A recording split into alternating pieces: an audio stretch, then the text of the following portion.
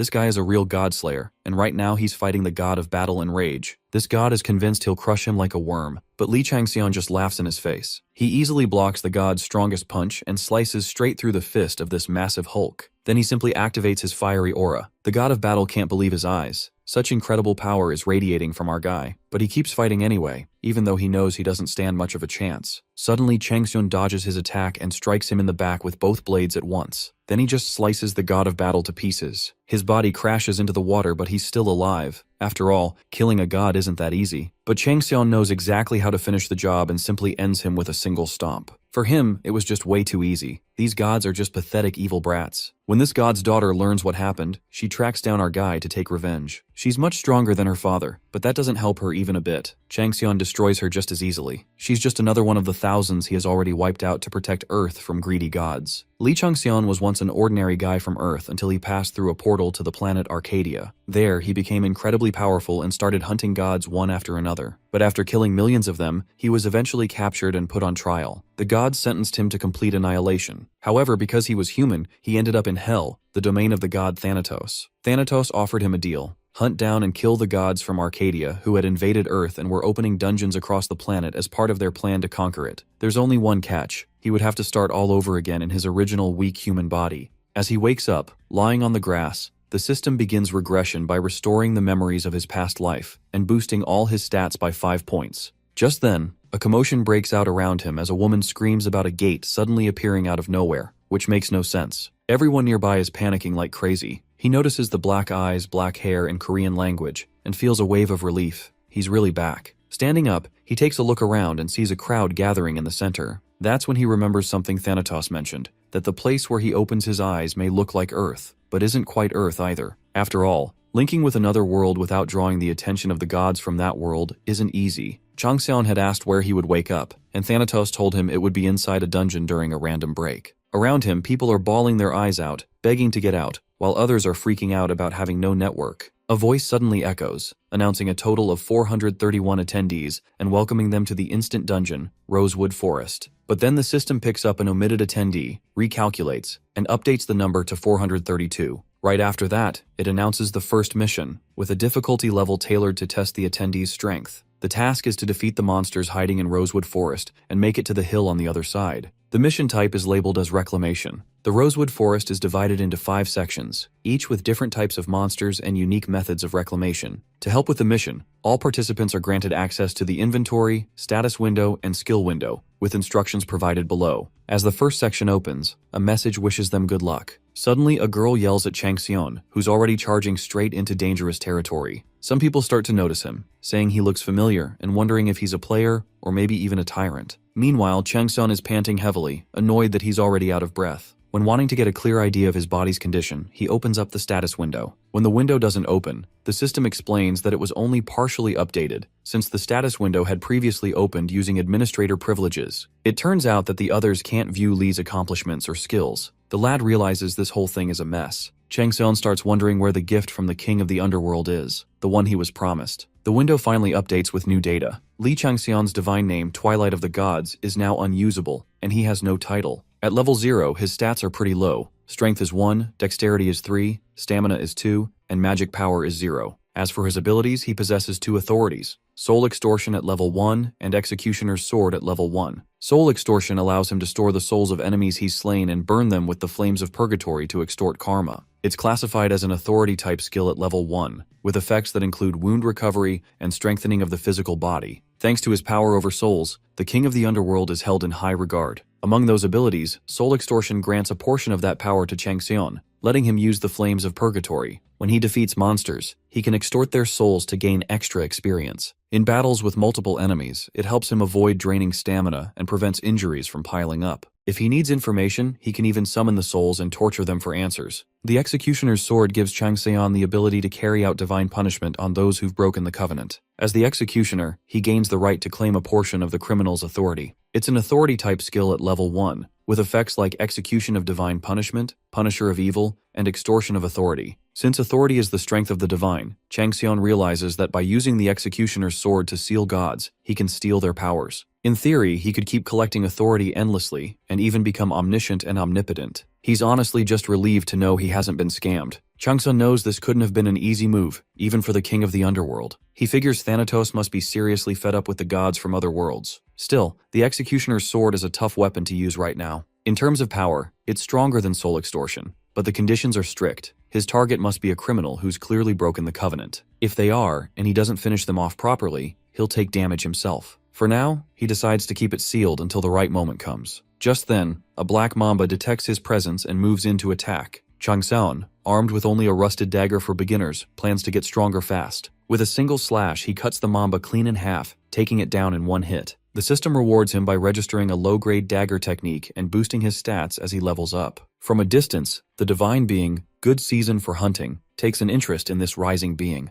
Changsun, now fired up, is ready to become the kind of rookie that'll make even the gods drool. Changsun sees dungeons as both natural disasters for humans and a doorway to new opportunities. The same goes for gods and stars. Those beings use dungeon missions to scout potential priests or clerics to spread their gospel. From there, they choose apostles who act on their behalf. Countless humans have entered these dungeons, chasing after the power of gods and stars. Many have met their end, while those arrogant deities barely even noticed, seeing mortals as nothing more than fleeting creatures unworthy of attention. Only a few have the luck or talent to meet the strict requirements and stand out. Now, the divine being known as the good season to hunt has taken an interest in Changsun, and to him, that feels like hitting the jackpot. Good season to hunt, her true name is Pabalsag, is a well-known goddess of war who wields every kind of weapon just for the thrill of the hunt. But the real jackpot is that her mother is none other than the primordial evil dragon, Tiamat. Changsun, still holding a rusted dagger, can't believe someone that high up is already interested in him. He figures his dagger technique must have caught her attention. Now Pabalsag is curious to see what kind of hunting skills he'll show her next. The cocky brat is more than ready to give her a good show. As Changsun moves deeper into the forest, he notices the first half is filled with poisonous air, which means the monsters are also poisoned. After considering his options, he goes with Plan C. Out of nowhere, black snakes ambush him from behind, but he's ready and switches to his snake hunter approach. With his rusted dagger, he leaps into the air, using a technique specifically meant for taking down snakes. One swift blow is all it takes to drop a black mamba, earning him experience points. With every slash, he levels up, cutting through the swarm with growing speed and precision. While he's busy clearing them out, the system notes how quickly he's exterminating the black mambas, which dominate the front territory of Rosewood Forest. His senses sharpen and his focus ability levels up.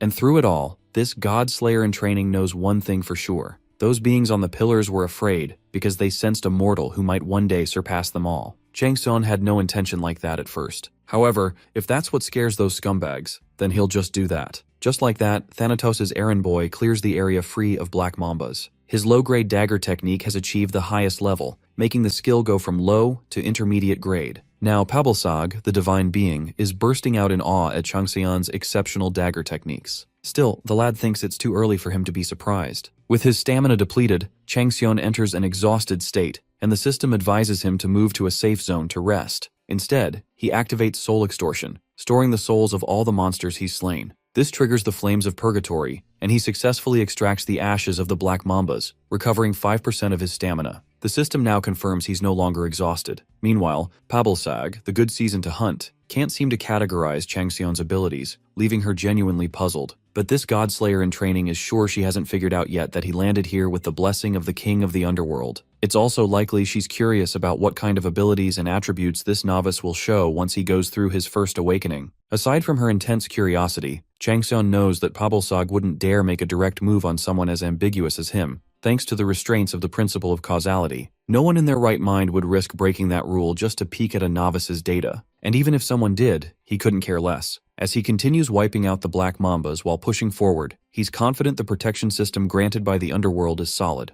Otherwise, his status window would have been leaked by now. After taking down the final black mamba, he earns a new achievement for hunting 444 of them. The reward boosts his strength stat by 5 points and grants him low-grade poison resistance. Afterward, Changsun opens up the status window. He looks at his level, stats, and skills that are steadily increasing. Thanks to his achievement, the lad has gained magic power, so he should be able to begin using her skills. Also, he achieved the title of Black Mamba Slaughterer at level 6, possessing the skill of intermediate grade dagger technique. Other than that, the system informs this brat that there's a god interested in him right now. On the other hand, this misfit smirks at the thought that Pabalsag's curiosity about him has only grown stronger. After taking down a bunch of black mambas, he wonders if the red mambas or even the bloody mambas are next. He's already gained poison tolerance, even if it's low grade, which should make things a bit easier moving forward. Besides, he's convinced the bloody mambas are boss mobs that command the others. Normally, it'd be insane for a novice to go after something like that without even reaching level 10, but Changseon's planning to take it down solo. He sees it as the perfect way to grab the attention of other gods too. Plus, the bloody mamba's poisonous fang is a shortcut to gaining full poison immunity. After all, being outnumbered wasn't the only reason the Twilight of the Gods lost the war. It was also because he was weakened by curses and poison. Still, Changseon feels a wave of disgust at the thought of the curse of Gaia, knowing he'll need the poisonous fang if he wants any chance of beating it. Suddenly, his dagger shatters as the system announces that the durability of the rusted dagger for beginners has reached its limit. Even so, he's impressed it lasted this long. Out of nowhere, a sword crashes down and stabs into the ground right in front of him, catching him off guard. With dragon scale patterns etched along the blade, Changseon instantly recognizes it as a weapon from Tiamat. Turns out, Pabilsag has thrown down this gift as part of a bet. If he turns out to be a waste of her time and fails to meet expectations, she'll kill him herself. Now the divine being Pabilsag has made a clear bet. If Changseon turns out to be a total failure, she'll kill him. That makes things a whole lot more interesting for this godslayer in training, knowing she meant from the very start that failure equals death. He knows how these higher beings love feeling important while treating others like entertainment, and that's exactly why he despises the gods and stars. But things have started to turn in his favor. He's confident that if he plays his cards right, he can gain a lot from this. On top of that, Tiamat's dagger could be a huge asset if he manages to claim it. Now that he's accepted the bet, Changseon is ready to move forward. The system notes that Pabilsag is laughing out loud, clearly enjoying his fearless spirit. This officially triggers a new quest, Hunter's Certification. Everyone is called to gather around, and a few people start whispering, wondering if this guy is trying to act like their boss. The man steps forward and shows his ID, introducing himself as 2nd Lieutenant Park Haseon, a C-rank player from the Awakened Force under the Military Defense Support Command. He explains that this is an emergency operation, and they're expected to follow his lead from here on out. Some feel a bit relieved knowing there's at least one player among them in this dungeon. Still, others can't help but worry about the guy who ran straight into the forest the moment the mission started. They're confused, thinking maybe that weirdo got overconfident and hoped to make a fortune from a reckless stunt. Then the gray guy speaks up, saying that the dude probably has more money than anyone here. When asked who he is, the answer drops. He's the Tyrant, the leader of the ST band. That's when it clicks for everyone. They knew the guy looked familiar. Even if he had a lousy personality, his face alone landed him a ton of ads, and he was raised with a golden spoon. Still, it doesn't make any sense for someone like him to be here. The gray guy claims he heard the former pro gamer became an alcoholic after retiring. He's not sure what happened after that, but says the guy might have tried to take his own life just from being tired of it all. Another person snaps at him, telling him to shut up and asking if he's still drunk. Suddenly, the system makes an announcement. All the black mambas in the dungeon have been killed. The crowd is stunned. Everyone's still huddled in the safe zone, yet somehow all the monsters have been wiped out. Then Park Hazen sees that the white worm has also been eliminated, along with the blue crows, and now even the red mambas are being taken down at an insane pace. Right then, the system announces that player Lee Changseon is on a rampage. Everyone is completely stunned to learn it's that guy going berserk all on his own, while Changseon is calmly absorbing the souls of the monsters he's taken down. The Hunter's Certification has been triggered as a sudden quest due to the stagnation in the divine status growth of good season to hunt. Pabilsag's interest is rapidly increasing as she actively seeks an apostle and priests to help boost the faith directed toward her. Besides, all the promising talents have already been sponsored by other patrons, leaving Pabilsag with few options. While monitoring the novices, she came across Changseon and saw potential in his hunting instincts. Now, she seriously considers him a strong candidate to become her apostle, but first, he has to be verified. For now, his task is to defeat the bloody mamba within 24 hours using the temporary dagger she provided. There are two conditions. If he fails, he dies. If he succeeds, he'll receive the evil dragon Snaggletooth and be officially considered for apostle selection. At this point, Changseon starts to understand why Pabilsag took an interest in him so early on. Her situation must be urgent. He even begins to wonder if it might be connected to the recent major conflict between Tiamat and Bel-Marduk. As is known, Tiamat is the primordial evil dragon and the mother of good season to hunt, while Bel-Marduk is the most powerful among the 12 zodiacs known as Taurus. Changseon figures there might be much more to gain from this whole situation. On top of that, the evil dragon Snaggletooth isn't just any ordinary weapon. Apparently, Tiamat tore out her own tooth for her child and forged it into a sacred dagger that carries its own personality. Although its original abilities are currently sealed due to unmet requirements, since it's only on loan, Changseon is already aiming for something greater. Thinking big, he tosses out an idea for an extra bet. Pabilsag tilts her head, intrigued. He boldly declares a new challenge. He'll kill the bloody mamba within 30 minutes for her entertainment. but in exchange, he wants a bigger reward. Pabalsag smiles wide, clearly amused by his guts, and accepts right away. Still, she warns that if he fails, his death won't be a peaceful one. With that, Changseon thanks her and charges straight ahead, only to be stopped by a white worm. He leaps high to dodge, then slashes through its entire body in a single blow, instantly leveling up and gaining 3 points in strength. Suddenly, a blue crow swoops in from behind to attack, but he reacts fast, stabbing it through the head and killing it in one strike. That brings another level up and adds 2 points to his stamina. At the same time, the system reveals that his bet with Pabalsag has spread like wildfire across the heavens. Some gods are now watching his performance with suspicion, while others are stroking their chins in interest, curious about his battle instincts. Changseon likes where this is going. After all, the more attention, the better. Just then, he comes face to face with the bloody Mamba, fully aware that this is his shot to raise the stakes even higher. Meanwhile, Pabalsag is clearly rattled by the unexpected divine spectators, firmly warning them that she's already claimed Changseon. At the same time, Mr. Doom seems eager to lock in a strong god from this chaotic spectacle as he continues leveling up.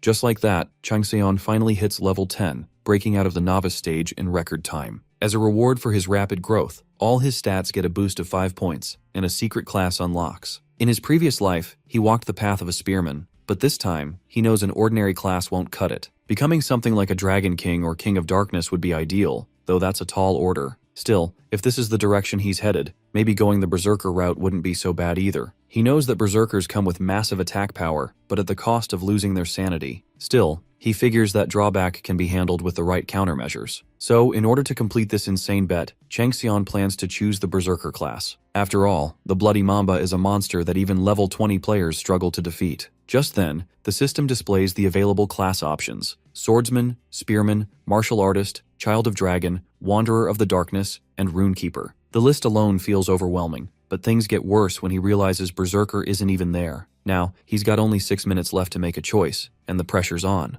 As Lee Changseon hides behind a tree, staring down the Bloody Mamba, he feels completely thrown off. He had started the bet with good season to hunt, thinking he'd get the Berserker class, but it never even showed up as an option. Now, with time ticking, the Divine Being demands to know how he plans to finish the bet. On top of that, 3 curious gods are watching closely, eager to see what he'll choose. With no Berserker in sight, Changseon is forced to pick Runekeeper, even though drawing runes sounds like a major hassle. Still, when it comes to raw destructive power, it actually surpasses Berserker, and can help offset his lack of close combat ability. As soon as he selects Runekeeper as his primary class, his dexterity and magic power increase by 5, and 2 new stats, Intelligence and Will, are unlocked. The system also grants him 2 class skills: lowest grade rune production and rune engraving. Pabalsag is visibly stunned by his unexpected decision, while some anonymous god bursts into laughter, clearly amused by Changseon's bold move. Changseon couldn't care less as he checks out the rune production skill, which creates rune letters, with the success rate rising and production time dropping as the skill level goes up.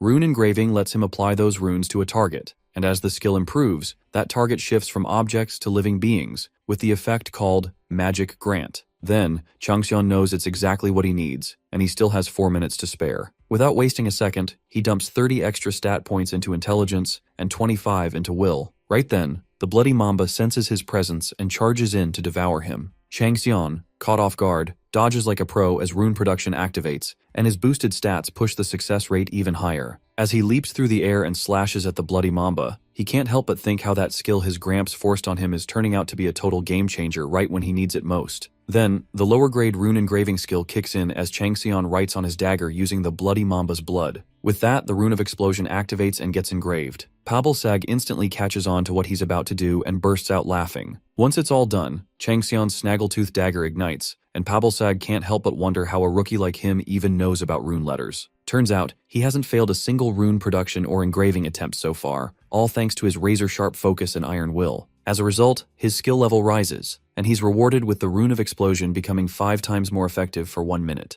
With his magic power drained, he slips into a state of hunger. Still, with only 3 minutes left, Changseon charges at the Bloody Mamba. For him, that's more than enough. Meanwhile, back in the safe zone, everyone knows Changseon is going wild, hearing the non-stop explosions echoing from deep within the forest. Haeson notes that the last one was louder than the rest, which makes him and a few others uneasy. Suddenly, a system window pops up, announcing that Lee Changseon has initiated a boss raid against the Bloody Mamba. Everyone's stunned, unable to believe that guy reached the boss so fast. The gray guy angrily claims that Lunatic is trying to get them all killed, saying he pulled the same reckless stunts during matches, always doing whatever he wanted. He urges Haseon to stop the guy, saying they're all doomed at this rate. But Haseon firmly tells them to stay put, warning that even a small shift in their formation could get them all killed. The guy starts trembling, clearly shaken, while Haseon quietly thinks to himself that if he's right, then Changxion's critical hit must have activated a skill effect that even surpasses logic. Whatever's going on out there, it's way beyond what any of them imagined.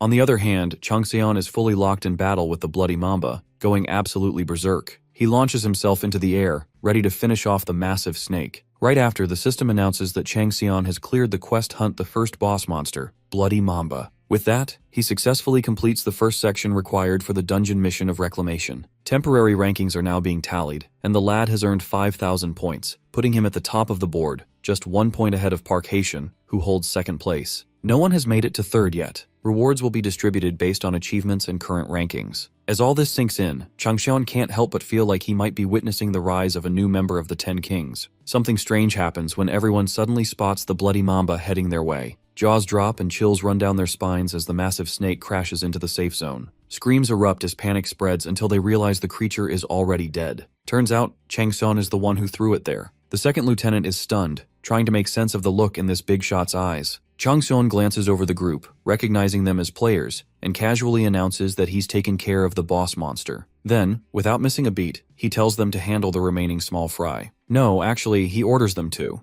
Haseon, still stunned, considers offering Changxion a place to rest, but the lad quickly picks up on the mood and brushes it off, saying he'll find a spot on his own since everyone clearly feels uneasy around him. After he walks off, whispers ripple through the group. Some wonder if he's the tyrant, while others say he felt more like a demon. Still, they figure if he truly was the tyrant, none of them would be alive right now. Meanwhile, the gray guy stands off to the side, grinding his teeth in silent fury. Changxion hears the gossip, catching bits about how the others think he's some kind of demon, but he doesn't find it all that strange. For now, the players are given a 1-hour break before the second section of the dungeon opens up. Out of the way, Changxion carves the rune of obstruction into a torn tree, forming a barrier around himself and the bloody mamba's corpse. The action boosts his skill level, and with that, lowest grade rune creation hits max level, unlocking a higher ranked skill. He, deciding to organize his rewards first, checks the system prompt. 2 rewards appear, granted based on his achievements, one for spoils and the other for ranking. Additionally, 3 more rewards from the Hunter's Certification quest are currently on standby. The achievement reward is automatically confirmed,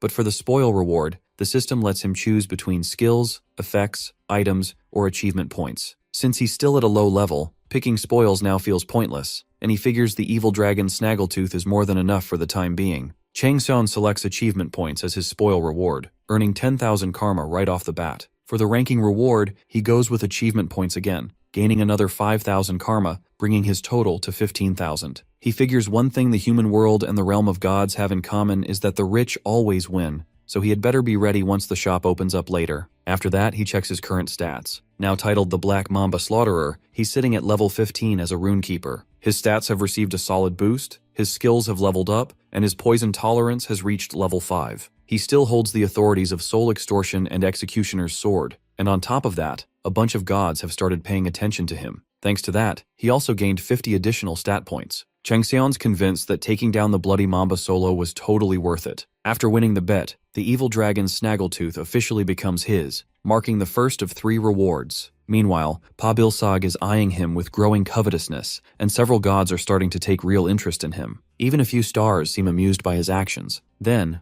a red window pops up showing Pabilsag issuing a clear threat to all other gods, warning them not to touch what belongs to her unless they want to face the wrath of a dragon. After that, the divine being boldly asks Changxion what he desires for his additional reward from the bet. For his second reward, the Draconic Treasury opens up, displaying a list that includes the Anatizen Gold Bar, Heavenly Chalice, and Omnipotent Stone. The variety throws Changxion off, thinking maybe this overwhelming lineup is because it's from the Draconic Treasury. Pebblesag confidently tells him to speak his wish, saying no treasure would be too much to satisfy him. This stuns the other gods, while a few stars begin showing interest in the treasury itself. Still, Changxion isn't completely satisfied, knowing that choosing a reward from here might put him under Pabelsag's leash. In a few moments, the list disappears as the time runs out, and Pabelsag is left confused, not understanding what this weirdo is trying to pull. Some gods begin to question his hidden motives, but since he didn't make a selection, the final reward is converted into achievement points. As a result, he gains 1 million karma, Changseon knows that letting the reward system stack up like this will be incredibly useful later on.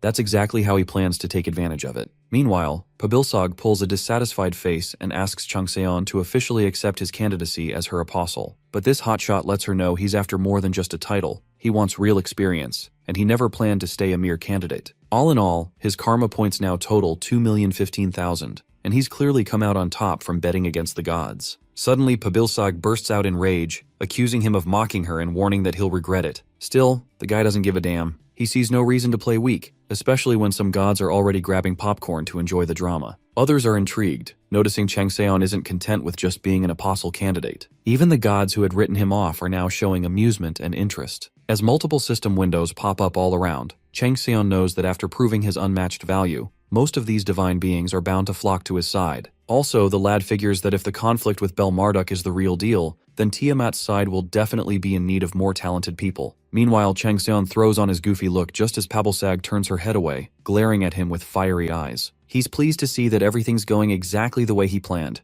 and now he's ready to move forward with the next phase. With his personal dagger in hand, he's set to begin. On top of that, nothing from the bloody mamba is going to waste. He's collected its blood, 5 tendons, 2 eyes, and more. A handful of gods are keeping a close eye on him, curious to see what he'll pull off next. His bold rejection of Pabilsag and the ambition he's shown have already spread all across the heavens. As a result, more gods have started tuning in to the dungeon channel KR9721, and the number of viewers connected at the moment is completely unknown. Meanwhile, back at the safe zone, the Grey Dude wonders if he can actually pull this off as a player, especially after seeing some drunkard make it happen. The redhead thinks the guy's lost his mind, but Grey is convinced that this place is meant for people to awaken their talents, so he's sure he can do it too. The lad even asks to be watched. Suddenly, a divine being, the owl that pierces through the twilight, takes interest in the talents of the player John Chung-jae. His buddy is completely shocked to see a god paying attention to him when he hasn't even taken the awakening test. Just then, the system announces that an administrator has surfaced, and a bunny-looking creature drops down from the sky. The thing introduces himself as Harold, the administrator of the KR channel, cheerfully greeting everyone. Harold,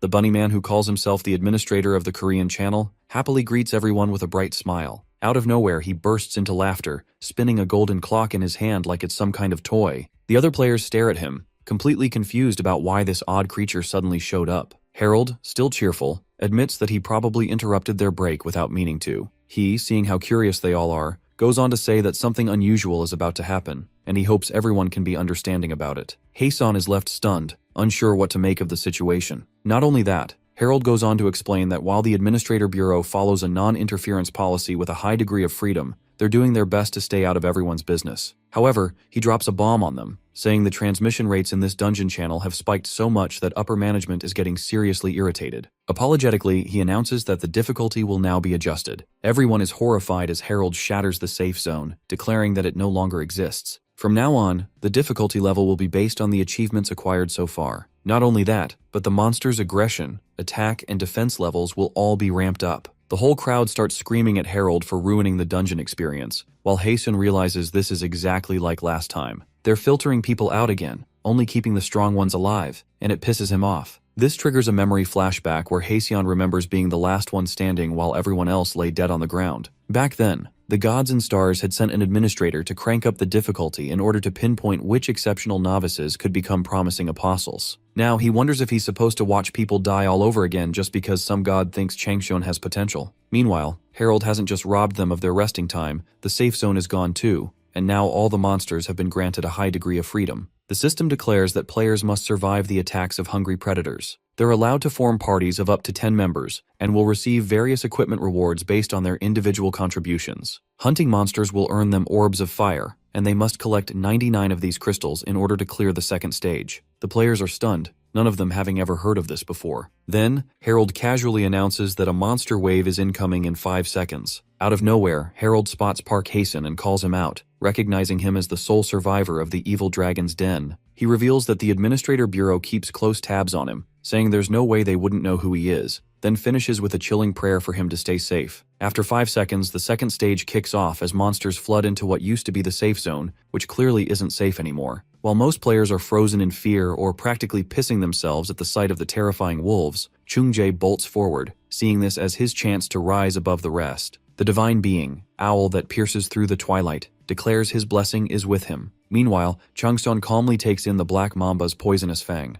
satisfied that he's getting closer to achieving full poison immunity. All of a sudden, the second stage kicks off, with curious gods keeping their eyes on Lee Changseon and placing bets on whether he'll survive. In an instant, Changseon realizes this is the filtering process, even though he thought he had more time before it began. He figures the bet with Pabalsag might have pushed things forward, drawing too much attention and causing a massive traffic of gods tuning into his progress. After checking his stats, he's clearly bothered by how low his stamina is and considers grabbing some rest. But it's obvious things are no longer going his way. Just then, he spots a fire lizard nearby and immediately picks up that the first stage focused on organic poison, which means this stage must be all about fire poison. Changseon wonders if the next rounds will throw ice poison, metal poison, or even corpse poison at him, something weird like that. The fire lizard matches his pace, and as Changseon starts absorbing the fire energy, he grips his dagger tightly, ready to end it. With that, the battle erupts as he goes all in against the fiery beast. Just like that, Mr. Doom slashes through the snake's flesh with the evil dragon's snaggletooth dagger, slicing the fire lizard clean in half. With the creature down, Changseon finally defeats it, but he quickly realizes that hunting these things in packs would be real trouble, since their stamina is nothing like the Black Mamba's. Soon after, he discovers an orb of fire and wastes no time devouring it. After swallowing the orb, Changseon gains low-grade fire resistance and collects 20,000 units of fire energy. He even ends up breathing fire like a circus freak, feeling the urge to consume more orbs. On top of that, there's a second requirement for achieving full poison immunity. The 8 trigram earns heat energy. Now that he's finally secured the embers needed for it, the lad charges downtown, launching attacks on more fire lizards. Poison immunity is one of the unique abilities of Changseon's old foe, Antares, the Scorpio among the 12 zodiacs. It grants Antares not only resistance to all poisons, but also the deadly trait of creating blood-based toxins. Even when Changseon had enough power to go toe-to-toe with him, he eventually fell victim to the curse of Gaia. That curse severely drained his divine status, leading to his ultimate defeat. Still, despite all that, Lee Changseon somehow caught the attention of Thanatos, the king of the underworld, through some twist of fate. Thanks to that encounter, Changseon began learning parts of the secret arts of the fallen stars. Thanatos even let him know that he would be able to study as many of these forbidden techniques as possible here. No doubt about it, these arts are powerful enough to take down most of the 12 zodiacs, and that's exactly what makes them all the more valuable to Changseon. Aside from that, Thanatos told him that the fallen stars were once tried as criminals and cast into the underworld. The 12 zodiacs, in their climb to power, made countless enemies along the way, and many of those fallen stars still hold deep grudges against them. The ones known as the 10 Elders each passed down their teachings to Changseon, and among them, the very first was a shortcut to gaining poison immunity. That first elder, a fallen star who lost his daughter to Antares, was the one who offered Changseon his knowledge out of pure hatred and vengeance. Meanwhile, Changseon's busy stuffing his mouth with orbs of fire, breathing out flames like some circus freak. Still, he knows this fire energy isn't enough to light up the 8 trigrams urn. He makes up his mind to find the source and devour the orbs of even stronger and more tenacious creatures. On the other hand, Chungjae is fired up, determined to match Changseon's pace. Without wasting a second, he charges forward, running wild and taking down a fire lizard of his own. He's so fired up that he desires to leave the so-called tyrant in the dust. Then the results pop up. Changseon is sitting comfortably at the top with 7,500 points. Chungjae takes second place with 565 points, and Hasten trails behind with 150 points. Chungjae is completely stunned, convinced that Changseon must be using some kind of cheat or shortcut to pull ahead like that. Right then, the divine being whispers to him that it's okay to take shortcuts too. With that in mind, Chungjae grows desperate, begging for more power to climb faster. Luckily, the divine being is more than willing to lend a hand. Meanwhile, Haesun remains on his feet while most of the players lie on the ground, completely out of breath, thinking this world really is made only for the talented. Haesun glances around and sees how drained everyone looks after 3 brutal days of non-stop monster waves. The jealousy among them is thick, and it's only growing stronger now that 2 players have powered up beyond belief. Just then, Chungjae shouts that he's unlocked a new skill, thrilled that the gods have finally answered his prayers. This way, all the players gathered here might actually have a shot at surviving the dungeon. But the Grey Dude is certain that if things keep heading in this direction, especially with something like the Queen of the Mountain lurking, everyone's going to end up dead. Chungjae mutters that the guy isn't even human, clearly talking about Changseon, who at that moment slices off a mountain deer's head and swallows another orb of fire without hesitation. Just as he's leaving the cave, something catches his eye. It's a girl being chased by a red-eyed bear, screaming like she's seconds away from being torn apart. Changseon steps in and decapitates the bear with a clean strike, saving her just in time. Calmly, he asks if she's okay, reminding her that they came into the dungeon together. so there's no reason for her to be afraid of him. Then he bluntly asks where the others are. Tearfully, she reveals that all her friends are dead, abandoned by someone named John Chungjae. While the bimbo is filling him in about that piece of jerk, John Chungjae, who tricked them all, she mentions how the guy lured them in with promises of sharing the power of a goddess, and then carved an owl symbol onto their hands. That's enough for Changseon to confirm they were seriously scammed. He figures it's the brand of a demon, not a divine being, recognizing right away that the real seal of the owl that pierces through the twilight doesn't look like that. He explains that anyone marked with that fake brand when they die ends up having both their vitality and soul taken. Vitality goes straight to the host, and the soul gets devoured by the demon. So yeah, that means Chungjae must have gotten stronger through all this. Even so, Changseon finds the brand too high grade to be something a low-tier demon pulled off, thinking it's probably the work of a greater demon, someone who even surpasses a demon king in rank. Still, he's confident it won't amount to much against him. Meanwhile, the bimbo keeps clinging to him, asking for his help without letting up. The lad is clearly annoyed by the girl tagging along, stating flatly that saving her from the firework bear should have been enough. But she's all fired up, boldly claiming she'll do anything, from cleaning to cooking, as long as it helps her grow stronger. That's when Changseon spots something different in her eyes and figures she's dead set on avenging her friends. She even offers her favorite chocolate in exchange for buying his help. He's weirded out by that but decides to test her resolve anyway. So first thing he does, he moves in to edit that brand. On the other hand, John Chungjae is getting energized all over again. The system announces that the cursed player, Shin Jingwan, has died, and according to the brand contract, Chungjae inherits all of his remaining vitality. Then Kim Mina dies too, and her vitality also flows into this jerk. He can feel his body growing stronger, rising fast. The divine being seems pleased with how much his family has grown so far. When Chungjae looks half-possessed, his buddy tries to check on him but quickly backs off. Even he's got that owl symbol carved into his hand,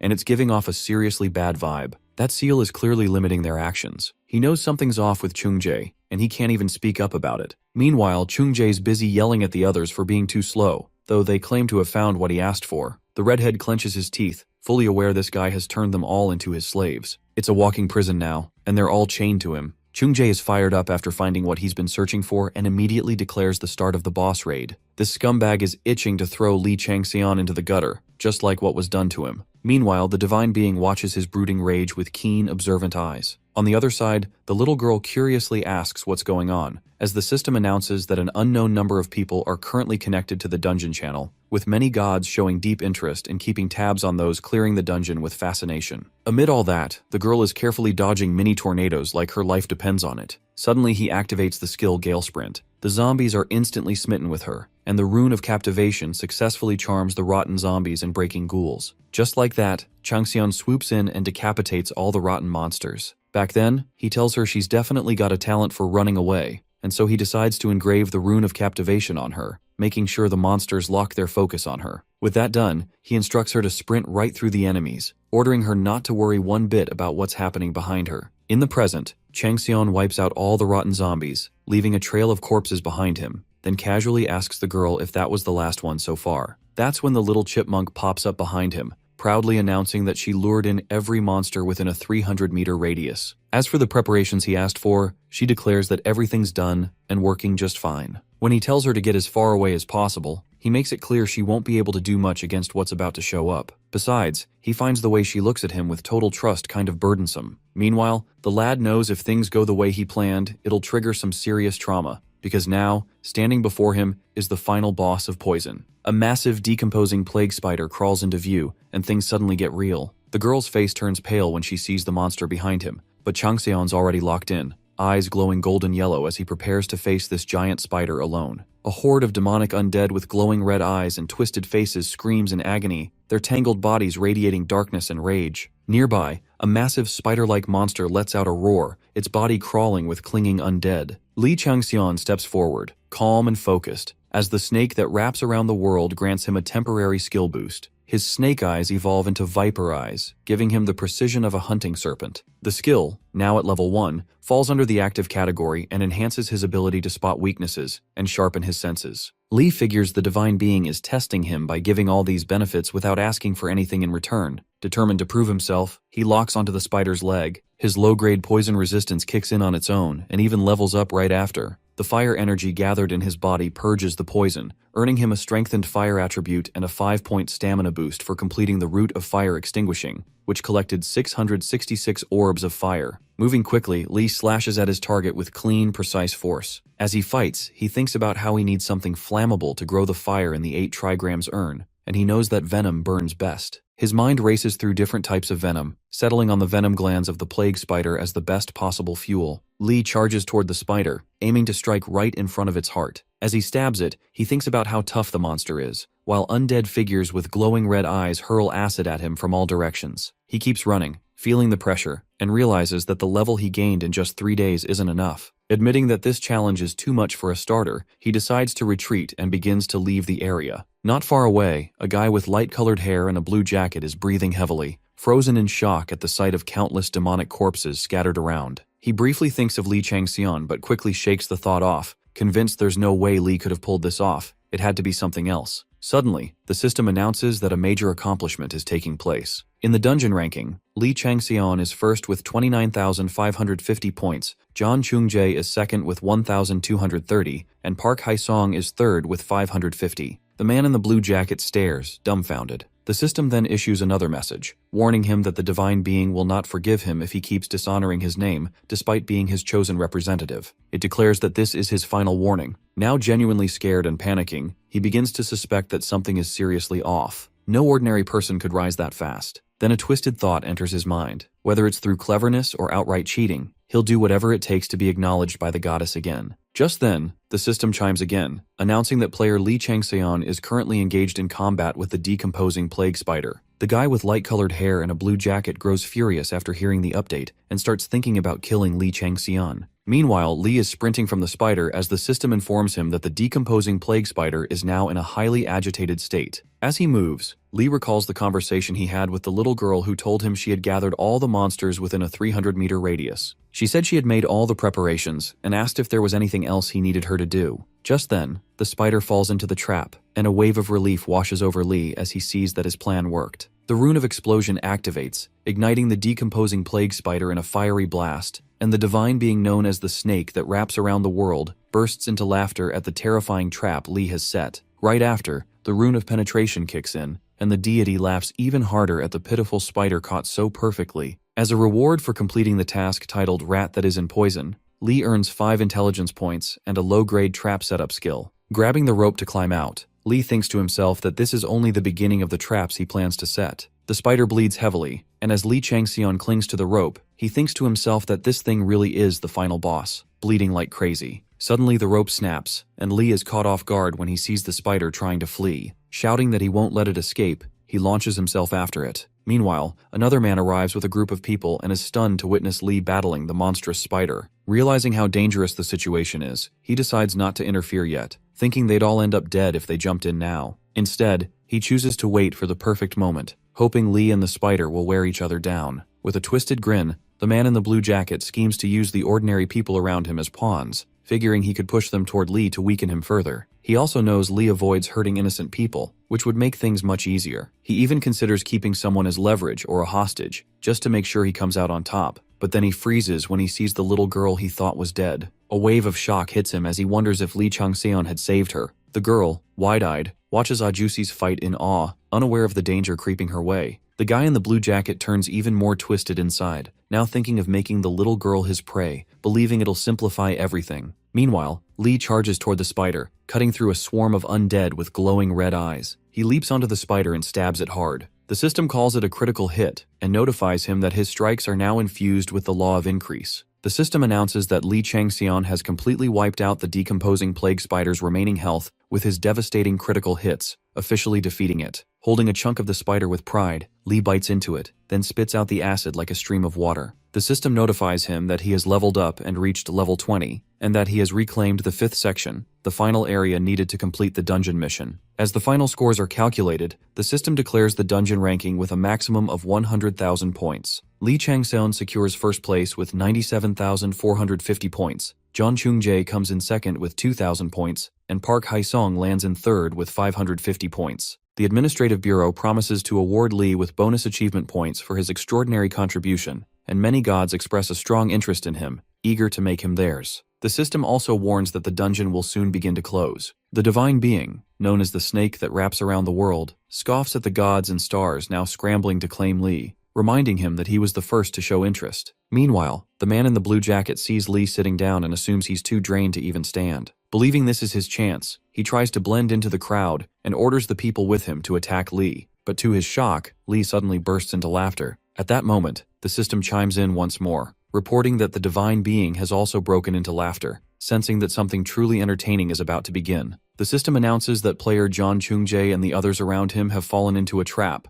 leaving the guy in the blue jacket and the people with him both shocked and unsure of what just happened. With a bright, wicked smile curling on his lips, Lee Changxian calmly says it's over for them. The people with John Chung-jae rush toward Lee Changxian, determined to kill him, but Lee stands his ground, eyes locked on them, and then moves with astonishing speed, his sword flashing as it cuts down anyone in his path. Everyone is stunned by how fast and clean his strikes are. Just then, a quest notification appears, "Escape the ambush," and the divine being watches with sharp interest. As Lee cuts his way through the chaos, he zeroes in on John Chung-jae, who is paralyzed with fear, yet somehow manages to block an attack and barely dodge the next. Terrified and completely outmatched, John screams for help, demanding everyone stop Lee, but his voice shakes with fear. Park observes the unfolding chaos from a distance, scoffing to himself that John is nothing but a toy of the gods, a puppet they use just to pass the time, while Lee has clearly been the real focus all along. The people who are dying at Lee's hands start begging John to save them, but Park still sees John as nothing more than decoration in Lee's brutal tutorial round. Suddenly, the system announces the death of the cursed player Woo Jong-woon. As per the contract of Stigma, his life force should have transferred to John Chung-jae, but it fails. John stares in horror, unable to comprehend why.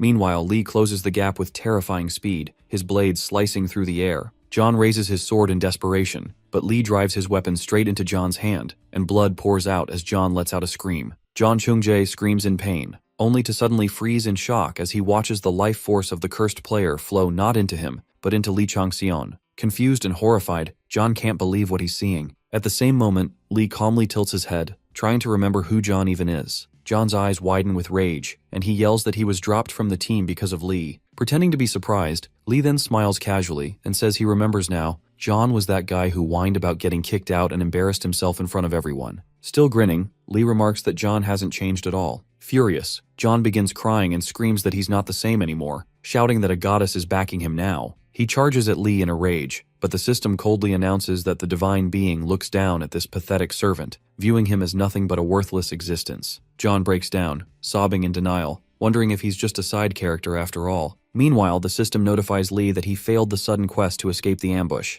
Unbothered, Lee calmly draws his sword. John trembles, screaming through tears as panic takes over. He flashes back to the day Lee won the trophy, crowned as the victor, and realizes he should never have followed him out of envy. Cursing himself and Lee with every breath, Jian doesn't even notice the moment Lee's sword slices through his neck. With that, the cursed player John Chung-jae receives the penalty of death and dies. Based on the contract of Stigma, the remaining life force of John Chung-jae begins transferring to the host. The people standing around his corpse are stunned as a wave of raw power pours out of him and flows directly into Lee Changxian. The system announces that it will take some time to fully absorb the transfer. While this is happening, Lee recalls the moment he carved a stigma onto a little girl's arm using a knife made from a monster's bone, turning her into a host, just like John. Back then, he warned her that taking in all that power at once would kill her, so he added a rune of path beside it to help her absorb the energy safely. The divine being known as the snake that wraps around the world advises Lee to take his time, reminding him that this energy is unlike what he's used to and that he shouldn't be greedy. Sometimes, he says, it's smarter to discard certain power depending on the situation.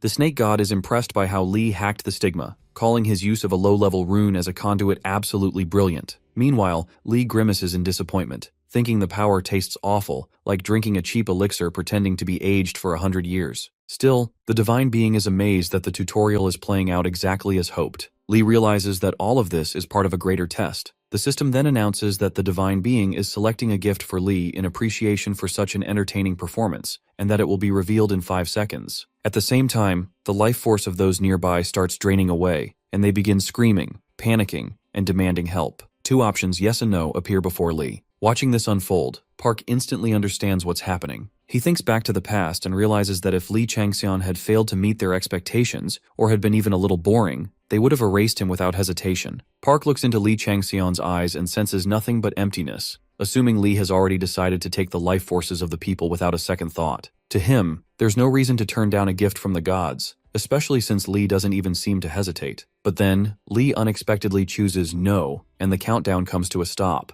The system announces that the divine being is confused by his decision, pointing out that he was offering Lee the magic power he needed as a reward. The divine being then advises that a human life, in many ways, is a convenient tool for gaining massive amounts of magic power, but Lee simply replies that he doesn't trust anyone who hides their name. At that, the system reports the divine being's initial confusion before he bursts into laughter upon realizing his name was still hidden. The system then announces that the divine being has revealed his name, the great demon who chases after the abyss, and stares at Lee Changxian with a wily grin. Lee freezes in place, stunned as he realizes it's Mephistopheles. That's when it hits him. He's made a huge mistake. The system follows up by informing him that the divine being is asking whether Lee knows who he truly is. Trying to recover, Lee denies it and says he was just surprised by the mention of Great Demon in the title. Mephistopheles is one of the strongest demons, feared even among the great demons, so powerful that even Tiamat has to make elaborate preparations just to go against him. Known for his love of solitude, he rarely appears in public and keeps a low profile. The great demon who chases after the abyss senses that Lee isn't being completely honest, but doesn't seem to mind at all. Lee Changxian starts wondering why someone like Mephistopheles would even show up here, trying to figure out the deeper purpose behind it all. The system then informs him that the divine being known as the great demon who chases after the abyss is now asking about his desire. At the same time, another system message pops up, reporting that the divine being called a good season to hunt is strongly protesting against the great demon and warning him not to set his sights on Lee Changxian.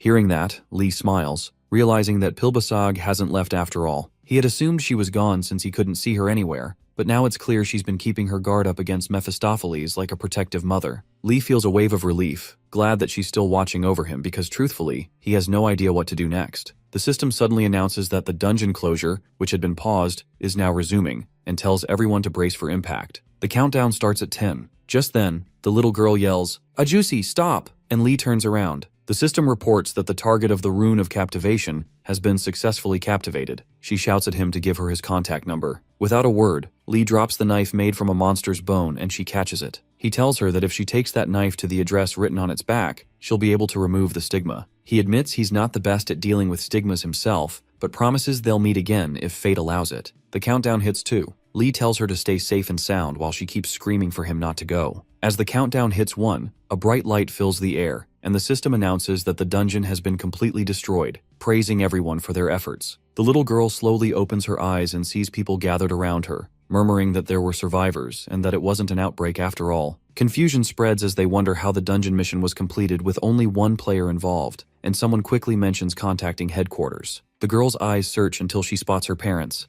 and the moment they reunite, they embrace tightly, overwhelmed with tears and joy that she survived. But even as people cry with relief, there's a lingering sadness, because Ajusi is nowhere to be seen. The little girl, heart-heavy, clutches the knife he gave her. Somewhere far from the noise, Lee Changxian stands under the night sky, quietly watching the moon. The divine being known as the snake that wraps around the world gently remarks that while living an intense life has its thrill, there's something just as beautiful about spending the night beneath peaceful skies. At the same time, the system notifies Lee that the great demon who chases after the abyss is still waiting for his answer. Lee reflects that even though things unfolded differently than he expected, he has returned. The system reports that the divine being known as the good season to hunt is clearly showing aggression toward the gods who've taken an interest in Lee Changxian. At the same time, the divine being called the snake that wraps around the world bursts into laughter while licking its tongue, clearly entertained by the situation. The great devil that chases after the abyss completely ignores the tension and continues waiting patiently for Lee Changxian's answer. The good season to hunt keeps urging Lee to focus on what she's saying, while the great devil watches him with silent anticipation. Lee thinks that, in the beginning, he believed getting the attention of just 2 or 3 gods would be enough for him to make it, but after completing the tutorial this perfectly, it seems like an unusual number of divine beings are drawn to him. This might even be the first time so many gods have shown this kind of interest in someone. Then the system announces that a scenario quest called Protection God Choice has now been established. It explains the protection star system, where the player must choose one divine being as their protection god who will grant them blessings and powers, but warns that this choice is permanent, as the protection god will remain with the player until the end of their life. The divine being called Good Season to Hunt shows her interest and confidently claims she's the best choice, promising Lee Changxian incredible hunting and dagger skills, along with the role of first arrow. The snake that wraps around the world argues that it's the best fit for Lee's personality, calling him insidious and power-hungry, and offers him the role of wise enlightened. Meanwhile, the great devil that chases after the abyss stays quiet, still waiting for an answer, offering the mysterious and powerful role of the final observer. Lee quietly watches everything unfold, thinking that the best candidates among them are Pabilsag, Jormungand, and Mephistopheles, deciding there's no need to consider the others since they're not as well known or influential. 4 minutes pass when he suddenly remembers another god who had shown him deep favor, Owl that pierces the dusk. Lee then recalls that this divine being is actually the true owner of Minerva, the same one Mephistopheles had falsely claimed for himself. Lee Changxian grows curious when he notices that the divine being who always fights for justice has taken an interest in him. He figures it must have happened when he resisted the temptation of the seal and saved others, and he feels glad about that moment, as the scale that was tilted toward evil now finds some balance. The system reports that the righteous scale stands at 40%, while the evil scale is at 60%. All the divine beings, good season to hunt, owl that pierces the dusk, the great devil that chases after the abyss, and snake that wraps around the world, are eagerly waiting to hear Li Changxian's answer. 9 gods are on edge, watching closely to see who he will choose as his protection star. The system informs him that without a protection star, he won't receive any blessings or powers, which will cause him to fall behind other players of the same level, and it urges him to make a decision soon. But Li Changxian stays silent. In the end, the system reports that his time has run out and he hasn't chosen anyone. Li Changxian receives an achievement titled An Enchanting Man for rejecting all the offers from the gods. The divine beings that had shown interest in him grow aggressive and disgusted by his never-ending greed. The system then reports that Li Changxian's fame has increased, and the achievement has earned him 100,000 karmas. As he looks up at the World Player Council for Freedom Association building, he thinks this might be even harder than the time he spent in the dungeon. It's an organization under the UN Safety Management Bureau that was established decades ago to manage the dungeons and gates that suddenly appeared and completely flipped the Earth's ecosystem. At times, it holds immense power, even operating with transnational status and investigative authority, especially when it comes to the higher-ups running the association. Cha Yayun, a third-class agent of the association, is shouting at the weirdo about something she saw on her phone, and he replies while working on his computer, saying it must have been the work of those reporters who kept snapping shots of them. The weirdo is reading articles on his screen. One covers the Jamsil break, which had been the center of attention for the past 5 days, finally coming to a close. Another quotes an association staff member saying the issue occurred despite extreme precautions and that it wasn't a big deal. One article questions whether the broken dungeon should just be left as is, and another reports that experts believe the association's excessive display of power has only added to the public's anxiety. Cha Yayun tells the weirdo that she had been suffering non-stop for the past 5 days as the one in charge on site. The weirdo is stunned when, after reading the articles, she tells him she evacuated residents, set up a barrier with the police and military, and even secured emergency support from nearby countries by grabbing executives by the collar. She asks him what about it then. The weirdo simply points to the bottommost article that reads, "Who is L in Vale?" and asks her to take a look. Cha Yayan wondered where this had leaked from, and when the weirdo reminded her it was a no-smoking zone, she flared up, told him to read the room, and threatened to shut his mouth for him. The weirdo just shrugged and gave a half-hearted apology, clearly not caring. She reminded him that she had ordered him to block all outside contact, and he replied that it wasn't as easy as it sounded. Still, he was glad the press was treating it like just another tabloid story, and wasn't even paying attention to L, since the rookie who had just shown up had closed a 2-star dungeon all by himself, and then vanished without a trace. The weirdo was in disbelief after hearing that. Cha Yayun was wondering if that citizen might be demonic and thought they needed to reach him before the clans did, but she was tense because, despite all their efforts, they still hadn't found him. There wasn't even a single trace of him on the surveillance cameras. Just then, a boy suddenly shouted that he had found him, which shocked Cha Yayun. She quickly asked where he was, and the boy casually replied, "At his home."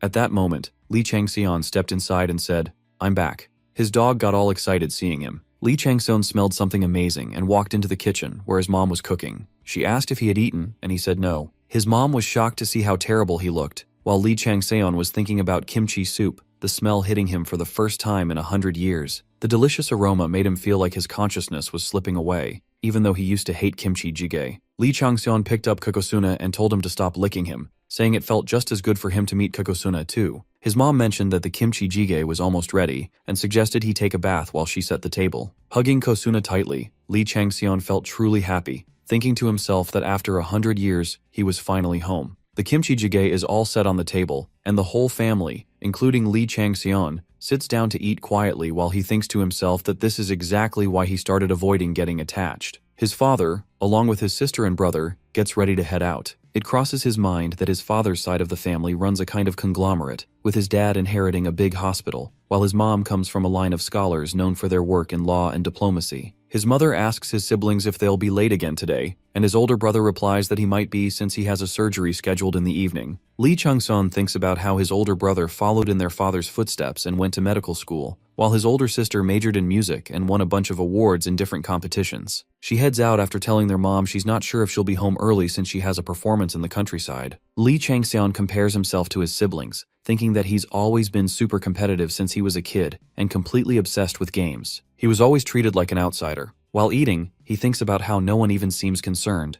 even though he came back home looking like a beggar after being gone for days. He realizes they're just trying to hold on to the good memories, and maybe that's why this house doesn't feel like home anymore. As he focuses on the kimchi stew, he wonders if it always tasted this good. Out of nowhere, his father shouts at him for staying so quiet. His mother, clearly worried, tries to calm him down, but his father tells her to stay out of it. His father starts scolding him, saying his mother fainted when the Jamsil gate opened and that people came looking for him, thinking he might have been swept into the gate. He tells him that his older brother was so worried he called every single hospital in Seoul to check if he had ended up in an emergency ward. Still furious, his father says that his older sister searched everywhere with their mother and even canceled her overseas work trip. He's clearly disappointed that after being gone for a few days, Lee Chang-seon just shows up to eat, looking like a beggar. He says it makes him angry just seeing him still able to eat and scolds him, saying even beasts act better than he does. Then he tells him to go live somewhere else if he's going to keep acting like this and causing trouble for his mother and siblings. His mother tries to stop him and says maybe Lee is acting like this because he feels sorry for what he did. She gently tells Lee Chang-seon to say something,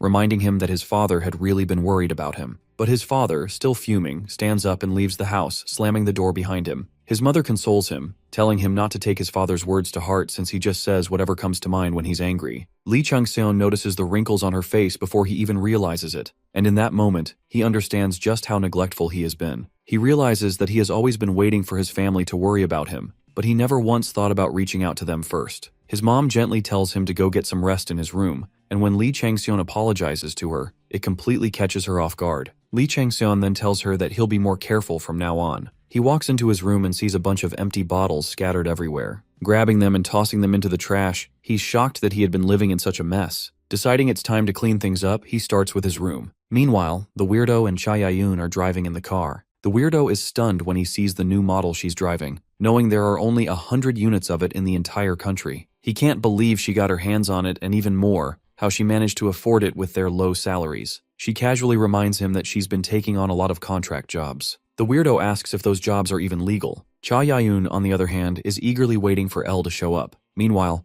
Lee Chang-seon finally lies down on his bed after cleaning his room and lets out a deep breath. Just then, the system notifies him that a divine being called Good Season to Hunt is interested in what he'll do next and has offered to help him improve his hunting skills. Another divine being, known as the snake that wraps around the world, says that getting some rest is important too. Lee Chang-seon finds it strange that even divine beings are paying attention to stuff like this. He remembers the worried faces of his family and decides he needs to show them that he's changed, that he's no longer an alcoholic, and that he can finally do his part as an adult. He realizes that if he focuses on becoming a proper player, his family will slowly begin to open their hearts to him again. This new beginning feels way better than he expected, and it gives him the push to move forward with his second plan sooner than he had originally thought. As he settles in, Lee Chang-seon starts thinking about the monarch guy he has to deal with in the mundane world, and wonders if that guy is going to show up here too. Someone said the ruler residing in this world would undoubtedly be him. Lee Chung-seon was confused and asked who that person was. The voice replied that he knew him very well, calling him the tiger trapped in hardships. Lee Chang-seon gave an evil smile as he thought about one of his arch-nemeses,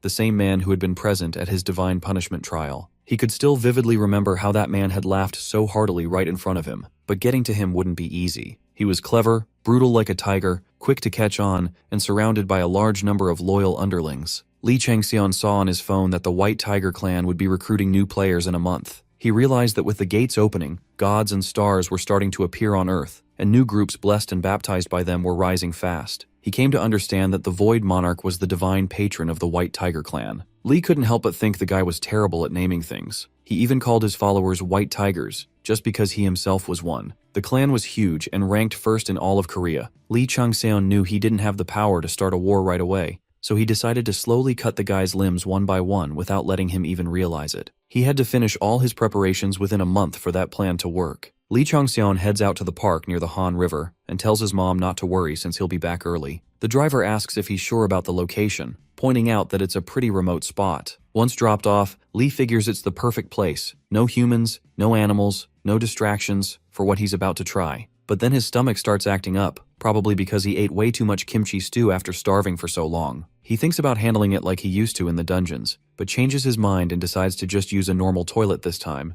since it's been literally 100 years. Feeling refreshed, he moves on. He runs off and reaches a more secluded spot, then cuts his hand with a knife and writes on a tree using his own blood. The system notifies him that the rune of stealth has been deployed. He takes off his clothes and places them somewhere safe since he'll need them again before heading back. Then he calls to open the inventory. The system displays the contents: 13 bone spears carved from the ribs of a firework mountain goat, 21 small shields made by crushing a fire salamander's skull, 1 poisonous fang of a bloody mamba, 9 burned toenails of a firework tiger, 1 ice poison beak from an ice kite, 2 stingers of a burrowing scorpion, and 1 poisonous gland of a plague spider, all floating in water. He grabs the plague spider's poisonous gland and eats it. As he does, he recalls a conversation among the cloaked purples where one of them had said there was nothing better than venom as a fire starter to ignite a massive blaze. Another had explained that the pure fire energy stored within Lee's body was known for pushing back poison and destroying evil. Since it was a purifying flame made to cleanse, the old man had told him that any foreign substance trying to harm his body would instantly be detected and burned to a crisp.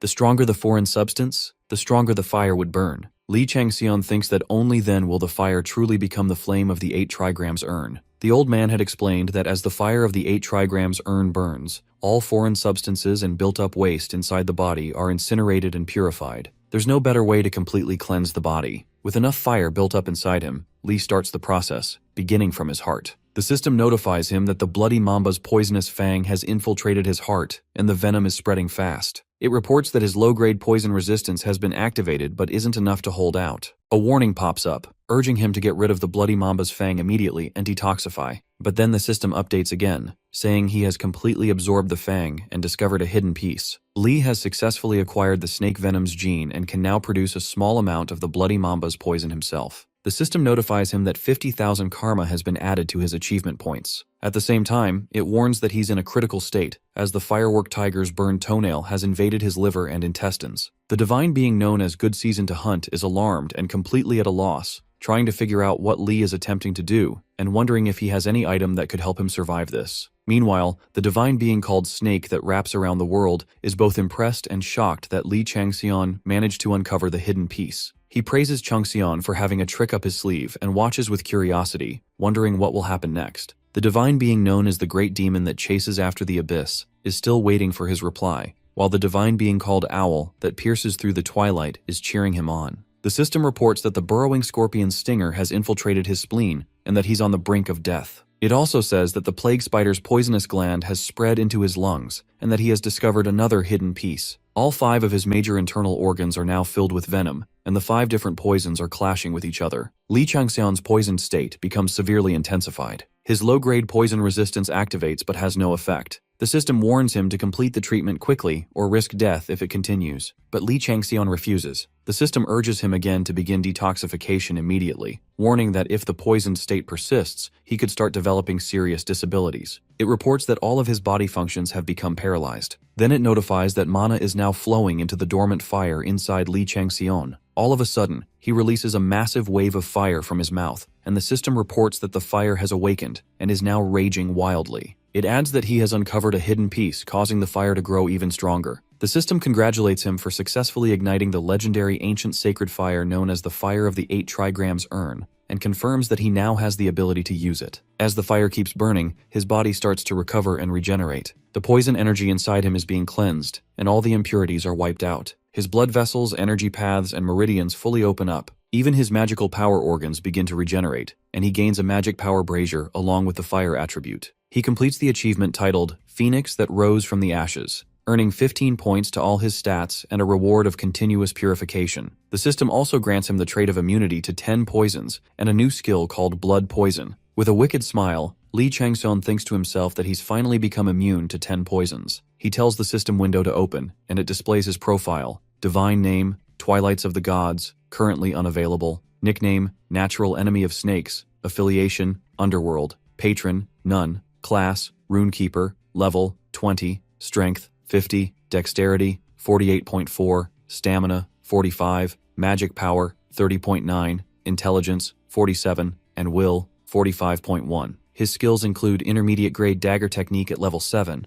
low-grade rune production at level 2, low-grade rune engraving at level 1, Viper Eye at level 2, low-grade trap deployment at level 6, and blood poison at level 1. The effects he possesses are the 8 trigrams earns fire at level 1, and immunity to 10 poisons at level 1. His authorities include Soul Extortion at level 1 and Executioner's Sword at level 1. As for unique details, his body has started changing rapidly due to the newly acquired traits, and his additional stat points total 75. Li Changxian figures the next step is getting his hands on some weapons. Just then, the weirdo and Cha Yayun show up at his place. Seo Jungkwan casually comments that the association really lives up to its reputation for being slow, which clearly gets under Cha Yayun's skin. But before she can say anything, Seo adds that she still managed to arrive earlier than he expected. What really catches Cha Yayun off guard, though, is seeing Wu Yungan, head of human resources for the Sword of Wisdom clan, also known as Black Shamshir, standing there alongside Seo Jungkwan himself, the leader of the White Tiger clan's raiding team 2, better known as the Saber-Toothed Tiger. Cha Yayun feels a little disappointed in herself for being so careless. Meanwhile, over in the Shoemaker's Alley of the Sungsu neighborhood, Li Changxian is casually munching on sugar-coated cheese corn dogs, thinking to himself that there's really no comparison between refilling magic power and refueling with food. Based on what he's heard, he realizes that Twilight of the Gods is known as the King of Weapons. He remembers a conversation where someone told him that when he returned, he'd need a wide variety of weapons, and wouldn't he need a blacksmith who could meet those demands? Li Changxian had responded by wondering if such a person even existed. The man had confidently said absolutely. While Li is wandering around looking for the place, the same guy asks if he needs anything and tells him to come find him. Li replies that he's looking for Uyezi. The guy responds that they've been closed for more than 5 years. Li Changxian stares at the padlock, thinking it really has been closed for 5 years. But then he catches the scent of divine fire, which means someone is using a pretty decent brazier inside the market. The divine being known as Good Season to Hunt perks up, clearly excited by the smell of good steel coming from within. Without hesitation, Li breaks the padlock and pulls up the market shutter, revealing a huge collection of weapons inside. The divine being is overjoyed, practically buzzing with happiness from the fragrant scent of high-quality metal. She says this place is amazing, and that there's no better spot to call heaven. She looks around with wide, excited eyes, clearly thrilled by all the weapons, even crinkling her nose in pure delight. Bursting with excitement, she suddenly yells at Li Changxian, scolding him for paying attention to that odd-looking weapon instead of checking out all the great ones around him. She tells him to toss those weird weapons aside and focus on the good stuff instead. Li Changxian is holding and checking out the strange weapons when a blind man appears with his dog and asks who he is. Meanwhile, Li Changxian's mother offers fruits to the guests, and everyone is struck by the graceful air she carries. Cha Yayun is thinking about how the value of rookies has gone completely crazy these days, while Seo Jungkwan is wondering if it really makes sense for things to escalate all the way from team leaders to department heads. It feels off to Cha Yayun, since these aren't the type of people who would personally show up just to recruit a rookie, unless they're talking about a true super rookie. Cha Yayun finds it odd that the representative of the White Tiger clan, known for having the strongest battle power in all of Korea,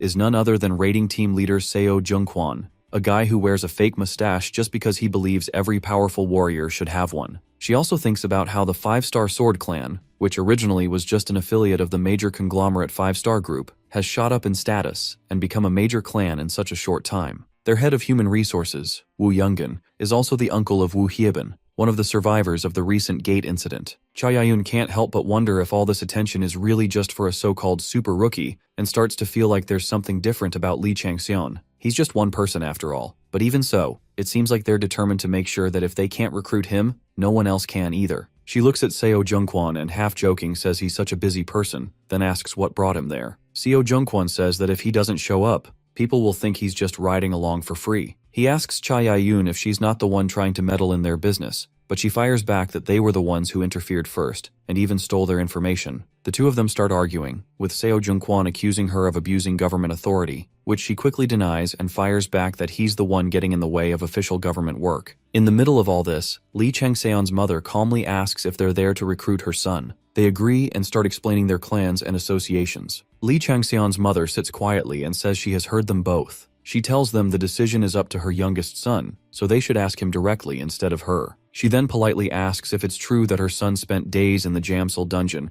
and requests that they tell her exactly what he did in that place. Meanwhile, Li Changxian is sitting with the blind man and tells him he wants to create weapons. The blind man mocks him, asking how he could possibly believe he can do such a thing, especially in his current state. The divine being known as Good Season to Hunt agrees with the blind man, saying his words are true and that the weapons there definitely weren't made by Li Changxian. The divine being called Snake, that wraps around the world, scolds her for being too noisy and tells her to keep her mouth shut. As the blind man is leaving with his dog, Wilson, he says that if Li Changxian came just to mock him, then he has done more than enough, and that the blacksmith shop has been closed for a long time. However, Li Changxian points out that despite everything, the brazier is still warm and clearly being used, and the calluses on the man's right hand look fresh. That comment seems to hit a nerve. Li Changxian then tells him not to let his loyal companion, the one who has become his eyes, go hungry just because times are tough. He offers the blind man 10 million won for each completed request and promises an extra 50 million won if he finishes all of them, no matter the quality. However, if the craftsmanship goes beyond his expectations, Li Changxian promises a generous bonus. He asks for the man's account number and transfers 10 million won to his W bank account, which the blind man confirms on his phone. Li Changxian tells him it's a down payment, not an advance, and asks if the amount is enough. The blind man says to send 5 million won more since he needs to pay off his overdue rent. Li Changxian deposits the extra 5 million won into his W bank account and tells him to start calling him boss. The blind man says he's the promisee, but Li Changxian corrects him, saying he's the promiser, then adds that once he takes his money, he's working only for him. The blind man repeats the request, listing off what Li Changxian wants: 5 large axes, a small hand axe, 4 different types of swords, and a shield. Then, like he's confirming, he asks if that's everything. Li Changxian adds that he'd also like a bow and some arrows, and mentions he's thinking about making armor in the future. He then deposits 100 million won into W Bank, but the blind man refuses, saying he can't take on the task. Li Changxian explains that the money he sent is only to cover the material costs, and asks if the blind man needs more. He firmly tells him not to say things like he can't do it, warning that if the contract is broken, he'll have to pay back 3 times the amount he received. Hearing that, the blind man gets genuinely angry and disgusted, throwing a few insults his way, insults Li Changxian clearly hears. The blind man then asks how Li could place so much trust in him,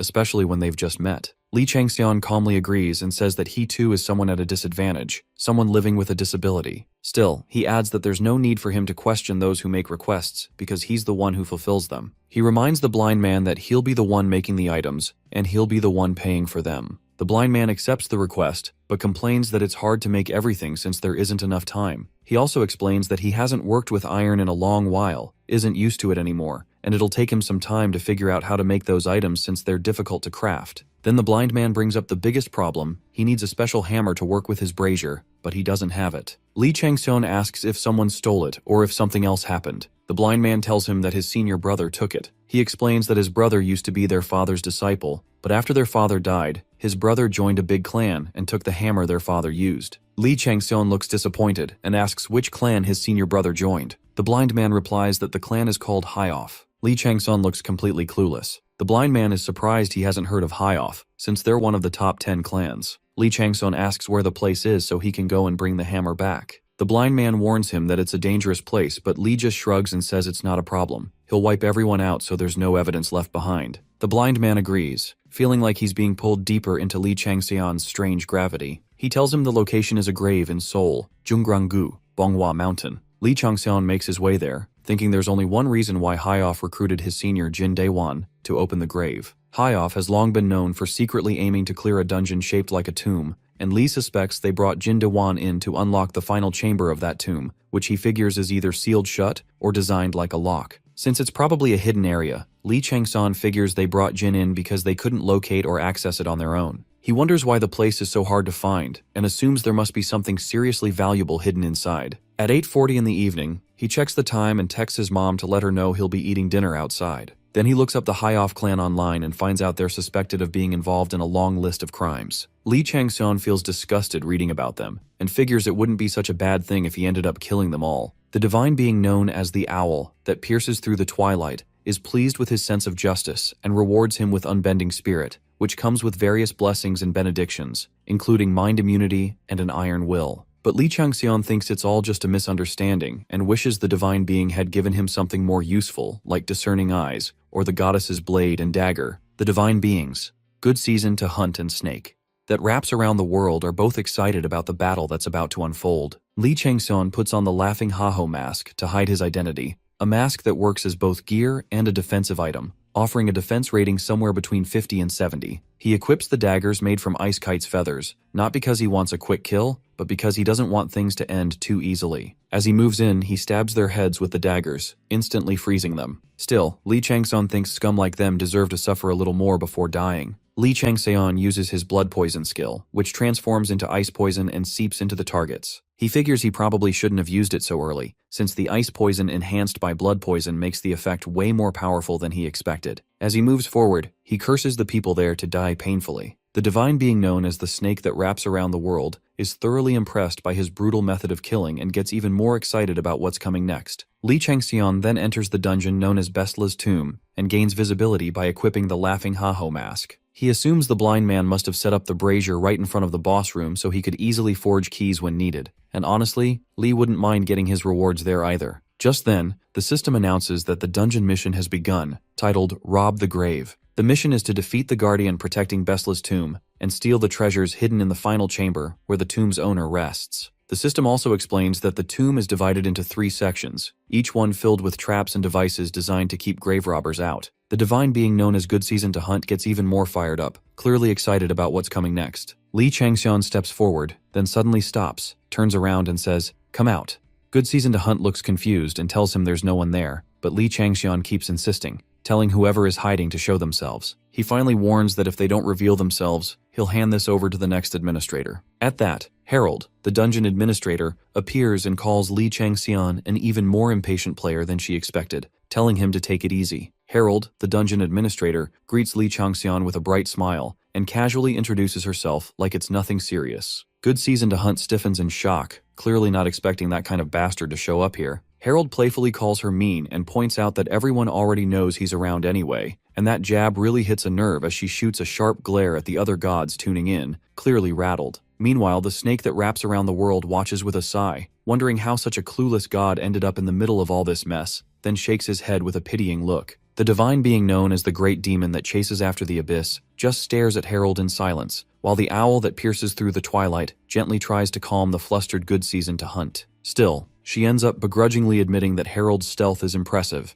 saying it takes some serious skill to fool even a god's authority. Lee Changseon, already fed up with the back and forth, cuts in and tells everyone to shut down this ridiculous conversation. He turns to Harold and asks if she's been tailing him just to file her little report. Harold is momentarily taken aback that Lee Changseon knows about the report, surprised that a so-called novice is familiar with the Administration Bureau's evaluation system, which records everything about targets that interest the gods. She quickly regains her composure, praises his insight, clearly impressed, and even starts scribbling into her report right on the spot. She admits that he's far more knowledgeable than the average novice or even most rankers, while Lee Changseon just stares at her in silence. The report itself is bursting with information, all about how he's become the most talked about figure in the entire heavenly realm, with more and more gods watching him and growing obsessed by the minute. There's already heavy pressure coming from the Administrator Bureau, and Harold, who tried to follow Lee Changseon in secret, ends up getting caught. Changseon knows exactly how important that report is. Harold has already filled out nearly half of his evaluation, but the thought of another administrator swooping in to steal the recording rights sends him into a quiet panic, knowing full well the others won't let something so valuable slip by without a fight. Staying calm, Changseon tells him he can keep the rights, but only on one condition. He wants a favor. Harold agrees, but only if it's limited to managing security. When Changseon says he'll explain the details later, Harold clearly doesn't like it,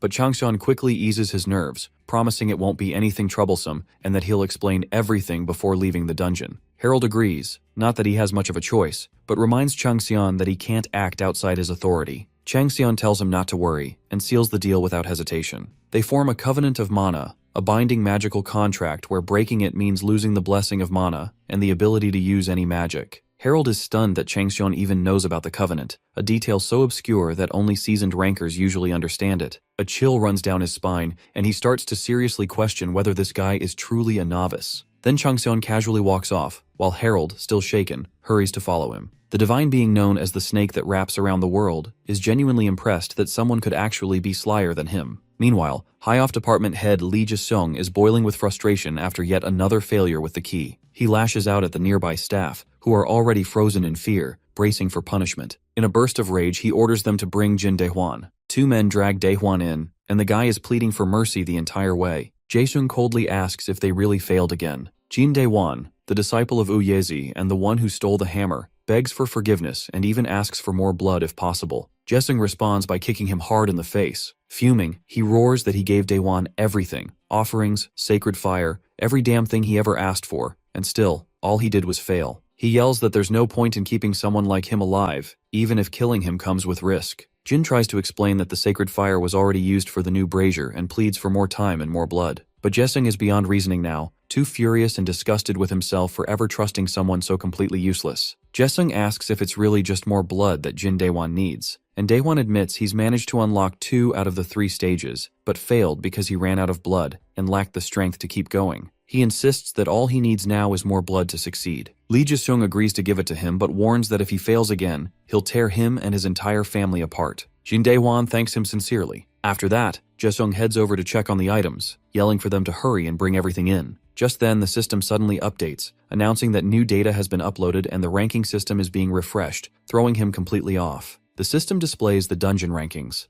Young Yujin sits at first place with 150,000 points. Go Sungwon is in second with 145,495, and Lee Jaesung is in third with 109,500. Then, out of nowhere, Lee Changseon appears as a new entry at rank 57, catching Jaesung totally off guard. Meanwhile, Harold quickly scribbles into his report that Lee Changseon is an exceptionally unique player, attracting the attention of countless gods and constellations, including good season to hunt. He also notes that Changseon's combat style inside the dungeon is nothing like anyone else's and is completely impossible to ignore. After witnessing Changseon's speed firsthand, Harold can't believe how insanely fast he is. He notes in his report that Changseon clears 2 of the 3 sections in under 30 minutes each. Not only does he slice through a massive metal ball, but he also deflects arrows flying from every direction like he's memorized the exact order and placement of every trap. With years of experience as an administrator, Harold can tell this guy has razor-sharp instincts and flawless traits, clearly marking him as gifted. Based on what he's seen so far, Harold even thinks Changseon might be capable of clearing Dungeon KR 921. He figures the battle between gods and constellations to make Changseon their apostle is only going to get more intense from here. He's certain that Changseon holds extraordinary potential, especially now that 12 constellations from the 28 mansions have already taken notice. As he watches him, Harold is reminded of someone from long ago, and even though he knows this report will unsettle more than a few gods, it also signals the return of a light, the twilight of the gods, a brilliance that once mocked the heavens, the one who had fallen. On the silver pillar, a man is bound by golden magic, completely unable to move. It's the Void Monarch, glaring at Changseon with the kind of hatred that says he'd gladly tear him apart. But Lee Changseon meets that stare with one just as deadly, his voice cold as ice as he demands how the Void Monarch dares to scoff at him. Lee Changseon drops down in style, while Pabal Sag, the divine being known as Good Season to Hunt, mutters that the air smells nasty. Changseon figures it must be the stench of blood, certain there's something seriously off about this place. Then the owl that pierces through the twilight warns him that evil is radiating from every corner. Moments later, he steps into a cave that's a total bloodbath, corpses scattered everywhere. The owl divine being is furious at the horrific scene and commands Changseon to deliver justice. He remembers hearing rumors that these people were trying to craft a key to the boss room, but now he wonders what kind of sacrifices they made to do it. Out of nowhere, a voice barks at the others to hurry up, warning that this delay alone could be enough to piss off the department head. The thugs start grumbling, even suggesting they might need to chop off a head or two to scare the rest into moving faster. They're clearly frustrated, especially since one person in their group is missing. One even wonders if they'll be forced to turn on each other to make up for the gap. Just then, Lee Changseon charges in, unleashing a wave of ice magic that freezes the thugs and throws them off balance. They demand to know who this guy is, but Mr. Doom doesn't waste words. He knocks one aside and drives his blade into another. The thug screams in agony, gasping in his last breath to ask how someone dares to attack the high-off department. But when he looks into Changseon's eyes, he freezes. Those eyes aren't human, he's certain of it, and now he begs the masked man to spare him. This undercover overachiever asks the thug if he wants to live. Then he'd better start talking about what's really going on here. He also wants to know how many people there are, how strong they are, and every bit of information he's got. The guy cracks and spills everything, saying there are a total of 30 people, and fills him in on the rest. Changseon gets a pretty good idea of how many he's up against, and among the ones preparing the ritual, the only one he really needs to watch out for is a guy named Lee Jaesung. Now the thug begs to be spared, but Changseon pulls out his tiger's fang dagger. This plot boy coolly reminds the guy that he never said he'd let him live. Then he slashes him and levels up. The divine being known as the snake that wraps around the world finds it hilarious and totally enjoys the show. Meanwhile, the divine being called the Great Demon that chases after the Abyss approves of this brat's sly move of taking the guy out. Then soul extortion kicks in, and Changxian absorbs the thug completely before strolling out like a total creep. Everyone's stunned by the masked figure's performance and starts thinking he might be some kind of ghost. Somewhere else, the trio is hanging out, chatting about Li Changxian, the famous pro gamer. They've heard the name a few times and figure he's the guy their boss told them to find. One of them says he heard a rumor that the guy's a vegetable, while another thinks it's probably just someone else with the same name. Right then, the undercover player zaps in behind them, and without a word, wipes them out in a single blow. Meanwhile, Jezung hears the noise from the chaos and gets annoyed, wondering what those useless guys are up to. Suddenly, the dungeon ranking updates, and it throws him off completely. Of all the results, the only one that shocks him is Li Changxian jumping to rank 11. A second later, Changxian moves up to 8, and then to 6. Jae-sung starts sweating bullets, trying to figure out what the hell is happening and where his men have gone. By the time Changxian reaches rank 4, Jae-sung is nearly pissing himself. Then the next update hits, Changxian climbs to rank 2, and that's when it really hits Jae-sung that those idiots are already dead. Suddenly, someone starts begging Jae-sung to save him, and he's horrified to see assistant manager Sun in such a wrecked state, looking like he's about to vanish into thin air. With a trembling voice, Sun warns him that the ghost is coming. In the next moment, something burns him to a crisp and sends Jae-sung flying. His system starts buzzing with pop-ups. He's severely burned, poisoned by corpse poison, and also hit with acid poison. The big guy drops to his knees as his stamina drains fast, pushing him to the edge of death. The only thing that can save him is a detox drug, but just as he's about to take it, death comes for him in a blaze of fire. Shang-sun's there with his sword, launching an attack, but Jae-sung manages to draw his own blade just in time to block it. Changxian can't believe the big guy actually stopped it. Jae-sung swears he's going to kill him as their fight breaks out. The guy is sure the poison should have slowed Jae-sung down by now, messing with his vision and all. Even then, Changxian's stunned to see him keeping up with his movements just by relying on his other senses, without even needing to see. But still, something about Jae-sung's style feels off, like he doesn't really know how to fight. Again, the top dog is down on his knees, writhing in pain. The screen alert shows that Jae-sung's stamina is draining fast, and he needs to detoxify himself right away if he wants to survive. The pain is pounding through his head. Incognito figures Jae-sung's got the skills of someone at level 30, and wonders if the big guy's using something to boost his power. Now that he thinks about it, it's weird how a supposedly peaceful country still deals with such dangers and keeps allowing human sacrifices. Warning alerts keep flashing as Jae-sung desperately searches for an antidote. Changxian's starting to sense that something's off, especially since he came here because of Oyezi, but the secrets tied to this place are making him curious. He also believes reinforcements from headquarters should be arriving any moment now, and it's time for the sacrifices to meet their end. Meanwhile, a guy bursts through a door, guiding the others to the spot the masked guy mentioned earlier. According to his memory, Mr. Incognito told them to move past 2 doors on their left, and after crossing the side alley, the 3rd door would open for them. That's where they should hide, locking the door behind them. No matter what sounds they hear, the masked guy was crystal clear. That's the only way to survive for all of them.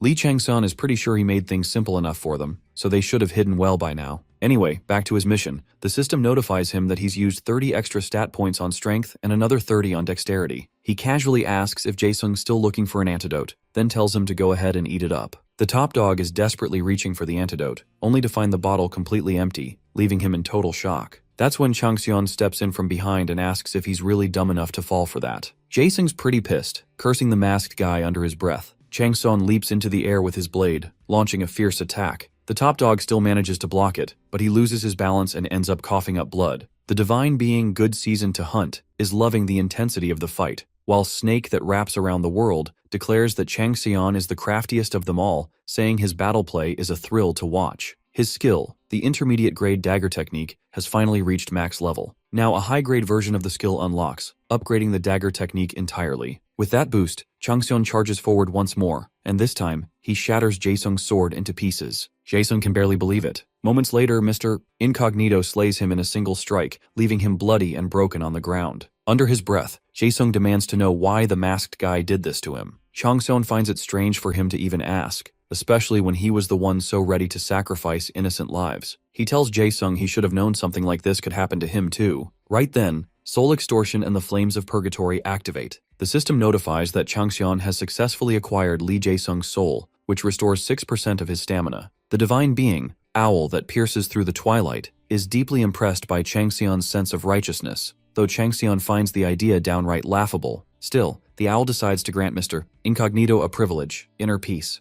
Chang Xian quickly realizes he's been blessed by the god with mental immunity, which gives him steady courage and wisdom. Even with his tough, unbending spirit, the idea of gaining inner peace from all this chaos feels almost ironic. He's pretty sure he's never meant to be anyone's apostle. Li Changxian recalls his past as a cruel and vicious being, once known as the evil god. At the same time, he remembers being the wise and intelligent warrior god, a side of him that stood in stark contrast to the terrifying rumors that surrounded his name. Still, he finds it surprisingly funny how sloppy he used to be. The divine being, good season to hunt, starts feeling uneasy seeing the owl grant him 2 privileges. She begins digging through her treasure chest, searching for something she can offer Chang Xian too. Although Chang Xian doesn't think he's turned into that much of a pushover just yet, the dungeon ranking updates, placing Li Changxian firmly at the top in first place, just as he arrives at the boss room. The system notifies him that the gate is sealed tight and the key is hidden somewhere nearby. He'll have to find it to unlock the door. Wasting no time, he equips the bone spear made from shaving a firework mountain goat's rib and hurls it at a man scurrying around like a rat. The spear hits and the poor guy drops to the ground along with his hammer. When Changxian picks up the hammer, he notices it's made from a meteor and must be incredibly old. Still, he can't use it since it doesn't belong to him. The meteor part feels strange, but he pushes that thought aside for now. What matters is opening this door, the same one that High Off hasn't managed to unlock in years. Changxian thinks that if it were Uyezi, he'd probably be able to craft a key somehow. But there's no point in wasting time on meaningless labor when there's a better way. With that thought, he calls for the herald, who appears in a flash of lightning, asking why he's being summoned at a time like this. Changxian reminds him of their agreement and tells him to open the door now. To make things clear, the herald thinks a novice like Changxian doesn't understand anything about how this works. So, he takes it upon himself to explain that it's basically against the regulations for an administrator to interfere with a dungeon mission. Changxian tells the hideous bunny to cut the nonsense, pointing out that the herald is more than capable of bending the rules depending on the situation. The bunny feels like something's caught in his throat. Incognito casually adds that if the herald doesn't feel like doing it, then it's fine, but he won't bother writing the report either. At that, the herald rushes to do the job, following Changxian's demands without another word. The divine being, good season to hunt, laughs while clutching her sides, saying that seeing an administrator's bewildered face is pure joy. The divine being, snake that wraps around the world, is admired by Changxian's cleverness. Meanwhile, the herald is absolutely certain he's going to be punished for this stunt and thinks a pay cut might actually be the best case scenario. The massive stone door, sealed for who knows how long, finally opens under the authority of the administrator. As it creaks open, the herald informs Changxian that it's been unlocked for him, telling Changxian to hurry up. Changxian feels a little off about all this, but steps through the door anyway. Then Herald lets out a mischievous laugh. And just like that, Changxian enters the boss room. Now the lad stands face to face with a horrific creature, and the system immediately warns that Changxian is being affected by a curse. It turns out the dungeon's master is beginning its attempt to steal his body. Those eerie eyes are trying to invade his mind, forcing him to submit. He must resist until the end and destroy the golden casket placed atop the altar. If he fails to fight off the curse, his body will be taken, so caution is absolutely critical. The hypnosis and brainwashing begin as the dungeon master commands the boy to worship him. The creature dares to ask how Changxian could disturb the king's slumber and demands that he hand over his flesh. Outside, the herald is having a good laugh, knowing it won't be easy for that freak inside. He figures the boss room's mission is actually pretty simple, but that doesn't make it any less dangerous. His eyes start to water as he mutters that Changxian better guard his mind well, because the dead master of the tomb has nothing left but his thoughts. From what he's seen, this tomb's monster is actually the lingering will of the enormous Bestla,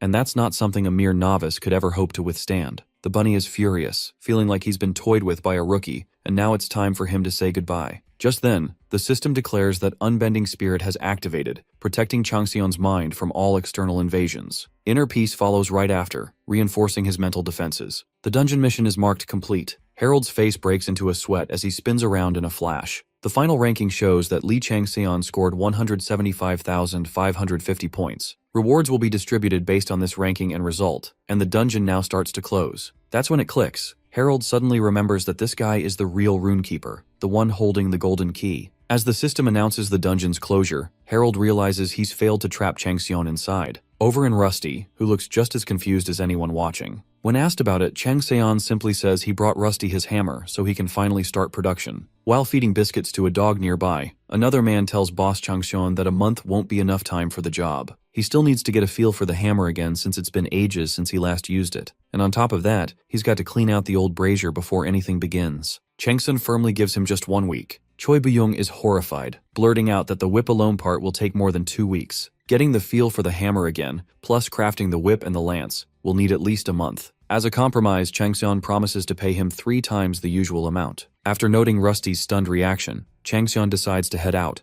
casually grabbing something else on his way and saying he'll be back in a month. While they're still talking, he asks if this rusted piece of junk sword is for sale too, because he's taking it. Rusty's mind is absolutely blown by this guy's nerve. Rusty shouts to claim the item to be passed down for the generations, as said by his father, so it's not for sale. Suddenly, Choi gets an alert of 100 million won deposited in his World Bank account from Lee Chang-seon, and he's freaking out. Chang-seon mentions the hammer's price to be added to that sum as well, hoping it's enough now. Plus, he's been using this garbage as kindling anyway, so it doesn't matter much. Rusty doesn't get what's with this guy. Next, he enters the place where he crafts, putting the past in the past. He's ready to do this properly. Later, Lee Chang-seon figures that Uyezi might be in Seoul, so he considers tracking him down. But then he remembers all contact with him had been lost after the creation of Capricorn's divine artifact. He wonders if Uyezi was originally human instead of a god, though Thanatos doubts that, saying he'd be far too old for that to be possible. Thanatos then explains that Uyezi isn't the name of just one man. It's a title passed down through successors. Apparently, Capricorn had killed the original Uyezi right after receiving the divine artifact, without even realizing it. Still, Thanatos is fairly certain Capricorn doesn't know that Uyezi's successor is still alive. Unfortunately, many of Uyezi's secret skills have been lost over time,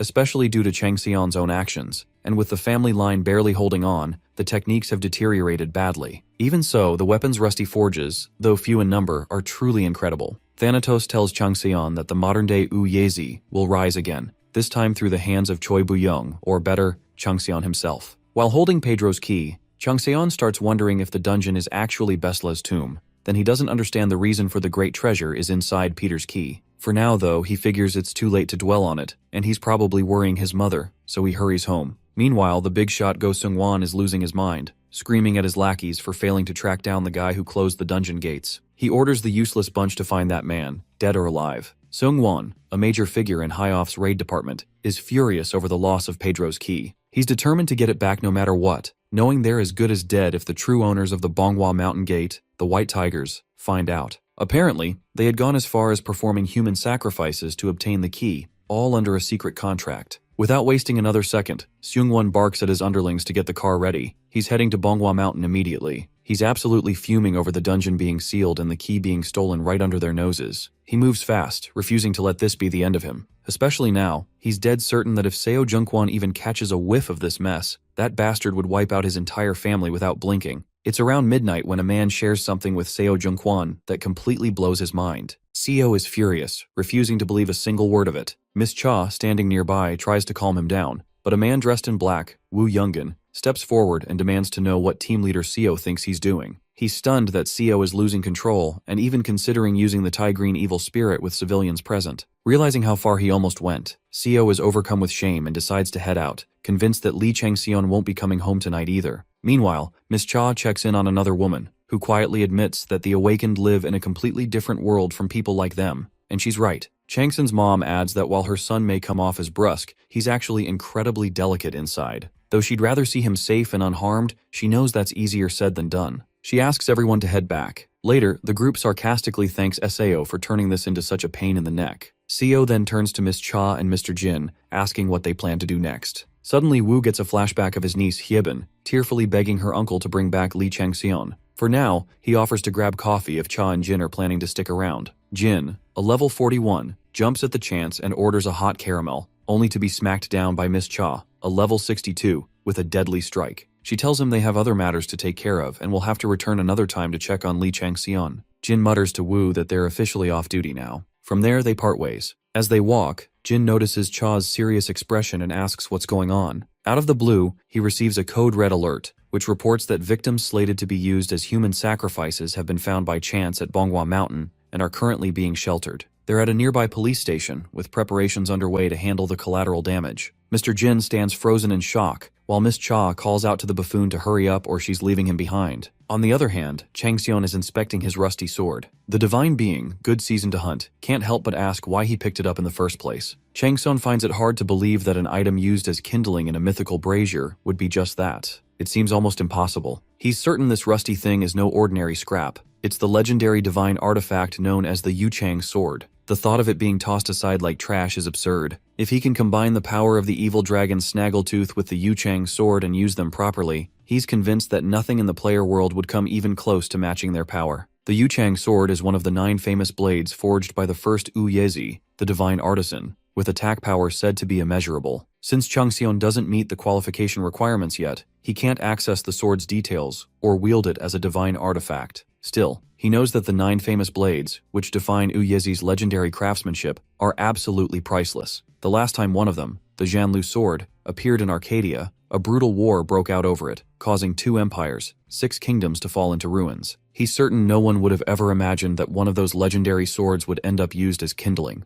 The original owner of the Yuchang sword was an assassin, and it's said that this blade drew more blood than any of the other 9 famous blades. It's considered an evil sword, soaked with the deep resentment and tenacity of its countless victims. Because of that, very little is known about its appearance. He also recalls hearing that the first Uyezi was called the Divine Artisan because he hated the sight of blood. Still, he's not sure whether that title belonged to the original Uyezi or one of his successors who inherited the name. All the identifying marks on the Yuchang sword were forcefully erased, likely to wipe its existence from the world and preserve its status in myth. The divine being, good season to hunt, questions why he's smirking while holding something so strange, while the owl watches with quiet satisfaction. Changxion casually says that collecting all 9 of Uyezi's famous swords would be nice if he ever gets the chance. He wonders aloud if he might even meet Uyezi himself someday. Without another word, he pulls out the bone spear and launches it straight ahead. It lands deep in a tree trunk. Right beside it stands Wu Yonggan, who realizes that even though he'd hidden his presence, Li still made a bold and aggressive move. Li then places the blade behind his back and charges toward Wu Yonggan, his eyes burning with anger and fury. A wave of horror washes over Wu Yonggan's face as he catches sight of Li's terrifying expression. As Li strikes with the blade, Wu Yonggan manages to dodge just in time, summoning a weapon that shines with bright energy. When their weapons clash, Wu Yonggan is stunned by the sheer force behind Li's attack, wondering how someone this new could already be so powerful. Li charges in again, darting around Wu Yonggan, searching for the perfect moment to strike. Wu Yonggan grits his teeth, feeling the pressure mount. He can't figure out what kind of fighting style Li is using. There's no clear pattern, just raw, unpredictable movements, yet every strike is swift and dead on. It's clear now that Li isn't some rookie, but a battle-hardened first-generation player who's survived everything thrown at him. Wu Yonggun originally wanted to test Li's abilities out of curiosity, but now he's struggling to keep up,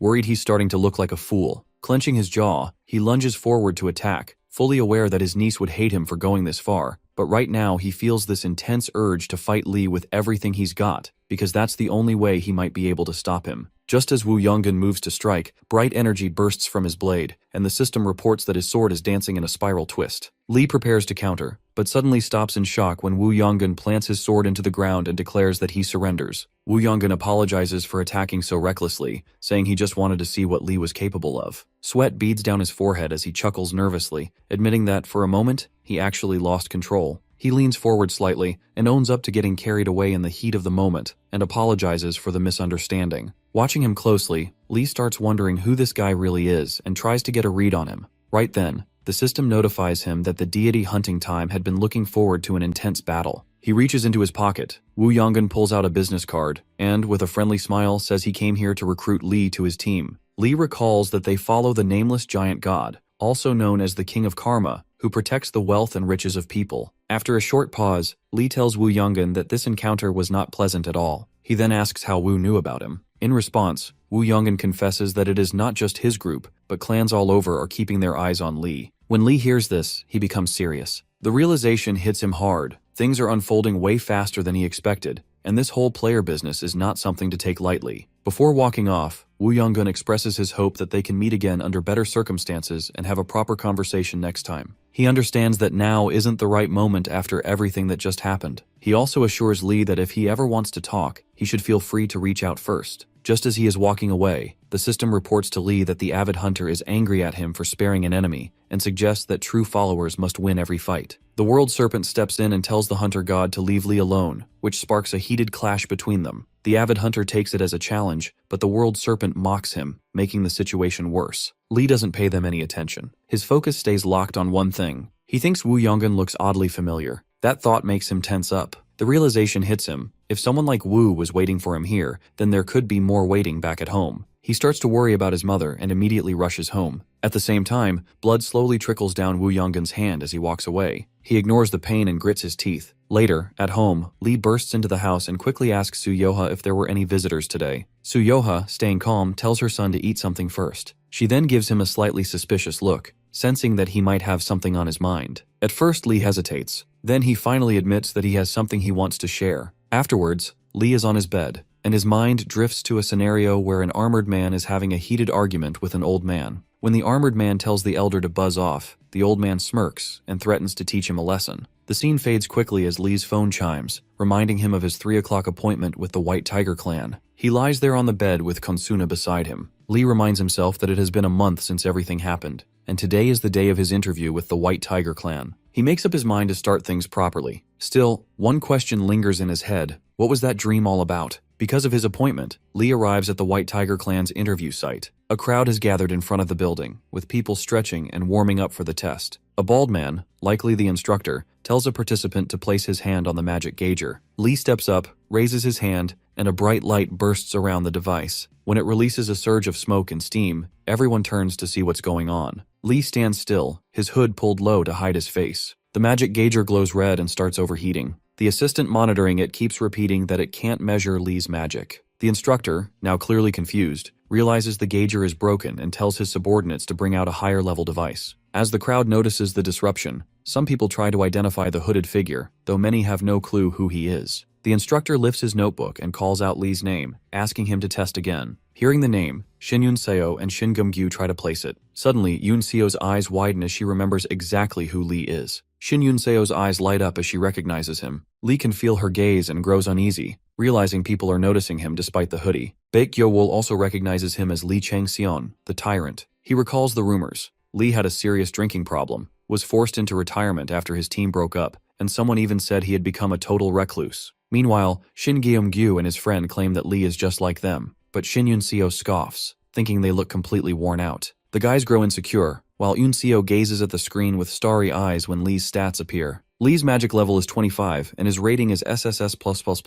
The room falls into stunned silence. Even Baek finds it unbelievable. The magic rating is so high that the instructor and staff begin to panic, deciding to call the director. Over at the 2nd Strategic Unit, Jongwon sits with legs crossed, reading the latest news on his tablet. The headline shows the corpse of Ko Seung-won, director of High and Mighty's raid department. The clan's gruesome scandal is now out in the open. On a live video, Cha Ye-yoon addresses the media, declaring that justice will be served. She states that the High and Mighty will be held accountable for 21 human sacrifices committed over the past 7 years. Jongwon stares at the screen, quietly hoping things work out in their favor. His eyes then land on a human figure wearing a Ha-hodel mask. It turns out the survivors want to thank the mysterious hero. His eyes widen as he realizes that this is the same person who stole Peter's key. Jongwon makes up his mind to track down this hero. Just then, the instructor bursts into his office, shouting about the arrival of a super rookie. Jongwon, initially uninterested, casually asks what the fuss is about. His attitude shifts fast when the instructor mentions that the executives, Kim, are heading to test Area C. The instructor adds that this rookie is the same one they've been watching, the one with the black shamshir and the steel witch. Jongwon finally puts the pieces together, realizing it's Lee. He remembers they had once considered recruiting him, but got sidetracked chasing after the High and Mighty. Jongwon's eyes widen in disbelief when the instructor tells him that Lee applied for the recruitment test and passed with flying colors, with his magic level ranked as SSS+++.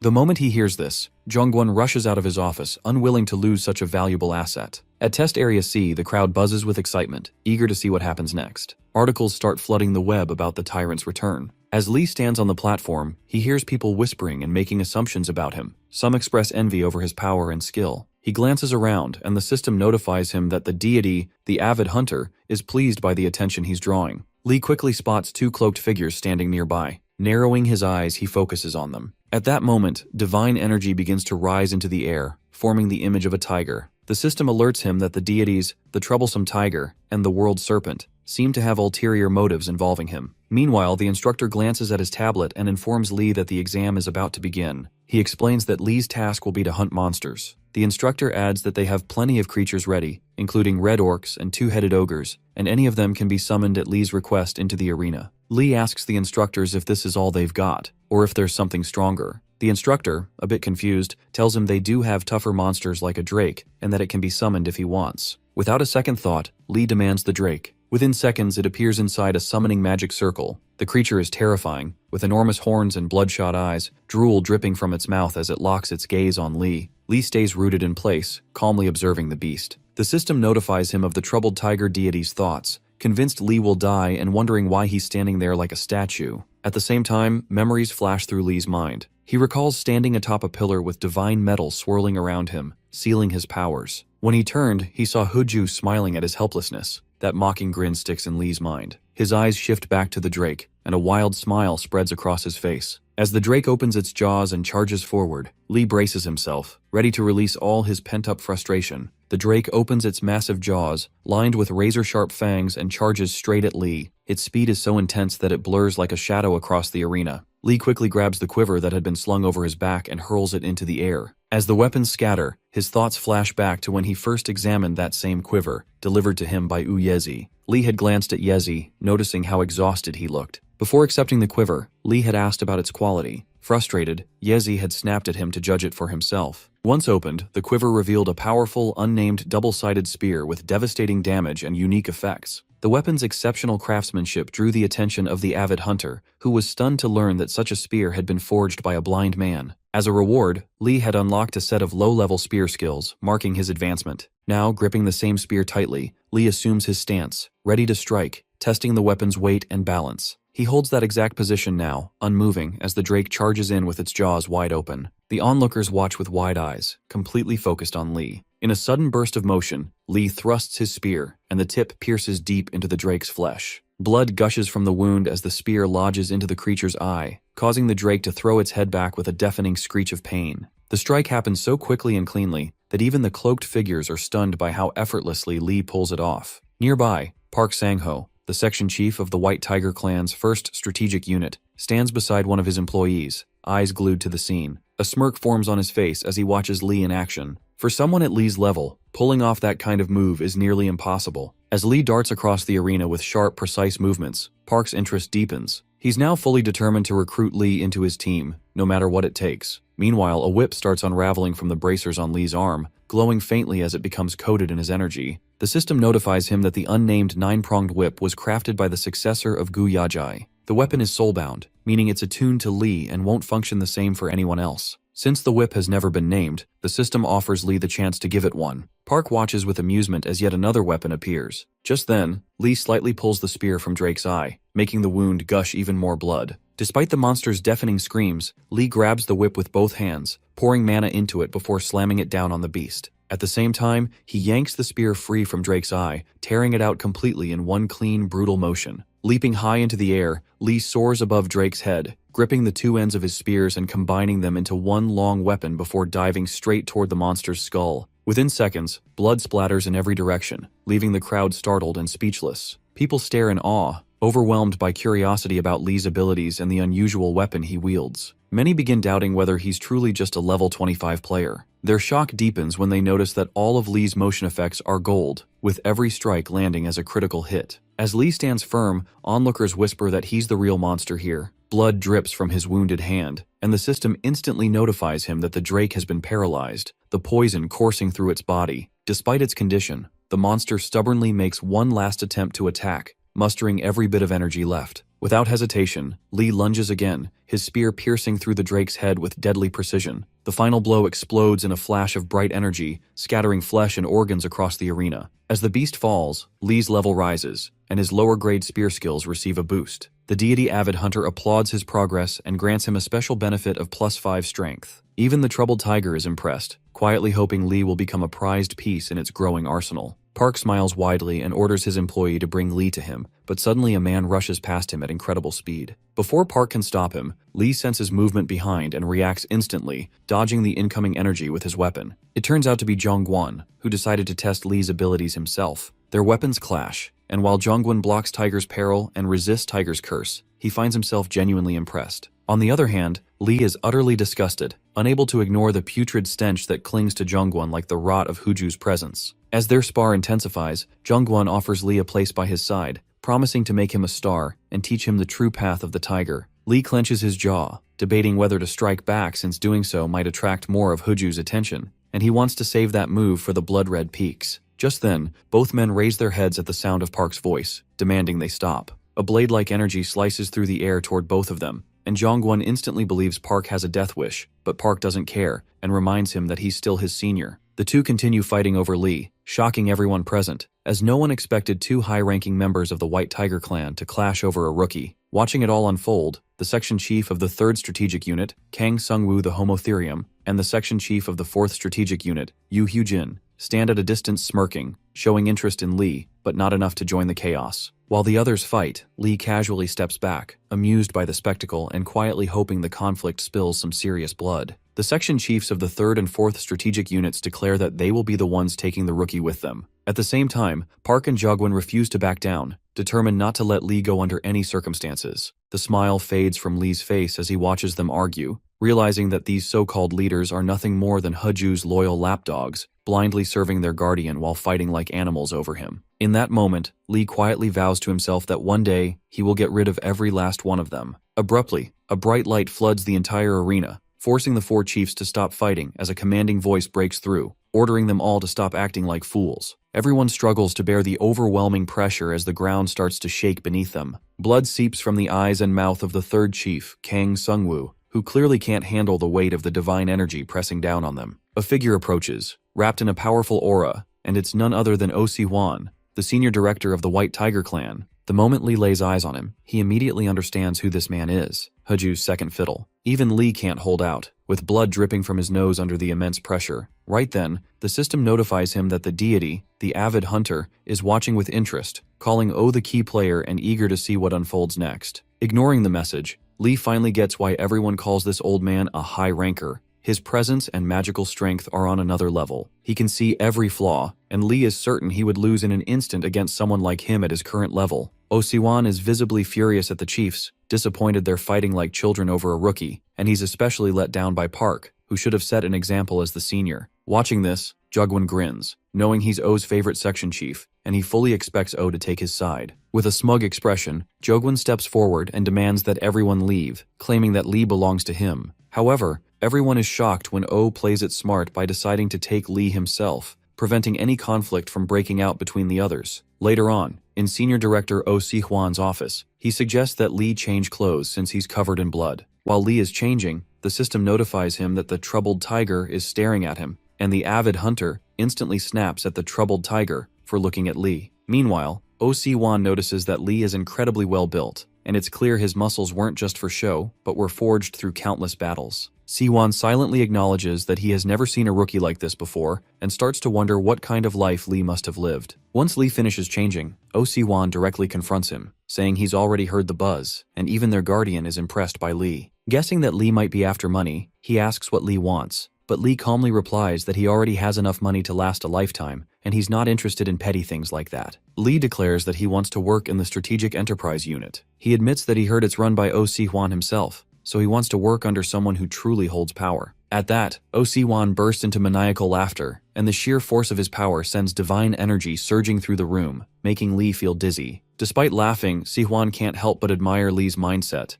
This is someone who couldn't care less about weaklings without power, and that is exactly the kind of aspiring White Tiger Si-hwan has been searching for. Si-hwan reminds Lee that the Enterprise Strategic Unit is the backbone of the White Tiger clan, and if Lee really wants to be part of it, he has to earn it and prove his worth. Curious, Si-hwan asks how he plans to do that. Lee calmly throws back a question, asking what would happen if he manages to break the record in the Bloody Mountains. He's heard that all new clan members are required to go through the Bloody Mountains during their trial period, so what if he sets a new record instead of just finishing first among his peers? Si-hwan immediately picks up on Lee's true intention. He doesn't just want to outperform others, he wants to raise the bar completely. And if Lee does manage to set a new record, then no one will be able to object to him joining Si-hwan's unit. Si-hwan wants to say something but holds back, though Lee senses that hesitation right away. Without waiting for the words to come out, Lee volunteers to clear the dungeon entirely. The moment Sihwan hears that, a bright smile spreads across his face. After all, the dungeon is ancient, and the clan has been thinking about replacing it with a new training ground anyway. Lee senses there's something deeper going on with the Bloody Mountains, and if he can figure out Sihwan's hidden cards, he might get closer to the truth. So he boldly declares that he'll take care of closing the dungeon as well. Sihwan smiles, clearly convinced that he and Lee will be working closely together from now on.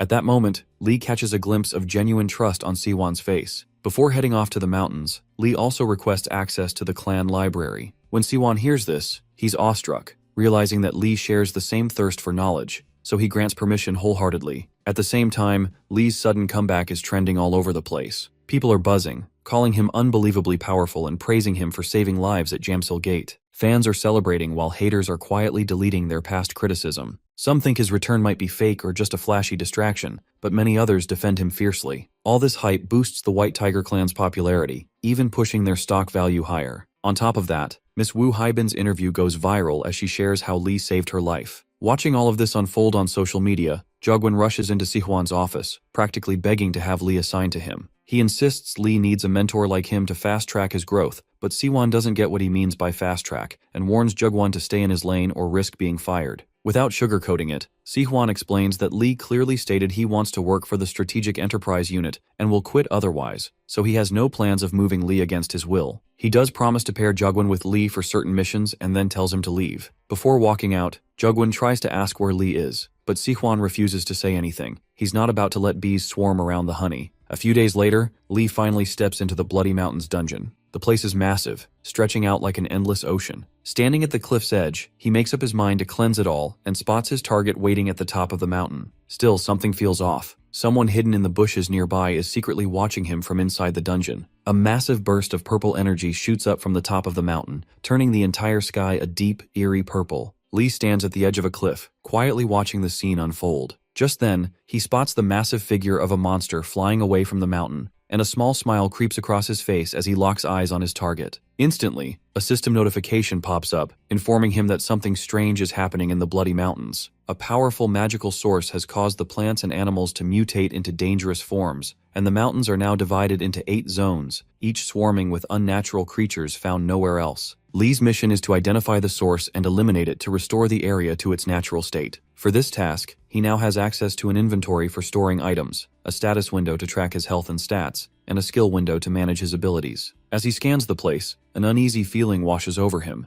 It reminds him too much of a place back in Arcadia. While walking down the cliffside, he suddenly feels a presence and turns his head, catching the shadow of a man hiding behind a tree. The system immediately alerts him that someone is tailing him using a skill called Faint Wind. That's when it hits Lee. He's been followed since the library, and now he seriously wonders what exactly Sihwan has planned. A few days ago, at the Fierce Tiger Library, Lee stands inside, taking in how incredible the place is, just like Thanatos told him. A flashback hits when Lee recalls that Huju has always been a problem, even in the heavens. Thanatos challenges him to think about what kind of apostles would willingly follow and serve a corrupt deity like Huju. Lee assumes they must have a lot of enemies, but Thanatos explains it's not just that. Huju's followers stole treasures from their enemies and displayed them as war trophies to flaunt Huju's power. That stolen collection eventually became the Fierce Tiger Library. Curious, Lee decides to check it out himself. Before he leaves, Thanatos tells him to look for the Law of Movement, written by Sagittarius of the Zodiac, saying Lee would find it interesting. That shocks Lee because Thanatos means Rukbat, the Sagittarius, the master of the 6 doctrines that give the illusion of moving at light speed. When Thanatos lists those 6 doctrines, Lee wonders if one of them is in Huju's exhibit, and suspects Sagittarius doesn't even know about it, since he hasn't made a move to retrieve it. Intrigued, Lee asks how Thanatos found out about this, and Thanatos, raising an eyebrow, dares him to guess. Grinning, Lee jokes that he must have gotten these secrets from the fallen star. Looking around the library, Lee focuses on finding the Advent Step, one of those doctrines. The Advent Step is a divine agility technique that allowed Sagittarius to become a zodiac. Back when Rukbat hadn't yet become a star, he secretly mimicked the reigning step,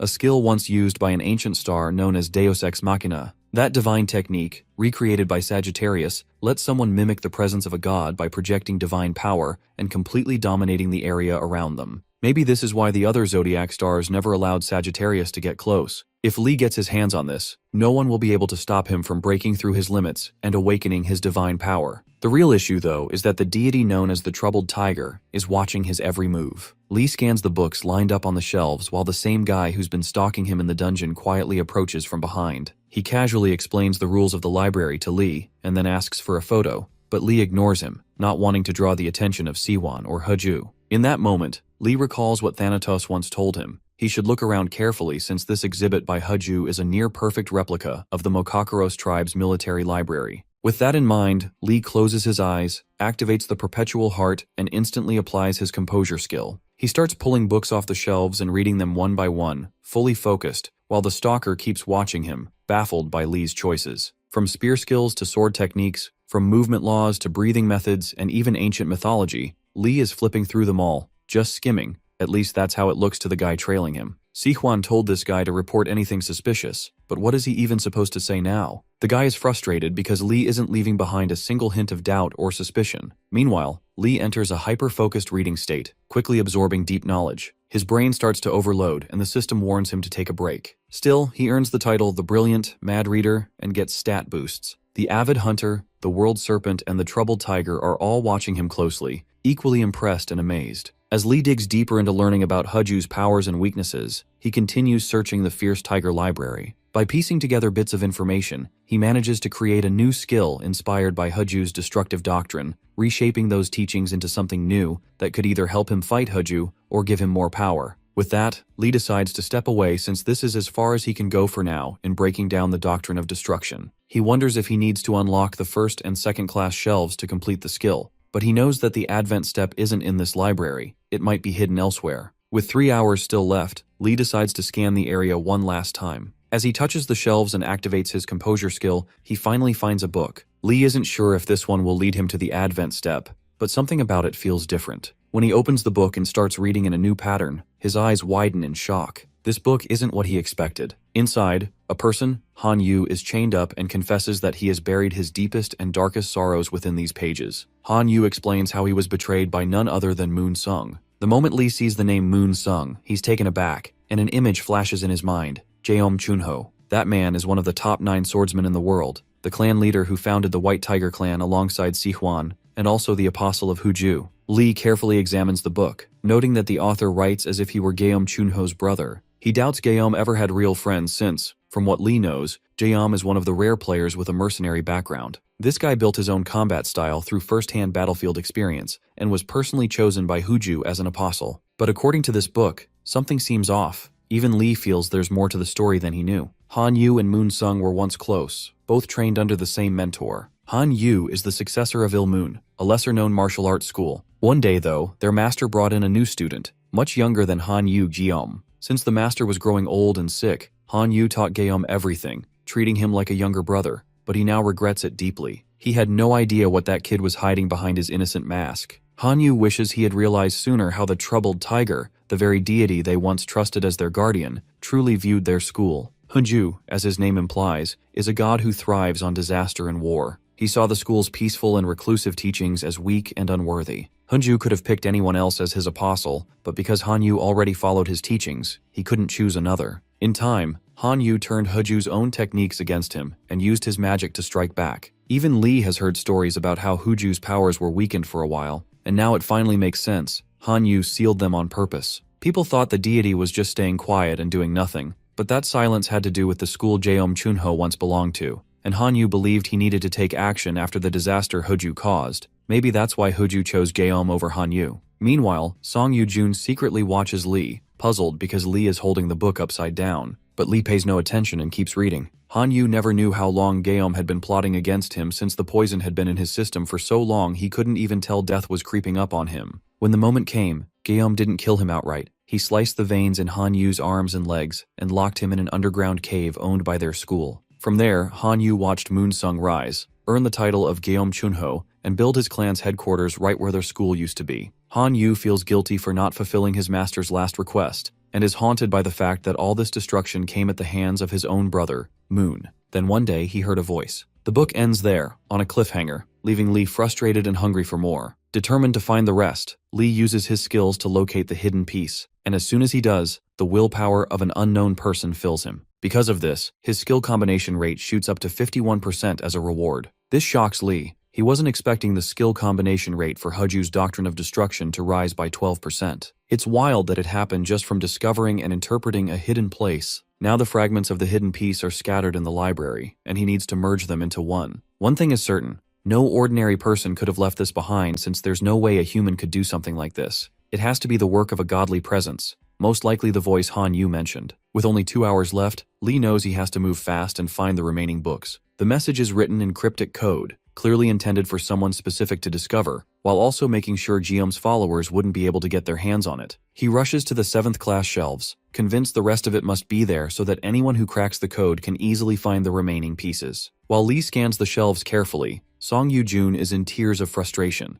not understanding why this guy is so obsessed with appearing like some intellectual. Meanwhile, Lee keeps his focus sharp, and a notification pops up from the deity Troubled Tiger, who now believes Lee is a loyal follower. That message makes Lee realize the tiger still hasn't figured things out. Just then, another notification appears, this time from the world serpent, watching him with curiosity. Lee's mouth parts in shock, and a nervous grin spreads across his face. He's found the other parts. The voice tells Han Yu that they share the same destiny. Just like Han was abandoned and betrayed by the man he once considered everything, the owner of the voice was consumed alive by their own child, and has since become a lost soul, blindly roaming the afterlife. Both of them carry hatred toward a common enemy. Lee wonders if the child who devoured the voice's life could be Huju. Since this is a hidden record, there's a chance Huju tried to cover it up, and maybe Lee can use that against him. According to the voice, the Troubled Tiger, the very deity that Han Yu and his mentor had served faithfully for years, is actually a monster who devoured his own family members to become a god. The voice goes on to say that peace will only come when that cruel monster is brought to his knees, and promises to teach Han Yu how to kill the Troubled Tiger. And just like that, Han Yu finds the strength to rise again on his own 2 feet. Later on, Han Yu trains in secret and slowly regains his strength. With that, he's able to focus fully on healing, all thanks to the teachings and guidance of the mysterious voice. Around the same time, Moon Sung returns from his long journey,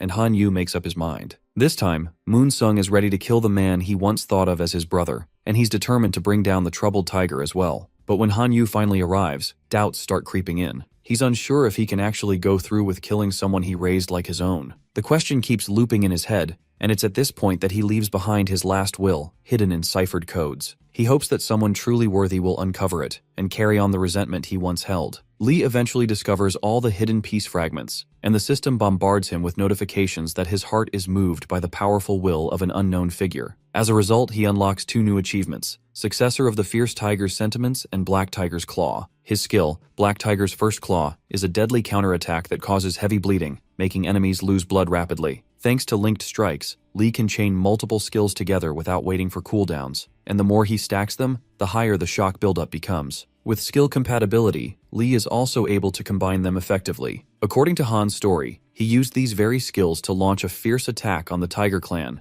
eventually turning his blade toward Moon himself. As Han poured all his energy into his strike, he charged in close while Moon stood silently, eyes narrowed. But the moment Han reached him, an intense and explosive battle broke out between them. On the flip side, Lee notices that all these skills come from the same source, and nothing carries a more powerful sentiment than the skill of an old god no one remembers anymore. Still, the skill burns through mana like crazy, and at his current level, Lee can barely summon 1 claw. Because of that, he needs a load of miracle drugs, so he decides to get some training at the center and put the search for the Advent step on hold. Now back in the present, deep in the Bloody Mountain, Lee walks with a sharp awareness of how twisted this dungeon is, and he knows Siwon wants him to close it. Lee is fully aware this place hides some serious secrets, and he has to figure them out. But first he needs to shake off the annoying stalker, Song Yoo-jun. Since Lee isn't strong enough yet to face him head-on, he comes up with a plan to scare the guy off. As he enters the safe zone, a few other players turn to look, immediately on edge, trying not to embarrass themselves in front of him. His eyes skim across the crowd and briefly land on Shin Yun-seo, Shin Gum-gyu, and Kim Hyung-jun.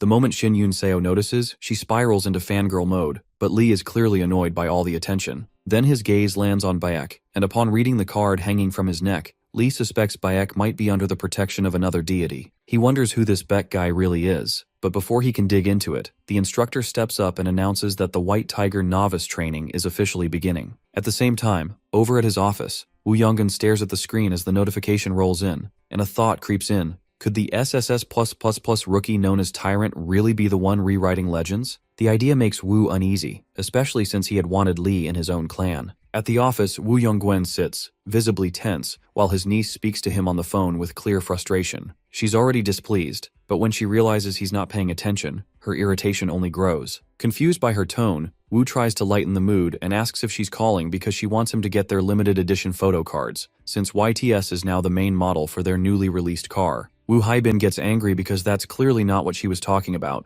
and it proves he wasn't listening. Without another word, she hangs up, leaving Woo even more nervous and tense than before. He stands up from his chair and exhales tiredly, frustrated as his thoughts drift back to the Jamsil gate. He loves his little niece dearly, and his heart nearly dropped when he first heard she was caught inside. Woo did everything he could to dispatch a rescue unit and save her, but in the end, there was nothing he could do but pray that someone would break the dungeon. He had gone to church and begged his guardian, the nameless giant, to protect her. That's when his subordinate came running in with the news that Haibin made it out alive and safe. Overwhelmed with relief, Woo cried out loud. Later, when he met with his niece, he asked who saved her because he wanted to personally thank them. She told him the person disappeared immediately after the mission, most likely because they didn't want attention, and she suggested it might be better to wait for him to show up in public on his own. Woo shared what he was thinking, that he wanted to recruit the person who saved her and thank him afterward. Haibin lit up with joy, thrilled by the thought of Lee joining their clan. But all Woo had done was pick a fight with Lee, ruining any chance of bringing him in, and because he lost his temper, they never even had a proper conversation. Now in the present, Woo regrets everything. He had hoped Lee might reach out after Woo gave him his business card, but he never did. Lee ghosted them for a month and ended up at White Tiger's recruiting event instead. To make matters worse, Woo just found out that Lee is an SS+++ ranked player, and it hits him. Lee is a real genius. At this point, Woo is frustrated with himself for thinking Lee was just too strong to be a novice. Ever since that day, Haibin has been calling non-stop, telling him how much she hates him, and scolding him for letting Lee slip away to another clan because he didn't try hard enough. Everyone in Woo's family sides with Haibin, even Woo's father, the chairman of the group. Woo admits it was his fault. He should have been more careful and more convincing. Still, he can't help but feel that Lee always wanted to avoid the spotlight anyway, while he himself got too caught up in the prestige of being part of a top-tier clan. Now, even though Lee is in the Tiger Clan and more popular than ever, Woo keeps thinking of ways to win him back. Meanwhile, back at the Bloody Mountains, Shin Yoon-seo is practically drooling over Lee and can't believe he actually looked at her. Watching her, Shin Gyum-gyu tells her to wipe her face and reflects on how Yoon-seo wants to join the same clan as Lee. But no one expected she'd pass the test with a better score than their leader, Kim Hyung-jun.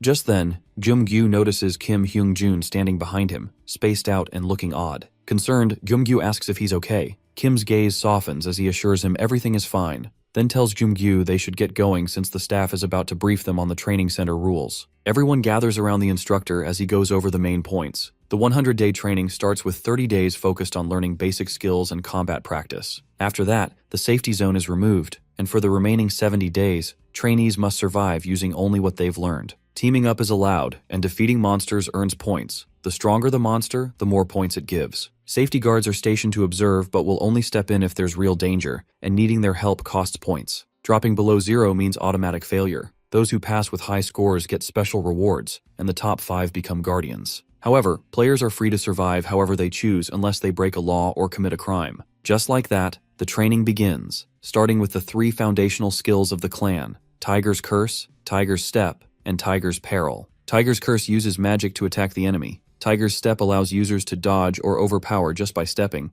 and Tiger's Peril boosts damage like a tiger's vicious bite. When everyone receives their scrolls, they're instructed to rip them to acquire the skills. As the countdown ends, all the players rip open their scrolls and unlock the abilities. Everyone is amazed. They never imagined a day like this would come. Just as the instructors announce that a staff member will now demonstrate the skills, Lee raises his hand, and the instructor immediately stops talking to listen to his question. The instructor and all the players are left stunned when Lee casually announces that he has already mastered all 3 of the skills. But Lee doesn't care about their reactions, and simply mentions that he heard he's allowed to move past the safety zone during his practice period if he can demonstrate the skills without any issues. The players are in shock, unable to understand how he could have mastered them so fast. Some wonder if he might have had access to the scrolls earlier, but it still doesn't make sense how he managed to perfect the postures and movements right after tearing them open. While the others stay suspicious, Shin Yoon-seo just stares at Lee with dreamy, love-struck eyes. On the flip side, Kim Hyung-jun looks relaxed and smug, convinced that Lee will fail. After all, his father is an executive in the White Tiger Clan,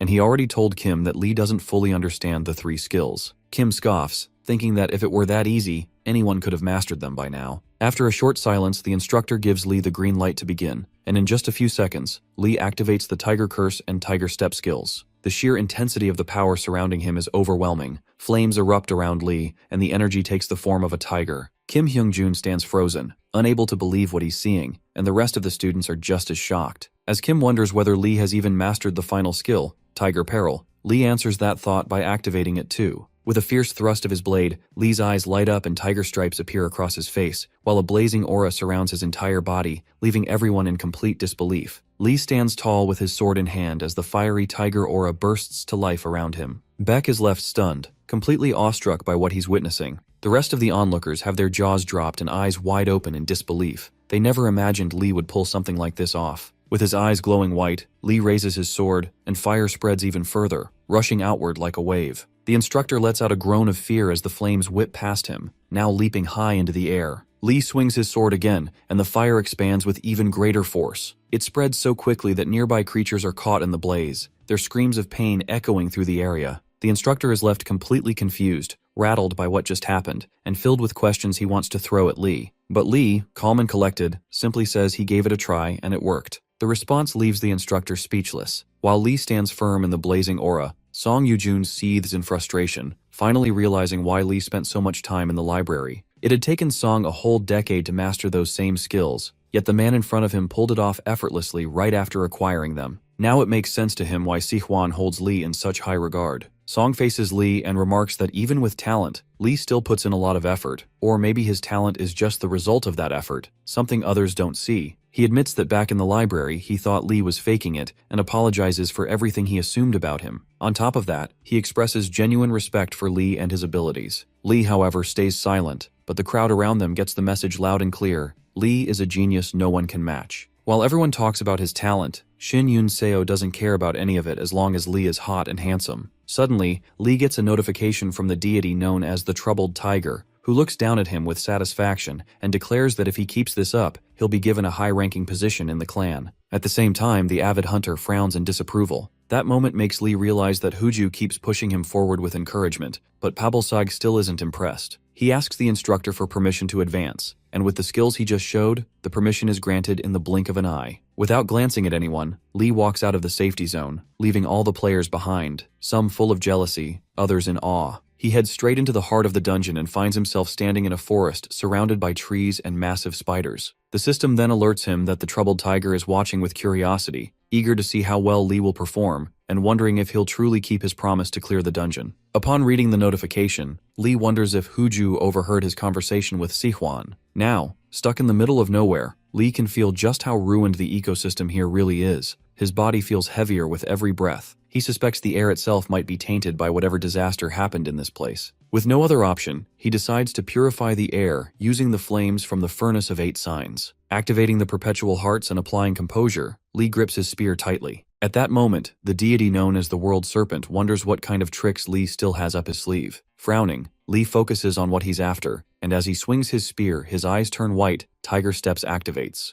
As he thrusts his spear forward, a bright light floods the area, and suddenly all the nearby creatures are knocked out. It turns out the place is crawling with one-legged imps. While the creatures shriek and try to scare him off, Lee feels relieved. This is exactly what he was looking for. But before pressing on, he decides to test something he's been wanting to try for a while. With a grin, he activates the Black Tiger's first claw skill. His eyes gleam with excitement as he swings his spear, the skill surging powerfully through his body. While Lee stands with his spear in an attacking stance, monsters try to charge at him. But the moment he swings his spear again, they vanish into thin air. Flames swirl around him like a protective shield. The system notifies him that the Troubled Tiger is impressed by the power of his claw. Letting out a sigh of relief, Lee feels a bit more at ease, knowing that Hooju didn't catch on to the fact that this skill eats up a massive amount of mana. At this rate, he knows he has to increase his mana capacity no matter what. With that thought, he looks around carefully, certain that what he's searching for has to be somewhere near the area where the one-legged imps live. Out of nowhere, one of the creatures lunges at Lee, but he instantly activates Serpent Eye, and without even moving from his spot, wipes out the mob with sharp precision and expert combat skills. As he finishes them off, the avid hunter is left amazed, while the World Serpent calmly praises Lee for using his powers wisely, noting that his actions would also serve as valuable research data. After that, Lee successfully clears the one-legged imp village and receives 2 rewards, the one-legged imp's leg joint and the large one-legged imp's club. Then, soul exploitation activates, and Lee's hands are wrapped in magical threads. He notices one of the nearby flowers has bulging eyes and looks terrified, but the moment it makes eye contact with him, it quickly hides its eyes and pretends to be a normal flower, though it continues to shiver. Lee stares at it, clearly excited that he's found exactly what he was looking for. The flower trembles, trying not to get caught, but Lee wastes no time and already has his hand wrapped around it, tightening his grip. The flower is frozen in shock. It's a shrieking flower, a plant that grows under the western sky, where the boundary between life and death blurs. It shrieks for no reason at times and carries the poison of death, capable of inflicting a deadly illness if consumed. Lee carefully studies it, knowing just how dangerous and valuable it is. His mind drifts back to when the people in red cloaks, standing beside the second elder, clearly disapproved of Lee's desire to grow the flames of the furnace of 8 signs. But Lee stood firm, claiming he had heard they knew how to grow it, and that he had no plans to use it solely for recovery. The second elder had laughed maniacally, realizing that what others had said about Lee was true. He really was insane. The elder explained that the furnace of 8 signs was originally meant to create life, yet here was Lee, intending to use it for destruction instead. The furnace, once lit by Taisheng Laojun, held incredible power. Lee pressed him again, asking if he would help, and when the second elder agreed, Lee asked how it could be done. The answer was simple. The flames must be grown not by feeding them firewood, but by feeding them fire. Not just any flames either. Mediocre ones would be consumed without leaving a trace. He needed to feed them the most dangerous flames. The second elder told him to seek out one of 2 beasts, either Lijuk or Jigui, because only with their flames could he ignite true destruction. Back in the present, Lee clenches his fists as the memory of standing on the cliff resurfaces. He had seen a creature atop the mountain, Jigui. Now that he knows his target is close, he must first evolve the flames of the furnace into a constant, everlasting blaze. To do that, he needs to feed it this flower as the next step in its nourishment. Thus Lee swallows the shrieking flower. The poison of death spreads throughout his body, but the effect of immunity against 10 deadly poisons kicks in, making him completely immune to it. After chewing the flower and pulling it back out, the flames from the furnace of 8 signs begin purifying his body, granting him a small boost in mana as well. The fire is lit, his mana increases, and it feels like killing 2 birds with 1 stone. Just like that, Lee continues his journey, clearing the one-legged imp village and earning rewards like the imp's skull and heart, followed by another shrieking flower. He then clears the red-bearded ogre town, discovers the fighting flower community, and takes down a group of night specters. At this point, he earns a new achievement, gaining strength and stamina as a reward. He doesn't stop for a second, pushing forward while the system casually notifies him that the avid hunter is yawning, wondering when he'll take a break. On the other hand, the twilight-piercing owl watches Lee's progress with growing interest. After traveling for quite some time, Lee finally reaches the place where he first saw the Jigui flying. There he spots a nest, most likely the Jigui's. His mind drifts back to when he asked the second elder about the nature of the Jigui. The elder calmly explained that it isn't a beast, since it has no defined body, but it isn't a wraith either, because it does have a physical form. To be exact, the Jigui is a mass of countless wraiths fused into one, a perfect embodiment of both fire and death. Out of curiosity, Lee wants to know if it carries a Naden within itself, but the second elder explains that while it doesn't have one, it holds something similar. The Jigui's right eye is jeweled, a byproduct of the deep resentment of hundreds of thousands of wraiths, all condensed through intense heat and pressure. Now that Lee thinks about it, he decides to change the attributes of the flames in the furnace of 8 signs using that jeweled eye. With the nest currently empty, he jumps from the cliff toward it to set some traps while he still has time. Meanwhile, at the safe zone, the instructors are reviewing the list of players who have passed the novice test. They're unsure if it's because they were inspired by Lee's performance, but 40% of them passed in less than 10 days, which is unusual. Something strange is definitely happening. Crossing into the lane from the safe zone, 3 players who cleared the novice test are now following the traces left behind by Lee himself. Ignoring all the fire he lit and whatever else he might have set up, they decide to focus entirely on one thing: getting rid of Lee Changxian. A mysterious light pierces through a dark, eerie forest as tension builds. 2 high-rank players talk about Lee Changxian, saying he's not what he seems. The guy in the blue jacket claims Lee must have received something valuable from White Tiger, because there's no way someone perfects a skill that fast without help. Meatloaf looks tense, clearly worried the supervisors from White Tiger might find out. But the scarred guy just shrugs it off, saying that even though White Tiger pretends to care about justice and follows corporate rules, deep down they're no different. They're murderers like everyone else. Murderers usually refers to people who kill, but it's also slang for those who'll do anything for money and entertainment. The High-Off clan players have their eyes on whatever great thing White Tiger might have given to Lee Changxian, and even if White Tiger gave him nothing, they figure he still raked in plenty from his pro-gamer days, and he's from a rich family too. The scarred guy grows greedy, thinking if they take everything Lee earned, they're bound to get something valuable. Meatloaf tries to brush it off, saying nothing will happen since it's just some guy minding his own business. But the other players from high off glare at him in anger. He quickly backtracks, explaining that they shouldn't stir up trouble or it could ruin their real goal, stealing the drink of illusions from White Tiger's training grounds. He reminds them how badly they need it, especially with High Off getting cornered by White Tiger. Still, the other two get even angrier, taking his words as an insult, like he's saying they can't beat Lee Changxian. They threaten him, and Meatloaf panics and gives in. They threatened him, saying if he ever talked like that again, they'd rip his head off and feed it to the ghosts. Then the two High Off clan players flew off, telling the Meatloaf to do his best. Feeling tense and confused, the Meatloaf put on his mask and took off into the sky. A large, glowing crescent moon loomed behind one of the peaks, casting an eerie and mystical atmosphere over the scene. At that moment, the system reported that the unmasked evil spirit had fallen into Lee Changxian's trap, and the rune of explosion had been activated. The system reports that the paralysis effect has been triggered, and the target is now poisoned by acidic venom. It congratulates Lee Changxian on successfully defeating the unmasked evil spirit. Then it announces that the dual-headed python, fire canine, and tiger-striped bird have all fallen into the trap Lee set. He notices that only fire-type monsters keep showing up, but not the fire ghost itself. Just then, the system reports that a massacre is unfolding. The divine being known as Good Season to Hunt is amazed by the explosions and laughs out loud, clearly enjoying the spectacle. Lee levels up, but he's still thinking about how even after 10 days he hasn't reached the nest. He's gone from level 29 to 32, but players without a god as their guardian always level up slower than those who do. Standing on the edge of a cliff, he stares up at a portal and thinks to himself that the fire ghost must be gone. Lee wonders if he should follow the rivers again, but instead, he steps into the portal, determined to take care of what he needs to. Suddenly, he's shocked to see Baek Gyeowol standing right there. Baek looks curious, his eyes drifting to the spear in Lee's hand.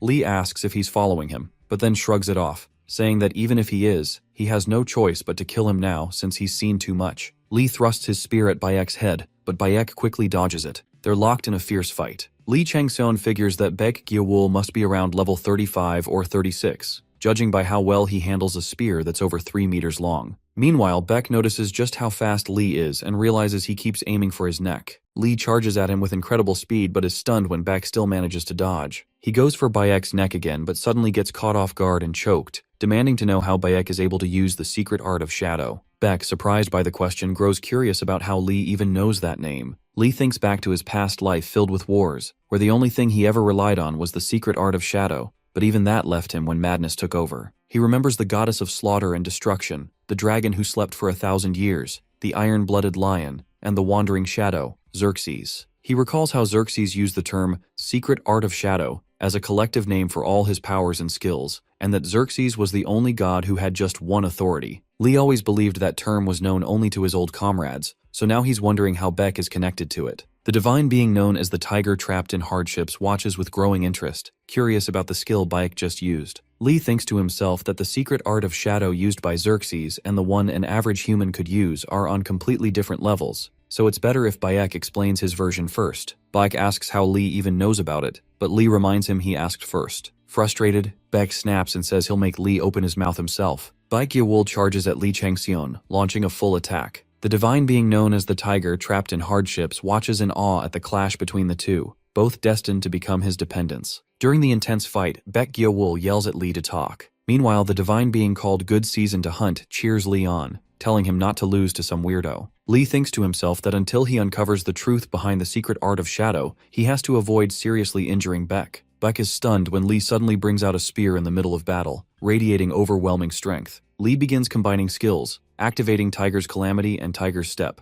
followed by the surge of Tiger's Aura. The skill combo kicks in, and with sharp eyes and precise movement, Lee charges straight at Baek. The system reports that Tiger's Bearing has revealed its true form as both Tiger's Aura and Tiger's form activate together. Lee slams Baek Gyeowol into the wall with full force, leaving him coughing from the impact. Holding his spear steady, Lee raises it toward Baek. Good Season to Hunt is completely blown away by the level of the fight, while the tiger trapped in hardships finds himself once again thinking of Lee Changseon. Baek, still catching his breath, looks up and asks what Lee really is. Lee answers that he's ghost-born, which means he was born through a union involving spirits, or ghosts. They're not brought into the world by natural means and often have a grotesque appearance. These beings possess unusual abilities and are believed to carry a lifelong curse. Baek Gyeowol is stunned that Lee Changseon knows about it. Meanwhile, Lee realizes that the burn scars on his body aren't from actual burns. They exist because he's ghost-born. The secret art of shadow isn't something he learned, it's something he was born with. Looking at Baek Yeowol, Lee senses that the divine reverberations he's feeling are likely coming from Xerxes, and he wonders what could have happened for Xerxes' vitality to weaken so much. Lee grows curious about how Xerxes could abandon his own son in the mortal realm, and decides he needs to keep Baek close, since there's no guarantee Baek even knows anything about his father. Lee tells Baek not to try curing his ghost-born traits using the eye, because it won't work. When Baek questions him, Lee simply says he knows more than Baek does, and it's obvious, he figured him out after just a brief exchange of blows. Lee says Baek must have assumed the scars on his face came from having a fire spirit as a parent, and that he inherited those traits. But the truth is, not even the Jigwe eyes would heal those scars. Lee tells him flat out that his parent isn't a fire spirit, and although the scars look like burns, Baek has clearly misunderstood. If that were really the case, Lee points out, he wouldn't be able to use the secret art of shadow. He explains that a Jigwe is much closer to death than to fire, and its ghastly aura is far more intense than that of ordinary ghosts. Then Lee turns to Baek and asks if he's trying to consume it. The divine being known as the snake that wraps around the world tilts his head, taking in the new information Lee Changxian just revealed. Lee then asks if Baek's true intention is to become a ghost or an evil spirit to escape the hideous curse. From Baek's expression, Lee can tell he's just throwing out desperate guesses. Looking down, Baek quietly asks what he's supposed to do then. Lee calmly tells him that he'll cure him, and Baek is stunned to hear it. Lee urges him to make a deal, give him all the knowledge he has about the Jigwe, and cooperate fully. Lee is sure Baek must have done serious research and might know things even he doesn't. But Baek hesitates and asks how he's supposed to trust him. In response, Lee says he can show him the treatment right now, which catches Baek completely off guard. Lee tells him to hold out his hand and warns him to brace himself because it's going to get hot. Then he channels fire into Baek's hand, and Baek instantly starts screaming. Lee, staying calm, tells him not to open his mouth and warns that if he breathes in, his magic circulation will be thrown into chaos. The system reports that Baek's ghost-born condition is changing and the curse is being washed away. Baek feels the ghost-born traits inside him breaking apart. The system then informs him that his misfortune has been lifted. Baek realizes that if the fire really reached the center of his ghost-born traits, his heart,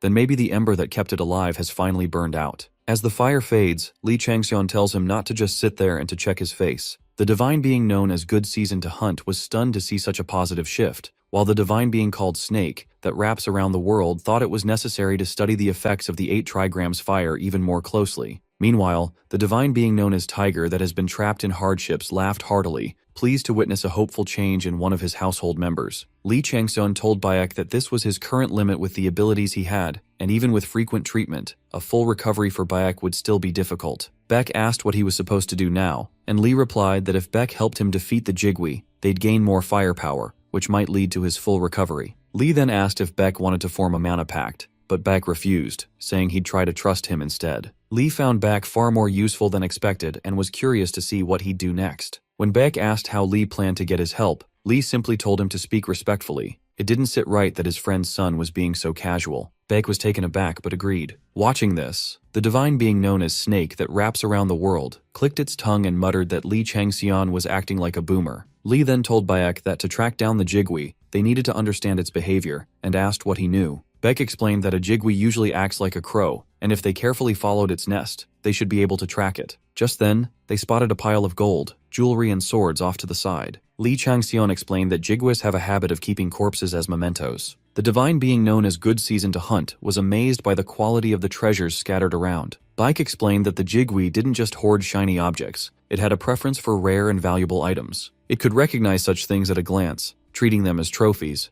though it often forgot about them soon after. He added that they might be able to figure out the Jigwe's location by studying the items it had collected. Among the pile, they spotted the White Dove bow, famous for its bullseye penetration ability that pierced straight through anything it hit. The system reported that the bow had been crafted by an unknown hunter using the wing bones and feathers of a massive, powerful flying beast. It had an attack power ranging from 100 to 300, and came with the abilities bullseye penetration and quintuple arrow blow. Lee Changxian considered keeping some of the items for himself and selling off the rest. As he sorted through the treasure, something caught his eye, an illusion pearl. The moment he saw it, he recognized the unmistakable stench of death clinging to it. The system explained that the pearl was created using a fixed ratio of the death flower and destruction flower, along with an unknown third element, and the grudges of those who had died from smallpox could still be felt within it. Lee Changxian thinks about how smallpox was once feared as much as tigers, which makes him suspect that the illusion pearl is somehow connected to White Tiger. Baek then mentions he might have an idea where the Jigwe has gone. He explains that tracking it seems easier now since the creature has been focused on feeding for a while.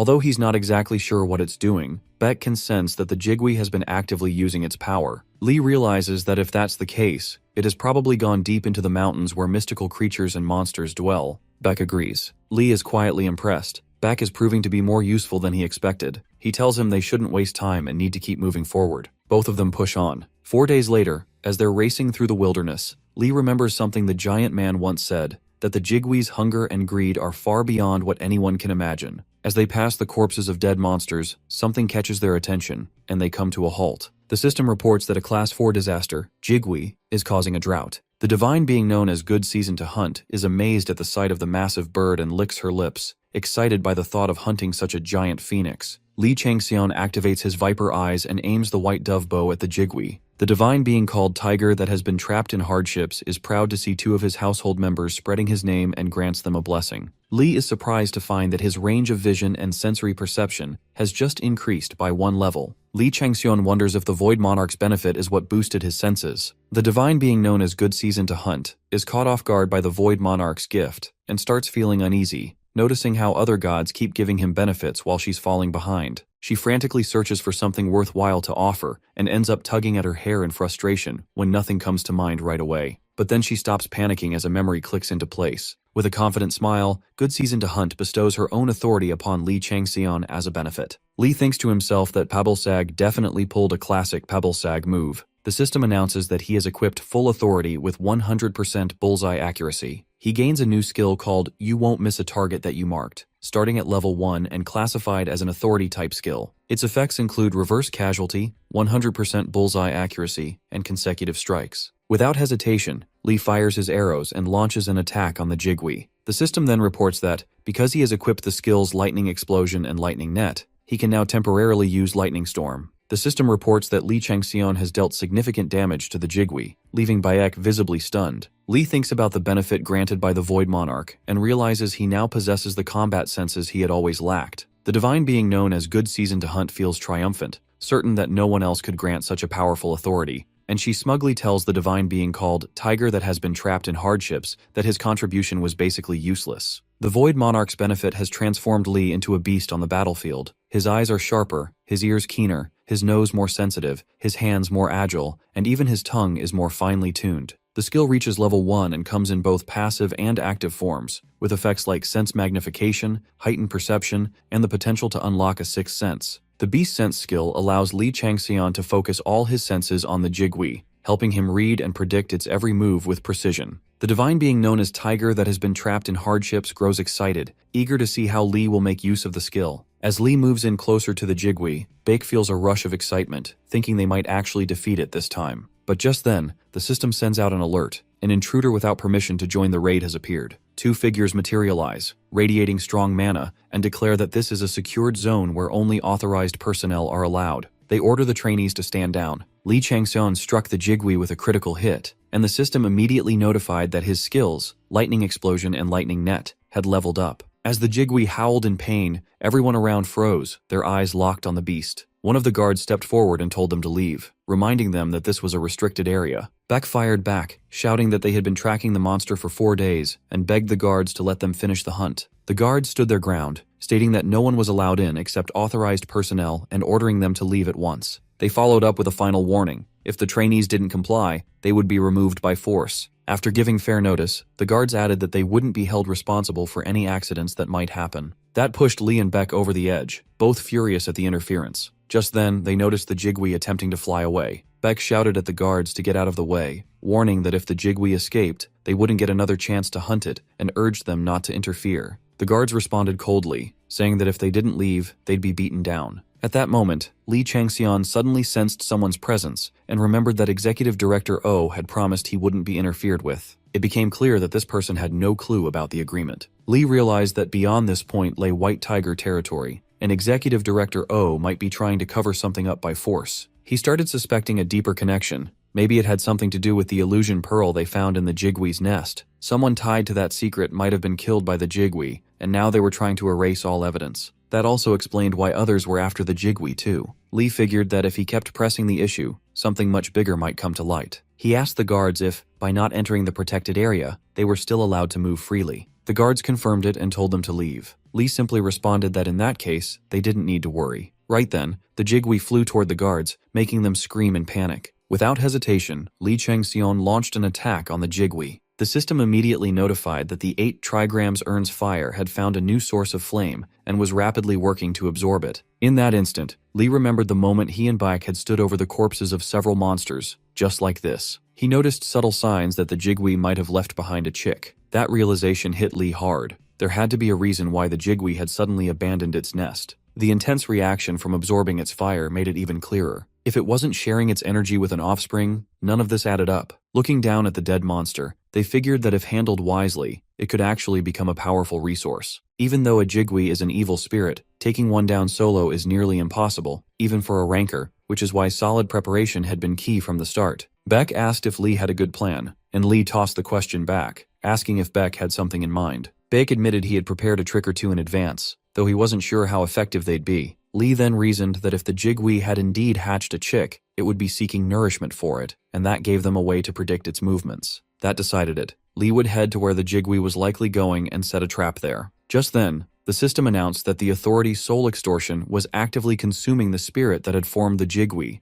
and that the flames of purgatory had ignited on its remains. The fire had started spreading to other spirits linked to the Jigui, and soon the flames consumed its entire form, burning it alive. The flames of purgatory grew fiercer by the second, blazing with uncontrollable intensity. Bake stood frozen, stunned by what he was seeing, thinking the bastard was devouring everything in sight. He recalled Lee explaining that there was a specific reason behind the Jigui's endless hunger, something that left it with no choice but to feed constantly. Lee then remarked that a corpse ought to welcome a meal, which is why he planned to coat it with ice poison and paralysis poison. Baek agreed, saying the Jigui wouldn't be able to do anything against that combination. They both kept their eyes on the monster, watching everything unfold just as planned. Lee thought to himself that the Jigui didn't just consume its prey, it swallowed their souls too, and used a portion of those souls as fuel to amplify its flames of death. What he hadn't told Beck was that, after killing the monsters earlier, he had intentionally avoided extracting their spirits. He knew those lingering souls would be absorbed into the Jigui's body and become part of its flesh. Then, when the Jigui tried to escape,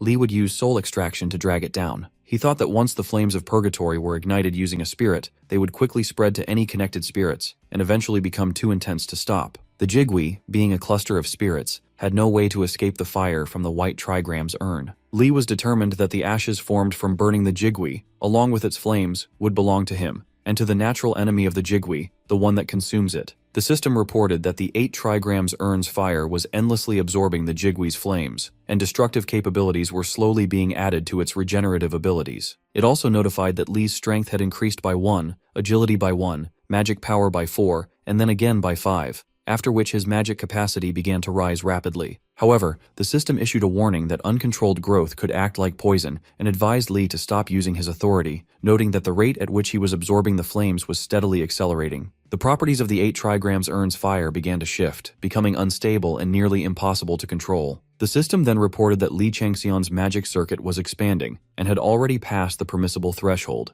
The expansion and reinforcement of the circuit had reached its limit. A shunt was installed to manage the overflow of power, but it quickly hit full capacity. A second shunt was added, but that too reached its limit. The system announced that no further components could be installed. With his current magic circuits unable to handle the full extent of his magic power, the system declared that a transformation would be attempted. An achievement was unlocked. He who swallowed the earth, and with it came rewards. Intelligence increased by 20, willpower by 20, magic power listed as unknown, and the installation of an integrated magic circuit. The system also reported that the authority's soul extortion had been enhanced, allowing souls to be extracted much faster. Meanwhile, the Jigui finally began to resist the overwhelming force closing in on it. The nearby guards stood frozen, completely unsure of how to react to what they were witnessing. Li Changxion thought to himself that he should now be able to unsheath it. At that moment, the system reported that destructive properties had been fully infused into the 8 trigrams urn's fire. Its nature continued to evolve, and eternal flames had begun to emerge, burning steadily within the fish intestine sword. The system confirmed that the fire had awakened, and that blood had been formed, signaling that all conditions had finally been met. Then came the final message. Li had successfully fulfilled the latent qualification requirements of the divine artifact. A surge of excitement pulsed through him. This was the moment he had been waiting for. Changxun knows there's only one way to fully hunt down a Jigui, and that's by unsealing the entire power of the fish intestine sword.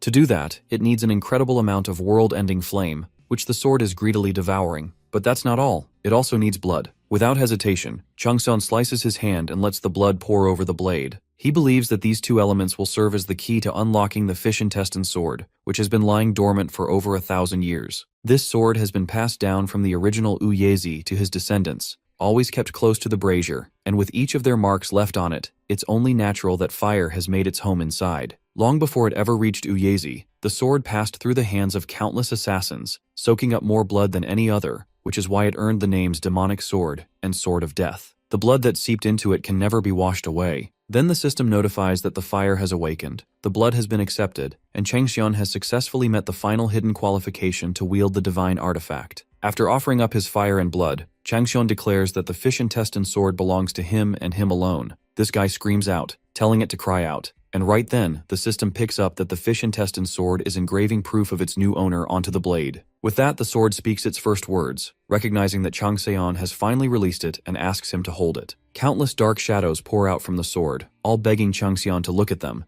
but he doesn't budge. Baek is left with his jaw on the floor, completely shocked to see Changseon standing in the middle of a tornado made of ancient ghosts. Changseon's had enough, so he pushes them all away in an instant and grabs what's rightfully his. He officially becomes the owner of the fish intestine sword. As he swings the blade, a golden aura trails behind him, glowing with power. Without wasting a second, Changseon launches a critical strike at the Jigui. Tiger Bearing bursts out as his skill. Black Mountain Monarch's Claw activates with the power of the new sword. With a massive strike, he finally brings down the Jigui for good. As a result, Changseon earns Jigui's right crystal eye, a powerful item formed from the demonic beast's deadly energy and fire energy combined. If someone possesses this eye, it becomes impossible to observe any changes in the human world or the afterlife. On top of that, Changseon successfully reveals the hidden secret of the fish intestine sword. Plus, Changseon's high-grade dagger technique and high-grade longsword technique both reach their max level, unlocking a wide range of new techniques. This includes offensive, defensive, and every other sword-related skill in the same category. With that, Changseon officially achieves sword mastery. Pabalsag, good season to hunt, is absolutely shocked, never imagining that Stick would turn out to be a divine sword. She keeps slapping her face, cursing herself for being so loose-lipped, and suggesting he should have tossed that fire stick aside. Meanwhile, the snake looks completely bored, saying that Changseon having the knowledge to unlock a divine sword isn't even surprising anymore. At the same time, the great demon that cases the abyss watches Changseon's growth in silence, waiting for his answer. The owl blesses his righteous heart, saying it truly suits him. Then the system chimes in, revealing that all the gods are stunned to see Changseon holding the masterpiece of the divine being Uyezi. The fish intestine sword is one of the 9 swords crafted by the divine being Uyezi, and it can be used both as a dagger and a longsword. It's capable of releasing sinister thoughts, and the fire left behind by Uyezi's descendant along with the blood of previous owners grants the wielder a mysterious strength. This sword is a type of divine artifact with immeasurable attack power. Still, Changseon hasn't completed all the qualifications needed to fully use it or unlock its other abilities,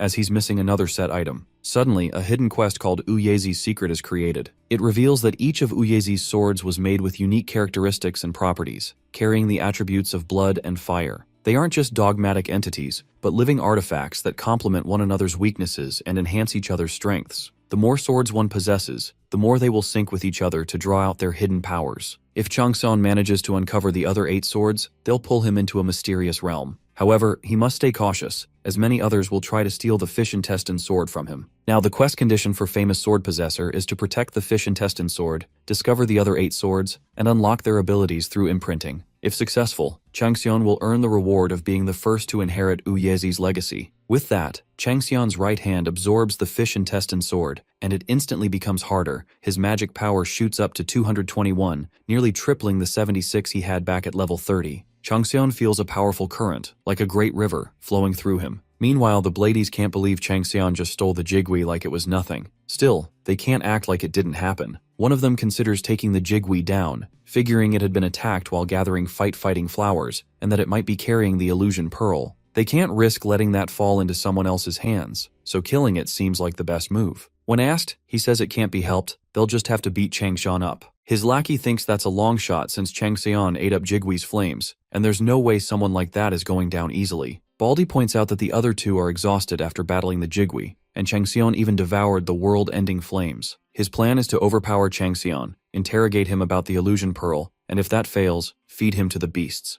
He actually feels bad for Executive O, who saw potential in a guy now caught up in something this pointless. Just then, two guys drop in, announcing that there are 3 big fishes here: Lee Changxian, the Jigwee's treasure, and the White Tiger's hunting dogs. One of them asks if it's someone's birthday or what. When asked, Shinhei casually says they just walked in through the front door. The White Tiger chumps can only blame their own inspection skills at this point. They quickly recognize the intruders. This guy is the Iron Mace Demon, Yang Shinhai. The one in the blue jacket is the Saw Blade, Park Jipyo, and the last one, that meatloaf, is Crimson Target, Bei Wugyung. Baldy can't believe that instead of sniffing around some random White Tiger dungeon, they actually found this place, which means they must have already searched through the research facilities too. Shinhei figures they've got a lot to talk about, so it's best they get started. It's clear to the bald head that going up against those 3 buttheads would only end one way, so he decides to stall while his lackey runs off to call for reinforcements. Meanwhile, Gipyo starts clashing swords with the top guard, hoping to have a little fun. Shinhei goes for the other guard with his spiked mace, but the guy blocks it like a pro. That's when Shinhei throws a tiny one just as fast, catching the guard off guard and blasting his head into nothing, which makes Shinhei burst out laughing. Gipyo snaps at him not to kill their valuable lead just like that since it makes things harder,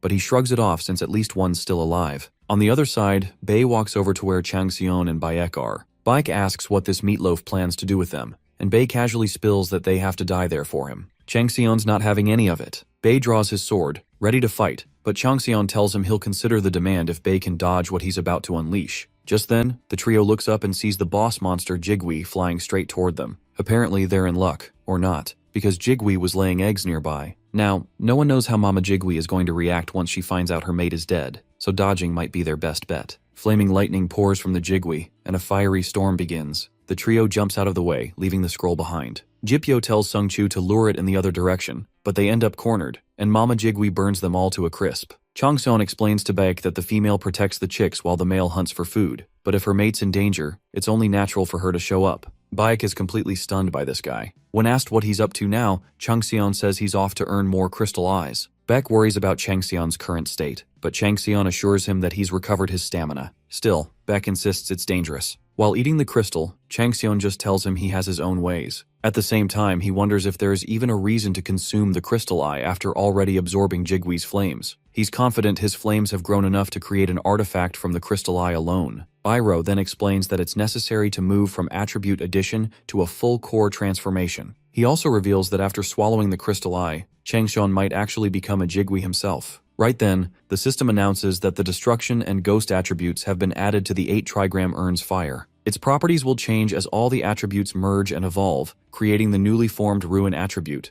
The 8 trigram urn's fire transforms into the 8 trigram urn's world-ending flames. Changsun finally becomes a Jigwee, with all his stats getting a major boost. He fully grasps the specialities of a Jigwee, which include Spirit Flame, Poltergeist, Pyrokinesis, and the first form world-ending flame. The skills start activating, including Black Mountain Monarch's Claw. Lee Changseon absorbs Jigwee's right crystal eye, and his magic power begins to rise. The world-ending flame from the 8 trigram urn is about to level up, which boosts both the flame and Poltergeist. His overall magic power capacity increases too, making him stronger than ever and more prepared to handle the difficult threats waiting ahead. Even with all this power, Changseon quickly realizes that there are still limits. Just because he gained magic doesn't mean he can use it without restrictions. Some laws still apply, and he needs to respect them. Now that he has become Jigwee's vessel, he can use its attributes however he wants. If he chooses to, he could raise the earth with flames of death. This new ability stacks on top of his already devastating flame skills, giving him even more destructive potential.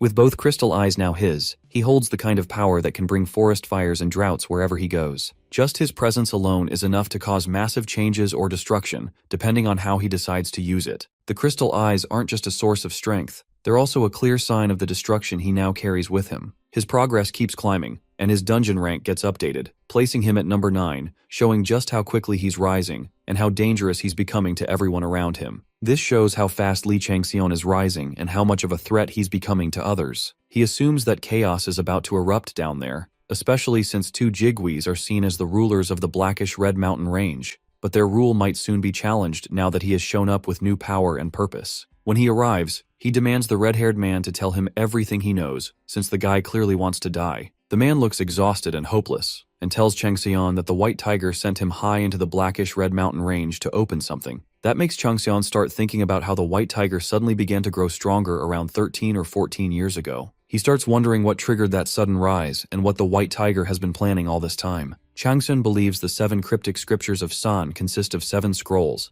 and although the White Tiger is only after 3 of them, those 3 alone hold enough power to produce extraordinary results. These scrolls are rare and filled with ancient knowledge and strength, and anyone who possesses them might gain control over forces far beyond normal comprehension. On top of that, the White Tiger's clan leader, the Heavenly Swordsmaster Moonsung, is known as one of the most powerful swordmasters in the world, but his followers aren't anything special. They've only become famous because they've been swept up in his explosive rise, which just shows how some people get recognition simply for following someone powerful instead of earning it through their own strength. Li Changsun wants the red-haired man to tell him everything, so the man continues, explaining that each of the 7 cryptic scriptures contains different content, and every single one teaches how to draw power from a different ancient constellation. These constellations aren't ordinary. They're tied to deeper forces within the universe. Changsun realizes that gaining control over even one of these scriptures could grant him access to power beyond imagination. He then asks whether it's possible to borrow the strength of those constellations, or if the Void Monarch has been keeping it all to himself. He wants to know who exactly has been using that power, and whether he too can tap into it. The red-haired man says that 3 of the scrolls have already been unraveled, and 2 are missing,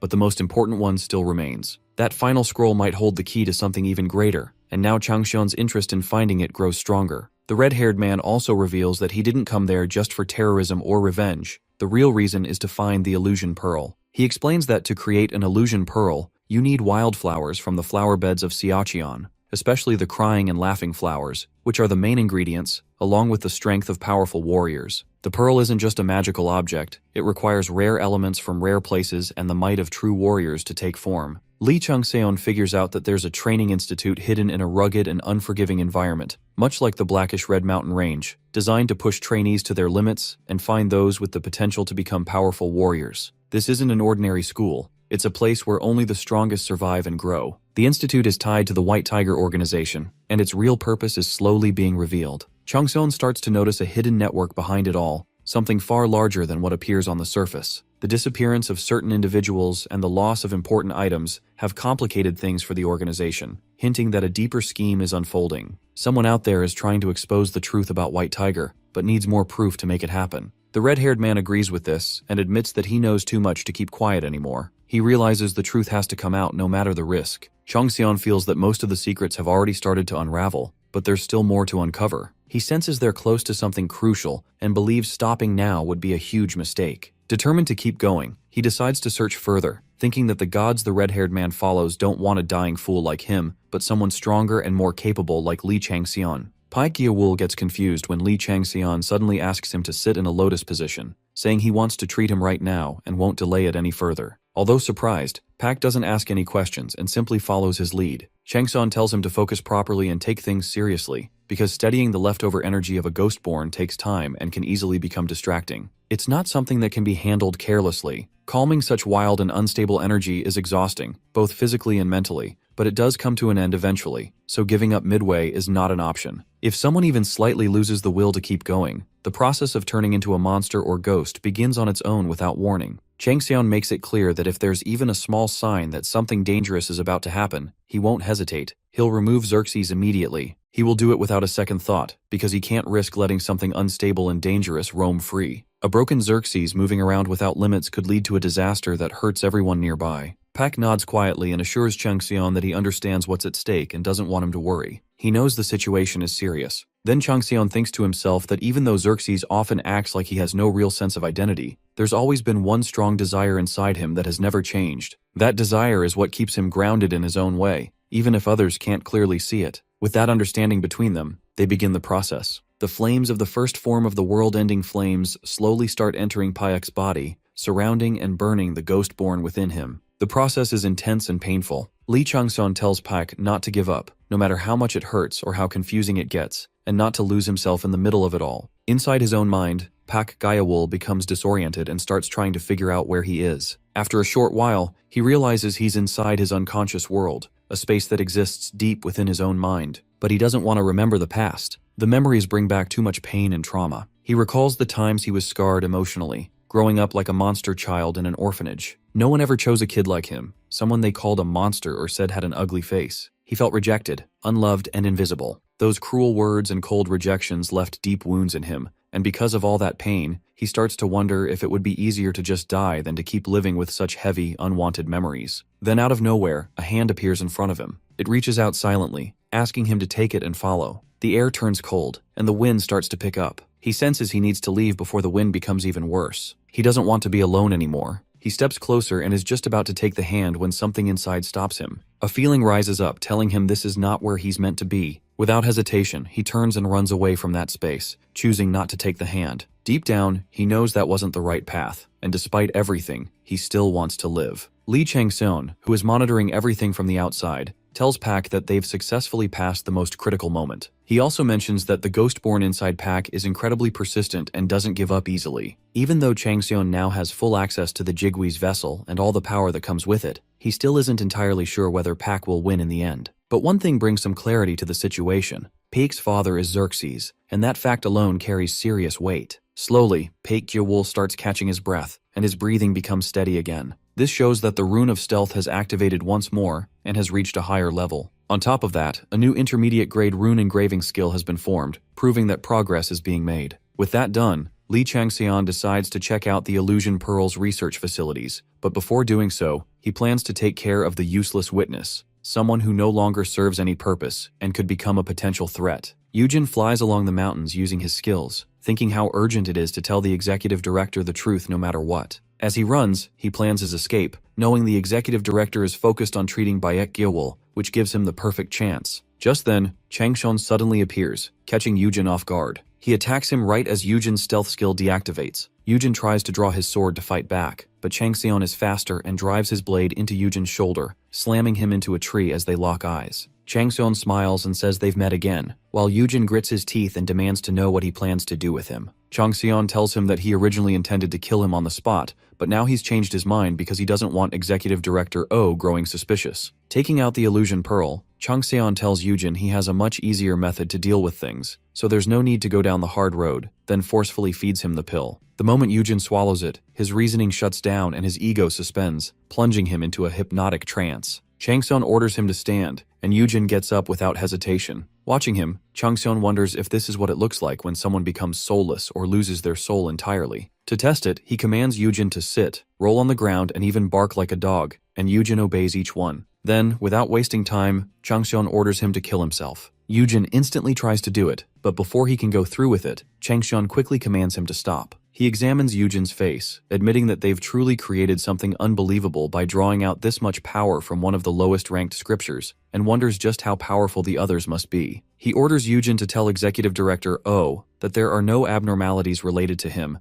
and to behave as he normally would, acting like nothing ever happened. Yujin bows his head and says he understands. The divine being, snake that wraps around the world, laughs at Chang-seon's cunning plan, while the divine being, the tiger that has been trapped in hardships, silently watches him, showing interest in his growing ambition. Chang-seon tells Yujin to leave, but just as he starts using his skills to vanish, Chang-seon stops him. Yujin asks if there are more orders, and Chang-seon says he wants to know if he can learn the technique Yujin is using right now. He thinks the skill looks more useful than he expected, and might even suit Baek Gyewol well. Yujin tells him it's called the Flying Tiger's Trailing Gale, and it allows him to manipulate the wind for qinggong, stealth, or disguises. Since it's derived from the tiger's step, Chang-seon should be able to use it too. Standing in position, Chang-seon tells Yujin to teach it to him. Yujin explains that there's no skill book for it, so it could take a long time, but Chang-seon ignores him, saying he'll figure it out on his own. Yujin lends him his power and starts moving in circles, using the wind to demonstrate the technique. Chang-seon mirrors his movements, quickly generating the same whirlpool effect of the tiger's trailing gale, leaving Yujin stunned. He keeps practicing, faster and sharper each time, until the system announces that he's learned a new technique based on the foundation of the tiger's step. Fully activating it, Chang-seon shows off the completed skill as Yujin watches in disbelief. He lets out a surprised scream,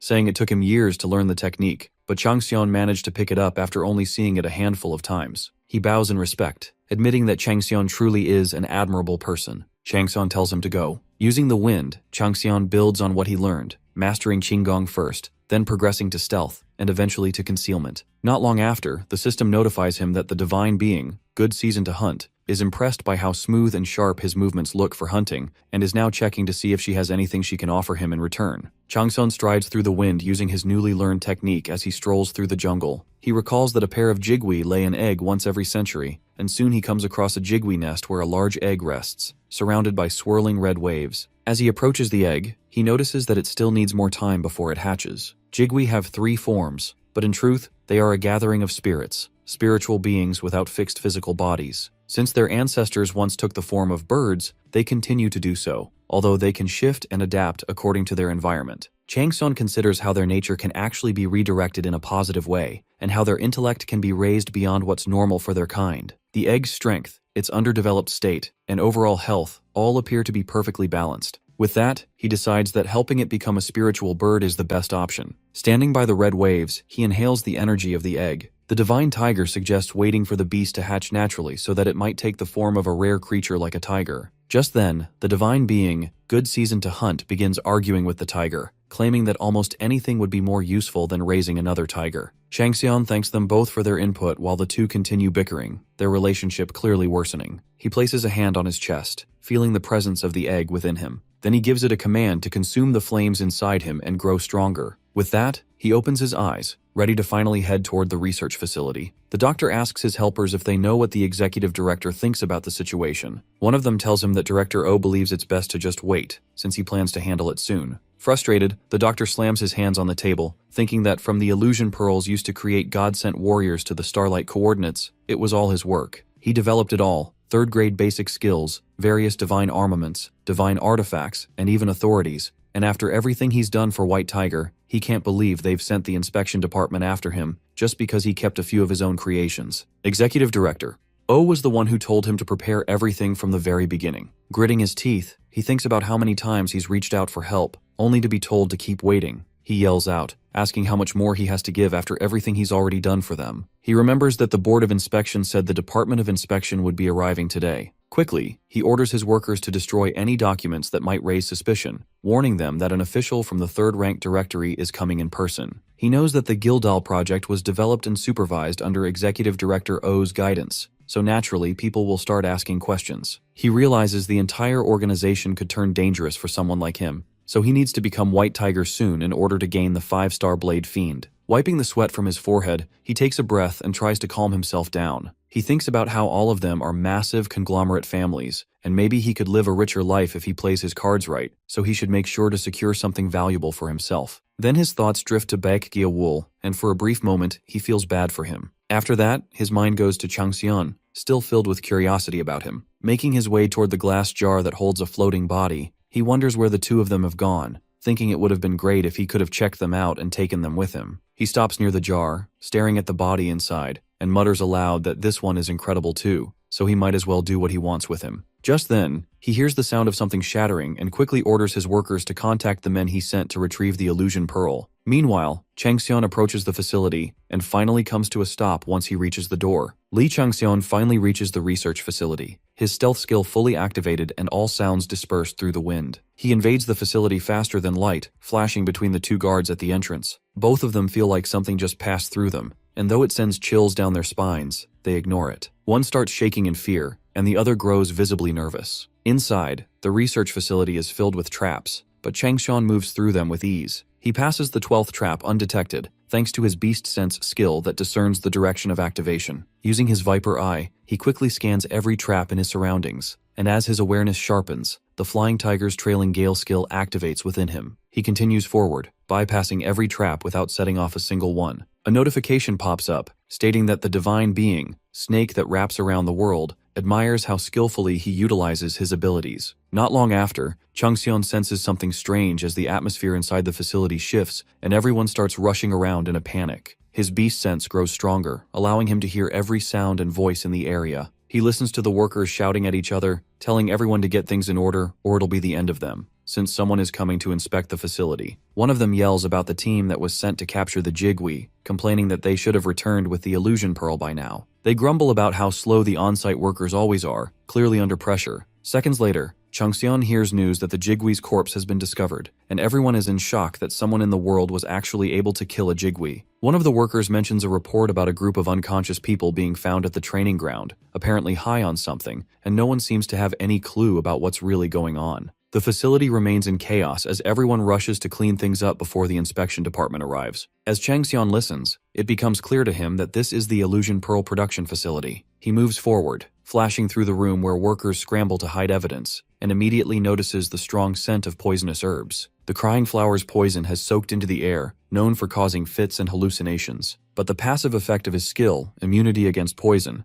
activates, protecting him completely. A notification pops up, stating that His Majesty, Tiger's Calamity, is now watching him. Soon, Changseon reaches a locked door that requires an approved ID to open. The system prompts him to enter a password or draw a pattern to unlock it, and he struggles to figure out a way through without drawing attention. He thinks about just busting it open but quickly realizes he can't afford to make a mess this early on. Then, his eyes drift to the key hanging around his neck, Peter's key. He wonders if this key could unlock the door, and as he's about to take it out, he suddenly stops, realizing that the Void Monarch is watching him closely. He knows he can't just use that key recklessly. Soon enough, Changseon presses the hand that touched Peter's key against the sensor, and to his surprise, the door opens instantly. He's taken aback by how quickly it worked. Suddenly, a flood of notifications appears, with the Divine Being, the tiger that has been trapped in hardships, expressing embarrassment at the sudden unlocking and wondering if Changseon has some kind of special skill for bypassing locks. In response, the Divine Being, snake that wraps around the world, clicks his tongue and asks the tiger if he still hasn't figured out the kind of skills Changseon possesses. He explains that it's obviously possible because Changseon is the amalgamation of the 10 red-banded snakes. The tiger nods in agreement, admitting it makes sense and admires Changseon's bravery and exceptional talent, which only fuels his growing interest in him. Changseon, full of irritation, mutters under his breath, cursing the Void Monarch for not realizing he possesses Peter's key. With a bitter laugh, he mocks the idea of being called a red-banded snake by someone who is already a snake himself. As he looks into the room, his eyes fall on rows of chambers lined with God-sent warriors. A notification pops up, stating that the tiger that has been trapped in hardships is enjoying the sight of his fangs and claws neatly arranged, which makes Changseon scoff and call him disgusting. Another notification follows, this time from the Divine Being,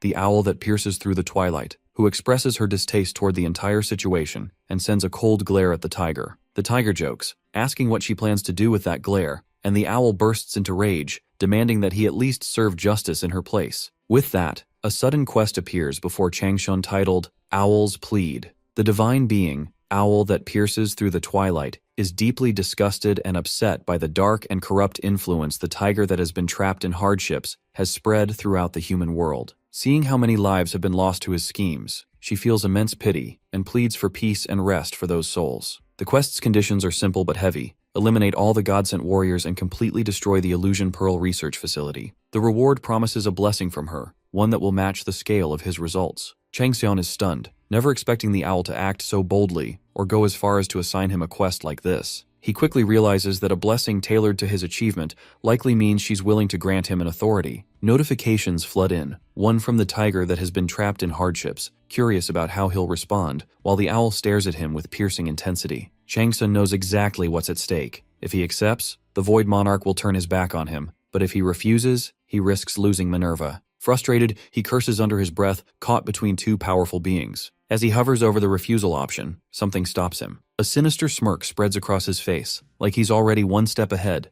and with cool confidence, he says there's something he'd like to ask of the patron god, the tiger that has been trapped in hardships. Li Changseon expresses his wish to ask the patron god, the tiger that has been trapped in hardships, a question. The Divine Being gladly agrees and waits for him to speak, already sensing the reason behind Changseon's arrival. When urged to get to the point, Changseon chooses to stay vague and boldly declares that he's going to take everything from this place, claiming that both Divine Beings need him. He reveals his intent not to let others have anything he himself cannot possess, and casually asks the tiger's opinion on that decision. As he puts forth his question, Changseon reminds himself that the Void Monarch has taken an interest in him, which means he's a strong candidate for priesthood. With that confidence, he's sure the tiger that has been trapped in hardships won't turn away from him either. As expected, the tiger smirks and shows continued interest in Changseon despite the questionable circumstances, even saying that anyone in his household who gets tricked by him is simply a fool. He promises not to get in the way of Changseon's wild ambitions. Right then, Changseon receives a new quest titled Tiger's Plunder, granted by the tiger that has been trapped in hardships. The quest commands him to loot and claim everything he sees, and if he succeeds, he will earn the tiger's blessing along with the authorities tied to the spoils. But if he fails, he must face divine punishment. Li Changseon confidently accepts the quest and casually asks Minerva for her thoughts on it. The Divine Being, owl that pierces through the twilight, expresses her satisfaction and says his decision is exactly what she expected. He calls her clumsy, but agrees to carry out the task. which leads to an expansion of his movement range to accommodate both sudden quests,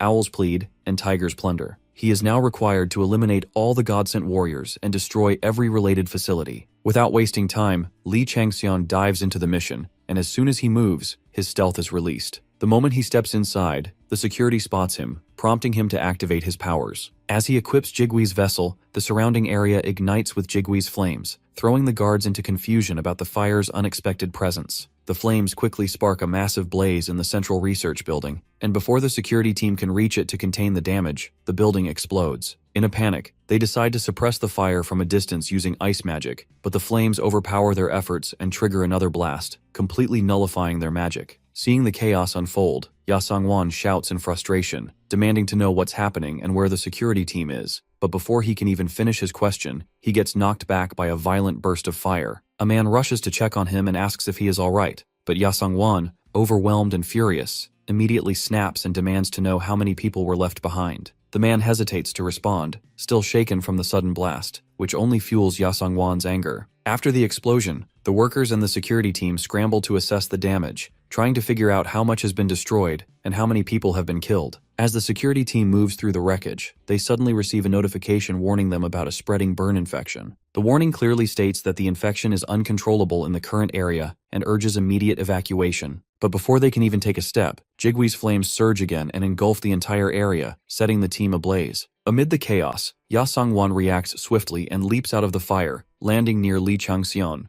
Changxian's eyes light up with excitement at his arrival, while Ya Sangwan demands to know who he is and whether someone from high off sent him. He also presses Changxian about how he's able to wield the Jigui's world-ending flame. But instead of answering any of the questions, Li Changxian simply responds with calm confidence, stating only his name, Li Changxian. The chief is visibly shocked to hear Li Changxian's name and struggles to make sense of why someone like Changxian, who should be far away from this place, is standing right in front of him. But instead of panicking, he gets excited, thinking that working with someone like Changxian could help him build a clan rivaling White Tiger within 5 years. As Changxian activates his power and begins to vanish, Ya Sangwan quickly swings his blade to intercept him, demanding to know where he's going. The sudden attack interrupts Changxian's stealth, forcefully deactivating his Flying Tiger's Trailing Gale skill. The two clash fiercely, their swords clanging in a sharp burst of energy. In the heat of the fight, Changxian realizes that Ya Sangwan isn't just some average opponent, but a god-sent warrior. That revelation makes him wonder whether other executives of White Tiger have also been transformed like this. If so, then the corruption runs deeper than he expected. Still, he sees it as a perfect chance to test what a god-sent warrior is truly capable of. His integrated magic circuits begin surging violently, and Jigui's world-ending flame erupts even more fiercely. After allocating 30 extra stat points to strength, his strength climbs to 141, and with another 30 in dexterity, that stat rises to 131, readying him for a full-force battle. After getting stronger, Li Changxian lunges at Ya Sangwan and strikes, but Ya Sangwan easily blocks the hit and holds his ground, making Changxian realize that this man is no rookie. Right after, Ya Sangwan's sword begins to glow with ghost energy, and he shouts that the heavens are on his side.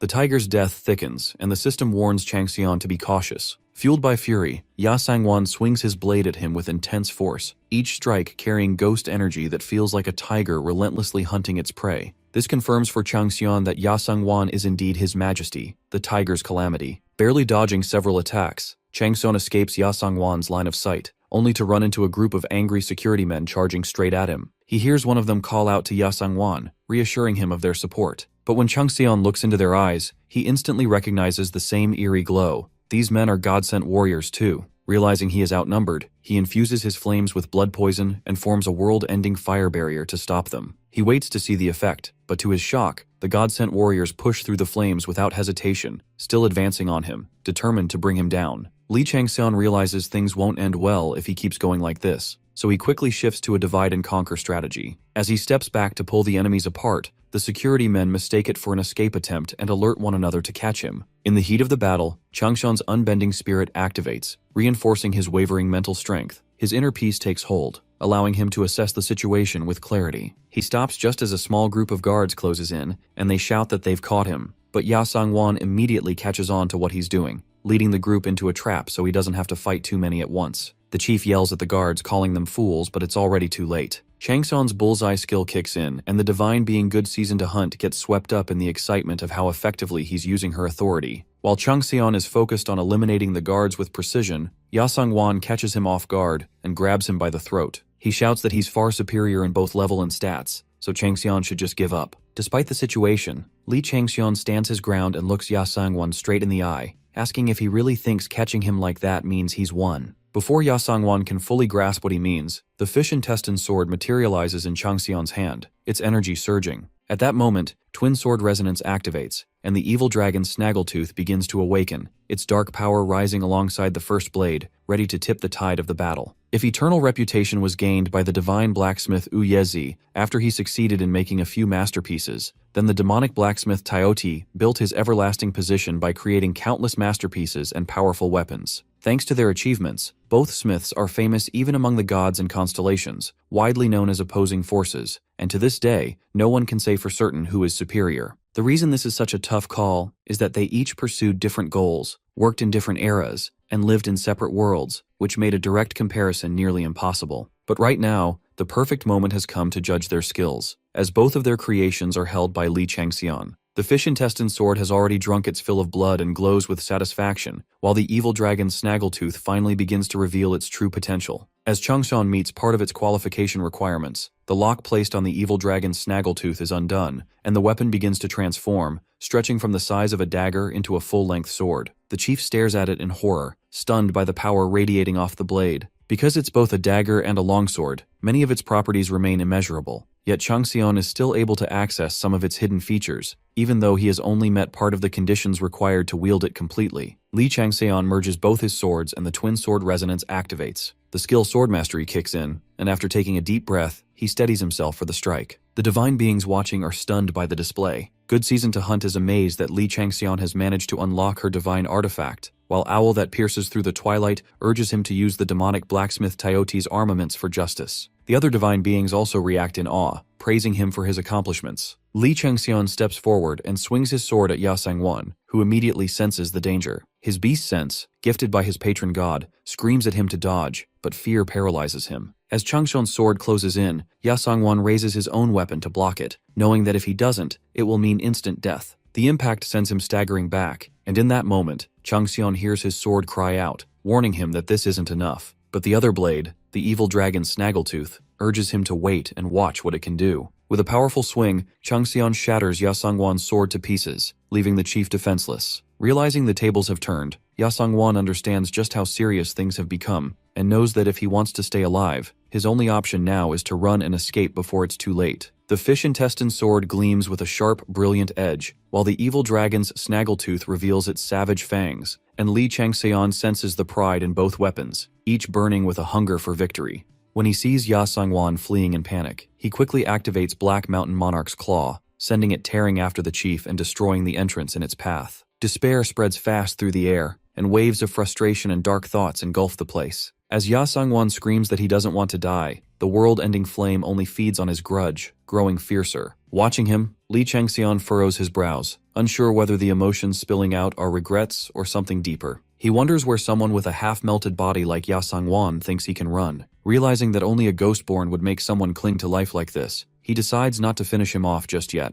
and instead follows him, curious to see where he's headed. Lee Chang-seon waits patiently, watching to see where Ya Sang-won is trying to crawl to, curious about his destination, but before he can reach it, Ya Sang-won dies right there on the spot. Lee Chang-seon withdraws the fish intestine sword and sighs, feeling a bit sorry for the man. He had been right next to the door and could have just raised his hand to open it. The evil dragon Snaggletooth seals itself shortly after, but the door remains firmly locked. When Lee Chang-seon tries to open it, he's prompted to enter a pattern and password. He places his hand on the screen, wondering if it will respond like before, and luckily, the master ID gets confirmed and the door unlocks. He now understands that the key is specialized for bypassing locking mechanisms and opening doors. As the door slides open, the divine being, the tiger that has been trapped in hardships, expresses his surprise at how Lee Chang-seon keeps managing to find his way through this place. On the other side, Lee Chang-seon spots a girl connected to a massive, wild-looking machine with strange wires linked to her body. He flies up to her and freezes in shock when he recognizes her face. After digging through his memory, he recalls her name, Shin Yoon-seo, and begins to wonder if she too has been turned into a god-sent warrior. Lee Chang-seon holds Shin Yoon-seo's arm and starts analyzing her condition, immediately sensing an abnormality that puts His Majesty, the Tiger's Calamity, on high alert. As he digs deeper, he realizes she's not a god-sent warrior, but something far more intense, something more fundamental and advanced. After concentrating harder, he finally uncovers what Executive Director O was trying to hide all along. The god-sent warriors were just stepping stones to perfect this thing called Gildal. He tries to recall what Gildal is, wondering if it was the name of the goblin chief. Activating his beast sense skill, Lee Chung-seon carefully examines Shin Unseo's state, and the tiger's calamity activates. He sees that the process is 41% complete, and he mutters that it's midway through. He finds it too low to call her just another Gildal-type god-sent warrior because even now, her physical toughness is absurd. Her muscle fibers have already toughened, and in her current condition, she could probably devour most players alive. Still, he's a bit relieved that at least the hypnosis and brainwashing haven't started yet. The divine being, the tiger that has been trapped in hardships, watches Lee Chang-seon with deep curiosity, trying to read his next move, while the divine being, the owl that pierces through the twilight, gently urges him to help the helpless girl lying in front of him. Lee Chang-seon steps forward and finally removes the glass tube, forcefully stopping the Gildalification process. His Majesty, the tiger's calamity, starts fuming with anger as his energy supply gets cut off, surprising both divine beings, while the owl that pierces through the twilight suggests he move Shin Yunseo to a safer place. The 8 trigram urn's world-ending flame surges in front of him, and destruction begins. Lee Chang-seon starts removing the poisonous elements and foreign substances from her body, while His Majesty, the tiger's calamity, tries his best to resist the world-ending flames. All his attempts to stop the process fail, and Shin Yunseo begins receiving treatment and recovery as her wounds slowly start healing once all external stimulation is removed. During this process, the first form world-ending flame and His Majesty, the tiger's calamity, clash violently. Lee Chang-seon realizes that to destroy the negative effects of Gildalification, while preserving the positive ones, he has to remove the influence of the tiger's calamity. But just like Baekgyeol, Shin Yunseo also has to endure on her own, and for now, all he can do is wait. The divine being, the tiger that has been trapped in hardships, asks Lee Chang-seon where his ambition to take everything for himself has gone, if he is choosing to treat Shin Yunseo rather than using her. When Lee Chang-seon calmly replies that he never said he wouldn't use her, the divine being looks genuinely confused by his response. Lee Chang-seon activates the authority of soul extortion, absorbing the ashes of everyone he has killed in the past 24 hours. His strength rises by 0.01%, and his agility increases by 0.02%. However, His Majesty the Tiger's Calamity manages to break free and avoids being absorbed. Not letting him escape, Chang-seon overrides the resistance and forces a merge, purifying the Tiger's Calamity and using him as material for the world-ending flame. As a result, Chang-seon's magic power increases by 0.02%, bringing his total capacity to 325. The Void Monarch laughs hysterically at this, prompting Chang-seon to curse and ask if he's lost his mind. Suddenly, he remembers hearing a group of workers talking about how the White Tiger's inspection department was about to raid the facility and they needed to clear the place before that happened. If that's true, then the inspection must be led by Executive Director O's rival, Director Kwon Hyo-hai. Since Kwon Hyo-hai apparently sensed something off and decided to step in, Chang-seon wonders if that sly Executive Director O really plans to just sit back. He recalls how O only approved closing the dungeon based on a shallow mana reading, so now he questions whether this is all part of a deeper political move. Maybe O is using the inspection as a chance to eliminate his rivals, and maybe that's exactly why the Void Monarch is laughing so crazily in the face of it all. Suddenly, Lee Chang-seon snaps himself out of it, realizing this isn't the time to let his mind wander, and immediately equips Jigwee's vessel. He picks up Shin Yunseo and activates the skill Flying Tiger's Trailing Gale, using all his other powers to escape the facility. Outside, the security men who are still waiting, expecting Ya Sang-won to emerge, start getting anxious and question why no one has come out yet, especially now that it's been announced the inspection department has already entered the dungeon. But before they can make sense of anything, the entrance suddenly bursts open with a massive explosion. Shocked and confused, they shout at each other, but the flames and chaos are too overwhelming, and they completely fail to notice Lee Chang-seon slipping past them in the middle of the blaze. Kwon Hyo-hai, known as the Old Tiger's Fangs and third in command of the White Tiger clan, stands on the cliff, staring at the raging fire below, and asks his assistant if he has figured out what happened. One of his aides reports that a lot of explosives were stored underground, and judging from Agni's yawn, the area of effect of the flames, along with remnants of the forest of fire demons, lightning bullets, and other similar traces, something serious went down. Kwon mutters that it seems they were prepared to blow everything up, As the assistant continues, he explains that Jigwee's world-ending flame appears to be the source of the fire. That instantly makes Kwon pause, realizing this wasn't random. It had been set up from the start to catch him the moment he stepped into the research facility. He questions whether this was a malfunction or just a tragic mistake. But the assistant quickly interrupts and says it doesn't look like that at all. That hits Kwon even harder because he knows Executive Director Oh is far too cunning to make such an error. Now Kwon suspects something bigger is in motion, something even Oh may have failed to predict. Still, nothing specific comes to mind. Not willing to take any chances, he orders his team to inspect the area more thoroughly, saying they can't jump to conclusions just yet. As he turns to leave, Kwon throws out a cold, sarcastic warning, saying if it ever reaches his ears that someone dared to leak information, there'll be consequences. Instantly, all his subordinates bow an apology and promise to correct the mistake. A notification pops up asking if Kwon wants to log out, but instead of answering, he asks the system for a hint about what really happened there. The information it provides turns out to be useless, so he decides to handle Director Oh himself, believing that's exactly what the god desires too. Meanwhile, Baek Gyewol finally wakes up and sees Lee Changseon holding a girl in his arms. He smirks and asks if they got married while he was out. Changseon replies that Gyewol must be fully recovered already if he's talking nonsense, and tells him to take a look at his face in the mirror beside him. When Gyewol sees his reflection, a tear slips down his cheek, and Changseon comments that he worked hard.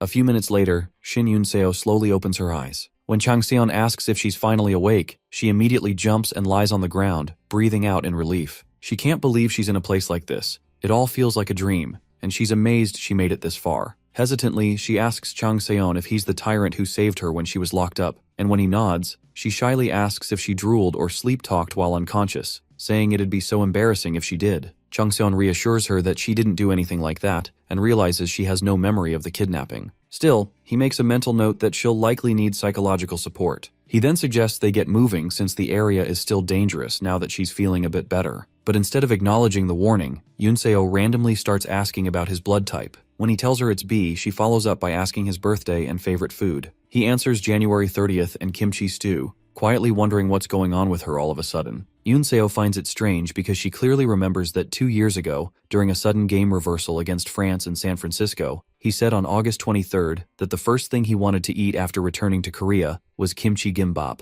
Convinced something's off, she accuses him of being a fake and demands to know his real identity. Changseon stands there irritated, wondering if he should just leave her behind, but then he suddenly remembers that he really did say that. He just switched to kimchi stew recently. Yunseo nervously laughs, trying to brush it off. Gyewol, watching her sudden mood swing, asks if she's changed her mind again, and she admits she did the moment she saw Changseon's face when he looked ready to ditch her for being annoying. With that, they finally leave the area. A notification pops up, announcing that Changseon has successfully completed both of his sudden quests, Owl's Plead and Tiger's Plunder. As a reward, he's granted rights over the spoils of war. He receives the Illusion Pearl, the Flask of Wisdom, and a blessing from the divine being, Owl that pierces through the twilight. Shin Gyeom grows worried when he can't find his sister Yunseo, wondering where she could have gone even though he's right there. As he starts running around to search the area, a group of soldiers suddenly appears and orders him to stop or they'll attack, warning that he's about to enter their designated hunting zone. He pleads with them to let him through, but their leader, Im Yuhan, steps forward and politely tells him to step back, explaining that the area is dangerous. Even though they understand his circumstances,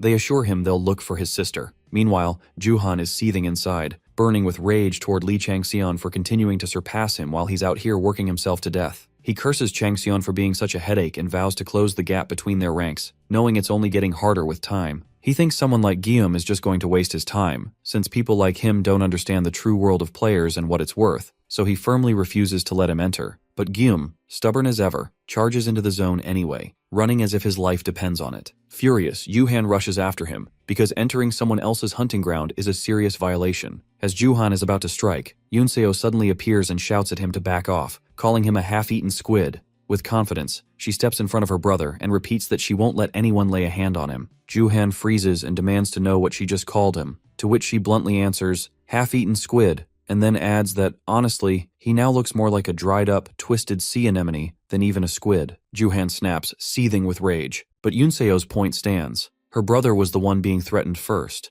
and it was clear intimidation and abuse of power, so what else was she supposed to say? Juhan draws his sword and lunges at her, snarling that he'll shut her arrogant mouth himself. Yunseo calls them cowards and strikes back without hesitation. Meanwhile, Gyewol, watching from a distance, suggests they step in to help her, but Lee Changseon shakes his head and tells him to hold back. He points out that Shin Eun-seo's tiger aura has already surpassed the rage of the Gildal and is now brimming with the power of the royal tiger's calamity. It should feel foreign to her, yet she wields it as though it always belonged to her. For now, it's more useful to observe her, since he can learn more about the Gildal and whether it carries any lingering negative effects. At the same time, one of the soldiers panics as he notices their swords are cracked and broken. The reason becomes clear. Eun-seo has summoned a tower shield and is advancing with tiger's step, her strength rising with every stride and her speed ramping up rapidly. With a devastating burst, she slams her shield forward and hurls the soldiers backward. When one of them tries to sneak up behind her, she shuts him down cold with a clean halberd strike. Watching it all unfold, Yuhan starts trembling.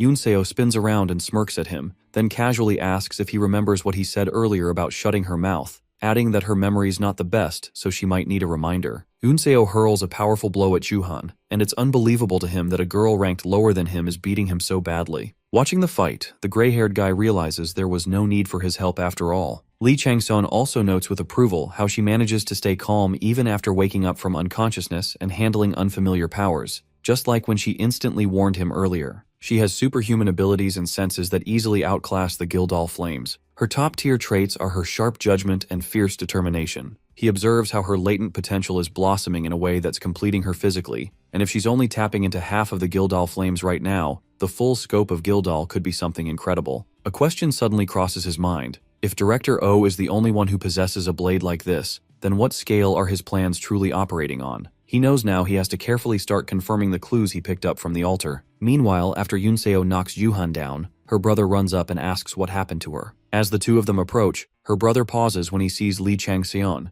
but Eun-seo quickly explains that Chang-seon is the one who saved her. Her brother then glances toward Gaia-wool and wonders aloud if he's the trainee. Seconds later, Baekye-wool asks Lee Chang-seon what he plans to do next, and Chang-seon casually replies that since they've entered the dungeon, it's obvious he's going to clear it. Shin Gaeum quickly chimes in, explaining that the dungeon contains all kinds of difficult zones stacked around the massive blackish-red mountain range. Because of these challenges, even the White Tiger clan gave up on raiding it and is now just using it as a training ground. He adds that they only have 100 days to clear this dungeon. Gaia-wool then asks Chang-seon how long he thinks it will take and advises him to be fully prepared, warning that it might take a while. But Chang-seon confidently assures him that it'll be over by the end of the day, and just as he says that, huge flames start erupting near the dungeon as if the clearing process has already begun. Back in the distance, Yuhan is seething with rage, shame, and helplessness, spiraling into self-gaslighting and convincing himself that he can still crush them. He curses Eun-seo, wondering how someone like her could possess such incredible skills and even questions if she's a demi-demon. If she is, he vows to expose her, and after that, he'll go after Lee Chang-seon. Staring at his teammates lying defeated on the ground, he wonders how on earth he'll explain this humiliation to them. He debates whether to finish them off or regroup with them to go after Eun-seo. But before he can act, a system notification pops up saying the dungeon mission has been completed, and rankings will now be calculated based on performance. Lee Chang-seon is announced in first place, which sends everyone into a frenzy since this mission was considered nearly impossible. Just like that, the dungeon closes completely. The news about Lee Chang-seon spreads like wildfire, and everyone is freaking out over how he managed to complete a dungeon mission that was deemed impossible, and in just one day. An official investigation kicks off to confirm whether he actually did it in that short amount of time since no one wants to believe it's true. Chang-seon, clearly annoyed, asks the investigators if what he's done isn't already enough, and whether they seriously need more proof. One of the investigators yells at him, claiming they're not messing around, but before he can finish, a flying fist slams into his face. It's Team 2's leader, Seo Jung-kwon. He warns the investigator not to raise his voice unless he wants more of those fists. The investigator demands to know why Jung-kwon came personally, and Jung-kwon bluntly says he came to take Lee Chang-seon. When the investigator protests that the investigation isn't finished, Jung-kwon scoffs, calls it an interrogation, and says he's taking Chang-seon regardless. He then orders everyone to follow him. Meanwhile, Shin Gaeum is still in disbelief, having thought Chang-seon was just bluffing, but now he sees that he really did clear the dungeon just as he claimed. Jung-kwon tells Chang-seon to come with him alone and instructs the other three to follow his teammates. On the way, he casually asks Chang-seon if he picked those three up from a training facility, and Chang-seon confirms. Jung-kwon comments that a good team starts with brains and people who get along. Noticing the direction they're headed, Chang-seon realizes they aren't going toward Director O's office and asks where they're actually going. Jung-kwon replies that they're headed to the meeting room because the clan leader, Gaeum Cheonho Munseong, wants to meet him directly. Just then, Lee Chang-seon sees Director O standing in front of him, and the moment Director O lays eyes on him, a quick comment slips out about how he looks way better than before. Changseon immediately understands that Director O is probably curious about how the dungeon got cleared so soon after the research facility incident, and that he's definitely suspicious of him. But the dungeon mission's completion is so unbelievable that it forces Director O to stay cautious and calculated. Director Kwon must have received a report from Song Yujin too, but he seems to be doing fine. Regardless, Changseon casually thanks the clan leader for the compliment. Director O praises his ability and adds that things have gotten pretty hectic around him lately. Changseon responds like he doesn't have a clue, prompting Director O to mock him for pretending not to know the situation. He informs him that the raid division is in chaos because all the team leaders are fighting to recruit him. There's also a mess surrounding the rewards he earned, and heated debate about what should be done with them. Rumors have spread so far that they even got a call from a board member. Director O asks if he's changed his mind about anything, but Changseon flips it and says he's the one with something to ask. He warns Director O that if he doesn't get assigned to the division he wants, then his resignation letter is already as good as written. Director O agrees, saying that Changseon has already proven himself to be someone who can handle things perfectly, but he also adds that the entire company has no intention of letting him go, especially not when the clan leader himself requested a direct meeting.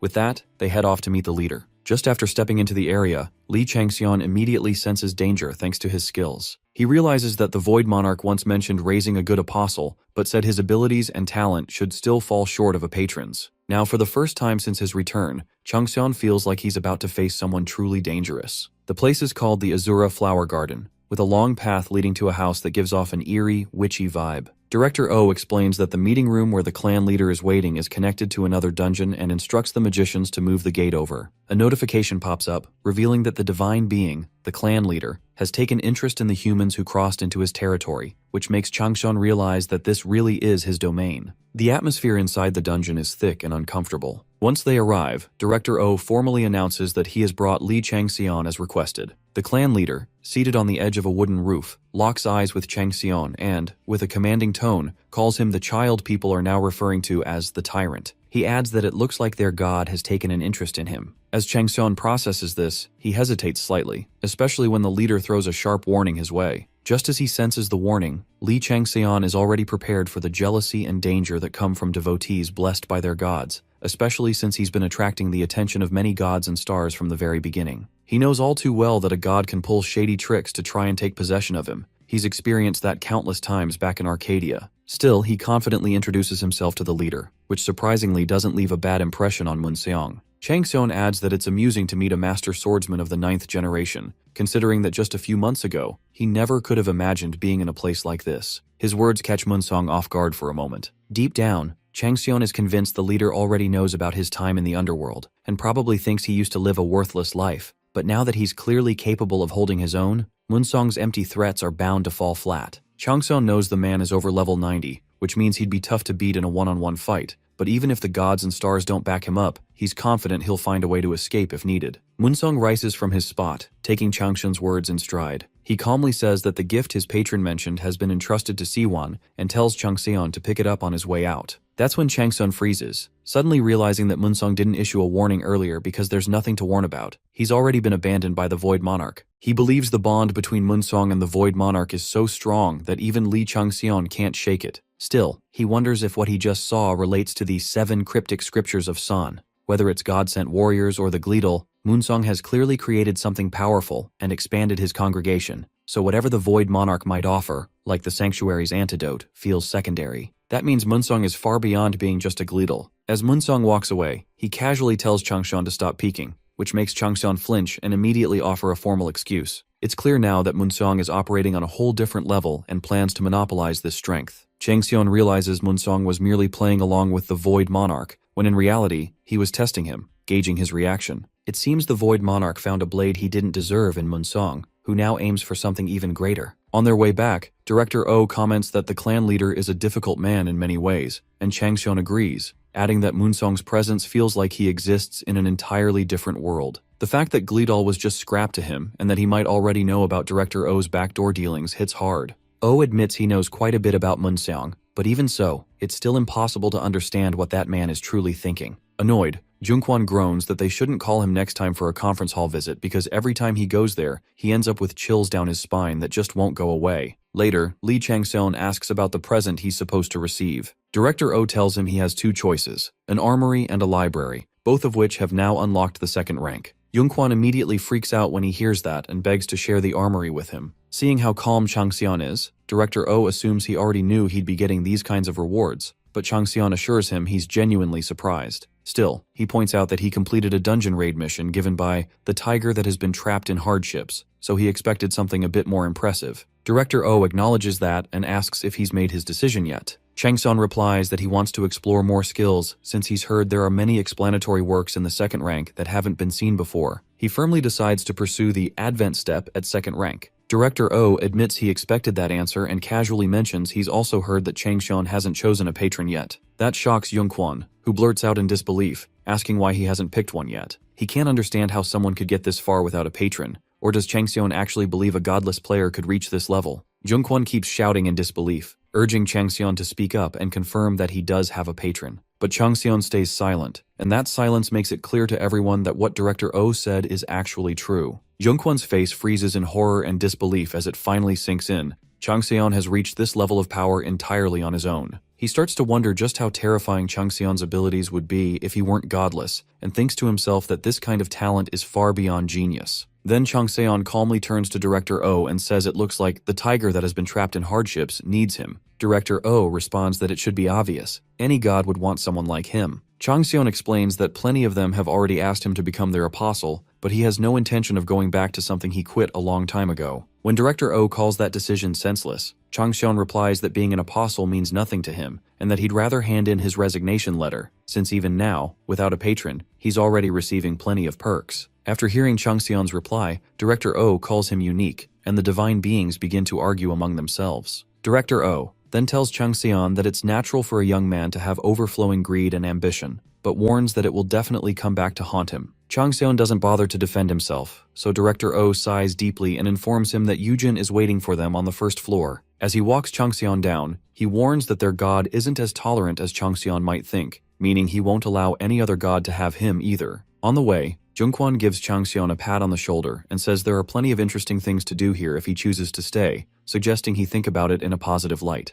After Jungkwon runs off to join Director O, Changxian thinks to himself that both of them are so full of crap. Once on the first floor, Changxian finds himself alone with Yujin, who begins explaining the layout of the place. Yujin tells him that from grade 2 onwards, chambers are divided by security category and require a specific key to enter or exit. Changxian pulls out a key and asks Yujin which category it can open, thinking it might be a hassle if he's limited to just a few. But Yujin seems just as clueless and tells him to figure it out himself, adding that he has 6 hours to use the chambers before walking away. Changxian enters through the door and looks around at all the chambers. The tiger that has been trapped in hardships begins luring him in, trying to persuade him to choose him as his patron by pointing out that he owns all the chambers there. As Changxian glances around, he notices that every chamber is named after a tiger. Suddenly, he receives the reward for his tiger's pillaging quest, and is told that each of the 9 paths will guide him toward his own unique way of becoming a proud tiger. He is instructed to select one, and the key's nature will adapt to his choice. However, if he becomes the apostle of the tiger that has been trapped in hardships, he'll gain access to all categories. Changxian finds that idea ridiculous and thinks to himself how he's eventually going to steal everything from here anyway. Still, he moves forward and picks the chamber named Half-Blind Tiger. The divine beings don't understand why he would choose that one and urge him to reconsider. The half-blind tiger has only one eye, and while his observation skills are weak, his will to survive is stronger than any other tiger's. Changxian believes that when it comes to violence and brutality, a killer beast has no need for defensive skills. The monarch's reaction is exactly what Changxian expected, knowing full well he's not seeking a life true to himself and assumed he'd end up picking the last of the 9 brothers. The stone chamber's doors open, and Cheongsan figures that it'll pair well with Jigui and its world-ending flame, especially since it seems compatible with the Black Mountain Monarch's claw. Before stepping through the door, he considers using Peter's key to unlock the other chambers as well, but he knows the Void Monarch would never allow that. So he decides to rob him later in a way so discreet that even the Void Monarch won't notice. He enters the chamber with that plan in mind. Meanwhile, on the other side, Yunseo is panicking and keeps asking Gyeonggu where Seonggun is, and why it's taking him so long to return. Baek Gyeowol paces back and forth nearby while Gyeonggu tries to calm her down, reassuring her that Changseon will come back on his own, and there's no need to worry so much, since someone like him isn't going to die that easily. When Yunseo hears him refer to Changseon as a tyrant, she immediately gets upset and corrects him, insisting that he's not a tyrant. His name is Seonggun. She's practically swooning over him,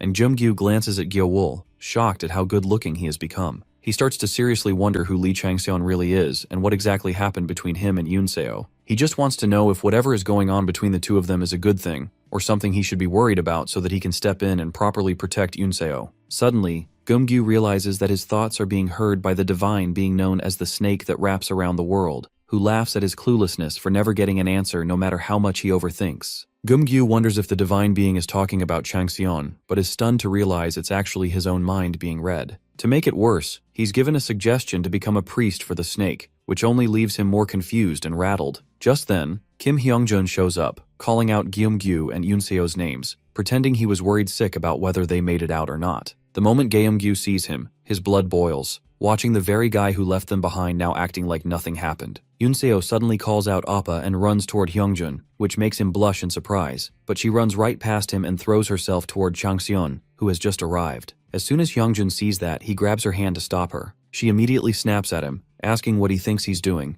and he seethes, telling her she's never acted like that with him before. His eyes burn with jealousy as he glares at Changseon, then back at Yunseo, accusing her of suddenly swooning over someone new right after playing hard to get with him, like she's already replaced him. That only makes her angrier, and though she wants nothing more than to bury him alive, she holds back and turns to her brother instead. Meanwhile, Changseon shoots Hyungjun a cold, sharp glare for being annoying. The moment Hyungjun notices it, he yells back, demanding to know why Changseon's looking at him like that. But before he can even finish his sentence, Changseon charges forward, grabs him by the throat, and slams him against a wall, lifting him off the ground with one hand. He's boiling with fury, and Hyungjun tries to protest, but the words never make it out. Changseon's eyes burn orange, and the half-blind tiger manifests, its single eye locking onto Hyungjun. The overwhelming presence floods Hyungjun with raw fear, panic, and shock so intense that he gets a system warning to evacuate or risk brain damage from the mental overload. But frozen in terror, unable to move a muscle, Hyungjun stays rooted in place and ends up wetting himself. The people around them wrinkle their noses in disgust at the smell, so Changseon releases Hyungjun,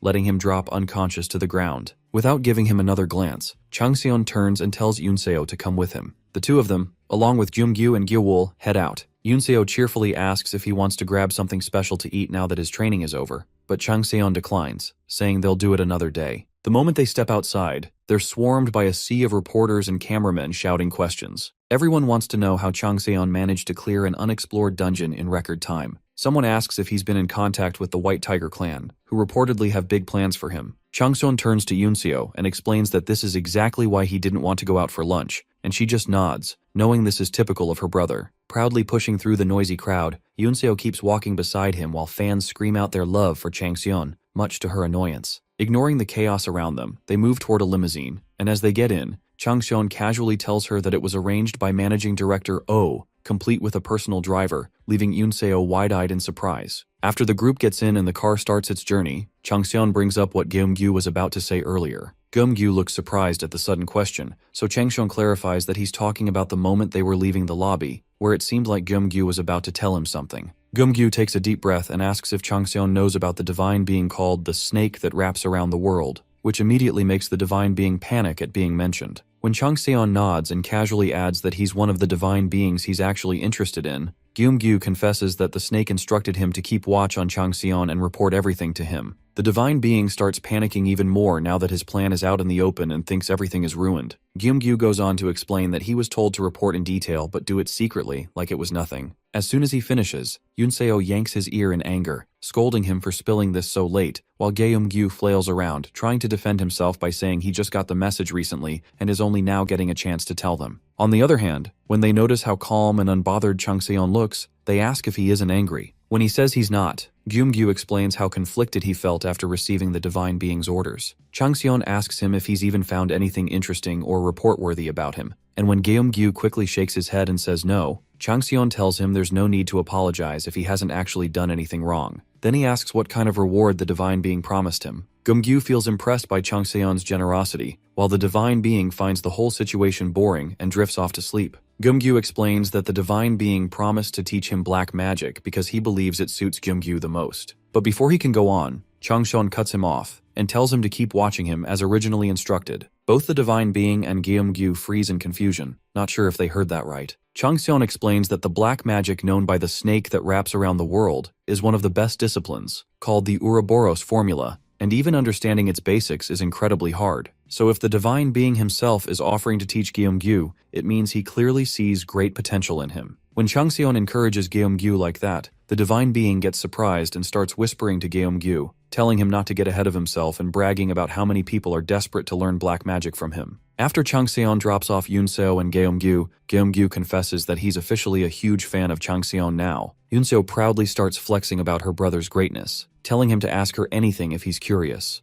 Jeonggu mocks her, asking if she really thinks he's going to turn into a crazy fanboy like her, but before he can finish, she kicks him in the leg, making him scream in pain. Meanwhile, the snake that wraps around the world asks Changseon how he knew such secret information, but Changseon just smirks and says that it's a secret too. He thinks back to when he desperately wanted to learn the Ouroboros formula, but ended up getting stuck trying to understand rune magic and had to give up. Now though, he hopes to learn the formula through Shingum-gyu. Turning to Gyeowul, Changseon suddenly asks if he lives in Noryangjin. When Gyeowul says yes, Changseon immediately accuses him of lying, which makes him defensive as he insists he lives in a tiny Goshuan. But Changseon doesn't buy it, and with his fist raised, he warns Gyeowul one last time to speak the truth while he's still asking nicely, or else he'll follow him home and send his head flying if he's lying. When Gyeowul gets scared and goes silent, Changseon immediately catches the lie and bluntly asks if he's been homeless these days. Gyeowul hesitantly admits it, and when Changseon asks where he's been staying, he explains that he had to take out his housing deposit to afford weapons. Changseon thinks to himself about how clueless Xerxes must be to not even know what his own son is going through. Still, he decides to lend a hand, thinking this might be the best way to fully understand the Ghostborns. So he offers Gyeowul a place to stay at his home from now on. Gyeowul is completely stunned by the offer, but before he can say a word, Changseon tells him to go get his clothes and whatever else he has first. When Lee Cheongsan arrives home, he casually announces his return. His mom looks at him in surprise, saying she thought he'd be away for at least 3 months or more. He explains that training ended much earlier than expected, which is why he's back so soon. She shakes her head and says that if he'd told her beforehand, she would have prepared more food for him. He just shrugs and says he can order something, but she insists that since he's returned after such a long time, he should have a proper home-cooked meal. He nods and mentions he actually has a request. Curious, she asks what it is, and he invites his friend inside, telling her that Baek Gyeowul is visiting. The moment she sees Baek, her face lights up with excitement, and she warmly welcomes him into the house. Baek steps in quietly, glancing around the spacious home,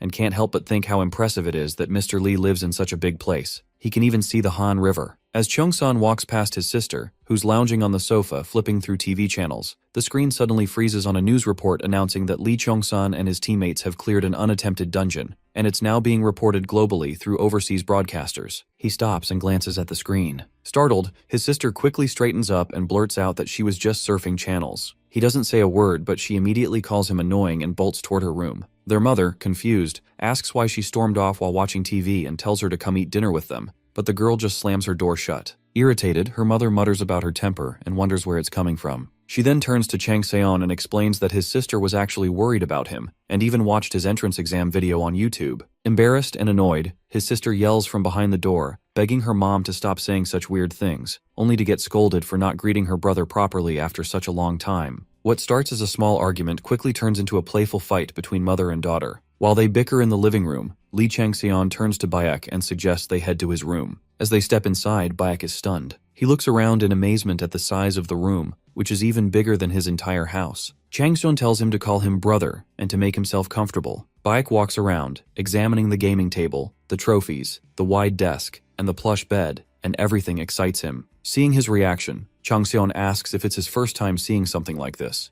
and Baek nods, admitting he could never afford such things. Everything looks so polished and expensive. When he spots the game collection, he finds the limited edition of Ranker Who Lived 3 Lives, and Changseon tells him he can play it if he wants. Baek gets even more thrilled and decides to take a quick shower. While showering, the size of the bathroom and the luxury of hot water amazes him even more as he realizes just how different their lives are. When he comes to the dinner table, he's stunned again. The table is full of steaming, beautifully arranged dishes, though Lee's mother modestly claims there isn't much food. Baek can't believe she's serious. He takes a bite and his eyes widen. She asks if it suits his taste, and he eagerly tells her the food is absolutely delicious. Watching him eat so joyfully, she smiles warmly, knowing she put a lot of effort into making it. He keeps praising the food with stuffed cheeks and wide eyes, which makes her chuckle. She teases Changseon, telling Baek that she wishes others could learn from him, to which Changseon awkwardly mutters that the food seems good. Then she jokingly suggests they should adopt Baek. Baek pauses for a moment, looking between them, but she quickly adds that she's only joking. Still, he smiles. She heads off to bring him more food while Lee mentions again how good the food is. Baek, hearing this, suddenly feels a flash of emotion. Memories of his own mother come rushing back. Her laughter, her warmth, and a bittersweet smile forms on his face. Lee notices and wonders if something is bothering him. Later that night, the two of them get ready for bed. Lee sleeps on his bed while Baek lies down on the floor with a cozy stack of blankets and pillows. Lee suddenly asks if he can't sleep, and Baek admits that he can't. Lee asks if it's because the floor is uncomfortable, but Baek shakes his head. The floor is warm and the blankets are soft, and he actually likes it. So Lee gently asks again what's bothering him. Baek stays quiet at first, then finally admits that he's wondering if he really deserves all this. Lee doesn't hesitate and replies firmly that he absolutely does. He says that a person decides their own worth, and if he thinks of himself as worthless, his value will only keep dropping, so he needs to value himself. He tells Baek that he has to be the one to decide whether he deserves this or not. Baek Yewol reminds him of his past, how he was once like a ghost, obsessed with battle, unable to realize his own value, which led him to fall deeper into the abyss. He doesn't want Baek to make the same mistakes he did back then. These are the responsibilities a father should fulfill, and Changseon finds himself wondering about Xerxes. The next morning, their mother is already in the kitchen making breakfast. His sister sits nearby and says that she feels weird. Curious, their mother asks what she means, and she explains that it's about her brother, calling him a loser out of habit. Their mother tells her to behave, but she ignores it and continues, saying it feels like he's turned into a completely different person after getting involved with the Jamshil Gate. She even tried to annoy him earlier, but he didn't react. He's quit drinking and started controlling his temper too. Their mother points out that as his older sister, she should be proud of him. Still, she finds it strange. He suddenly seems older, more mature, talks less, and is way more talented than before. She insists that he never really had any friends, and now out of nowhere, he's brought one home, and jokes that the friend he brought is actually really handsome. Frustrated, their mother scolds her and starts hitting her lightly, telling her not to say such things about her little brother. She tries to stop her mom, claiming there's more to it, and confidently tells her to ask if that guy has a girlfriend since he's totally her type and has a great personality. Embarrassed, her mom freaks out and hits her again for saying such nonsense. Meanwhile, the boys come out of the room, announcing that they're heading out for training and will eat outside. Their mother reminds them not to overdo it with a warm smile. Chongsan casually says goodbye as they leave, and Baek bows politely, saying they'll be back later. The sister calls after them, reminding them not to work too hard and to take care of themselves. As they walk toward their destination,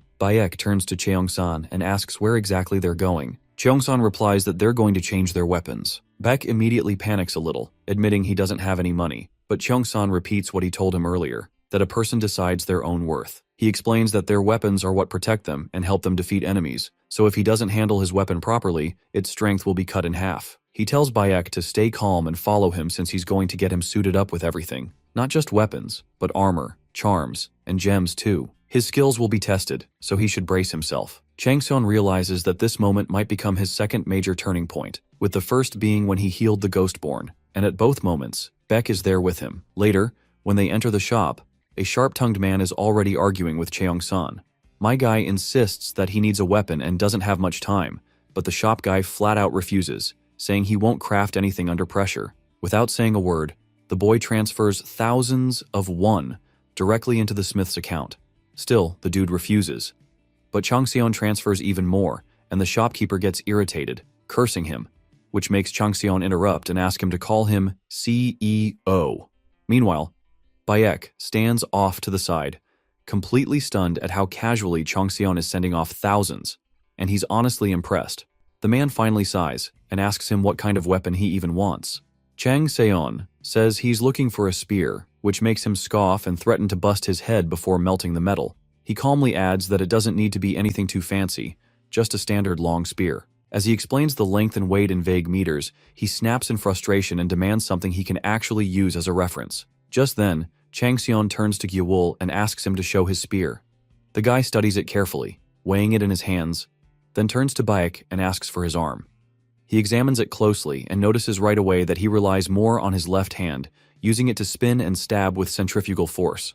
Impressed by his technique, he curiously asks if he pays attention to his speed while wielding such a heavy weapon. Letting go of his arm, he then asks what rank the weapon should be. Changseon replies that it should be on par with black iron or cold iron, so he gives him a sharp look and asks if he's heading into war. He chuckles and says something like that. Rolling his eyes, he mutters that he'll need at least 15 days to finish the weapon. Changseon says 10, to which he snaps that it's impossible, especially if he wants it refined and remade to perfection, but he presses that it's urgent. With a long, tired sigh, he reluctantly agrees. Later, at the training ground, Beck catches himself smiling. He's going to have his own custom weapon, his first real one. Changsun notices and interrupts, asking what he's thinking about. Baek replies that he's just nervous. Changsun tells him to relax, because being nervous will only hold him back from training properly. Suddenly, a prompt appears in the air. A divine being is watching them with pure fascination. Another notification follows. The divine being owl is preparing rewards. Changsun grins slightly. Then comes a third one. The divine being tiger, who is surrounded by hardships, says it isn't fun unless it's a fight to the death. Changsun mutters to himself that if that's what they want, they're going to be in for a real shock. Turning to Baek, he asks how much spirit energy he plans to use. Baek hesitates and stutters, unsure how to respond. Changsun tells him that his energy shouldn't be used like regular magic. Still confused, Baek listens as Changsun explains that a ghost-born child is the offspring of a ghost and a shaman, making them what people call half-man, half-ghost. That means Baek carries the temperament of a devil, but there's a complication. He's no longer a ghost child. Because of that, the way he uses energy must shift. His breathing, his attack patterns, everything needs to evolve. Changsun warns him that if he really wants to fight properly, he'll have to reconfigure his entire flow. Then he realizes that Baek possesses shadow energy and needs to turn it into his core strength, his signature talent.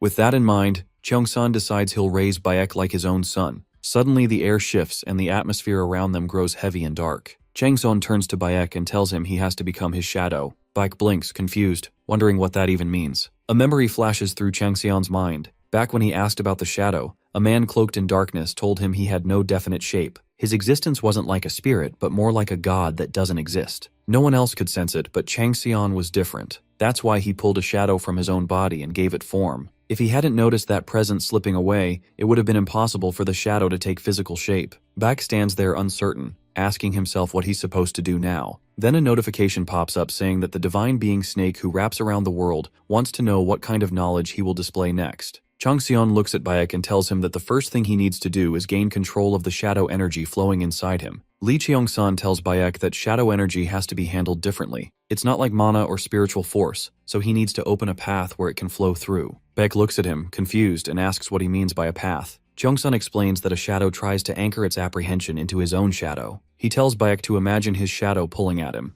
not with physical force, but with magic. It's like playing with threads, intertwining lines that move with intention and awareness. Baek focuses, trying to understand, and as he looks into Cheong-san's eyes, he starts to see them. Black threads, shadows weaving and drifting slowly toward him. But he loses focus when he hesitates, the creeping shadow starting to unsettle him. Cheong-san stays calm and tells him to get a grip and not lose concentration. Baek tries again. Shadows begin curling around him, moving like mist under pressure. Cheong-san warns him not to let himself be swallowed by the shadow and says he has to suppress it with every ounce of strength he has. Notifications pop up in the air, one after another, saying the shadows are beginning to tangle, another reporting that shadow energy is being exerted. Baek screams as pain shoots through him, and his body trembles from the intensity. He finds it unbearable, never imagining the fish shadow he captured would turn into something like this. But it can't be helped. He has to push through and help out for now. Another notification appears, informing that the shadow is merging, and Baek Gyeowul has succeeded in gaining the upper hand. He should be fine now, especially since he chooses not to just follow Changsion blindly, but to take responsibility for whatever trouble comes his way. His eyes widen as he finally gets it and accepts things as they are. More notifications light up the air. His skills are being updated.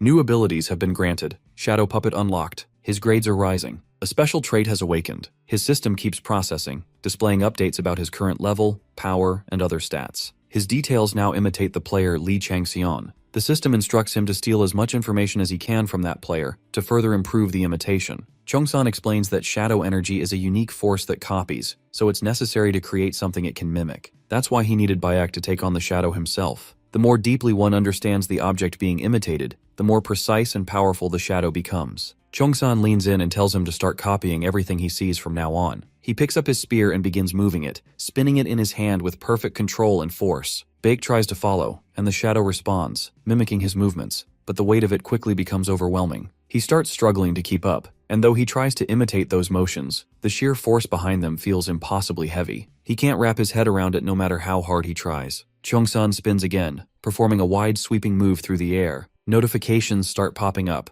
showing that the divine gods are praising Changxion's skill and watching him with full interest. The gap in level between the Shadow's owner and Bayek is massive, far greater than Bayek's own strength, and he can't help but stumble and struggle to keep up. Changseon stays calm and tells him to raise his spear, suggesting they begin. He moves his spear through the air like something pulled straight out of fiction, and the power behind it is so intense that it summons a ferocious tiger, which erupts into a violent explosion. A notification appears, declaring that the tiger trapped in hardships is in awe of the strength and starts screaming, demanding to know what Changseon has done with the library. Inside the White Tiger Clan headquarters, the directors gather on the 7th floor for an urgent meeting. Team Leader Director O addresses the situation, pointing out that the current round of flag bearers has turned into a bigger issue right when things are already chaotic, and ignoring it is no longer an option. The directors exchange uneasy glances as the discussion continues. It would have been less of a headache if at least half of the training had been completed, but that's not the case. Some start suggesting the introduction of a new training method to deal with the situation. Director Kwon stays silent, his presence casting a tense air over the room. Breaking the silence, Director Kim Yeon-sung steps in with a bold proposal. He suggests merging the flag bearers' training with the High-Off case. Recently, the Future Strategy Division discovered the Phantom's location, and using the flag bearers in an actual operation could give them much-needed battle experience. Kim Yeon-sung goes on to explain that the current flag bearers have already completed all their basic training, which makes them ready for a real mission. This approach could sharpen their skills, while also contributing to an important objective. Still, concerns hang in the air about possible complications,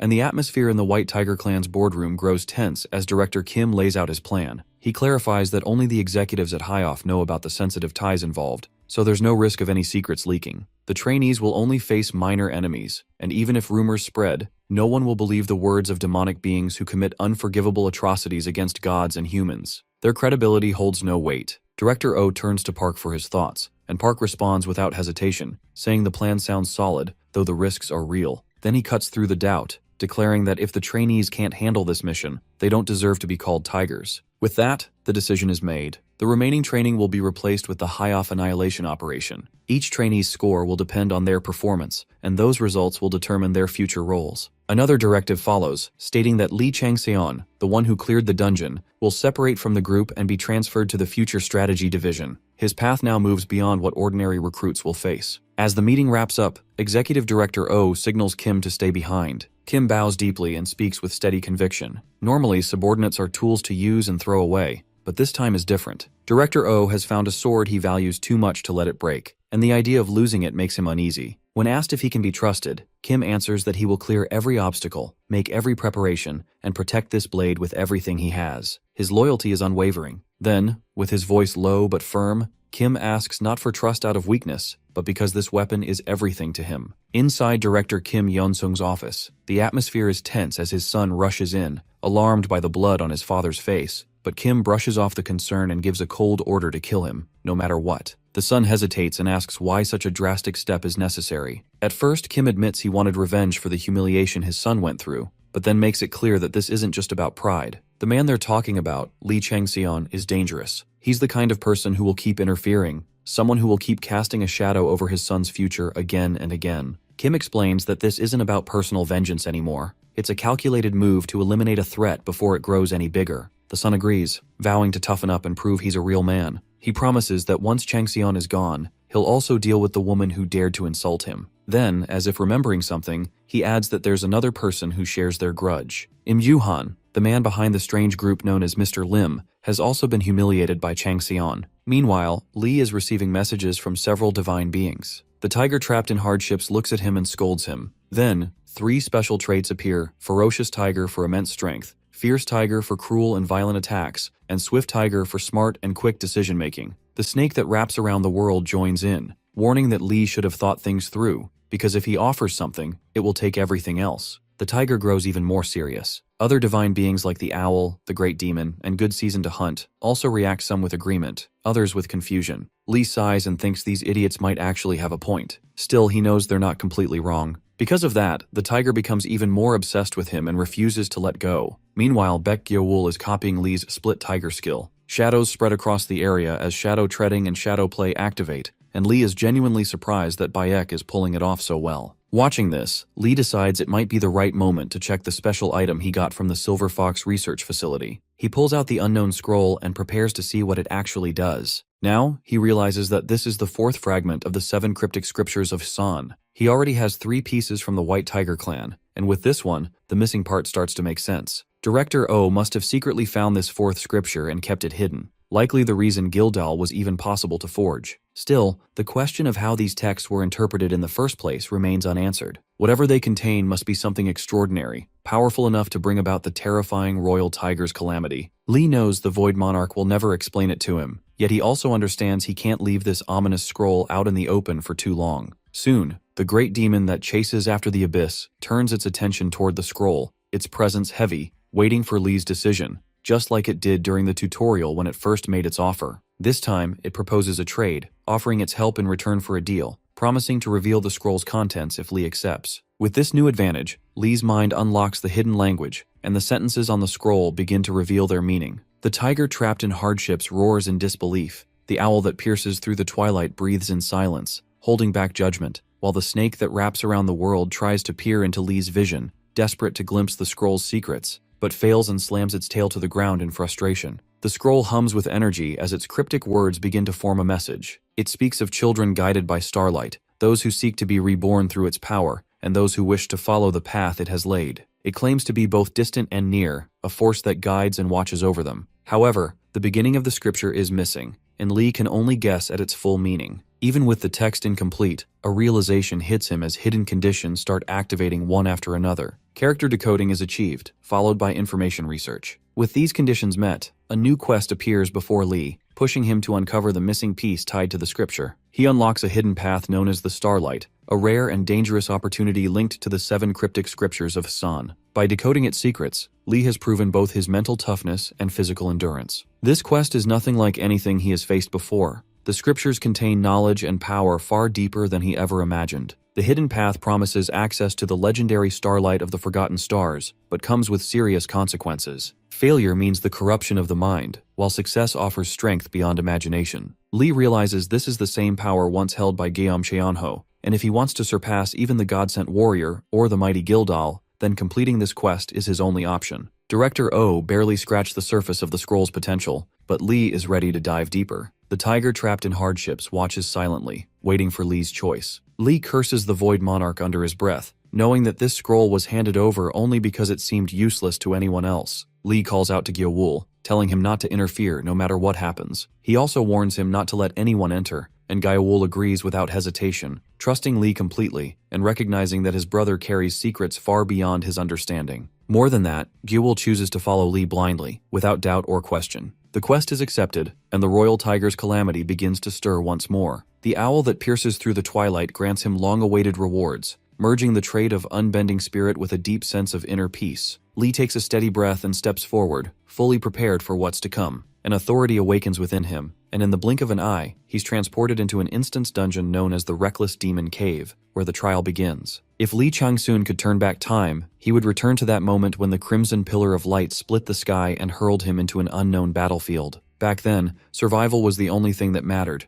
but as time passed, his existence became nothing more than an endless cycle of combat. He kept fighting, not for peace or honor, but simply because fighting was all he had left. Eventually, Lee Chang-soon grew so powerful that he brought down countless gods and constellations, earning the fearsome titles of the God of Combat and the Wicked God. Yet, this relentless devotion to battle pushed away everyone he cared about. His comrades abandoned him, unable to walk the blood-soaked path he chose. Even Ithaca, the woman he loved, withered while trying to shield him from the chaos he dragged into their lives. What remained in him was nothing but pure rage, a fury that fueled his war against the Zodiac. But in the end, Lee wonders if it all fell apart because of something as simple as poison. If he could return to that moment when the crimson light first appeared, he wouldn't hesitate. He would be ready, and this time, he'd strike with everything he had. Now he vows to bring the most miserable, crushing end to anyone who dares stand against him. The dungeon mission begins with one merciless command: survive and conquer. But Lee finds himself trapped in the depths of his own bottomless fears, pulled into a cursed challenge that resets every 24 hours. Each time he's dragged into the Changwei Cave,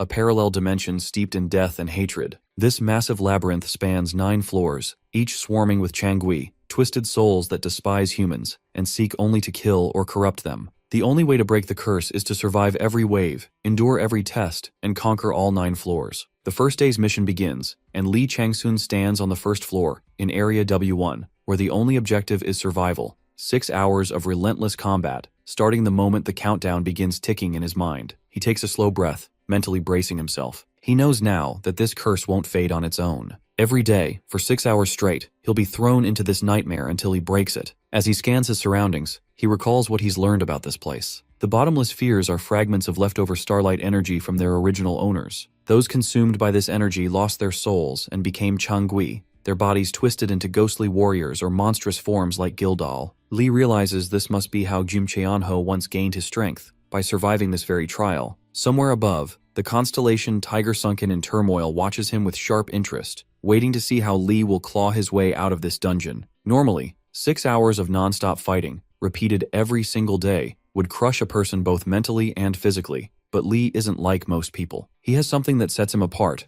something Minerva gave him, a gift that might be perfectly made for this situation. He sees a single Changui standing in front of him, twisted and rotting, and the constellation, a good season to hunt, mocks the creature, calling it ugly and foul, and urges Lee to finish it quickly. But Lee isn't worried at all. One enemy is nothing. Then he activates Minerva's authority, Kalokagathia. It's not just a skill, but a divine blessing that fills him with powerful willpower, unwavering courage, and the strength to endure any hardship. As the energy surges through him, Lee thinks about how incredible this ability is, far beyond his older ones like Inspect or Goddess's Spear. Seeing this, he understands just how much Minerva must believe in him to grant him something so powerful. In long battles, most fighters grow tired and slow, but Kalokagathia wipes that problem away. As Lee uses it, the constellation owl that pierces through twilight grants him its blessing for the difficult journey ahead. The Changui laughs, calling him a tasty human, and warns that even if Lee blocks its attacks now, its poison will seep into his body, eating him from the inside until he collapses and becomes a Changui too. But Lee grips his weapon tightly, eyes focused, because he feels no fear, only the confidence to end this fight. He even expects the poison to work, but nothing happens. His skill, Effect, Inhibitor of 10 poisons, completely neutralizes it. Lee laughs at the Changui, wondering if they're all this weak, because the fight feels almost too easy. The system announces that Lee Changsun has defeated the lesser Changui, Death, and gained the bottomless fear it held. His body shifts slightly as the fear merges with him, though the transformation isn't complete yet. Lee needs to defeat more Changui to collect even greater amounts of bottomless fear. If that fear overwhelms him, he'll become a ghost warrior, or even a Gildal. But if he conquers and absorbs it, he can carve a new path just like Cheonho once did. Lee has no plans to stop here because he now sees the bottomless fears as another form of energy, something he can shape and control. Effect: First stage Aeonic Fire activates. His flames swirl together with the dark fear energy, purifying it from within. The fears fight back, resisting the fire's touch, but the Aeonic Fire burns hotter and stronger until every trace of fear is completely ground down. A new type of fear is born from the fusion, and Lee gains the achievement of Fear that swallows bottomless fears, boosting his intelligence and willpower. The constellations react with shock, and the tiger sunken in turmoil stares in disbelief, unable to process what just happened. A good season to hunt spins in confusion, muttering that she doesn't understand any of this. The serpent wrapped around the world watches closely, fascinated by how the starlight of the forgotten stars has taken on a new form. Lee feels his mana shifting, now carrying the traits of the Biwi, a mythical creature known for hunting and devouring tiger monsters. He's caught off guard by this transformation, realizing it makes him the natural enemy of the ruler of emptiness. The system updates his location, Floor 1, Area 12J, and the countdown for the first day's mission shows only a few minutes and seconds remaining. In the distance, someone spots him and shouts in fear, ordering others to stop him. Lee senses the rising tension and smiles to himself, knowing that things are about to get interesting. The boss falls and the area falls silent. A good season to hunt feels refreshed and genuinely happy after witnessing the victory. At the same time, the tiger sunken in turmoil watches every sharp, precise move Lee made during the battle with growing interest. The power of ferocious tiger awakens with a roar that echoes like a wild wave crashing out of control, and its strength surges through Lee. A new achievement appears, showing the defeat of the Changui's true enemy, and this grants a significant boost in strength tied to the hidden power of Biwi. With this victory, the first floor is officially cleared, and the path to the second floor opens. Darkness creeps in as fear spreads and chaos stirs, making the air thick with tension. A strange creature appears, far from anything human, but before anything more can happen, the time limit ends. The first day's evaluation comes in with the highest rank, SSS. Rewards begin to prepare based on his outstanding performance, and the return process to the real world activates. Lee Changsun finds himself back, standing where he was before. Gaiawol rushes over, calling Lee's name in shock, and Lee blinks, wondering if 6 hours really passed because, to him, the battle felt almost fun and far too short. He realizes he hasn't moved an inch, as if no time passed at all. Gyeol looks confused, reminding Lee that he just told him not to let anyone touch or enter. Lee pauses, puzzled, and then it hits him. Time flows differently between the real world and the dungeon. That realization sparks a new thought. Maybe he can use this time gap to his advantage, taking breaks between fights or escaping the battlefield when injured. As the idea settles, his mind drifts to the remaining 6 scrolls, wondering what curses they carry and whether he'll be dragged back into the Changui cave or sent on a completely different mission next. The constellation Tiger sunken in turmoil grows more curious, eager to see how Lee will handle the curses hidden within the cryptic books. Gumcheonho has already collected 3 of them, which means 3 are still missing. For now, Lee's top priority is finding the remaining ones before anyone else does. He starts to wonder if the higher-ups in High-Off know anything about their locations, since it would be far easier if he could just track down where the books are hidden. Not long after, Managing Director Oh calls for Lee Changseon, and they meet at a bar in Nanhyundong. Before heading inside, Lee tells Gyeol to wait for him for a bit. Director Oh notices Gyeol and asks who he is, and Lee introduces him as White Winter, someone he worked with during the training sessions. Director Oh questions how trustworthy he is, and Lee replies that he can count on him without a doubt. Oh raises an eyebrow and comments that Lee is already gathering subordinates, but Lee believes having extra hands is always helpful. Still, Director Oh reminds him that what he really needs are tools, people and methods he can use when needed and toss aside when they're no longer useful. Putting that aside, Director Oh keeps his earlier promise and officially places Lee under his command. A formal personnel notice is issued, assigning Lee Changseon to the Future Strategy Division of the White Tiger Clan under Acting Chief Oh Si-hwan. Lee asks if there's any mission waiting for him, and Director Oh explains that the new trainees will be showcased tomorrow. Unlike Lee, they're still inexperienced and haven't even taken their first real step. Their mission will be to track down and eliminate the remaining members of High-Off, whose hideout has already been located. Lee quietly considers how this mission might lead him to more information about the 7 cryptical books of Hassan. He asks if it isn't risky to send only trainees, and Director Oh explains that the main strike team will also be involved, along with support from the association and other clans. The trainees are just meant to handle the weaker enemies so they can gain real battle experience. Unlike them, Lee is given a separate role. He'll join the strike team tasked with hunting down the top leaders of High-Off, a mission with far greater weight. Hearing this, Lee feels like the conversation is finally hitting its real purpose. Director Oh adds that the strike team will be made up of highly skilled fighters, and that he personally pushed for Lee to be included, despite hesitation from the board of directors, because he believes someone with Lee's proven ability should never be treated like an average recruit. Beneath the official appointment notice is a file containing details about the discovered enemy hideouts, and the operation is scheduled to launch in 5 days, giving Lee enough time to make the necessary preparations. Director Oh promises to give him the full details when the time is right. Just then, Lee mentions that he has a request to make, but before he can say more, the scene shifts to somewhere else, where a few people spot him, someone who looks just like the tyrant, and wonder if it's really him standing there, casually eating hotdog. Meanwhile, someone gasps for breath, remembering the suffocating struggle inside Yeti's Pass, a dungeon buried in snow and ice where Yetis roam in dangerous packs. Once under High-Off's control, the region is now a frozen battlefield filled with hidden crevices and blinding blizzards. Winter listens carefully as Lee tells him they shouldn't be satisfied with their current strength, that they still have a long road ahead, and Winter agrees with quiet determination. 4 days remain until training day, and chaos breaks out as monsters spot a familiar, terrifying figure, Lee Chang-sun. They scream about a monster, only to realize it's the same human who's haunted them before. In a panic, the castle guards rush to block the gates, cursing the scouts for failing to detect his approach. Time flies by with 3 days left, then 2, then 1, and finally, the last day arrives. A timer starts ticking down. 1 hour, 9 minutes, and 45 seconds. Lee stands firm, scanning the battlefield, uninterested in weak enemies. He's searching for the real threat, the one opponent worth his attention. He releases an arrow with perfect precision, and it cuts through the air, glowing with explosive lightning. The arrow strikes the monster leader dead on with a burst of raw power. Far off, the leader watches and addresses Lee, calling him Majesty. He speaks with amusement, fully aware that Lee has found him, and the thought of this challenge excites him. With a grin, he calls for his weapon and armor to be brought forth. The monster leader, now revealed as Jin, orders all his subordinates to retreat, deciding to face Lee himself because he believes only he is worthy of this fight. Jin begins to speak of his past, once belonging to the noble Frisia family, a respected name within Arcata, but that identity has long since faded. Cursed by the 7 cryptic scriptures of San, Jin has become nothing more than the Crimson Murderer. Though his body has weakened over time, his hatred and thirst for revenge burn stronger than ever. He declares his ambition to take full control of the Ghoul Den and collect the remaining starlight of the temple, aiming to ascend once again as a god. Moving forward, Jin locks eyes with Lee, recognizing him as the one bold enough to challenge him. His blood boils, not with strategy, but with the thrill of battle. He proudly introduces himself as Jin, a descendant of the Frisia bloodline, relatives of a powerful demon family,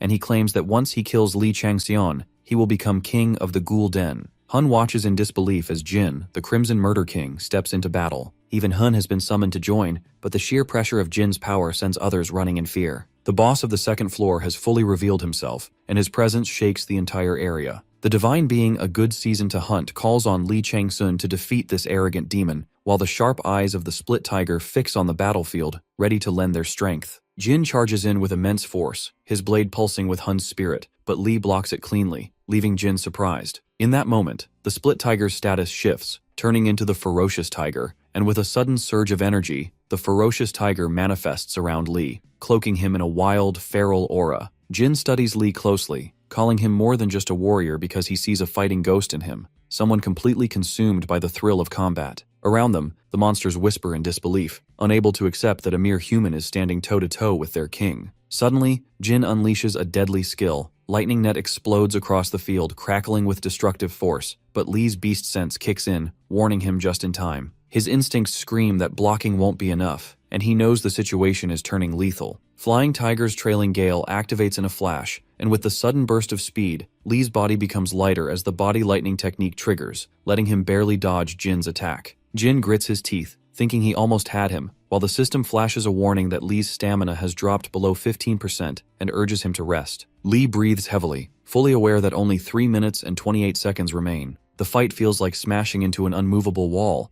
and for a moment, Li questions what to do, admitting he might not have enough power to completely take down the Crimson Murder King. But stopping isn't an option because this fight is too thrilling, too intoxicating to walk away from. Jin eyes him curiously, sensing something off in Li's attitude and wondering if he's trying to provoke him into using his full power. But Li's only response is a single honest thought. He just wants to have fun. With a roar that mixes anger and excitement, Li yells for Jin to cry and scream as he prepares to crush him. In that moment, Li's dual blades resonate and glow with a fierce light, while the ferocious tiger bares its fangs, its wild power fusing completely with Li's fighting spirit. Jin feels the shift and grins, knowing the real battle is only just beginning.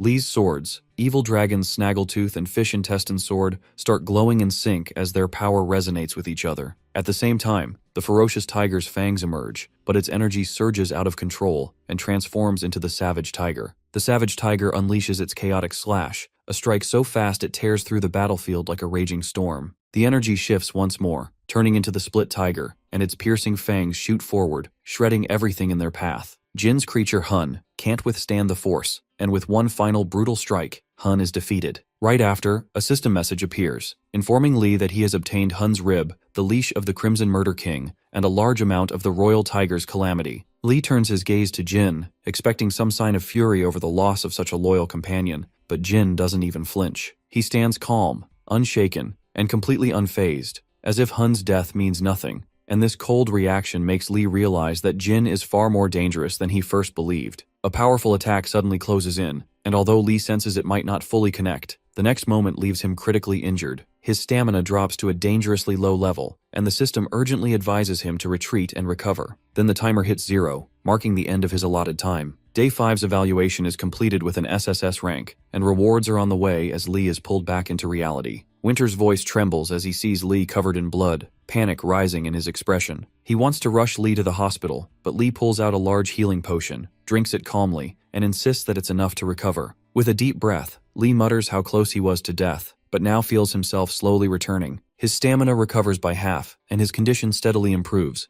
though Winter still looks worried and asks what happened. Li brushes it off, saying it's nothing, but in his mind, he reflects on the battle with the Crimson Murder King. It may have looked like an even match, but the truth is, Li was at a serious disadvantage. If the second floor is already this hard, he wonders just how brutal the remaining floors will be. More than anything, he knows he has to grow stronger. To do that, he needs to acquire either the blood mine or the reinforced bone. Unfortunately, with no unicorns nearby, getting the blood mine isn't an option right now. That leaves the reinforced bone, and if Li can obtain it, he might reach a state close to indestructibility. But the real problem is the battle looming ahead. He must face the Crimson Murder King again in just 24 hours. Li begins thinking about strategy and recalls the Hill of the Abominable Snowman, located in the snowy region. He decides to focus on that first and tackle each challenge step by step. Just then, a message arrives from Director O. instructing Lee to reach the destination by 7 in the morning and to complete all preparations beforehand. Lee takes it as a firm reminder to think his plan through carefully. Another message follows from the obedient blacksmith, letting him know that the forging of his weapon is finished and asking him to visit the workshop after training. Meanwhile, cameraman Kim Soo-hyun shouts that Lee is coming, eager to meet him, maybe out of greed, maybe out of curiosity. He even mutters that he needs to get this done to recover from a failed corporate bribe. Kim Soo-hyun rushes forward, excited to capture Lee on film, but the moment he gets close, his camera suddenly bursts apart from the overwhelming energy radiating off Lee. He freezes, stunned, and thinks to himself that players like Lee Chang-soon are nothing like normal humans. In fact, he's convinced that if monsters didn't exist, people like Lee would have been considered terrifying threats to society. Lee Chang-soon looks at the weapon in front of him and is surprised to see it already complete. He expected it to take at least 10 days, but the blacksmith, Choi Boo-young, explains that the design was simple and only required assembling the parts. Winter encourages Lee to try it out and admires the weapon's sleek form, though Lee finds the surface too plain and asks why there are no engravings. Choi shrugs, saying it was too bothersome. Without a word, Lee transfers 100 million won into Choi's account. Letting out a sigh, the blacksmith gives in and tells Lee to come back tomorrow morning so he can make the adjustments. Lee notices something weighing on Choi's mind and asks about it. Choi hesitates before revealing that the main weapon Lee originally requested will take longer than expected. When Lee says only 1 month remains, Choi corrects him. It will need at least 2 months, and that timeline can't be shortened. Pressing for details, Lee learns that Choi has run out of resources. By that, he means cold iron, but not just any kind. It has to be a special kind of cold steel exposed to ice crystals for decades to endure extreme heat. Since Lee also requested a shield, the amount required is even greater, which makes the shortage more serious. Choi adds that even the country's remaining supply has been used up because of high-off. Then he recalls that Lee is planning to head to the Hill of the Abominable Snowman. Lee confirms it, mentioning that he also needs to gather materials for the reinforced bone. Choi nods and says someone is already waiting to meet Lee about that very matter. Lee meets a man who introduces himself as Choi Hyung-gil, the CEO of Lucky Trading Company. Lee notices the calluses on his hands and wonders if he used to be a blacksmith, which surprises him since Lucky Trading is a major company. Curious, Lee asks about his connection to Choi Boo-young, and Hyung-gil explains that he is Boo-young's younger cousin. That makes things click for Lee. No wonder Boo-young could get his hands on rare materials. Hyung-gil is clearly a bigger supplier than he first appeared. Lee then asks why Choi Hyung-gil wanted to meet him, and the man gets straight to the point, saying he has a request. Lee immediately guesses it must be related to the Hill of the Abominable Snowman, and Hyung-gil confirms it. He explains why the High-Off gang chose that place as their hideout, revealing it's because of something called the Frost King's Breath. Lee has never heard of it, so Hyung-gil elaborates that it is the highest quality ice crystal, also known as the permanent ice crystal. Lee keeps his face unreadable but understands just how valuable this material could be. Hyung-gil then brings up the reinforced bone and asks if Lee knows about it. Lee replies that he knows a little, recalling the legendary martial god's bones, like the heavenly limbs and the dragon bone body, all based on the same concept. To obtain the reinforced bone, 2 rare ingredients are needed, the inflamed heart and the frost-engraved crest. Hyung-gil says he already knows how to acquire the flame, but now needs the crest, which is required to help the body endure intense heat. For that, the permanent ice crystal is essential. This crystal is special because it absorbs the pure energy of the moon over a long time, making it a perfect ingredient for the crest. Lee realizes he might need to search for the crystal himself, and even remembers once planning to visit a dungeon in America to find something like it. He admits he doesn't know much about the permanent ice crystal, but guesses from the way Hyung-gil talks that it must be an incredibly valuable resource. Hyung-gil confirms this, explaining that it can greatly boost the strength of ice mages. Lee then asks if the High-Off gang is after it, and Hyung-gil nods, saying they believe the crystal will help them grow stronger. Understanding the situation, Lee asks if Hyung-gil wants him to retrieve it,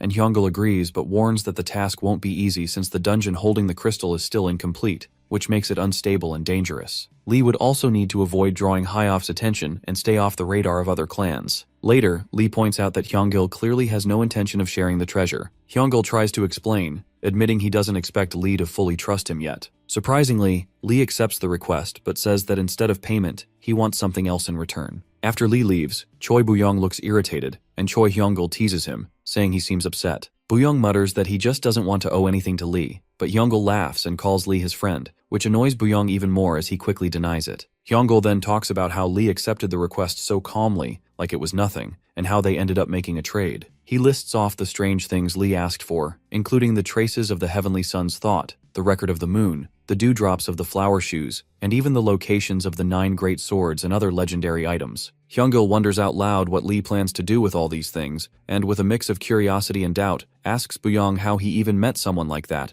and whether Lee can really handle the job. The scene shifts to the day of the subjugation, and people are discussing the first squad, revealing that there has been no contact and assuming they likely failed. Someone suggests taking a coffee break and casually remembers everyone's orders, from Americanos with extra shots to hot caramel macchiatos. Even with the joking around, the tension hangs heavy in the air. The dungeon they are facing is far tougher than expected, and the resistance is stronger than they had planned for. Someone brings up Hyeben, the niece who's often seen nearby, and it's revealed she has gone to meet her benefactor, who turns out to be Lee Changseon. When Lee arrives, Shim Jianho from the Future Strategy Division calls out to him, warning him not to mess things up and ruin Executive O's reputation. Some of the trainees begin mocking Lee, saying he might get scared and embarrass himself, and their laughter and careless comments only make the atmosphere worse. Lee, without hesitation, tells them to get lost. One of the trainees tries to challenge him, asking what if he doesn't. Before the argument can escalate, Shim Jianho steps forward, his voice sharp as he shouts for the trainee to back away from Lee. Shim Gaeonho shouts for everyone to stay away from Lee Chang-sun because Kang Woo-chan, known as the Stormfist, steps forward, visibly angry and feeling insulted,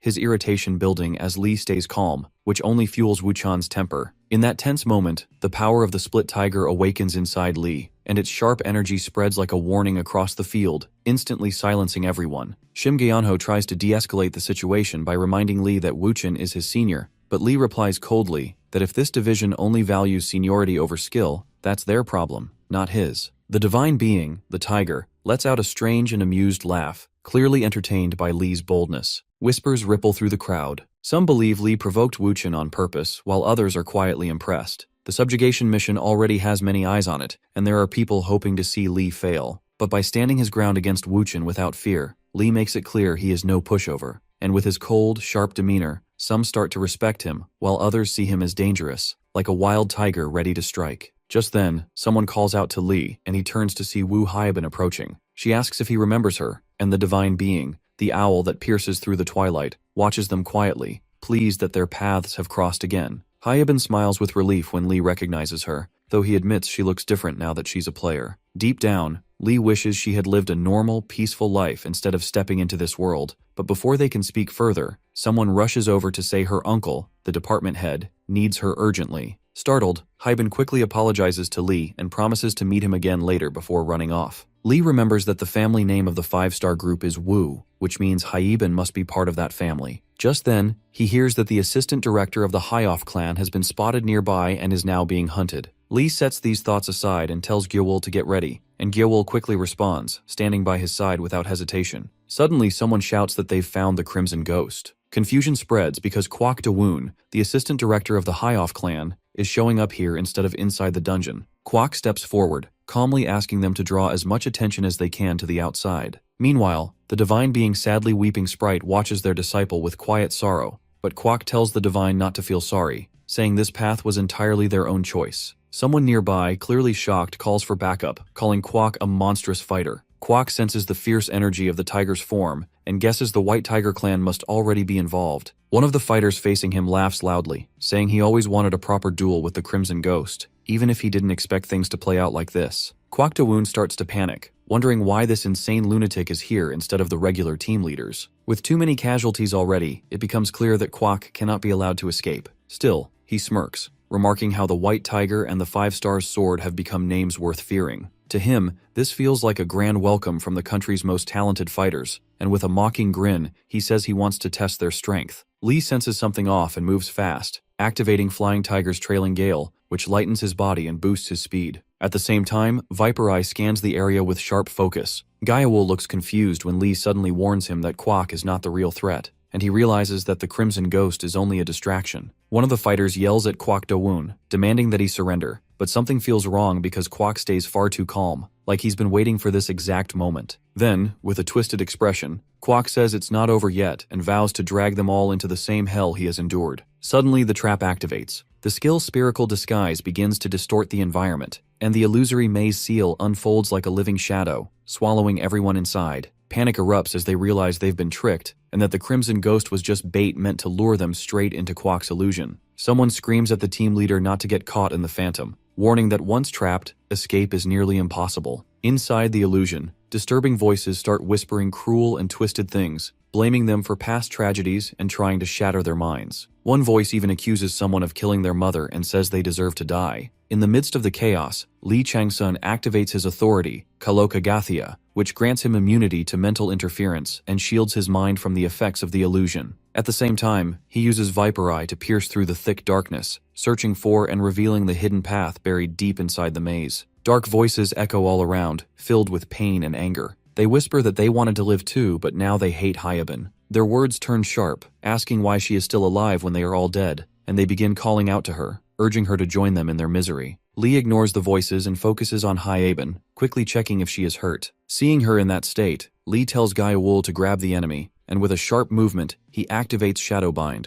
locking the opponent in place. The monster thrashes and yells that no matter how Lee found him, he won't reveal anything, even begging Lee to kill him, claiming it will change nothing. But Lee doesn't react to the threats. Instead, his tiger's aura spreads like a heavy storm, freezing the monster in fear, and the first seal breaks with a flash, leaving 8 more to destroy. Calmly studying the situation, Lee figures out there are 9 illusionists in total and that everything was pre-planned. The divine being, the tiger trapped in hardships, lets out a dark laugh, amused by Lee's relentless determination. Lee also senses the permanent ice crystal hidden somewhere nearby, and he knows that without marking the locations beforehand, he might have failed already. The divine being, the snake that wraps around the world, shakes its head at his cleverness, while Good Season to Hunt eagerly waits for his next move. Afterward, Lee turns to Hyabin and asks if she wants to come with him. She nods quickly, saying she feels safer by his side. The owl that pierces through the twilight watches silently, clearly pleased with his choice. Hyabin stares at Lee with wide eyes, calling him amazing and wondering when she'll become as strong as him. Lee looks at her quietly and asks why she thinks he doesn't notice anything. Then, a strange voice praises him, saying how splendid and strong he has become,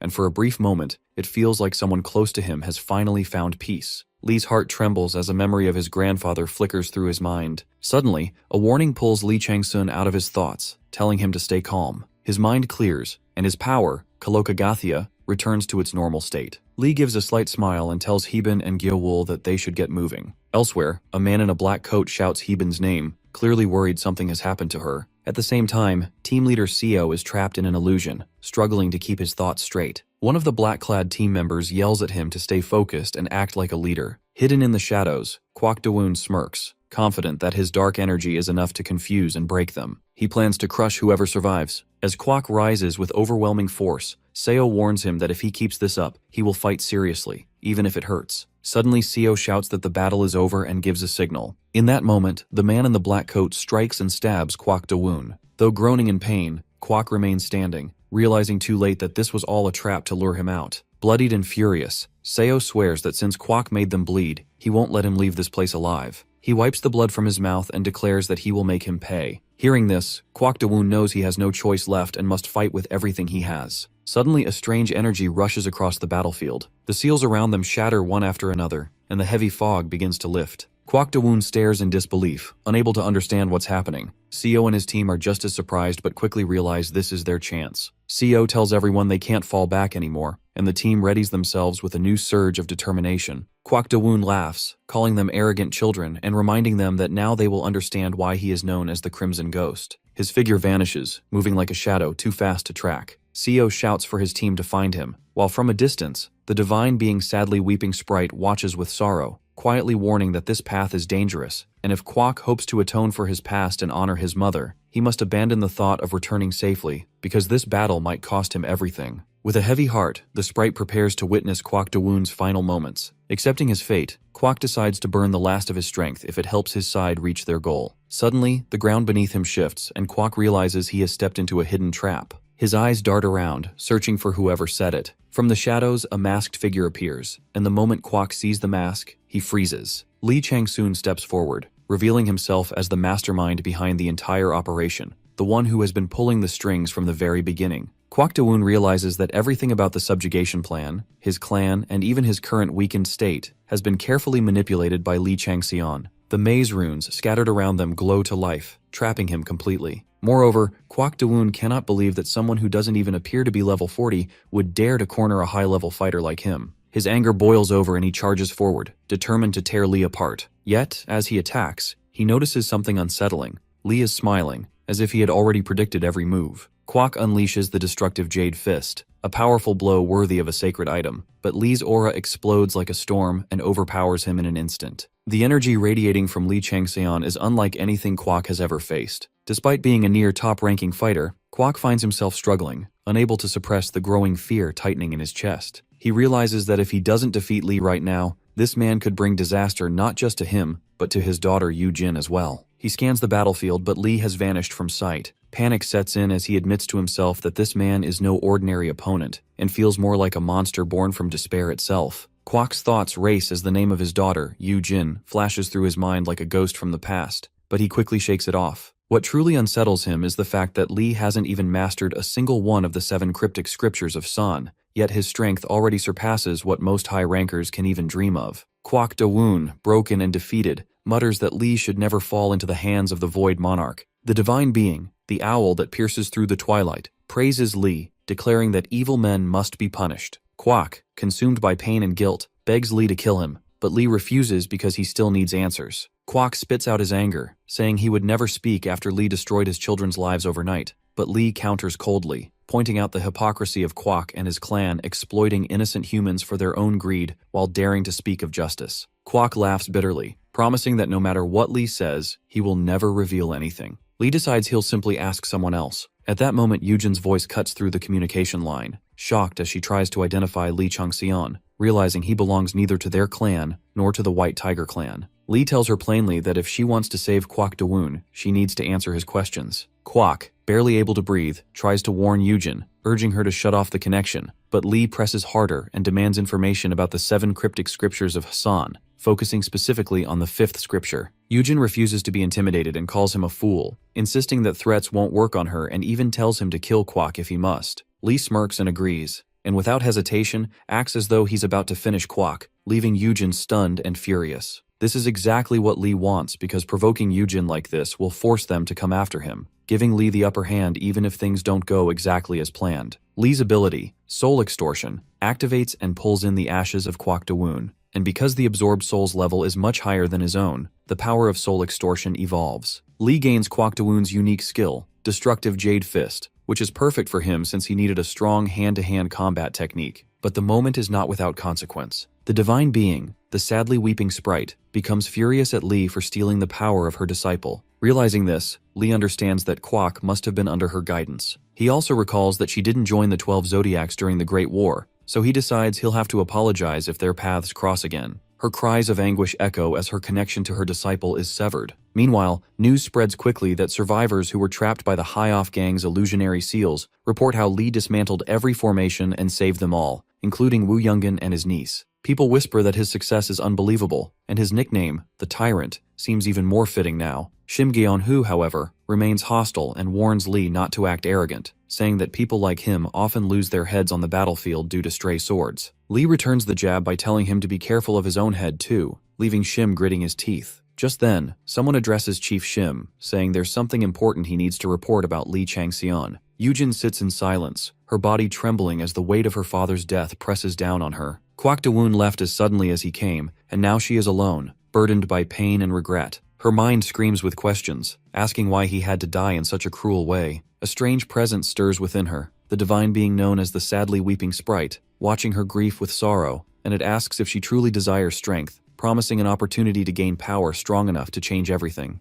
The offer feels heavy, pulling at her heart like a whisper she cannot ignore. She hesitates, unsure of what choice to make, but another divine presence, the sky hidden behind the aurora, steps in with quiet concern and warns her of the dangers, urging her to think carefully. Still, its voice feels distant compared to the sorrowful power calling to her. The sadly weeping sprite dismisses the warning, determined to grant its gift, and tells her that this power, born from grief and rage, can become her strength if she accepts it. Yujin's heart pounds as she stands at the edge of her decision. The group steps into the dungeon known as the Hill of the Abominable Snowman, where the cold feels like knives against their skin and a blizzard rages endlessly. The ground beneath them is coated with thick, treacherous glaciers. The mission is clear. They must invade the Winter Palace, a castle buried deep within the snowfield, and claim it to become the master of winter. But the snowmen that live here are cunning hunters, and their ambushes could strike at any moment. The biting cold gnaws at everyone, and even thick winter clothes feel useless against the freezing winds. Some grumble about the path ahead, unable to see through the storm, while others feel the weight of the mission pressing down on them. The Myong family clan takes the lead, determined to rip apart young Yujin, the phantom they've been chasing. Cha Ye-yoon, sharp-eyed and composed, warns that letting anger take over will only make them fall into traps. Despite the hardships, her gaze shifts to Lee Changseon. Deep down, she wonders if Lee can create another miracle like before. Nearby, whispers rise among the team. Leader Seo teases that the famous Iron Witch, Cha Ye-yoon, seems to have taken an interest in Lee. Seo smirks and explains that most men who dared to approach Cha Ye-yoon ended up nearly shot for their efforts. Cha Ye-yoon's reputation is nothing to take lightly. A top-tier magic scholar, her revolver-loaded magic bullets strike with the force of cannons. She is one of the few national EX-class rankers and is rumored to rise soon as a high ranker. With her influence even reaching the president of the Korean Association, not even the biggest clans dare to cross her. Lee, however, shows no reaction, and without wasting words, he announces he'll be parting from the group due to the director's orders.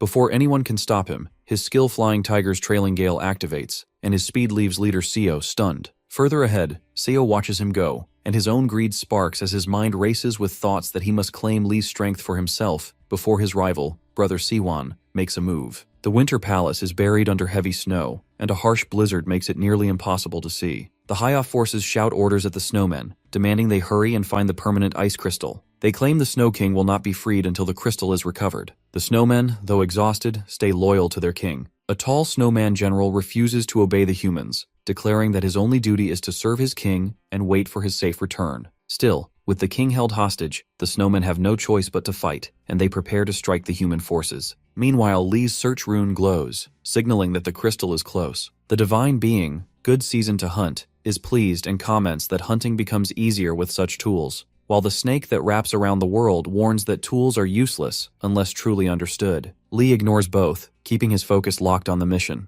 The High-Off group is holding the Snow King inside the Winter Palace, and beneath it lies a hidden mine where the permanent ice crystal is buried. With both the High-Off soldiers and the snowmen blocking the path, Lee Changsun knows he has only 3 hours to resolve it all, so he charges forward without hesitation. Suddenly, the snowmen spot him, and their furious growls echo through the cold wind as they rush toward him, ready to kill. Lee gets annoyed at the interruption. Fire swirls around him as he steps forward through the snowstorm, daring the hidden enemy to come out and face him. The enemy is stunned that Lee Changsun saw through their plans. They whisper among themselves that Lee is far stronger than they were told, and decide they'll demand extra payment for this mission. Still, they're confident that their dark method will kill him. Staying hidden, they wait for their assassins to strike. Juhan, the one trusted to handle the job, is confident he'll finish it, and the Blood Wolf unit is considered ruthless enough to pull it off. Even Division Chief Shim Jianho gave them a dangerous weapon, so they think success is guaranteed. But Lee sharpens his senses with beast sense and quickly detects every assassin nearby. He counts about 30 in front and 50 more behind, and the scale of the ambush makes him smirk, impressed that they're going this far just to kill him. Without wasting time, he calls Gyewol and orders him to locate every last one of them. As the blizzard rages, Lee moves like the wind, activating Flying Tiger's trailing gale along with his stealth technique. He strikes first, hitting the assassins before they even realize he's there. In panic, they try to trigger their trap, but it backfires and sets off an avalanche instead. Snow crashes down, burying them alive. Screams echo through the icy air as some are crushed. Others lose limbs and beg for help, but it's already too late. Lee stands alone by the end, the battle already finished. The divine beings react to his performance. Good Season to Hunt watches with sparkling eyes, enjoying the intense fight, and the snake that wraps around the world shakes his head, calling Lee's tactics more cunning than the devil's. Meanwhile, the tiger that has been trapped in hardships laughs mockingly, saying the assassins were buried alive like fools. The defeated men beg for their lives, crying that they will do anything if spared. Im Yuhan tries to shift the blame, claiming he didn't want any part in this plan and that the other man forced him into it. Their argument quickly turns violent as they accuse each other of hiring the Blood Wolf unit. In the heat of panic, Im Yuhan blurts out that the other's father is director Kim Yeon-sung.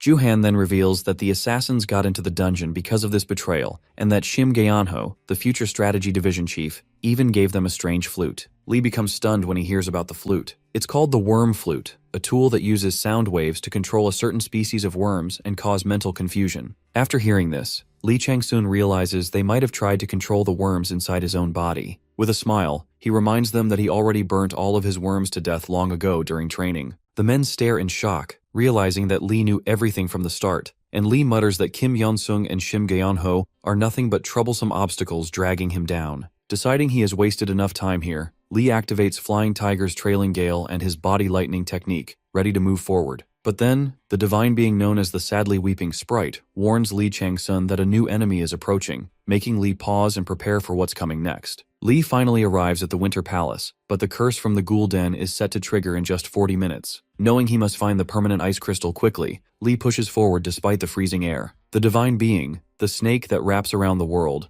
questions what Li plans to do with his magic and lightly criticizes him. Li activates his magic and a wave of warmth spreads through him, making the cold just barely bearable. The divine being sighs softly, as if unimpressed. Nearby, others struggle with the temperature. Complaints rise about how even powerful artifacts fail to block this bitter cold. Someone mutters that this is exactly why the 5-star sword hasn't acted yet. Another comments on Shin Yunseo's resilience, surprised that she doesn't even look cold. The group can't help but admire her strength. Meanwhile, questions arise about Li's whereabouts, and a kid reassures himself that with Li and Yunseo together, things will be fine, and they just need to focus and not falter. Suddenly, Leader Seo shouts Ebile's name sharply, realizing something is off because the silence around them feels unnatural. Moments later, a warning rings out that an ambush is coming. The snowmen, loyal to Highoff, charge toward them like a storm. The Mayong family warriors roar for revenge, calling for blood to honor their fallen comrades. Cha Yet-yoon tries to keep order, warning everyone not to get separated, but the chaos is already building as the snowmen close in. The battlefield is covered in mayhem as powerful magic spreads everywhere, shaking the ground. A strange curse called chaos takes over, and everyone feels the heavy pressure. Cha Yet-yoon suddenly yells that enemies are coming from above. From the snowy storm, the great general of winter appears, and his presence is strong and terrifying. Sun Jin-seok, filled with anger, rushes at him, shouting that he will kill him,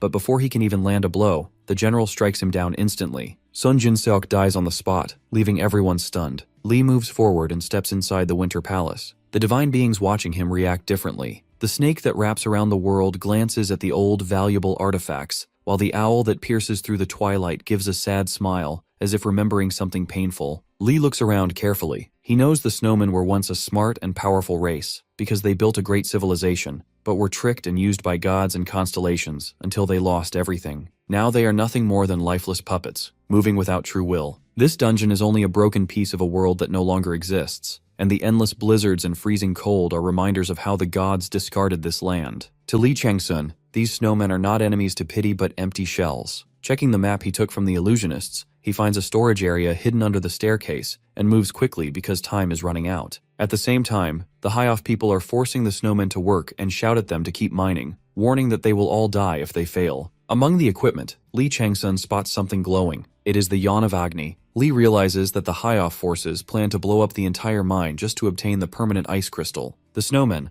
pushed to their limits, are forced to dig faster under threats to save their king. One snowman cries out in anger, swearing to kill all the humans one day. Suddenly, Kangwoo and Yujin both notice something strange and shout in shock, unable to believe what they are seeing. The divine being, the sadly weeping sprite, promises vengeance for her household member, using the power and authority she is given. Li's efforts in defeating so many evil humans are recognized, and his moral balance shifts slightly toward good, now standing at 45% good and 55% evil. While exploring, Li Changsun discovers a hidden storage area made of 100-year-old cold iron. Inside, he finds something unexpected, the Frost King's Breath, a legendary item, and even he is surprised by the discovery. Li then realizes there are 8 permanent ice crystals here, something extremely rare. The divine beings watching him react with awe and curiosity. The good season to hunt is amazed by the purity of the crystals. The snake that wraps around the world slyly asks if Li plans to give up one crystal as an offering. The tiger that has been trapped in hardship suggests that offering it to a king who grants blessings would be natural. Meanwhile, the owl that pierces through the twilight coughs lightly, hinting that the crystals look tempting, while the great demon that chases after the abyss simply stares at them with deep curiosity. Li, however, has no intention of giving away even one, and decides that these crystals would make excellent ingredients for creating divine tools. He finally understands why Highoff was desperate to obtain the Sword of 5-star, even though it seems weak, and the intense cold that fills the area comes from the permanent frost energy, and if it weren't for the destructive power of the world-ending flame, his task would have been much harder.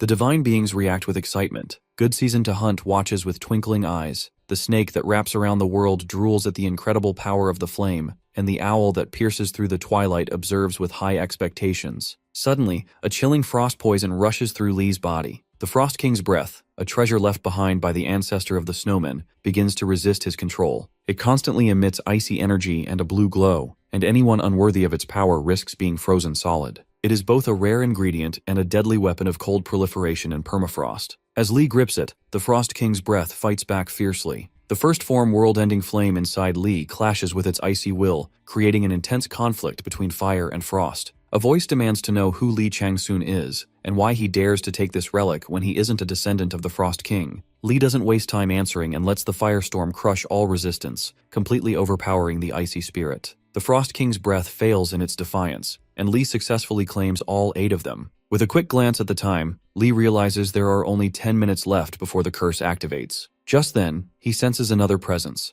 The Phantom has arrived, and the dungeon shifts as the boss monster, the Frost King, extends an invitation into an unknown space. Lee knows this is the true challenge and prepares to accept. Without speaking aloud, the Frost King speaks to Lee Changsun through telepathy. He says he had always wondered who would be the one to take the founder's life and admits he expected it to be one of his own people, not a human. Even though the words sound serious, his tone remains calm. He tells Lee not to be afraid, saying he's just an old man without much time left, and explains that he only wants to talk for a short while. As he looks at Lee, the Frost King can see that Lee still has a long road ahead. There is no threat in his words, no hidden danger. Lee has already accepted the invitation, and now stands at the heart of the Frost King's home. The Frost King thanks him for coming and smiles, saying Lee must be a kind person to listen to someone like him. But when Lee checks the Frost King's level, he's shocked to see that this quiet old man is actually a high-level boss, level 90, and that kind of power cannot be ignored. Far above, the divine beings watch closely. The snake that wraps around the world laughs and calls the Frost King a frozen old fool. The owl that pierces through the twilight calmly nods in agreement with the king's wisdom, while the tiger that has been trapped in hardships smirks and jokes that Lee isn't a good man, maybe just a good bear instead. Many divine beings begin to react strongly to the presence of the Frost King. Despite saying he's close to death, the king laughs, claiming that his senses still work just fine. Lee watches him carefully and realizes this old being is far more powerful than he appears. When the Frost King used telepathy earlier, it confirmed Lee's suspicion. This isn't just some fading creature. This is someone of the highest rank. If Lee looks confused, it's not because he's weak. It's something much deeper. Afterwards, Lee Changsun points out that the Frost King doesn't seem to be suffering from hallucinations at all. The Frost King chuckles again and says that while he might appear young on the outside, Lee is mistaken if he thinks everything is normal. Slowly, the Frost King reveals the truth, that this place they're in isn't real. Lee's skill, beast sense, suddenly sharpens, and it all becomes clear that they are inside a mental realm. The Frost King admits it because he was already near death, and in that fragile state, he was caught in an illusion by a woman called Phantom. Because of that trap, his people are now suffering, doing everything they can to save their king without realizing the truth. Lee Changsun starts to grasp the bigger picture. Phantom slipped in during the moment of death and seized control when the king was at his weakest. Then the Frost King explains why he reached out to Lee. His people, his children, are fighting so hard to save him, and it's painful to watch them struggle blindly. He doesn't ask for sympathy but for action. In return, the Frost King promises that Lee Changsun will be properly rewarded. He offers Lee all the treasures gathered by the founder and his descendants, from the beginning up to the 13th generation. These are the king's most precious possessions, and now he's ready to hand them over. The divine beings watch with interest, one amazed by the treasure's beauty, another clicking his tongue in approval at the mortal's generosity. But Lee refuses the reward without hesitation. The Frost King wonders if the rejection is because they are just fragments of a broken world, soulless shadows left behind. And Lee Changsun understands this completely. Everything in this place is just a leftover trace, a memory of something that once existed. The monsters inside dungeons may seem intelligent, but they do not know they aren't real. And even if they begin to realize it, the system forces them to forget, trapping them in the illusion. Moreover, these dungeons are pieces of a world that has already ended, and the creatures inside are nothing more than echoes. That's why dungeons must be destroyed,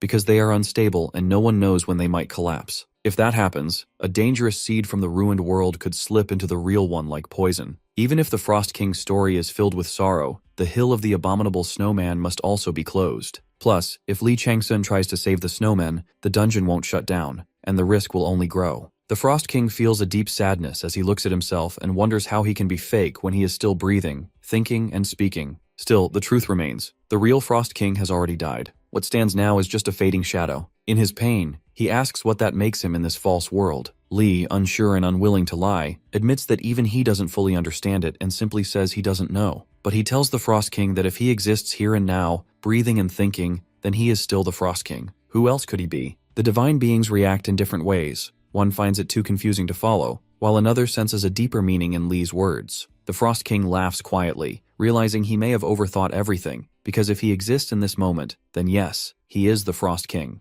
Even after all the years spent training his mind, he sees now that there's still more to learn. With that clarity, he makes one last request. He no longer wishes to be tied to the system's forced mission. Instead of being erased by outside control, the Frost King wants to pass away by his own will. Lee agrees to help, understanding that this is truly the Frost King's final wish. The Frost King is grateful and says inviting Lee was the right choice. As the lair begins to collapse, the system announces that the boss monster, Frost King, has been defeated, and Lee gains a large amount of experience and levels up. One of the divine beings gently comforts Lee, who stands silently in thought. With the Frost King gone, his command over the snowmen breaks, and they fall into confusion, leaderless and lost. Another divine being, filled with sorrow, lingers quietly by Lee's side, sharing the weight of the moment. Meanwhile, from above, Yujin senses something shift in the air, and angrily guesses that Lee Chang-sun is behind all of this. The snowmen cry out in pain and anger, feeling betrayed. They say they followed Yujin's words because she promised their king would be saved, but now their king is dead and flames are all around them. The song of hellfire burns everything, and the heat makes them scream louder. Yujin stands in the middle of the fire while the divine being, sadly weeping sprite, quietly watches over him. The snowmen shout that their king is gone because of Yujin and scream that she should die too, but Yujin doesn't step back and yells back at them, calling them monsters and vowing to kill them all one by one. Then, a masked figure appears, and Yujin's fury grows even more. She blames the masked one for the Frost King's death and swears she won't stop until he's dead. The fire roars louder. Lee finally steps forward in front of the furious snowmen, his face hidden behind the mask, calm and unreadable. In contrast, Yujin trembles with rage, but Lee quietly holds her hand. Yujin starts shouting again, certain that Lee Chang-sun won't get away with what he did. Lee doesn't argue, only saying they'll understand soon. Right then, the system suddenly announces that the 24 hours are over and something new begins. The curse of the Ghoul Den. Without warning, Lee and Yujin are pulled into a dark and eerie place as a new mission starts, requiring them to survive in the dungeon for the next 24 hours. A large timer appears and begins counting down. Outside, the snowmen lose control now that the Frost King is gone, and his command over them has vanished. They begin to panic and run wild, and with no leader left to guide them, chaos spreads. Seoktae shouts in panic, urging his senior to escape quickly, but Cha Ye-eun tells him to stay back and not come any closer. Her voice is steady, but Seoktae's worry is clear as he calls out to her again,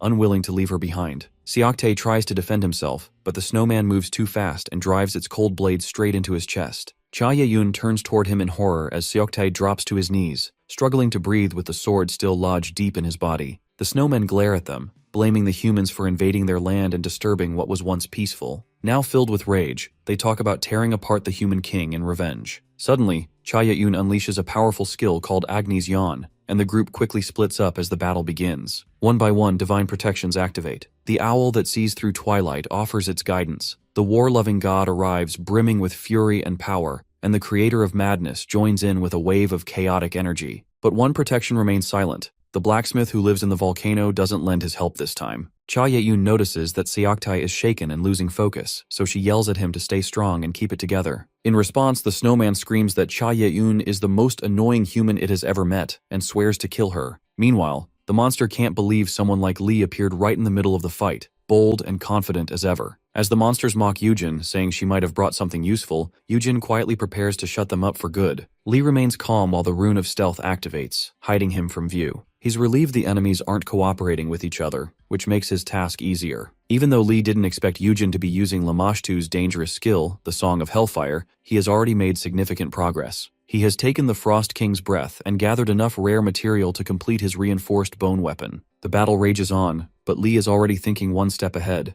Lee consumes the Frost King's breath, and instantly, a powerful frost spreads through his body. The extreme cold poisons Lee Chang-sun, and despite his activated abilities, First Form World-Ending Flame and 10 Poison Immunity, the frost poison proves too strong. His body tries to fight it, but the magic within him begins to clash violently, and the detoxification fails. The magical conflict inside him only grows worse. The divine beings watching react in their own ways. Good Season to Hunt grows nervous, sensing how critical the situation has become, while the snake that wraps around the world believes Lee must have a serious reason to attempt something so reckless. Lee's strength drops rapidly, his body weakening under the pressure. Someone questions him harshly, asking if he really expected swallowing that power to work, and accuses him of pushing for chaos on purpose. But before Lee loses control, the voice demands an explanation, and reminds him of the reinforced bone technique he once shared. Lee Chang-sun focuses on the two powers battling inside him, the flame in his heart, and the frost mark engraved into his body, and these two extreme elements are tearing him apart. He recalls the advice, bring the flame closer to his heart, and make it the center of his magic, like rebuilding a furnace with his heart as the core. But doing that comes with a cost, and his heart could burn away. To stop that from happening, Lee needs a balance point, a place where the polar forces of fire and ice can exist together without destroying each other, and that's the key. He starts breaking it down that the world-ending flame carries the traits of fire and darkness, while the permanent ice crystal holds the essence of ice and darkness. Lee realizes something important. Both sides share one thing in common: darkness. And since he was chosen by the king of the underworld, he holds a much stronger grip on the darkness element than most divine beings or even constellations. That shared darkness might be the bridge that allows fire and ice to settle within him. Lee's heart now becomes the center of his magic, with the powerful flame burning deep inside while the cold magic of ice spreads through his bones, reinforcing every inch of his body. His system begins to find balance, correcting itself. Now, Lee's body becomes as solid and unyielding as ice, while his heart remains as lively and burning as a flame. This strange harmony awakens something entirely new inside him. Because of this reconstruction, Lee starts gaining talents he never had before, and his senses, thoughts, reactions, and very nature are reshaped. His body is now built to handle the fire and frost within. Moreover, Lee completes a perfect balance known as the Flamed Heart and Frost Crest. This grants him a new trait called Reinforced Bone, which fuses the power of fire in his heart and frost across his body, keeping only the strongest qualities of both. Lee becomes resistant to pain, fatigue, and even physical harm. His body can heal on its own, and his heart and lungs can endure extreme conditions without slowing down. As the transformation settles in, divine beings and constellations begin reacting wildly. Good Season to Hunt is overjoyed and sees Lee as her chosen student. The owl offers congratulations and considers giving a reward. The tiger feels proud of his household member's growth. The gods are stunned, and several constellations are fully captivated by what they witness. Even Gemini, a powerful divine being, shows deep interest through both of their twin sides. The moment Lee Chang-soon hears the names Castor and Pollux, he wonders which side of Gemini is reacting. Before he can think further, the divine being known as the Great Demon that chases after the abyss begins to act wildly. Burning flames rise in his eyes as he locks onto Lee with terrifying focus. His dark hands reach out, and without warning, Lee is dragged away into the demon's divine territory. Everything changes in an instant, and the world around him becomes unrecognizable. It's nothing like the realms he's known. Lee tries to use his skills to figure out where he is. Viper Eye activates but suddenly shuts down. Beast Sense tries to assist but also fails without explanation. Only Kaloka Gathia manages to barely hold his mind together, keeping his thoughts from falling apart completely. The surroundings are silent, and an overwhelming pressure seeps into his bones. Lee's heart races as he slowly realizes this place might really be part of a divine territory. Still confused, he tries to understand why he was brought here. That's when a pale gaze fixes itself on Lee, coming from a glowing blue hole in the dark. A voice echoes from the light and asks who he is, not just in name but in purpose. The voice repeats strange words and questions about what he is, and one word stands out more than anything: abyss. The word rings through his mind, as if something deep below is slowly starting to awaken. Then, a strange and powerful presence emerges, known as the owl that pierces through the twilight. Her name is Minerva, and her presence feels heavy and sharp. When Minerva sees Lee Chang-soon, she makes it clear that he doesn't belong here, and that this place isn't meant for a human like him. However, a voice from the glowing blue hole ignores Minerva and speaks with broken determination, refusing to stop. Minerva grows angry and warns that what's happening is wrong and goes against the laws of the universe. She tries to protect Lee Chang-soon, insisting he has nothing to do with what the voice is after. Suddenly, the strange space begins to collapse, and the connection to that realm is forcefully severed.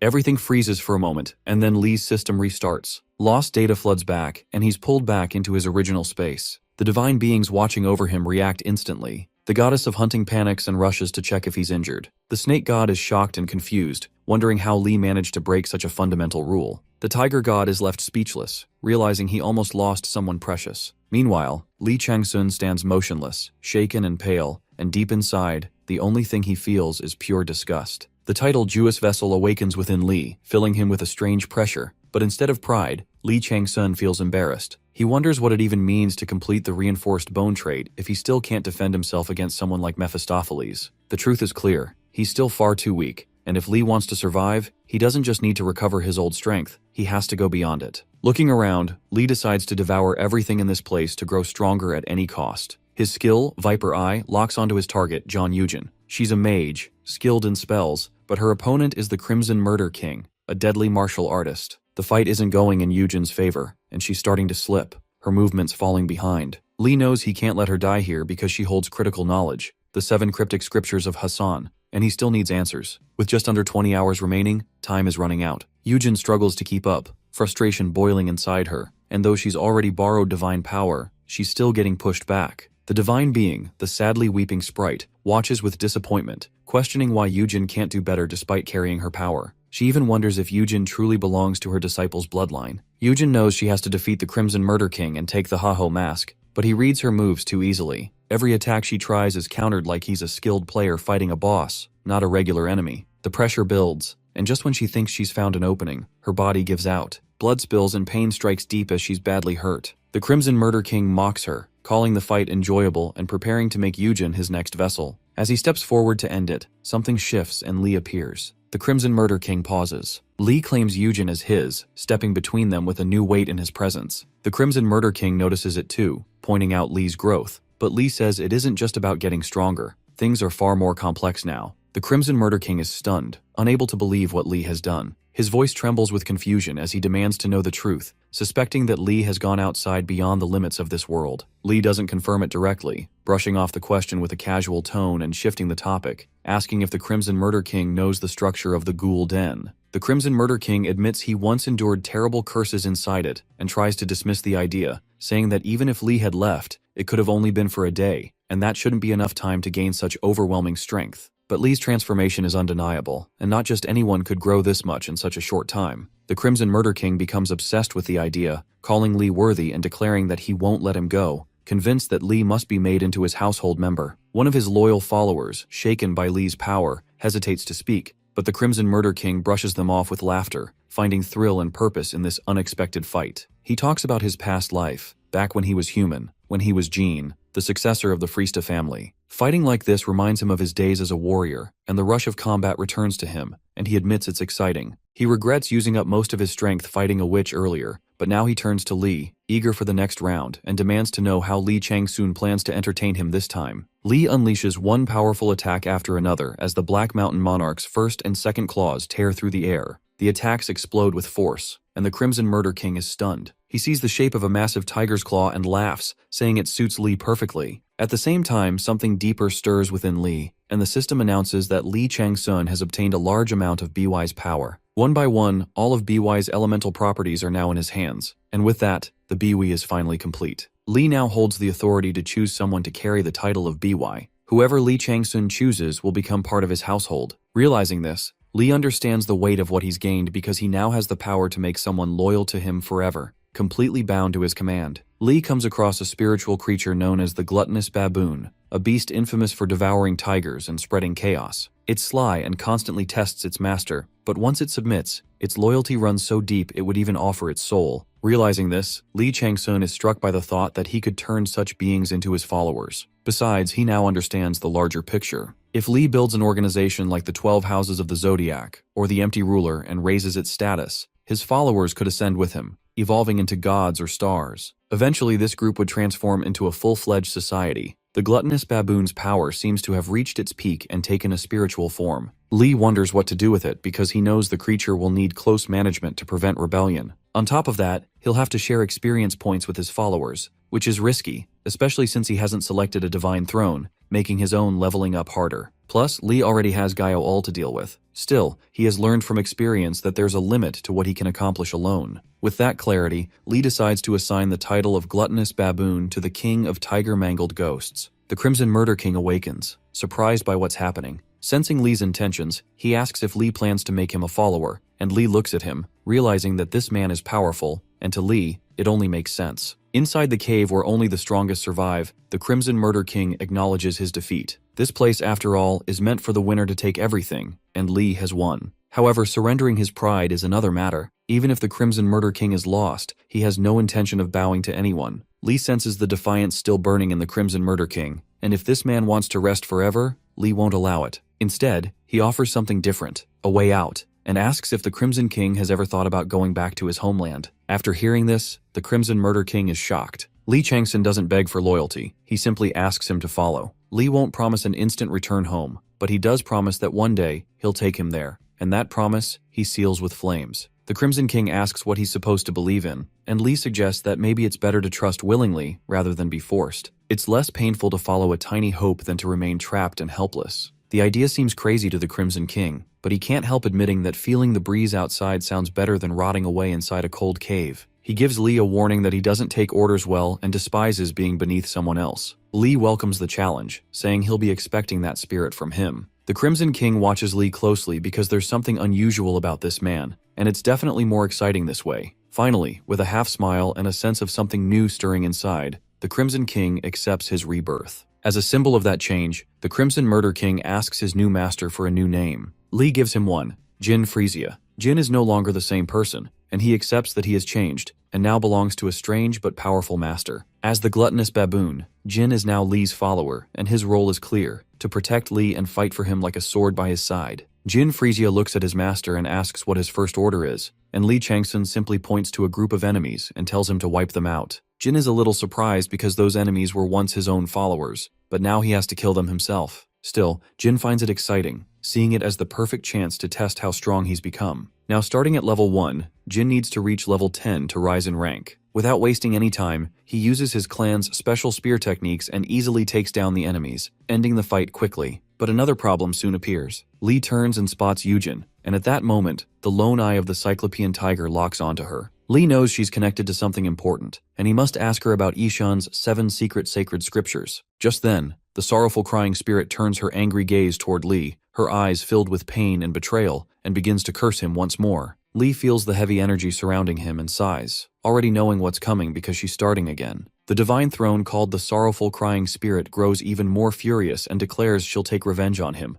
warning that she'll soon choose a new cleric to eliminate him. She chews her nails in frustration and keeps throwing sharp glares at him. Meanwhile, hunting season, another divine throne, finds her annoying and tells her to shut up. Even the world-encircling serpent scolds her, calling her pathetic. Lee has had enough and sighs again, then calls out to someone, Harold. After that, he asks if Harold is watching. Hearing this, hunting season is surprised and wonders if that odd rabbit is really around. Lee continues, saying he knows Harold is watching and threatens to stop trading with him if he doesn't show up. Finally, Harold answers and appears, grumbling as usual. As the dungeon administrator, he complains that Lee isn't supposed to interfere like this, and reminds him that the higher authorities are already on his back because of all the chaos he's caused before. Harold mutters about how stressful it's been lately, blaming it for his bad knees and emotional eating. Hunting season is completely shocked to see Harold pop out like that, wondering aloud if he's a god or something else entirely. Meanwhile, the sorrowful crying spirit just glares even harder at Lee, seething with fury. In response, Lee boldly says he wants her message blocked and removed from his sight. Harold is left speechless for a moment, stunned by the sheer madness of a mortal demanding the removal of a god's message, thinking it's beyond daring. It's flat out insane. The god named Sorrowful Crying Spirit glares at Lee and growls in anger, but Lee calmly repeats that he doesn't want to see her message anymore and wants it completely gone from his sight. Harold is stunned,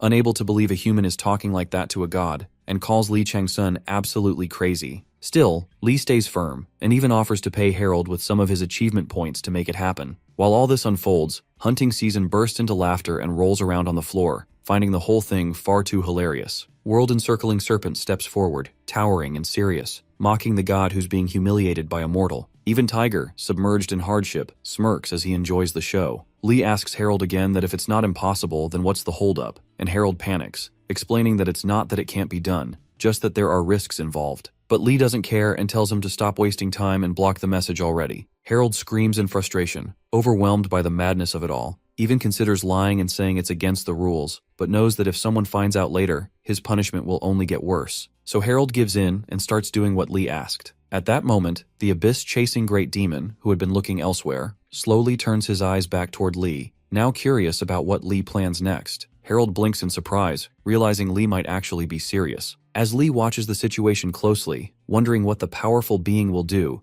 the divine throne called Sorrowful Crying Spirit suddenly feels an intense pressure and starts panicking, realizing a much darker and far more powerful force is awakening. The Abyss. Chasing Great Demon at first looks uninterested, but then slowly reaches out his hand toward the space he's focused on. Sorrowful Crying Spirit quickly tries to raise her divine power to defend herself, but it's already far too late. The moment turns so serious that hunting season falls completely silent, and even the world-encircling serpent and the tiger submerged in hardship say nothing, unable to believe what just happened. The great demon casually brushes off his hands like it was nothing, and looks down at the lower world again, saying the annoying one is gone now and telling them to carry on with what they were doing. Harold lets out a long sigh and mutters that nothing is ever peaceful when Lee Changsun is around. but he admits the problem is handled and decides to leave. At the same time, the twilight-piercing owl finally notices the situation and lets out a tired sigh, while another divine throne, Gemini, starts showing a lot of interest in everything that just unfolded. Jin Frisia stands beside Lee, surprised and amazed that his master is even more incredible than he thought. Yujin stands quietly, looking lost and powerless, and Lee sees there's no need to hurt her anymore because she's already completely broken. As the dust settles, Lee feels proud of what he's gained from this battle. It wasn't just about winning because now he holds something far more valuable: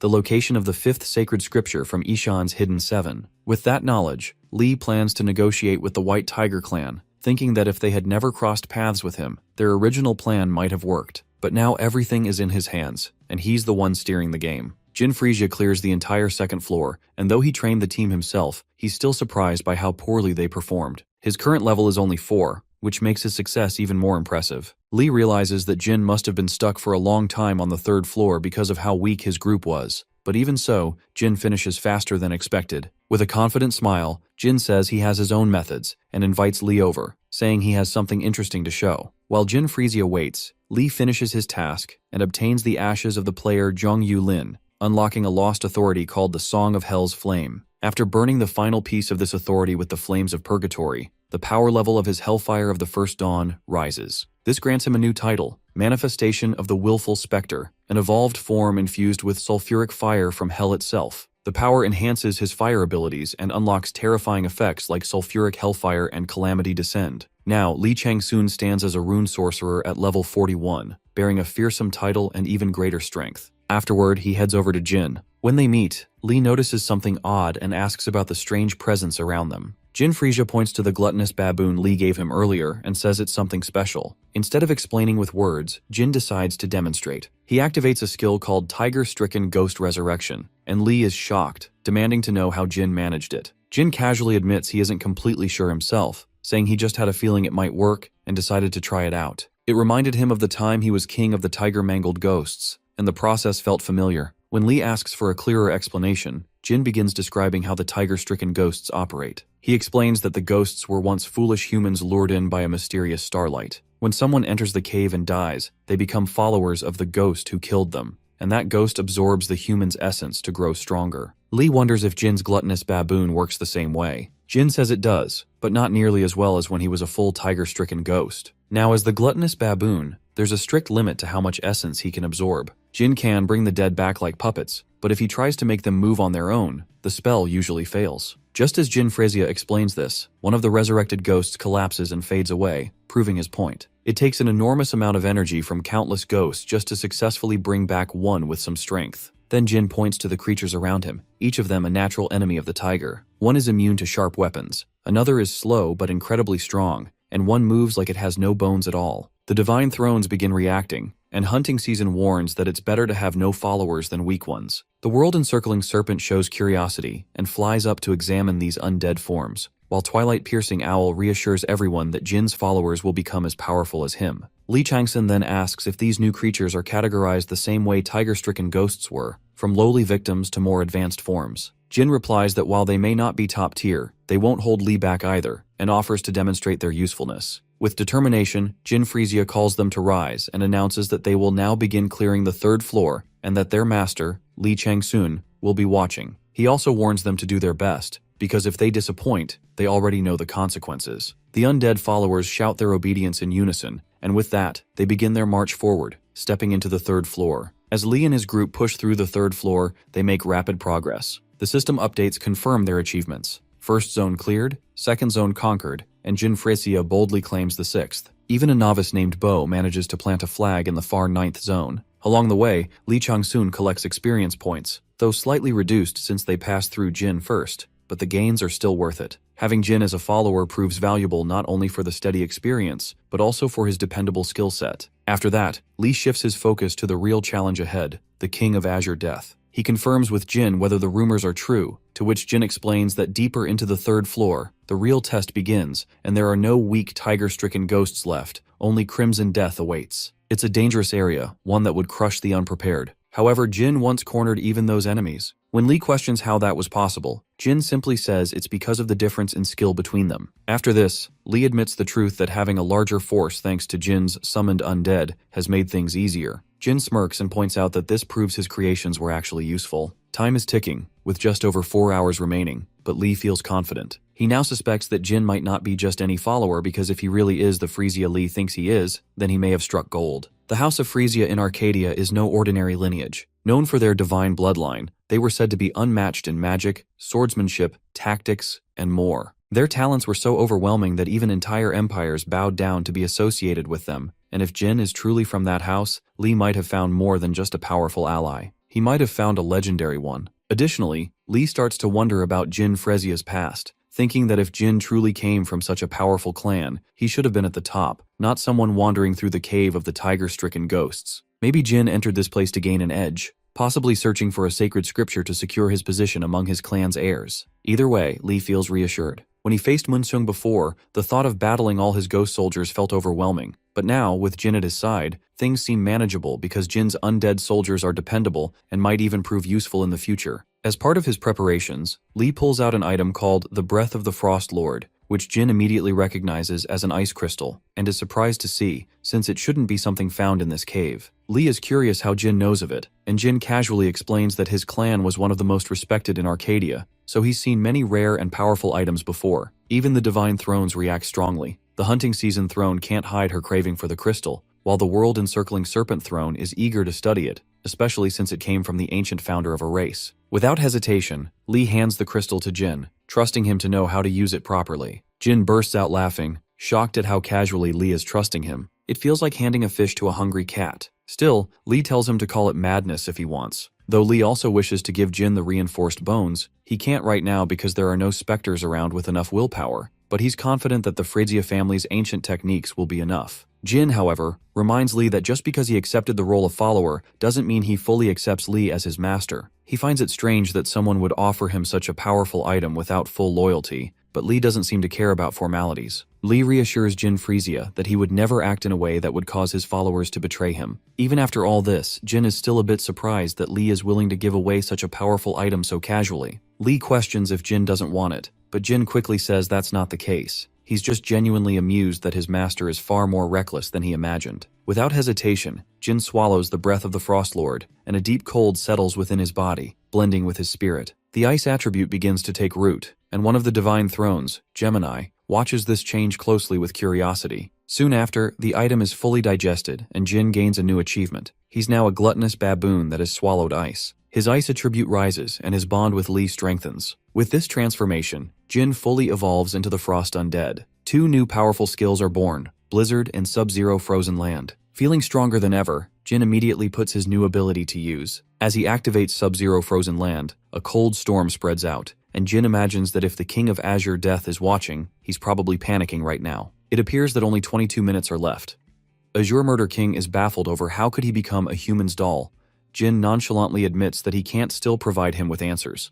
Out of fear, Azure tries to communicate but gets cut off mid-conversation and gets wiped out by our boy Jin.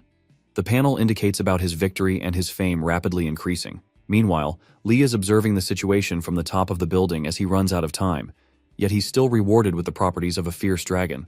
Suddenly he gets shaken out by the voice of people, demanding what has he done. He orders Jin to get rid of all the people, and with a smirk on his face, he willingly proceeds to do that.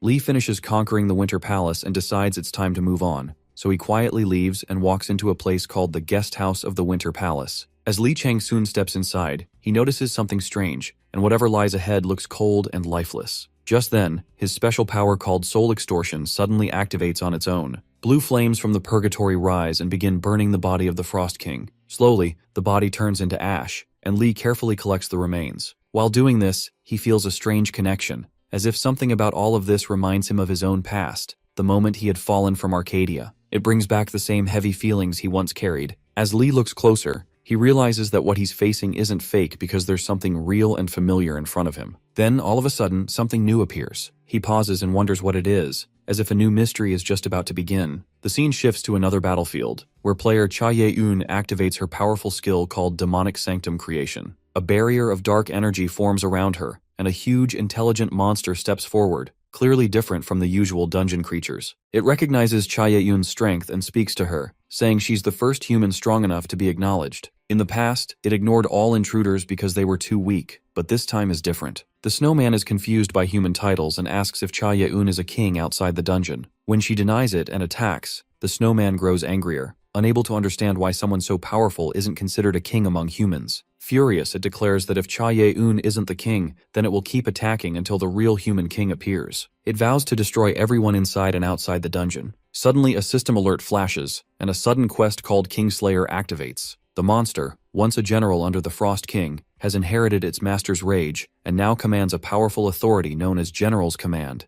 and its fury is starting to leak into the real world. If this threat isn't stopped, it could cause massive destruction beyond the dungeon. The quest's objective is clear: defeat the Frost King's great general and eliminate every snowman-type monster. If they fail, the dungeon will collapse and release these creatures into reality. But if they succeed, the dungeon will shut down, and they'll receive the general's powerful sword as a reward. Realizing the danger, agents on the scene begin to panic. Someone yells that they must stop the general at all costs. Cha Ye-un prepares herself for battle. Then, Leader Seo steps forward with confidence, claiming that since this is the biggest challenge, it obviously belongs to him because he's the main character. The tension is heating up, and one team member shouts that they should just finish the enemy already, frustrated that the middle boss still isn't down even though 3 team leaders are present. It's starting to look embarrassing. As everyone scrambles to take control, arguments break out over who should land the final blow. The pressure builds, and things get more serious when Cha Ye-un warns that her floating spell won't last much longer. She offers to support the team from above with her magic bullets, leaving the rest to handle the monster on the ground. Someone confidently takes the skies while another volunteers to cover the front line. Amid the chaos, the enemy forces keep pouring in, their numbers never ending. Suddenly, Wu Haibin bursts forward and activates her skill Gale Dash. Her speed surges instantly, and with it, her storm-imbued dagger readies for a devastating strike. Her second dagger, blessed by lightning, sparks wildly, crackling with power and eager to be unleashed. Meanwhile, someone scolds their uncle, wondering how he even managed to survive such a rough player life. There's clear jealousy over the powerful items Haibin received. 2 legendary daggers and priceless artifacts gifted by her grandfather. It's obvious Haibin was favored more than his own son, stirring a mix of pride and envy. Watching from above, a divine being known as Good Season to Hunt observes closely. Impressed by Haibin's skill, she showers her with praise, regretting not recognizing her talent sooner and even offering to train her personally in dagger techniques, hinting that this rare opportunity might not come again. At the same time, another divine being, the Nameless Giant, feels a bit uneasy seeing Haibin's attention shift toward a different god and finds it slightly uncomfortable. Afterward, Haibin starts wondering who this new god is, curious if the others know more about them. Haibin launches herself high into the air, mimicking the exact move she once saw Mr. use. Her leap is so powerful that the divine being Good Season to Hunt is left speechless, jaw hanging open at her incredible jumping skill. Every motion Haibin makes grabs the god's attention, from her precise dagger work to her quick, flashy kicks. The goddess watches in awe, but there's a hint of concern too, as if she fears Haibin might get too caught up in the moment and slip. Haibin notices the divine reactions and can't help but laugh inside, finding it almost amusing how everything she does seems to impress this god. Her thoughts drift away from battle, and a warm memory surfaces of someone admiring the scarf she made, genuinely amazed that she knit the whole thing herself. Others had asked for one too, joking about unfair treatment, and someone reminded her they had a birthday recently and hoped for a gift. Haibin smiles to herself, the warmth of those moments cutting deep, and she misses them all. Back in the present, her storm-infused power explodes. Lightning surges outward, crackling violently across the field and disorienting a huge number of snowmen, and even larger enemies like snow pterodactyls, rendering many unable to fight. Some of the flying beasts spiral out of control, crashing into the ground one after another. Haibin is unstoppable now, power radiating from every step and strike as she tears across the battlefield like a force of nature. The storm is hers, and she's commanding it. As she keeps fighting with unmatched speed and skill, the divine being Good Season to Hunt grows more excited, cheering loudly for her. But all this attention brings danger too. The great general of the Frost King suddenly notices Haibin and recognizes her as a real threat. Without hesitation, he orders all the snowmen to focus only on her, and in a flash they rush toward her from every direction, trying to bring her down. Shin Gumgyu quickly acts and uses a special skill called Ouroboros' formula to create a trap that might slow the enemies. His god, the snake that wraps around the world, is proud and shakes his tail happily, clearly pleased to see his follower doing something useful. Then Yunseo jumps in to help, activating his tower attack skill to form a large shield, but he looks drained and weak because the shield isn't strong enough. Gumgyu yells in frustration, and Yunseo explains that he hasn't eaten and has already burned through too much energy. Just when things start to feel hopeless, a peaceful light surrounds Yunseo. The divine being known as the owl that pierces through the twilight watches over him with care and blesses him for his bravery and strength. Thanks to a blessing called Gildal, Yunseo's energy and strength return instantly. Feeling renewed, he quietly thanks the goddess and prepares to fight again at full power. Now recharged, Yunseo shouts that it's time to fight back, and his tower attack skill explodes with force, shaking the battlefield. At the same time, he hears a voice call him student and quickly responds with a firm yes, ready to follow any command. Chaos erupts as enemies are crushed by the shockwave. The weaker ones are instantly wiped out, their cries fading into silence. But then, the real threat steps in. The great general of the Frost King appears, refusing to be challenged by anyone who isn't a king, and sends out his icy warning. Seeing this, Shin Gyeomgyu stands his ground and activates a powerful curse called Curse of the Viper in an attempt to stop the general and his giant snow beast. The curse spreads across the battlefield, trying to confuse the enemy, but the great general is far too strong and shrugs off the curse without a hint of weakness. Even though the curse fails, it buys Hyben a brief moment, and she leaps forward with everything she has. Her lightning flares brightly as she strikes the general and lands a solid hit. The general turns his eyes to her and his calm vanishes. Now he's truly furious. He raises his massive weapon and points it at her, no longer just intending to fight but to end her for good. Hyben feels fear rising, her body trembling and drained of strength. Tears well up in her eyes as the weight of the moment sinks in, and she realizes this could be her final breath. Still, her thoughts go to the people she wanted to protect, and with every ounce of her spirit, she closes her eyes and makes a wish. In that quiet second, she calls out to the god who had been watching her all along, and a voice gently answers from above, telling Hyben that what she did was already more than enough. The player Lee Changseon enters the battlefield with a badass entrance, falling from the sky like a meteor and landing at the top of the mountain. His impact sends flames flying in every direction, and people around him stare in shock, wondering where the fire is coming from. Out of those flames, Lee Changseon steps forward and lands near Hyben. She looks up at him with teary eyes as he stands tall, completely wrapped in fire, now face to face with the snowman general. The snowman glares back, icy steam rising from his body, and demands to know who Lee is. Lee smirks and casually throws the question back, asking what the snowman thinks. Enraged, the snowman shouts that Lee is the bastard who killed their king. The crowd gasps, shocked, whispering among themselves if it was really Lee Changseon who took down the Frost King.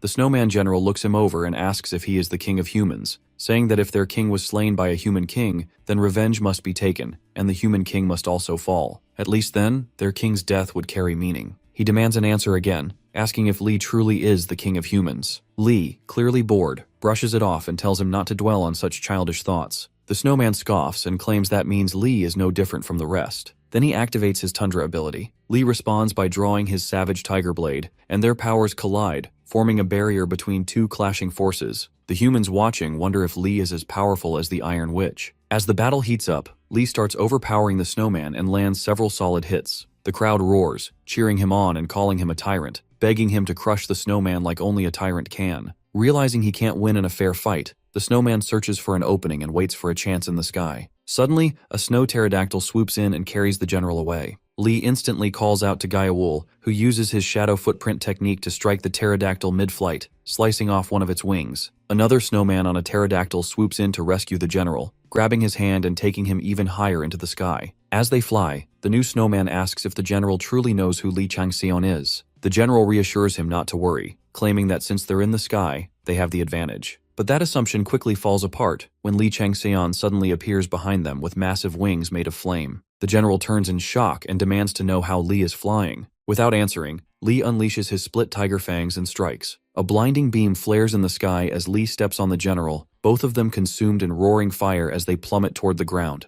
With a massive explosion, they crash into the earth, and the impact shakes the battlefield. The general takes severe damage but still refuses to die, clutching his body and growling that he cannot fall here. Not yet. He insists he has to avenge their fallen king. Lee stands tall above him and questions why he's so obsessed with the word king. The general drops to his knees, staring at the ground. He says it's the only way he can become one himself. To earn that title, he must avenge their king and slay the king of humans. He shouts that a true king is someone who brings prosperity to his people, and to lead, he must first claim the crown. Lee looks down at him and says this is exactly why the Frost King left something behind. The general stares up, confused, and asks what he means. Lee pulls out a letter and tells him that the Frost King wrote it before his death. The letter says that the king has already accepted his fate and is leaving this world, entrusting the snowmen to the general. It states clearly that he is free to lead them however he wishes. Upon hearing those words, the general is shaken. The system recognizes the change, and the general officially becomes the new dungeon boss. The Frost King's eyes fill with tears as he screams, demanding what meaning those final words even hold, shouting that they're nothing but lies. Before he can say anything more, his head is sliced clean off by Li Changxian's blade. The status window flashes open and declares that the dungeon boss has been slain, and the dungeon immediately begins to collapse. Meanwhile, in a faraway place, the Blue Wolf turns to his assistant and asks if Li Changxian is truly the man who dared to reject the goddess's blessings. With a smirk, he glances back and says it's time to head to Korea. He has to witness this man for himself. If Li is just some arrogant fool who insulted their goddess, then the Blue Wolf vows to personally punish him with his own 2 hands. Meanwhile, Li Changxian returns to his apartment where he has invited his teammates, Shin Gumgyu, Shin Yunseo, Gyeowol, and Hyebin. Yunseo grabs Gumgyu by the collar and asks if he's lost his mind or wants a bunch of stalkers to show up since he keeps shouting so loud. Gumgyu fires back, saying even stalkers would be less annoying than her. She tells him to just drop dead. Her expression softens when she turns to Li Changxian and hands him a gift, saying it's the only thing he ate during the Las Vegas Championship League 4 years ago. Li looks at her and simply says thanks. She gets flustered, thinking she can die in peace now. Gumgyu yells at Li and warns him that Yunseo bought the gift from his fan club, only to get kneed in the face by her and told to shut up. Hyebin arrives nervously as Gumgyu gets beaten up, and Li welcomes her, explaining that he hasn't finished furnishing the place yet. Gyeowol, Hyebin, Yunseo, and Gumgyu sit down to feast while Li stands in the gallery. Yunseo takes out a token and hands it to Hyebin, telling her it's a rare item and she should treasure it. Normally, it's only given to official members, but she's making an exception. Yunseo explains that posting a photo with the token on social media grants access to all of Li's competitions and behind-the-scenes content, even the explicit stuff. Hyebin accepts the token and thanks her. Yunseo then asks how she ended up being his fan when he's famous for being a jerk, to which Hyebin replies that she's not really a fan, but a mentee. Li is her mentor. She wants to be a kind-hearted person like him. Li Changxian talks to the tiger that has been trapped in hardships, who continues to annoy him. The tiger tells him about a certain someone who once had too much attitude, and that arrogance led to his downfall. Li Changxian realizes with a jolt that the tiger is talking about him. He gets a flashback of the time he met Arcadia. In the memory, Arcadia asks how to become as strong as Li, but Li just calls him a pest and tells him to get lost. After Arcadia leaves, the Void Monarch shows up and tries to kill him. In the present, Li Changxian reflects on this, and thinks the Void Monarch must have been the first to join the Ziwei Doshu when they tried to eliminate him. He wonders if he was always meant to be their target. A constellation tells him to stay alone and abandon anyone who might weigh him down. Li says he understands, but in his mind he thinks it's complete nonsense and questions why they'd even bring up the Twilight of the Gods. He doubts the tiger knows who he really is, since Thanatos' protection system isn't that sloppy. He can't tell if the tiger's words were just coincidence or something more. The tiger then asks what he's planning to do next. Li says he needs 1 month, and after that, he'll become a ranker. The tiger asks if that's possible. Li thinks it's honestly pretty easy, but he tells the tiger that it might be difficult with just his current strength. That's why he plans to get the 5th scripture. Once he has that power, becoming a ranker will be a piece of cake. The tiger raises a concern, asking if it's okay for him to take on more curses. Li says the more hardships he goes through, the more he gains. The tiger acknowledges the logic and praises his courage, then bestows another benefit on him as a reward. Meanwhile, Levi is behind the wheel of his car, crying as he drives fast down the road, shouting that his Hyebin went and joined Li Changxian's team. He screams in frustration, still heartbroken that she called him a nuisance. The next day, Li Changxian walks into a store and tells the shopkeeper that he wants the unnamed spear and Gyeowol's spear reinforced with the crystal he's holding. The shopkeeper glares at him and complains that he just finished crafting those weapons after 3 full days of hard work, and now Li wants them remade. Without blinking, Li deposits 10 million won into the guy's account and tells him to get to work. He then opens the king's treasures and asks the weaponsmith if the materials he's brought are enough. The weaponsmith stares at them in disbelief and says Li has brought something outrageous. He picks up the cold iron and realizes it's not just any cold iron, it's 1,000 and even 10,000 years old. Just a piece the size of a fingernail could make a top-tier weapon, and Li has brought enough to craft every remaining weapon they need. Fired up, the weaponsmith vows to create a masterpiece no one else in the world could ever replicate. Li simply asks if he's going to do it or not, and the weaponsmith firmly replies that he will, no matter what. After that, Li heads out to meet with Executive O. Chief Shim announces Li's arrival and gives him a look full of annoyance. Executive O waves him off and tells him to go handle the business trip preparations properly. As Shim leaves, he grits his teeth and mutters to himself, trying to figure out what's really going on. First Li Changxian shows up, then this sudden business trip,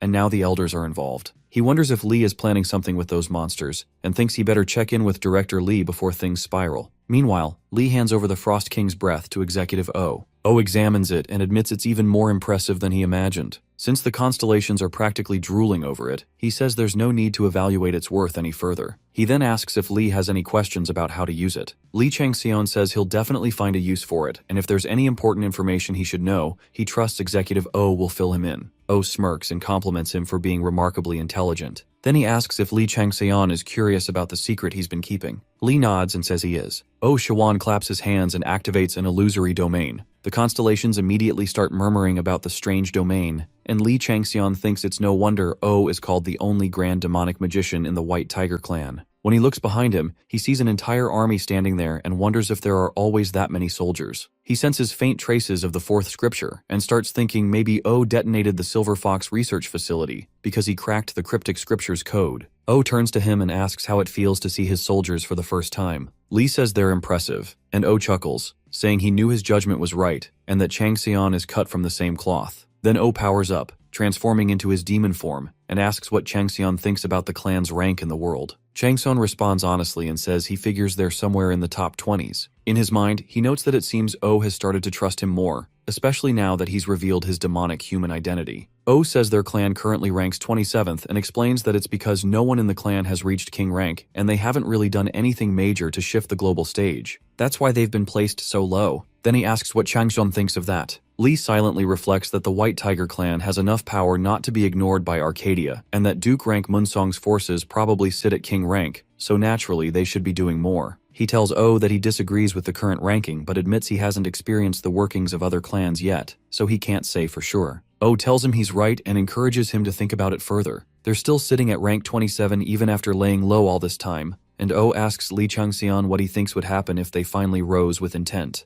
O explains that he has no plan to keep the clan confined within Korea. He wants them to rise and spread, to become a force that makes every tree and blade of grass tremble at their roar. Their guardian constellation shares this ambition, and O declares that it won't be long before countless people kneel before them. In the background, the army lets out a deafening roar as if ready to devour anyone in their path. Lee Changxian asks if O really intends to take his army out into the world, and if he's not worried about being condemned for becoming a demon human and walking the path of injustice. O simply tells him that all that talk becomes meaningless in the face of overwhelming power. He says that since he's shown everything he has, now it's time for Lee to do the same. Then he pulls out a dream pearl and offers it to Changxian, calling it something that could turn him into someone like them, or maybe even someone greater. He adds that all the directors and team leaders have gone through this same process, and now it's Lee's turn. O guarantees that Changxian will become stronger than any of them, and offers the pearl with complete confidence. Lee takes the dream pearl and thinks that with close inspection, he might be able to uncover the secrets behind the tiger's calamity. Just then, he hears the voice of Jin Frezia asking if he can have the orb instead. He asks Jean why he should hand over the orb, and Jean replies that he's thinking about making the household members stronger, and that its concentration method has caught his interest.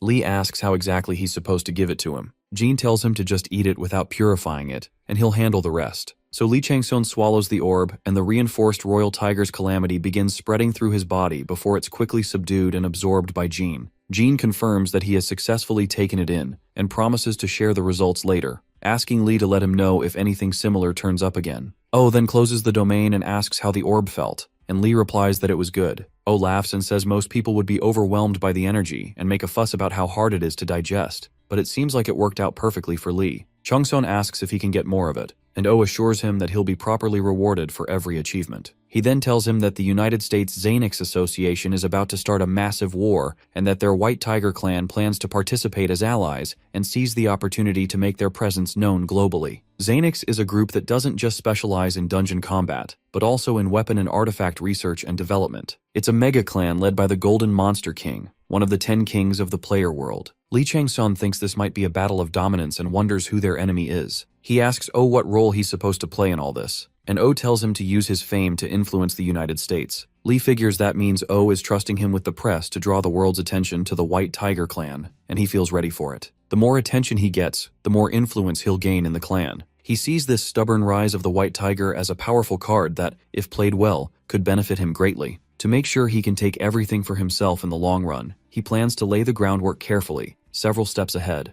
Then he asks O for permission to visit the Stone Desert where the cold wind blows in France. After conquering it, Li Changxian plans to head straight to Chicago to take care of the City of Apocalypse. He asks if becoming a ranker after that would cause a huge stir in the media. Oh laughs hysterically and says that if Li manages to conquer those unconquered dungeons, he'll definitely become a massive star. He grants him permission to go if he wants, but warns that there may be some unknown danger involved, so he'll be sending an escort with him. Later, Shin Gumgyu arrives at the training facility, and Unseo calls him a lazy ass, telling him to hurry up. Gyeowul and Unseo are already practicing with their weapons. Gumgyu asks if they're seriously training right after their party just got formed. Lee Changson walks in, and Gumgyu greets him as team leader, asking what weapon he's using. Lee tells him to just call him Hyung when it's only their party around. He says he just prepared the weapon and brought it to test it out and get a feel for it, asking if it looks weird. Lee gathers them all and explains that the reason they're here today is to check the L team's teamwork, and to do that, they'll be going into an actual fight. He tells them a sudden case just came in from the executive director. A collapse recently occurred in one of their production clans while they were mining mana stones. They'll depart once everyone finishes reviewing the mission details. Meanwhile, at Incheon International Airport, Cha Ye-eun stands waiting for the Blue Wolf. When he arrives, she welcomes him, and he's surprised that she can speak German. He smiles and says he can't believe the Iron Saintess, blessed by their patron, is here to attend him,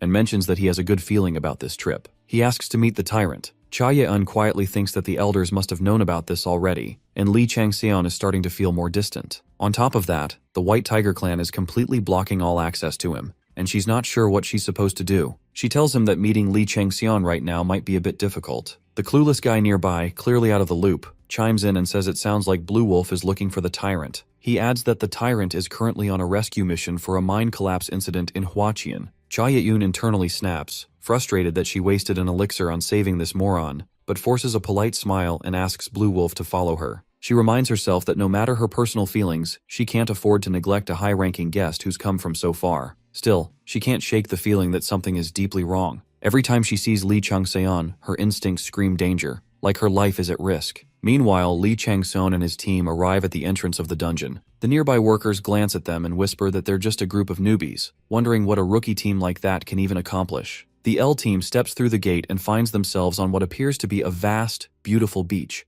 but Lee Changseon warns everyone to stay sharp. They have no idea what might be hiding or ready to strike. Gumgyu lights up the area with his light ball while Unseo readies her shield. Suddenly, an arrow flies out of nowhere and strikes Gyeomgyu directly in the temple, dropping him instantly. Unseo screams his name, eyes wide and filled with panic, but Lee Changseon immediately snaps at her to pull herself together. Before anyone can catch their breath, a volley of arrows rains down from a distance, signaling the start of an ambush. Unseo activates her shield extension and blocks the incoming barrage with ease. At the same time, the glowing orb Gumgyu released earlier begins to spark and fires lightning in all directions. Out of nowhere, Gumgyu comes back to life and casually pulls the arrow out of his skull. He says the patron warned him that the magic core would protect him, and clearly it did. To mess with Unseo, he mimics the way she shouted his name. She yells at him to stop being ridiculous and starts hitting him, asking how he's still alive after taking a hit like that. Meanwhile, Lee Changseon calls out to Gyeowul, who quickly disappears into the nearby forest and returns after taking down the attacker with clean precision. Both Unseo and Gumgyu are impressed by how effortlessly he handled it.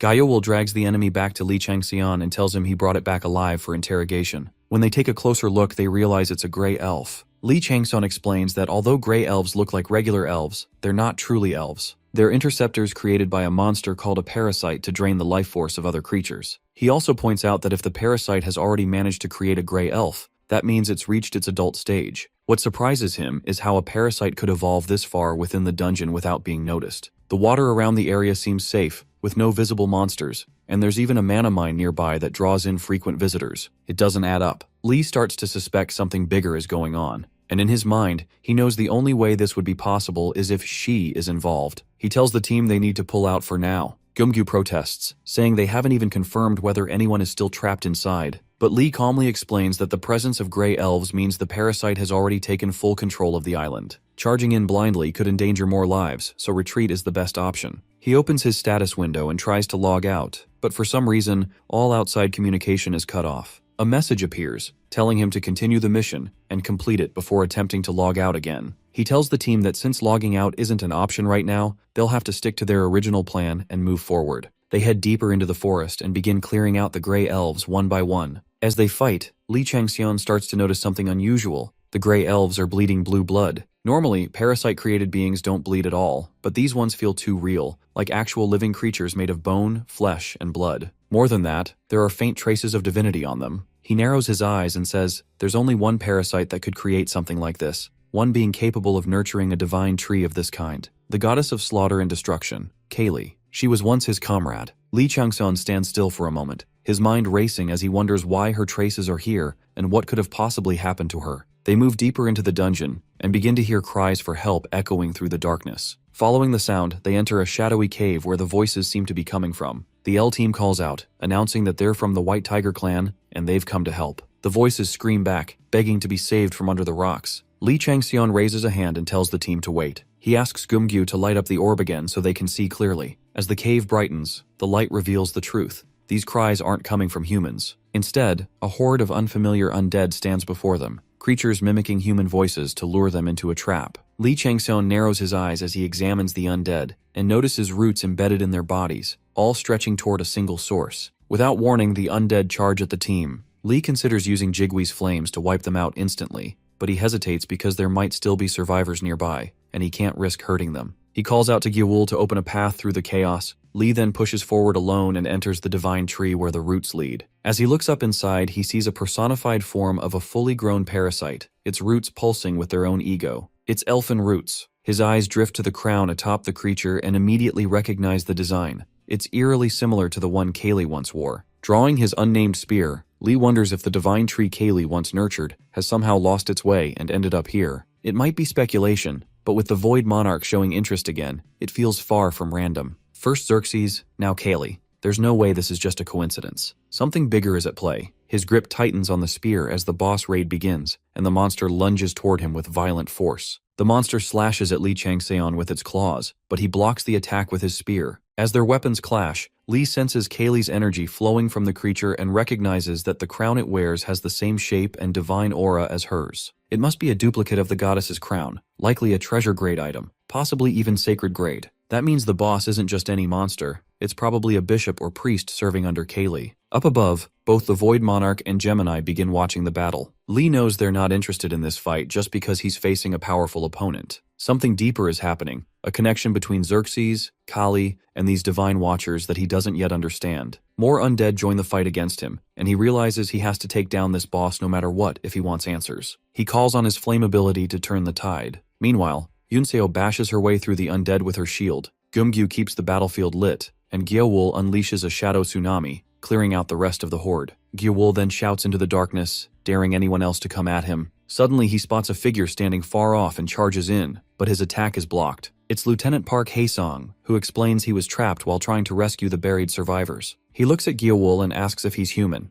Gyewol reveals his face and says he's from the White Tiger clan's L team. At the mention of L team, Park immediately asks if that means Lee Changseon is here too. He adds that there are still many injured people who need urgent help. Gyewol tells him that their team leader isn't present at the moment. Just then, a tremor shakes the ground, and Jean contacts Gyewol telepathically, hinting at something unspoken. Gyewol doesn't know if Jean is being honest, but wonders what Lee Changseon would do in a moment like this. He looks Park straight in the eyes and asks him where the survivors are. Back in the fight, Lee Changseon unleashes his fire ability and scorches the roots, burning it halfway to a crisp while wiping out all its minions. But the main body survives and lets out a deafening roar, summoning more of its kind. Lee calls out to Jean for backup, and Jean responds with a grin, saying he was just waiting to be summoned. He jumps into the fray and begins cutting down the incoming minions with his sword. Seeing an opening, Lee flies straight toward the roots, aiming to finish it off, but the monster quickly regenerates. The areas that were charred and aflame are now completely healed and even tougher than before. Lee realizes with a sinking feeling that the creature gets stronger each time it's destroyed. He attacks with his spear, but the roots block it using a newly formed shield made of its own body. The shield doesn't hold up long. Lee switches to Fauchard mode and slashes, nearly cutting the monster in half. Still, the roots regenerate at an alarming rate, recovering faster than before and reinforcing itself. It strikes back, landing a heavy blow on Lee's side. As the pain sinks in, Lee thinks to himself that this thing isn't just regenerating, it's evolving. Kaylee always had an edge over him in traditional martial arts, even if she wasn't necessarily better in raw combat. Maybe that's why this creature has the upper hand in technique. The gap in their physical power is closing quickly. Lee knows that if he wants to win, he can't just try to keep up. He has to outpace the monster with a lead so massive it can never catch up. Lee Changseon activates his flames once again and suddenly recalls a conversation with Kaylee. He had once asked her about the mysterious power she used to expand her strength and if it was something he could also do. Callie told him without hesitation that it was her last resort and warned him to use it only in a real crisis. She explained that he was the only one who had ever survived after witnessing it. Back in the present, Lee starts inhaling all the flames around him, preparing to unleash Himavat's breath, a technique that draws out latent power and boosts vitality, but comes with a heavy toll if misused. Just a single breath is enough to trigger immense force from within. He thinks to himself that even if the Void Monarch or Gemini are watching, they won't recognize it because Kaylee said everyone who had seen it before didn't live to tell the tale. His plan is to instantly overpower the monster and prepare for a full-scale magic explosion. He continues to breathe in flames through his mouth as his eyes turn white and veins crawl across his face. The status window pops up, confirming that Himavat's breath has been activated, and his latent powers are now being triggered. The status window goes wild, telling Lee Changxian that he has entered states of confusion, berserker, and delirium. All his stats are significantly boosted for the next 5 minutes. The skill Kalokagathia activates, allowing him to wield the magical powers boiling inside him. Changxian knows these 5 minutes are the limit before his body gives out, but with his current state, he can only manage 5 seconds. He tells himself he has to end this within that window. Without hesitation, he launches beams of molten lava toward Elfin Roots, who gets pierced through effortlessly, his body left full of holes. 1 second passes. Changxian keeps up the assault without wasting a moment. Using his viper's eyes, he locks onto the target's movements and follows up with his Black Mountain Claw, slashing the monster again at the same spot. The ability erupts violently, leaving a trail of flames that engulf the monster and burn it to a crisp. Now floating above the nearly dead body of Roots, Changxian finally exhales a breath of relief. The status window informs him that he has successfully terminated Himavat's breath, but has lost 45% of his stamina and 61% of his mana. He's drained. Elfin Roots lies there on the brink of death, and Changxian can't believe he used Kaylee's technique on one of her own priests. The constellations start discussing the battle in awe of his performance. Changxian thinks that now that he has subdued Roots, he needs to figure out what happened to Kaylee after he was sent for the Divine Punishment trial. But with Gemini and the Void Monarch keeping a close eye on him, he knows he can't just start interrogating him openly. Suddenly, Elfin Roots rises, and his eyes start to glow bright red. Changxian stares, stunned, trying to understand what's happening. Then Roots begins to laugh psychotically. He calls out to the gods and curses them, calling them filthy and disgusting. He says their twisted little game won't last much longer, and that his dead god will rise again to wipe them all out. The apocalypse they fear so much, along with the twilight, is coming for them. As he speaks, his roots and energy start to spread wildly. Changxian immediately receives urgent warnings to flee, so he takes off without a second thought, and the boss monster Elfin Root dies. But before meeting his end, Elfin Root sacrifices his remaining divinity and the magical extract within him to empower the parasite tree. The tree begins to expand as blue magic pulses through it, signaling its upcoming evolution into a new form. Meanwhile, outside the dungeon, people are starting to get uneasy, wondering why it's taking so long for the others to come out. Just then, the dungeon gate begins to rage violently, and one of the workers tells the other to call the association and report that the dungeon is breaking. Not long after, Cha Yaun, the Moron, and Blue Wolf arrive at the scene. Cha Yaun notes that despite the sudden dungeon breakout, the management still seems way too relaxed. Blue Wolf asks if the dungeon is a 4-star or higher because the magic wavelength is enormous. The Moron replies that it's not a 4-star dungeon but only a 1-star. Blue Wolf wonders if a double dungeon opened inside. Meanwhile, inside the dungeon, a large-scale energy drain spreads across different sections, and desertification begins. Changxian grows increasingly worried and wonders if Bagyeowul and the others manage to evacuate safely. Li Changxian stands nearby, staring at the parasite tree, his mind replaying what Elfin Root said about his god rising again and bringing forth the apocalypse and twilight. That means Kaylee is already dead, and the blame might lie with Gemini. First Xerxes, and now Kaylee. He wonders what really happened after he was sent for the Divine Punishment trial. Did others suffer because of him? While he's lost in thought, a new boss monster is born, the Divine Parasite Tree. It quickly realizes that the energy inside the dungeon isn't enough to achieve its goal, so it starts scanning the nearby surroundings for more power. That's when it discovers a new source outside the dungeon, planet Earth. It begins spreading its roots across Earth, and a full-blown dungeon break occurs, causing the mission to shift. Changxian blames himself and makes up his mind to bring back Kaylee's priest. Jean hears his thoughts and starts speaking to him telepathically, calling it an interesting idea. He asks if Changxian really plans to bring back the former high priest of the goddess of killing and destruction as one of his household members. Changxian says that if the parasite tree spreads to Earth at this rate, everything will be over. He has to eliminate it and retrieve Elfin Roots. He adds that the parasite seems to be heading toward the sky, where the stars and gods reside. He orders Jean to find Elfin Roots. Jean is annoyed by the command, but feels a strange weight in Changxian's words that compels him to obey,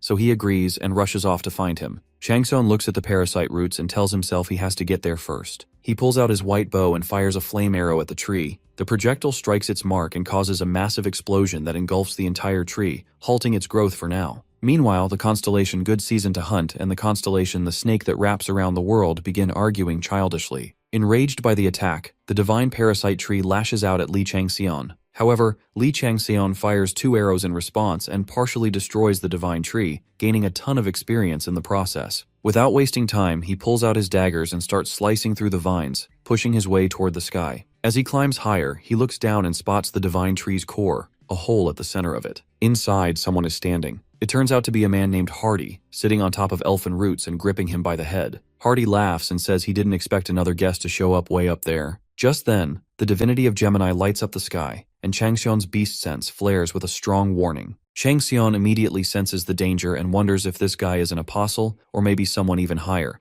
like a chief-level figure or an archbishop. Whatever he is, his rank is clearly up there. Hardy starts drooling and says he'll give Changxian a clear demonstration of the consequences of blaspheming against his patron, and maybe even grant him the honor of spreading his patron's doctrine where he lives. He begins attacking elfin roots, most likely trying to extract his remaining divinity. Changxian knows deep down that even if he were in peak condition, he wouldn't stand a chance against this guy. Still, he can't stop thinking if there's any way to beat Hardy and save elfin roots. Jean tells Li Changxian that there's still that method he can use to kill the enemy, and urges him to retrieve the pure demonic cure first. Changxian knows it won't be easy, but now that he has a way, he's determined to follow through. He activates the Commanding Tiger status to accelerate his thought process, and then triggers the Kolokagathia ability to push all his stats to the max, temporarily closing the gap between himself and the 2 enemies. Hardy turns around and sees a burning Li Changxian speeding toward him at incredible velocity. Changxian unleashes his latent power by using Himavat's breath again and enters a berserk state. He pulls out his daggers and closes the distance between them. Meanwhile, Blue Wolf and Cha Yun enter the dungeon and immediately notice the tree engulfed in flames. Blue Wolf stares in disbelief and wonders what in the world is going on. He opens his status window to check the divine tree's level, only to find that it's still growing. Cha Yun realizes this is no ordinary dungeon break and notes that even the monster continues to grow. She shudders at the thought of what could happen if the tree crosses into Earth through the gate. Just imagining it makes her sure that something catastrophic would follow. She starts to question what they could possibly do to stop a monster of this scale. At that moment, the tree flares up even brighter than the sun and flames burst out everywhere. Blue Wolf asks what's happening all of a sudden. Cha Yun gets a notification saying that the player Li Changxian is going wild. Blue Wolf mutters that this must be the tyrant. Taking off his glasses, he admits he didn't think he'd end up in a raid after flying all the way to Korea for a business trip. Still, he knows he has to deal with this dungeon before he can get what he came for. He activates his werewolf transformation skill and turns into a wolf, lifts Cha Yun onto his back, and the 2 of them get blessed by different constellations. Blue Wolf says that the Saintess's blessing is far more powerful than that of most chief priests, especially since she's blessed not only by the goddess, but also by the great god of Olympus and everything tied to him. Cha Yun picks up on a survivor's signal and quickly informs Blue Wolf. He tells her to hold on tight because he's not going to catch her if she falls. Meanwhile, Li Changxian activates the Black Mountain Monarch's first clan and second claw skill,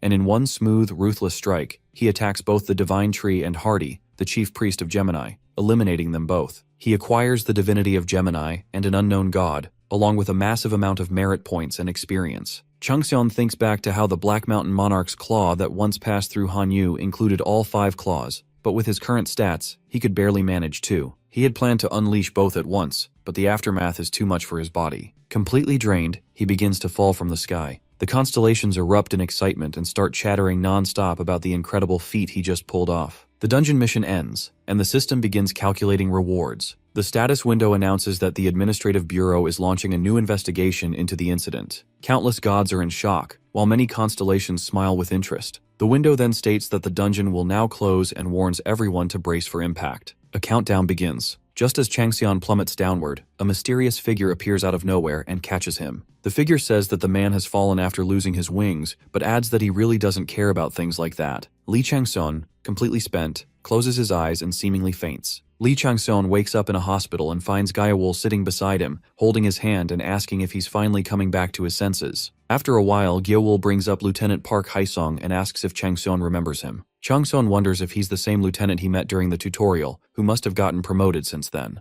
Yahello starts explaining what happened during the Divine Tree's evolution. He says that when the parasite tree started growing, they were moments away from being overwhelmed by its vines, but then a huge wolf and Agent Cha Yun came in and rescued them just in time. Changxian asks why she was even there. Gyewol tells him she had come to meet with him but ended up entering the dungeon after seeing the dungeon break, and she was the one who gave him emergency first aid while he was passed out from exhaustion. Changseon thinks back to how high up he was when fighting Hardy, and is surprised she managed to sense his mana from that far. He starts to wonder just how high her mana affinity really is. He recalls their earlier encounter at the Hill of the Abominable Snowman, and remembers sensing multiple blessings from different gods on her. It's hard for him to think of her as a normal human, especially with that other face hidden behind her mana and blessings. It felt like something massive was writhing behind the scenes, watching him, and he's certain of it. He decides that meeting her and thanking her properly might not be such a bad idea. Lying back on the bed, he tells himself it's better to wrap things up for now and get some rest, since that's what matters most at the moment. Somewhere in the divine realm, the constellation Gemini watches him closely, and Changseon starts to wonder how he'll react after losing such a high-ranking household member. Meanwhile, the moron and Cha Ye-yoon are driving somewhere. The moron jokes that hearing the tyrant say thanks is no small thing and teases her, asking if she was just too shy to hear it herself. She responds by smacking him in the throat with a clean chop to shut him up.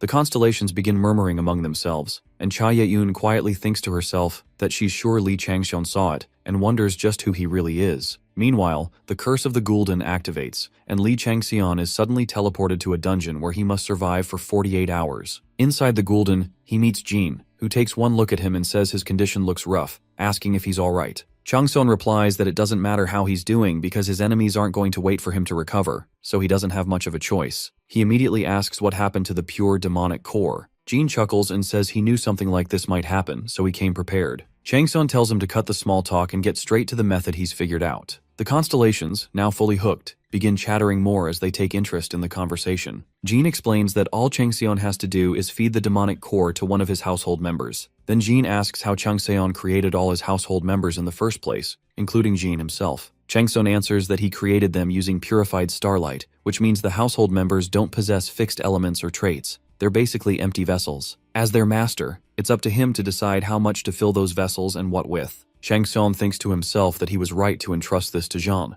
Back when he held the title of Twilight of the Gods, he was more of a solitary existence without other gods or household members, so he never had the chance to study such matters deeply. Jean assures him that he's skilled at crafting strong vessels, so there's no need to worry. Changseon reflects that Jean, having learned kingship from a great family and once ruled over thousands of ghouls inside the ghoul den, must be quite experienced. Jean's own household member Zabek steps forward and begins absorbing the pure demonic core. The merge is successful. Zabek's possessed divinity starts to awaken once more, and all of his stats begin to change and redevelop. Elfinroot's true nature begins to awaken inside Zabek, and the assimilation rate shoots up rapidly, bringing with it the memories and identities of his past lives. Without warning, Zabek lunges at Lee Changseon in a sudden attack. Changseon figures this was bound to happen. Since Zabek was once Kaylee's high priest, he must still harbor a deep desire for revenge. He expected something like this, especially after what happened with Jean. He turns to Jean and asks if he plans to just stand there and watch. Jean immediately grabs Zabek by the head, glaring at him with fury, and says how dare he bare his teeth at their master. He snarls that he'll make sure Zabek never pulls something like this again. Changseon watches and reminds himself that Zabek was created as Jean's household member, and now that his body has been borrowed for rebirth and his stats redistributed, there's definitely a limit to how much he can resist Jean's control. A status window pops up, asking if Changseon wants to name the new household member. He agrees and names him Elfinroot. The naming completes, and Zabek's identity officially changes. Changseon turns to him and asks if he still carries the divinity of a dead god. He figures that if the deity trusted him enough to make him a high priest, the god's divine rank must have been incredibly high, so why does he keep dying? He adds that he knows Elfin can talk, so he better start speaking clearly. Elfinroot asks why he's so curious. Changseon tells him that it's because he wants more power, especially since he doesn't have a patron of his own. Elfinroot thinks that unless this is connected to horoscopes or Zeiwei Shu, there might still be a path forward, even if it's one drenched in darkness. He begins to speak of the past, saying that before everything was crushed, there was once a star called Twilight of the Gods. That being fought countless stars, including the 12 zodiacs, and was eventually sentenced to the divine punishment trial, where he died. While most stars agreed to put him on trial, there were a few who voted against it, one of them being the very goddess Elfin once served, the goddess of slaughter and destruction. Elfin gets a flashback of his final conversation with her, and in it, she gently says that Twilight was definitely the silly friend who left her side. She says that despite everything, he was a friend she should never have let slip away. She understands what he's trying to say, but she can't overlook what happened, because in the end, it all began with the 12 zodiacs. She asks him to leave. Elfin refuses, saying he can still fight alongside her. but she insists and tells him that she dismisses all her priests, including him, and with that, she walks away. Elfen watches her go and admits he still doesn't know if that moment was fortunate or tragic. The goddess wasn't alone. Others stood by her side, but she never revealed who they were. He has no idea how things turned out for her and those who stayed with her. All he knows for sure is that their defiance enraged many stars in the sky, and eventually, the goddess died. Li Changxian stays silent, his rage simmering just beneath the surface. Elfen Root lowers his gaze and says it seems those who supported the goddess also met terrible ends. Since then, he's been drifting through fragments of the shattered world, wandering aimlessly until he finally woke up in a place overflowing with magic. Changxian clenches his fists, thinking those 12 zodiacs are bastards, and that the tragedies that happened to Kaylee and Xerxes all trace back to them. No matter how powerful Kaylee was, she would have been severely outmatched by the 12 zodiacs and the entire horoscope that rules the heavens. He knows he abandoned them, yet they still tried to save him. He asks Elfen Root what his true goal is. Root replies that while revenge is part of it, his main priority is to resurrect the goddess. Changxian asks if that's even possible. Elfen Root shouts that it doesn't matter whether it is or isn't. All that matters is that he tries. It's the inevitable wish and duty of a true saint. Changxian thinks that gods are beings bound by providence and laws. As long as there are believers offering faith and priests gathering divinity, resurrection isn't entirely out of reach. That's why the underworld doesn't kill gods or stars, but seals them instead. So in theory, a god's resurrection isn't impossible, but in practice, it's a different story. Once a divine being's status is shattered, their power and divinity are essentially gone. Changxian asks if it's true that the more of a dead god's divinity he collects, the stronger he becomes. Elfen Root nods and says it's true, and that his goal is to reach the level of an apostle. He says that Changxian may not have a patron, but it's clear that a lot of stars are paying attention to him. He adds that while he doesn't want Changxian's help, he'd prefer if Changxian didn't interfere with him either. Since Changxian is after power, Elfen says he can guarantee it, so it's a fair deal. Li Changxian responds that he'll help him until then, but in return, Elfen must fully submit to him. After all, he can't escape and can't do anything without Changxian's permission. He asks if it wouldn't be better for Elfen to rely on him and take a chance on the future. Elfen's eyes well up with tears as he sees a faint resemblance of his goddess in Li Changxian. He drops to his knees and says that from the 26th branch of the goddess of slaughter and destruction, he greets his new master. The household member Elfen Root pledges his allegiance to Li Changxian.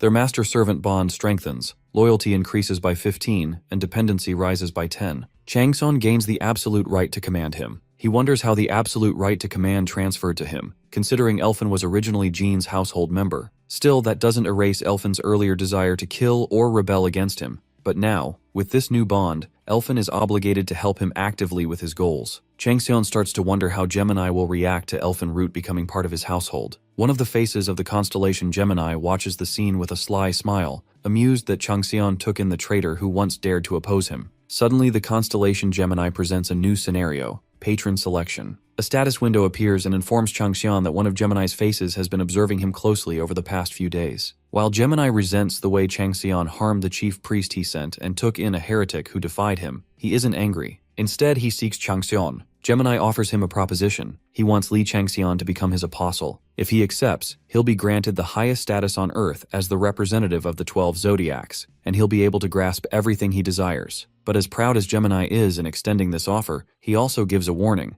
If Changxian refuses, he'll punish him for what he did to his priest. The proposition quickly spreads across the heavenly realm. The 12 zodiacs are stars among stars, each leading powerful cults even in Arcadia, great beings said to have come closest to the emperor himself. Changxian had always been sure that one day the 12 zodiacs would take interest in him, but he never expected them to offer apostleship so soon. The gods and stars are shocked by the offer. Changxian realizes that if he accepts, he'll instantly break free from the limitations of being human. He might even surpass low-ranking gods as a demigod. He smirks, thinking Gemini has made an outrageous offer. The name Li Changxian spreads across the heavens. His fame skyrockets by 1,000, and he earns 15,000 karma points. The administrative bureau is overwhelmed as countless gods and stars bombard them with questions about him. Elfen Root is stunned, realizing that if his new master becomes Gemini's apostle, they might still fall under Gemini's control, even if they succeed in resurrecting the goddess. The constellation. A good season to hunt erupts in rage, aiming her arrows and warning Gemini not to touch what belongs to her. The snake that wraps around the world watches in horror, while the owl that pierces through the twilight advises everyone to stay alert. The tiger trapped in hardships bares his fangs, tense and ready. Gemini, unfazed, silences all other channeling except his own. Changxian thinks Gemini is a psycho, cutting everyone off just because they annoyed him. He figures it's not the quiet older brother, Castor, but the cranky little brother, Pollux. Either way, he has no intention of being swayed. Then an idea strikes him. He takes out Kaylee's helmet, saying he just picked it up because it looked nice, and asks if it's important. The status window responds by fusing Gemini's granted divinity into the goddess's crown replica, upgrading it from a sacred item to a holy relic, now infused with the divinity of two former enemies, Kaylee and Gemini.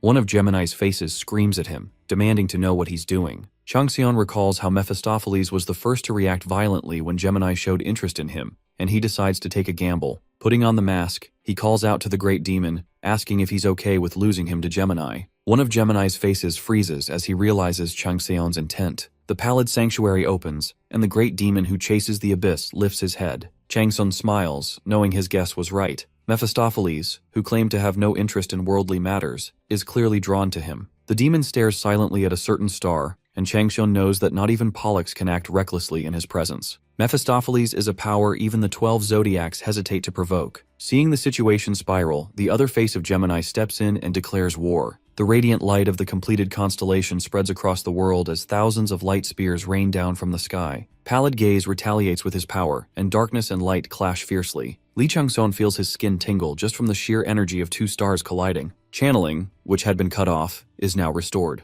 The constellation Good Season to Hunt aims her bow angrily at another constellation, baring her fangs and screaming that she will never forgive them for the disgrace they've brought and vows to tell her mother. Changseon smirks, realizing that even the primordial evil dragon Tiamat is involved, preparing for war with Taurus, the leader of the 12 zodiacs, and technically at odds with Gemini as well. The constellation that wraps around the world grows weary of Good Season to Hunt's antics and sharpens his scales. The owl that pierces through the twilight asks if the horoscope can tolerate such disrespect. The wicked gods of Ziwei Do Shu turn their gaze toward the call of their comrade. The blue dragon and red phoenix stand ready, and even the Supreme Palace enclosure, one of the 3 stars of Ziwei Do Shu, squints in focus. Changseon is surprised to see them all here. No matter the conflict between Ziwei Do Shu and the horoscope for control of the heavens, they wouldn't react like this just for the Void Monarch's call. He suspects they might be planning to eliminate the other side's executives if the chance arises. One face of Gemini stiffens, while the tiger trapped in hardships warns them with a cynical smile that if they don't leave, he'll take their threat seriously. One face of Gemini flushes with anger, but the other advises restraint, saying now is not the time. Nervously, one face of Gemini turns away. Changseon removes his mask, thinking it's a shame it's over so soon. Suddenly, one of Gemini's faces stops and shows clear animosity toward the human who humiliated him.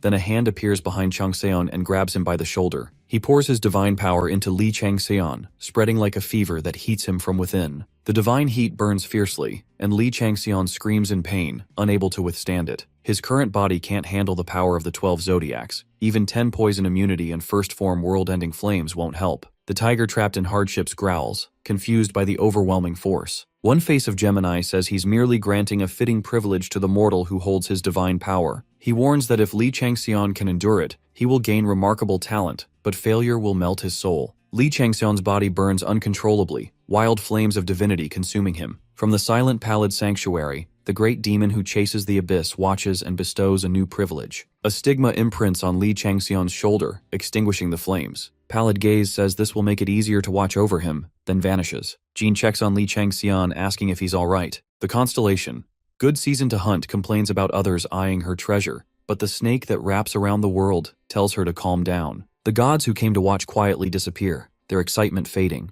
Stars who witnessed the legendary Great Demon's intervention chat about the entertaining show. Lee Changseon is stunned by the cosmic tug of war. Thanks to the goddess's crown, he barely keeps himself together. He returns the crown to Elfin, saying he doesn't want to become a parasite or control the trees. He prefers to manage his own domain and suggests Elfin do the same. He thinks the trouble was worth it since he gained a stigma, a divine mark crucial for spirit training. The owl, that pierces through twilight, watches him with pity and wonders if she can help the one who faces hardship at every turn. She invites Lee Changseon to dinner, but Good Season to Hunt fiercely objects, warning that it's always the quiet ones you need to watch. Jean tells Lee Changseon he respects him and can't believe he got an invitation from a battle god only known in stories. Lee Changseon tells him to cut the small talk and orders Elfin to stay with Jean and help raid the ghoul den. He accepts the invitation and heads out. On the way, Jean asks him to bring ice cream, making Lee Changseon wonder where he picks up these things. Entering the owl's nest, Lee Changseon thinks about how the owl is known for defeating the twilight of the unknown and irrational,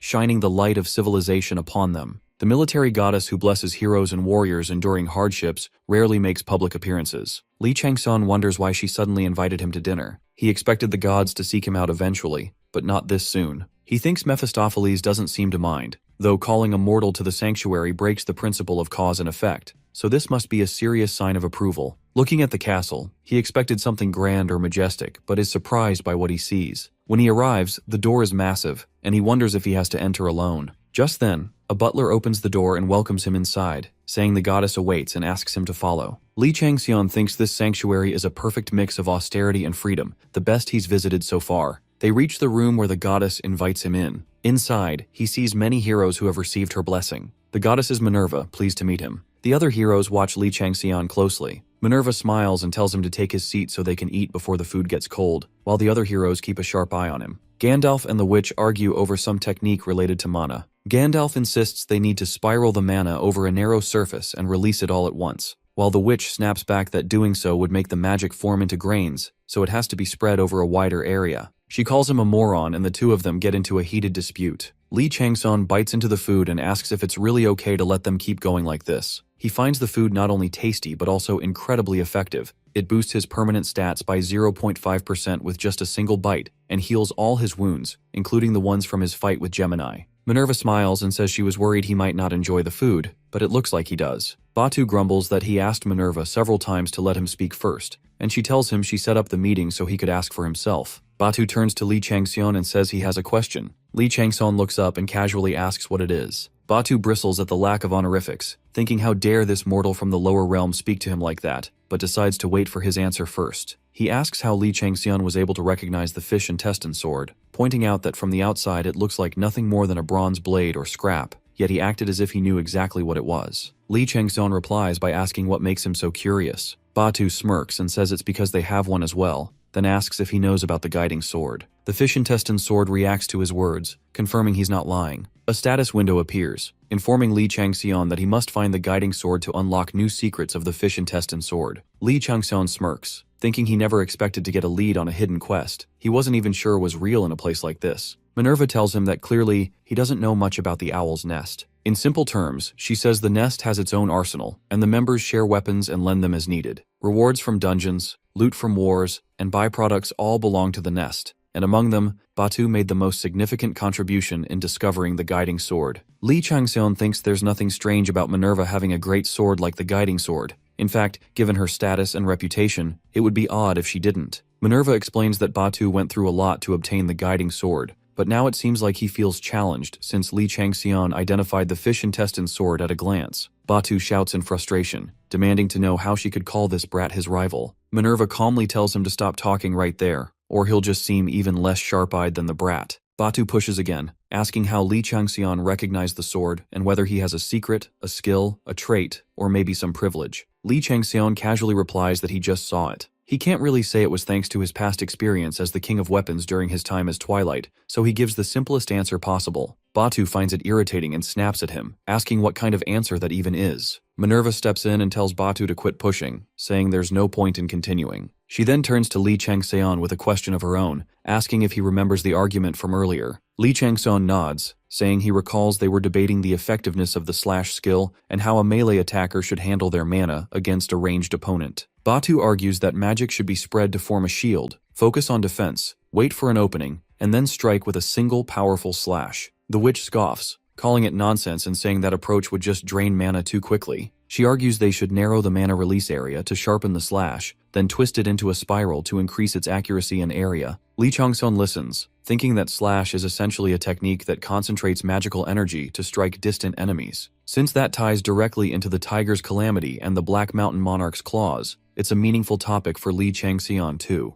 Minerva asks for his opinion, and he wonders if she's testing him. He figures she's stirring up the household member's competitive spirit while quietly assessing his ability. Since she treated him to such a fine meal, he decides to return the favor properly. He tells them both that they're wrong. He explains that the foundation of the slash lies in its aura, and from there it's just about shaping that aura so it can strike a distant opponent. Minerva asks if he can demonstrate, and without hesitation, Li Changxian gathers several aura spheres around him, concentrating them in his fist. Then, with just 2 fingers, he guides the energy into a precise slash that strikes a wall nearby. Everyone freezes in shock, trying to figure out how he did it. Minerva calmly says that explains how he recognized the fish intestine sword. She turns to Batu and asks if he has any more questions, but he just shakes his head with a disappointed look. After that, Minerva takes Li Changxian to the nest's armory and tells him to take a good look around. Li Changxian is amazed that she possesses so many divine relics. Minerva asks if there's anything he likes, saying she's willing to give him one if he's interested. She shows him a spider web she won in a bet with Arachne, then points to a shield called Aegis, which she used to fight Medusa. Every treasure there dazzles the eyes. Suddenly Medusa speaks from the shield, saying that it's been a long time since someone worthy showed up,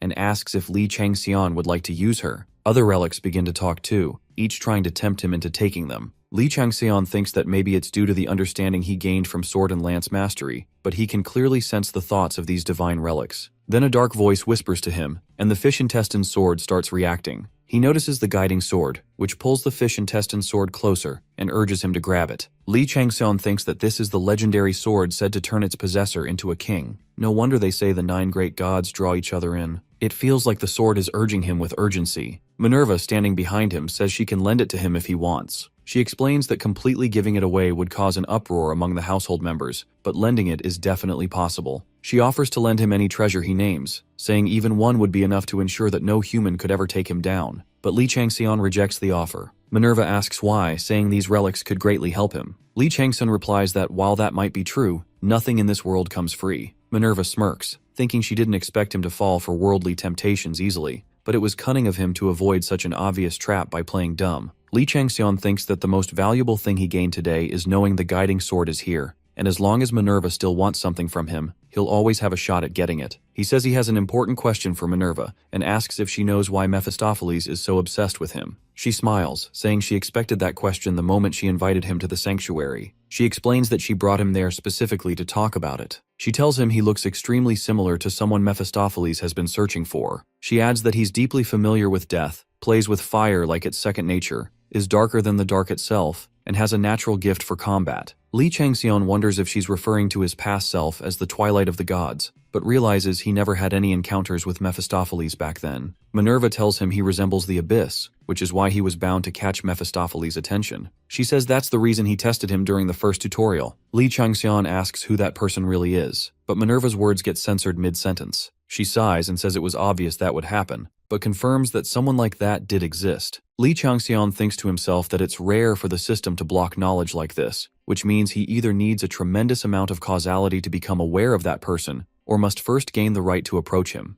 This implies that whoever it is, their existence is so powerful that the laws of causality operate differently around them. The Abyss, he knows, is a fragment of the universe from before the beginning of time, buried in the deepest corners of existence. He wonders how something like that could resemble him. It frustrates him to think that the things he dismissed as trivial during his time as Twilight are now coming back to bite him. He considers that if he can restore his channel with the underworld and ask the king of the underworld directly, he might be able to get a better idea. He says this is hard, and Minerva gently tells him not to stress over it too much, and to just keep following his own path. She adds that there's one thing she can say for sure: he is fundamentally different from the Abyss. Suddenly, a portal rips open and the butler rushes out, urgently warning the goddess that the enemy has appeared. Li Changxian quickly realizes that the Owl's Nest is clearly Minerva's domain, a sanctuary protected by someone with high divine status in Olympus. He can't believe anyone would dare to trespass in a place considered heaven's forbidden land, where even a mistake in entry could trigger disaster. Outside, in the sky, the constellation Gemini begins to descend toward the sanctuary. All of Minerva's household members step outside and look up at the sky as the invasion begins. Minerva is furious and demands to know how Gemini dares to do this. She accuses him of trying to vent his anger and asks if he's so terrified of Mephistopheles that he'd dare invade her sanctuary just to steal her guest. Polius' shield unfolds and blankets the sanctuary as Minerva shouts, asking how he dares look down on her. Minerva, a great divinity of Olympus.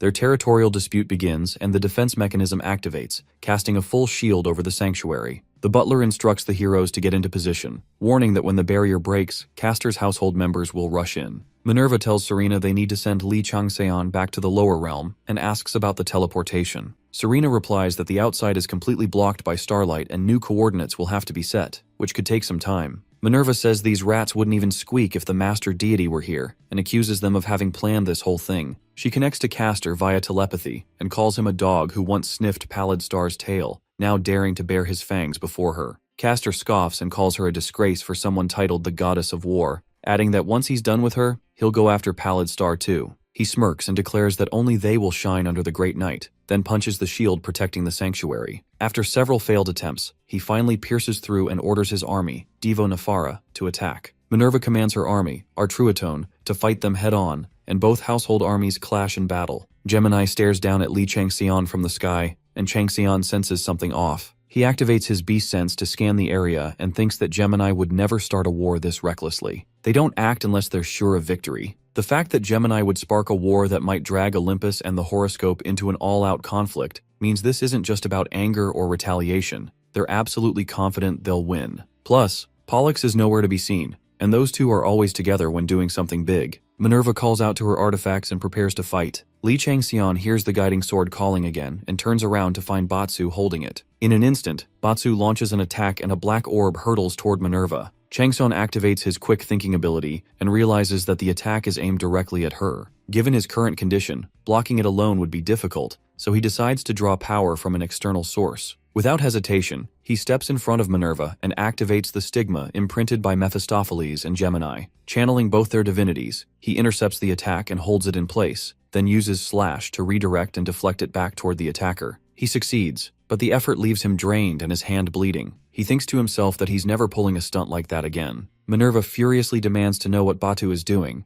then unleashes heavenly punishment in response. The disguise breaks, revealing that it wasn't Batu, it was Pollux all along. Pollux smirks and remarks that for a mere mortal to wield two divine powers with such precision, Li Changxian must truly be a genius. Pollux says he used to think his older brother was being stupid for showing interest in Li Changxian, but now he's not so sure. He admits that trying to take Changxian down with a puppet was doomed from the start anyway. He reaches his fist forward and calls for Changxian to come to him, and suddenly a giant appears behind Pollux, grabbing Changxian in its massive grip. Minerva rises without hesitation, slashes the giant's arm, and frees him. She demands to know how long Pollux has been deceiving her and hiding among her household members. Pollux shrugs, bites his tongue, and says he doesn't really know, asking if there's any reason he should tell her. Minerva warns him that if he won't open his mouth, she'll do it for him. He dares her to try. The two clash, their battle so intense that even standing still becomes difficult for Changxian as their power overwhelms the area. Suddenly, a glowing circle appears beneath his feet, and he receives the goddess's blessing. Serena rushes over and asks if he's okay. He says he is, but blames himself for escalating things. She brushes it off, saying it's not his fault, and calls out the bastards behind this mess. She says it was fun meeting him and prepares to send him back to the lower realm. Since the coordinates are far, it will take about 5 seconds for the teleportation to activate. As the countdown begins, one of the faces of Gemini reaches down from the sky, trying to capture him. Changxian curses them under his breath, thinking it's insane that they went this far just to get him. He considers messing with them before he leaves and thinks about using pitch black darkness. Even if that earlier slash drained all his energy, he still has this left, and it's the one thing Gemini fears. He activates Kalokagathia and focuses. Minerva said he's similar to the one Mephistopheles is obsessed with, and he figures pitch black darkness must be one of those similarities. Li Changxian unlocks the benefit granted by the tiger that has been trapped in hardships, evolving his beast sense into the path of a demonic beast. Alongside pitch black darkness, he also unlocks a new stigma. Activating Inferno Sight, he looks up into the sky, and Gemini is stunned that a mere mortal has access to pitch black darkness. Pollux scoffs, confident that Pallid Gaze has no time to help him now. Minerva interrupts and scolds Pollux for being distracted mid-battle, slicing off the arm holding the guiding sword. Li Changxian calls out to Elfin, who catches the sword mid-air. Smirking, Changxian mocks Gemini for not only showing up to see him off, but also for handing over such a great gift. He promises to make proper use of the guiding sword and vanishes, teleporting back to the ghoul den. Jean stares at him and says he's really pulled off something outrageous. Changxian is pleased, satisfied that he's completely humiliated Gemini. One face of Gemini roars in fury, while the other rampages, destroying everything in sight, unable to stomach the disgrace of being outplayed by a mortal. Jean warns him that he's basically declared war on the 12 zodiacs and asks if he still doesn't feel threatened. Meanwhile, a warning order spreads across the Society of Gods. Horoscope and Olympus closely monitors the fallout. Tension skyrockets between Horoscope and Olympus as Minerva declares punishment for the ones who defiled her sanctuary. War breaks out between her and Gemini. Changxian shrugs it off, saying they're not his enemies, just gods even more interested in him now. And he's right. 241 constellations send patron offers, and 19 even ask to make him their apostle. He tells Elfin to bring the sword and praises him for a job well done. Elfin, filled with renewed faith, believes that if he follows Changxian, he might truly be able to resurrect the goddess, and he swears absolute and unconditional loyalty to his master. He always knew Li Changxian had guts, but not to this extent. Changseon grips the sword and says the hold feels great, though he still can't quite use it. It was rowdy in Pollux's hands, but now it's calm, like it's cautiously testing its new owner. With this, the number of renowned swords he owns becomes 2. He partially unlocks the hidden features of the fish intestine sword and gains partial rights to the guiding sword. A new option, Bloody Storm, gets added to the fish intestine sword. Looking down at his hand, tattoos start to emerge, and he wonders if this skill uses blood to enhance fire. Just holding the guiding sword has already boosted his progress, and he starts imagining what it'll be like once it fully recognizes him as its master. He gets excited about using twin sword resonance with both god swords and figures he needs to show off his strength to earn the sword's approval. Jean tells him that while he was off at the Owl's Nest, he and Elfin took over the entire 4th floor, but warns that things won't be so easy starting from the 5th. That's where the ghoul leader's territory begins. Changseon recalls that while the Crimson Murderer was good at physical combat, the ghoul leader possesses innate blood-based powers. The ones they encountered on the 3rd and 4th floors were already stronger than Crimson Murderers and Reapers, clearly adapted to this environment, which explains their high numbers. He nods, understanding now why Jean said things will get tougher. Jean adds that this area is crawling with blood clans who use blood magic. These clans are organized by the ghoul leader, each with its own unique specialty, meaning they'll all have to be handled differently. Lee Changseon says that judging by how much Jean knows, he must have tried to become the ghoul leader himself. Jean replies that those bastards were the ones he always knew he'd have to face someday, and he didn't build an army for nothing. Changseon then asks if Jean knows anything about the layout or the forces on the 5th floor, but John shakes his head and says that even all the information he gathered before is useless in a place like this, since it's constantly at war. Changseon points out that Jean looks pretty excited for someone heading into such chaos. He thinks that while the size of Jean's army may not be as large as it was before, its strength has grown many times over, so Jean must be feeling confident, unlike when they went up against the Crimson Murderers. Changseon says he'll have to capture someone to interrogate, and looks at the targets moving toward them. Jean tells him that the group approaching is from the Shameblood clan, known for their incredible mobility. Without hesitation, Changseon jumps off the cliff and charges toward the ghouls, saying to Jean that since he knows about them, it means there are no small fries on the 5th floor. With so many of them, there should be plenty of information to extract. Changseon thinks to himself that from now on, he'll be evaluating Jean's and Elfin's skills, as well as the effects of the guiding sword. Meanwhile, back at the hospital, a nurse comes in to tell Blue Wolf that Lee Changseon is ready to meet him. Blue Wolf smiles and says he has been waiting for 4 days, wondering how much longer it would take before he could finally see him. As he walks with his assistant, he says he hopes this guy is worth the wait. She asks if he didn't already confirm that back in the dungeon, but he tells her that he didn't get a good look at him then, which makes it hard to tell what kind of person he really is. He adds that they've only seen one side of him so far,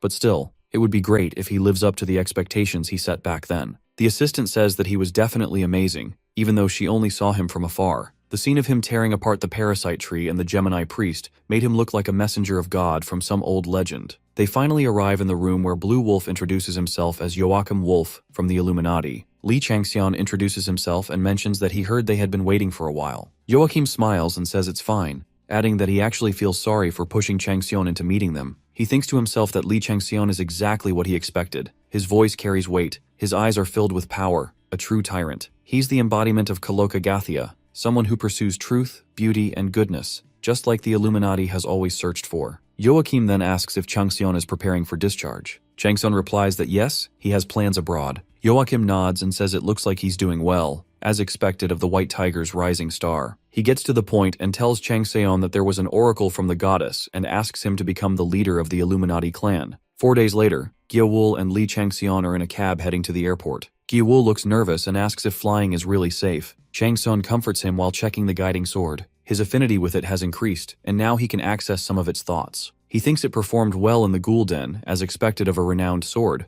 but its traits like create dignity and increase rule are impressive too. Just by adding magic energy, he was able to apply pressure on enemies. The issue though is that that's all it does. It keeps telling him to raise his affinity. He tries again to pour mana into it, hoping the higher affinity would change things, but it's pointless. The guiding sword still refuses to acknowledge him as its master. He gets annoyed and briefly considers breaking it, but calms himself by reminding that he's no longer the twilight of the gods. He just needs to be patient until it accepts him. Still, he mutters that if it keeps this up, he might break it into pieces or toss it into lava and have it reforged. Smirking, he thinks Minerva must be generous since she let him keep the sword and even gave him an oracle on top of it. He remembers his conversation with Joachim Wolf, who told Lee Changseon that until now, divine messages were always full of metaphors and figurative language, hard to understand, but this time it was different. It was clearly a divine answer meant for him. Joachim repeated Minerva's words, telling him to take with him what is his, saying it's the only gift she can give as a friend, and that she will continue to be with him in the future. Joachim explains that this means she wants to be his closest ally, someone who can stand by her, best understand her will, and spread her gospel on earth. In other words, she wants an apostle, a leader for her followers. Joachim says it must be the goddess's will for him to lead the foolish and helpless lambs. Li Changxian wonders if Minerva really sees him as a friend, considering he's someone who screwed over Gemini and defiled the sanctuary. The gods and stars he knows wouldn't dare call a mortal a friend out of fear of losing their dignity. Still, he begins to understand why Minerva is respected and praised by so many believers. It feels unfamiliar but refreshing. But Joachim clearly took her words in a different way. He looks at Changxian with a spark in his eyes, and Changxian can tell that this guy has no plans of backing off. No matter what he says, Joachim will probably cling to him like his life depends on it. Changxian asks him if it's really okay to make a decision like this on his own, especially since he hasn't even joined their clan yet. If he suddenly becomes the clan leader, there's bound to be backlash from the older members. Changxian knows there's no way the longtime members will just accept someone new. Illuminati doesn't even have a single leader. It's run by a council of elders, and there are surely a lot of political interests tangled up in that structure. He says that even if this is the will of a god, the clan must have its own rules and order. Joachim responds that he wasn't the one who received the oracle directly. It was the Parthenon. No matter what those useless elders say, they wouldn't dare go against a divine command. Since it's the goddess's will, there's nothing anyone can do about it. Changxian thinks that even among a top-ranking clan with a Duke-class title, Joachim seems to hold considerable influence. He has no plans to take over the Illuminati, but teaming up with a group that strong might not be a bad idea. Still, he says he's happy enough with where he is and turns the offer down. Joachim tells him there's no need to give a final answer now, and that he can take his time. Changxian admits that he would be lying if he said he wasn't interested, but adds that he doesn't want to cross any lines and end up getting greedy. He says that the goddess's guidance is definitely valuable to him too, so he wonders if they can turn that into something real together. Joachim smiles brightly and asks what exactly he means by that. Li Changxian explains that if the goddess sees him as a friend, then that would make Illuminati his friend as well. In that sense, Joachim is his friend too. He offers to form an alliance between their groups, like a partnership between his L team and Illuminati, not between White Tiger and Illuminati. Back in the present, Gyewol and Changxian finally arrive at the airport. Changxian thinks that no matter how powerful White Tiger may be, it still isn't enough to ignore the weight Illuminati carries. He's sure there'll be a solid support in his future plans within White Tiger. He jokingly tells Gyewol that he has to take off his shoes before getting on the plane. Meanwhile, Gumgyu and Yunseo wait in the lounge and get into a little childish squabble. Eventually, they meet up with Gyewol and Changxian, and Hebben joins them as well. The whole L team heads toward the plane, and on the way, they bump into Curly and the president. Joachim shows up too and casually tells Changxian that he booked a seat on the same flight just to accompany him. A bit later, Executive O arrives with the Skull Demon, Tai Hongak, and Jaegil Hyunryung. Everyone bows in respect. Changxian thinks that if the Future Strategy Division is the brain and spine of White Tiger, then the Chamber of Elders is its hidden claws and fangs. Jaegil Hyunryung walks up to him and says he must be Li Changxian, the one Director O mentioned. He asks if Changxian knows who he is. Changxian shakes his hand and replies that it's a pleasure to finally meet him, since he's only ever heard stories. Jaegil chuckles and says those stories must be filled with infamy. Changxian responds that if anything, it just means he's lived a committed life. Jaegil smirks with a hint of menace and says Changxian must have walked a similar path, and that should have been a good reference. As he speaks, he starts to radiate an overwhelming aura, but Changxian remains calm and activates his Kalokagathia ability, setting up a firewall that cancels it out. Jaegil Hyunryung and Li Changxian shake hands, and Changxian immediately senses the mix of Royal Tiger's calamity laced within Jaegil Hyunryung's mana. He quickly gauges that Jaegil's skill level is about the same as Joachim's, Duke rank, and his overall rank is likely in the 80s or even higher, the highest he has seen so far. Jaegil's expression twists into something demonic as he grins at Changxian, who stares right back, silently wondering how many lives were sacrificed to create monsters like this. He thinks to himself that people like them should never be spared. Executive O steps in and says the introductions are over and that he'll give them a quick rundown. He explains that this trip is meant to build strong ties with Europe before their clan makes a move toward America. He adds that the 3 individuals present will be supporting them throughout, but warns them not to mess anything up. With a chuckle, he says he wants to see all their names splashed across tabloids once they hit America. Standing nearby, the general watches O and thinks to himself that even Executive Director O is ignoring him now. He can't believe how far Li Changxian has come in just a few months. Frustrated, he mutters that he can't delay it any longer and pulls out 2 letters. Curly stands behind him, and the general asks if he remembers what he told him before. Curly asks if it's about the letters. The general nods and says one of those letters is for the Illuminati, since they aren't exactly thrilled about Li Changxian either, and he's thinking of lighting a spark there. The other letter is for the Dark Method, a message addressed to the Murder King of Tsarnaruka. He warns Curly not to screw anything up and instructs him that after delivering the letter to the Murder King, he is to burn everything the Murder King gives in return. The general looks toward Li Changxian and thinks about how he wiped out the Murder King's disciple, Hong Janam, along with the Black Ghost's army on the hill of the Abominable Snowman. Even someone like Li Changxian won't escape the world's greatest assassin alive. The general knows that to fight fire, sometimes you need a bigger fire. If Li Changxian manages to escape from the Murder King's grasp, he knows he won't be able to avoid fatal injuries. Executive O glances at the general with a serious look, already finding his behavior suspicious. After some time, they board the plane. The air hostess gently tells Baek Gyewol that he can put his shoes back on and doesn't need to walk around in just his socks. Li Changxian finds it amusing and lets out a small laugh. Jigul Hyunryung comes over and takes the seat beside him, saying it looks like they're neighbors for the flight and now he won't be bored. Changseon looks back at Baek Gyewol and wonders if he switched seats just to get away from a threat that wasn't even really a threat. He figures he's going to face off against these guys in France anyway, so it's a good chance to quietly observe them and figure out their strengths and weaknesses. He needs to track down the fifth scripture while they keep an eye on him. He glances at Jigul Hyunryung and thinks that countering his tiger's calamity so easily must have caught his attention. The plane finally takes off. Changseon thinks he needs to get moving on his secret card.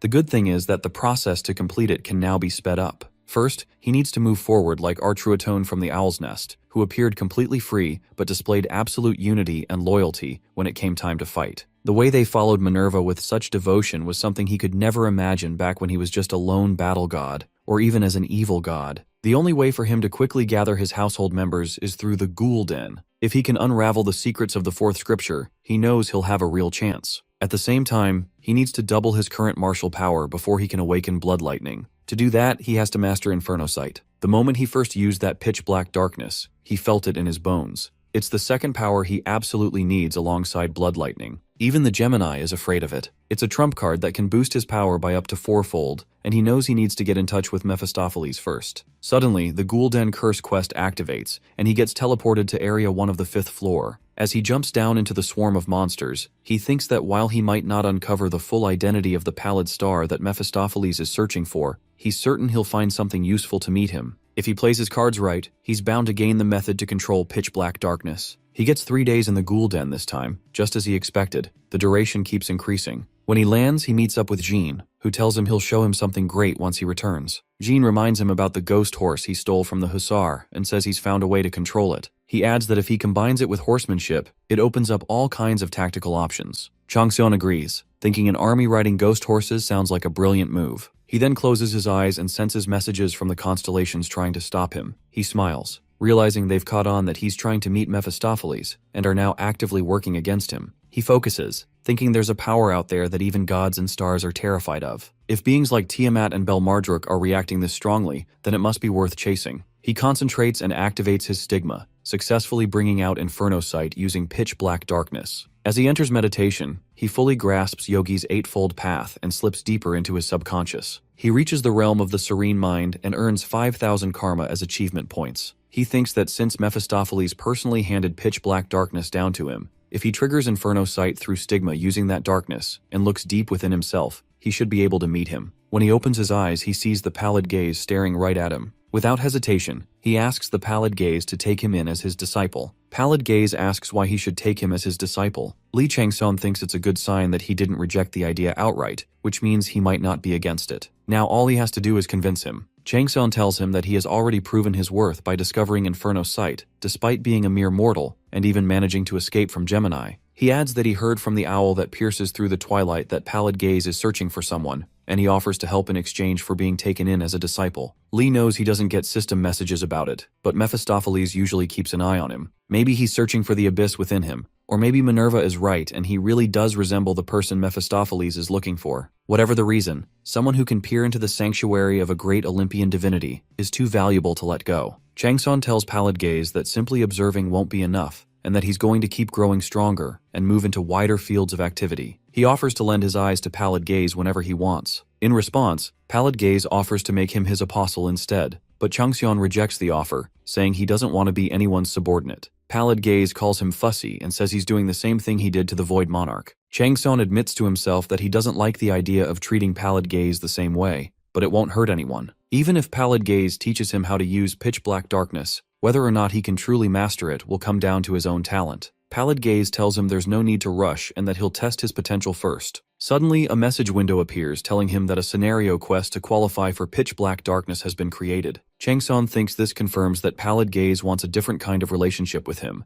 and wonders if the person he's searching for also shared a master-disciple bond with him. It feels like he just got the opportunity he's been hoping for, and it's clear now that Mephistopheles seeks a closer, more emotional connection with him, rather than a simple exchange. Pallid Gaze tells Lee Changxian to return once he passes the test, and with that, Changxian finally wakes up back in reality. Jiggle Hyunryung looks at him and asks if he's okay. Lee says he's fine, though he can't help but wonder if this is really the real world, since just a moment ago he was still inside the ghoul den. The status window pops up, confirming that his task was completed successfully and that he'll be rewarded accordingly. It also confirms that he's truly back. Changseon is left stunned that 3 days have already passed. He wonders if the flow of time inside the sanctuary is completely different, and how it could possibly be this off from reality. It only goes to show how high Mephistopheles' level really is, but it also means he's still far from reaching the kind of power boost he needs. He questions his own strength and whether he's even capable of finishing the test. Just then, he starts receiving messages from various constellations and members of the evil society, all showing interest in him. One thing becomes clear to him now. After starting the test for pitch-black darkness, Pallid Gaze is watching him silently. Mephistopheles' stigma has drawn much closer than before. Where it once took great concentration to unlock, now it's almost second nature, and the quality of the pitch-black darkness has been amplified several times. This power-up is strong enough to enhance and combine with his skills, and more than makes up for the 72 hours he just lost. Suddenly, Lee Changseon notices a blue orb forming in front of him. The Jigwee's egg appears in his hands and the system begins the hatching process. The egg cracks and a dark tail slips out. Changseon is confused because the Jigwee is supposed to be a divine, supreme bird that gives buffs and courage to its master and allies. Instead,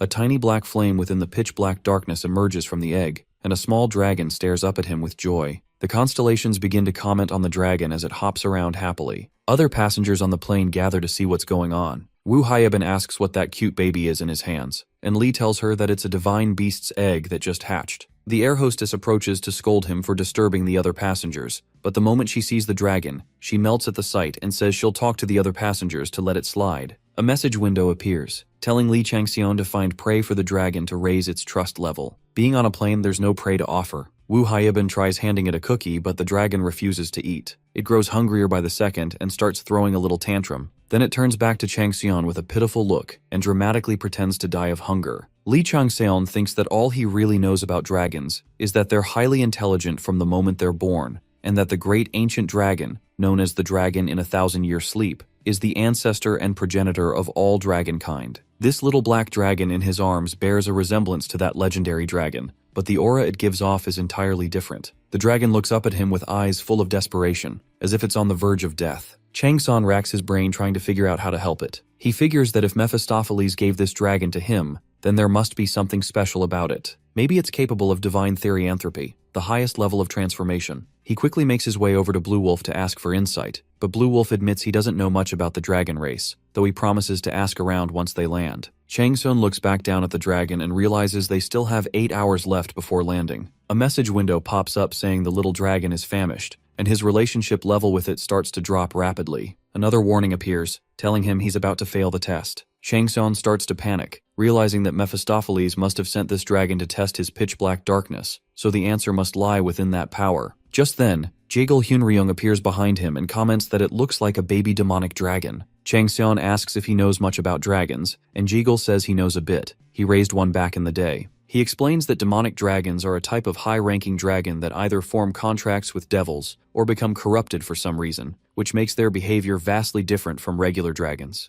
In fact, they're often hostile toward other dragons. Changseon considers this, and thinks that for a dragon to be drenched in demonic energy, maybe it's less about its physical form and more about the ideology it embodies. Maybe what matters most isn't the object itself, but its value and the feats tied to it. Luckily, he has something that fits the bill. He pulls out a dagger, and the little dark flame dragon looks at it with curiosity. Just then, the guiding sword begins to emit darkness, and the dragon starts munching on it. Jaegul Hyunryung watches and says it must have looked pricey. Changseon smirks and thinks he was already frustrated about how to properly use the sword, but it turns out this might have been the best possible use for it. Feeding the sword to the dragon not only satisfies its hunger but also helps Li Changxian make progress in the quest. A message appears, informing him that his relationship with the little dragon has faintly improved in a positive way. It then asks if he would like to name the dragon. Jigal Hyunryung turns to him and asks what name he has in mind. Changson casually replies that he's going to name it Dragon Dragony. Jigal Hyunryung, the others nearby, and even the constellations are visibly embarrassed by his naming skills. Noticing their reactions, Changseon smirks and asks if he should go with Rory instead. Shin Yunseo asks if he's seriously considering those names. The constellations begin making fun of his choices, throwing out even more childish suggestions. Yunseo tries to be diplomatic and says that names like Rory or Dragon Dragony might suit it for now since it's just a baby, but reminds him that the dragon will eventually grow into a mighty and gallant figure, and such names feel way too insincere. She then asks him what his family dog's name was. Changseon answers that it was Barky. She laughs and says Barky is cute and clearly someone else in his family must have named it. He defends himself and asks what the big difference is between Barky, Dragon Dragony, and Rory. At that moment, the little black flame dragon pouts in frustration, clearly unhappy with the name he's about to be stuck with. A message tells Changseon that his relationship has dropped by 15.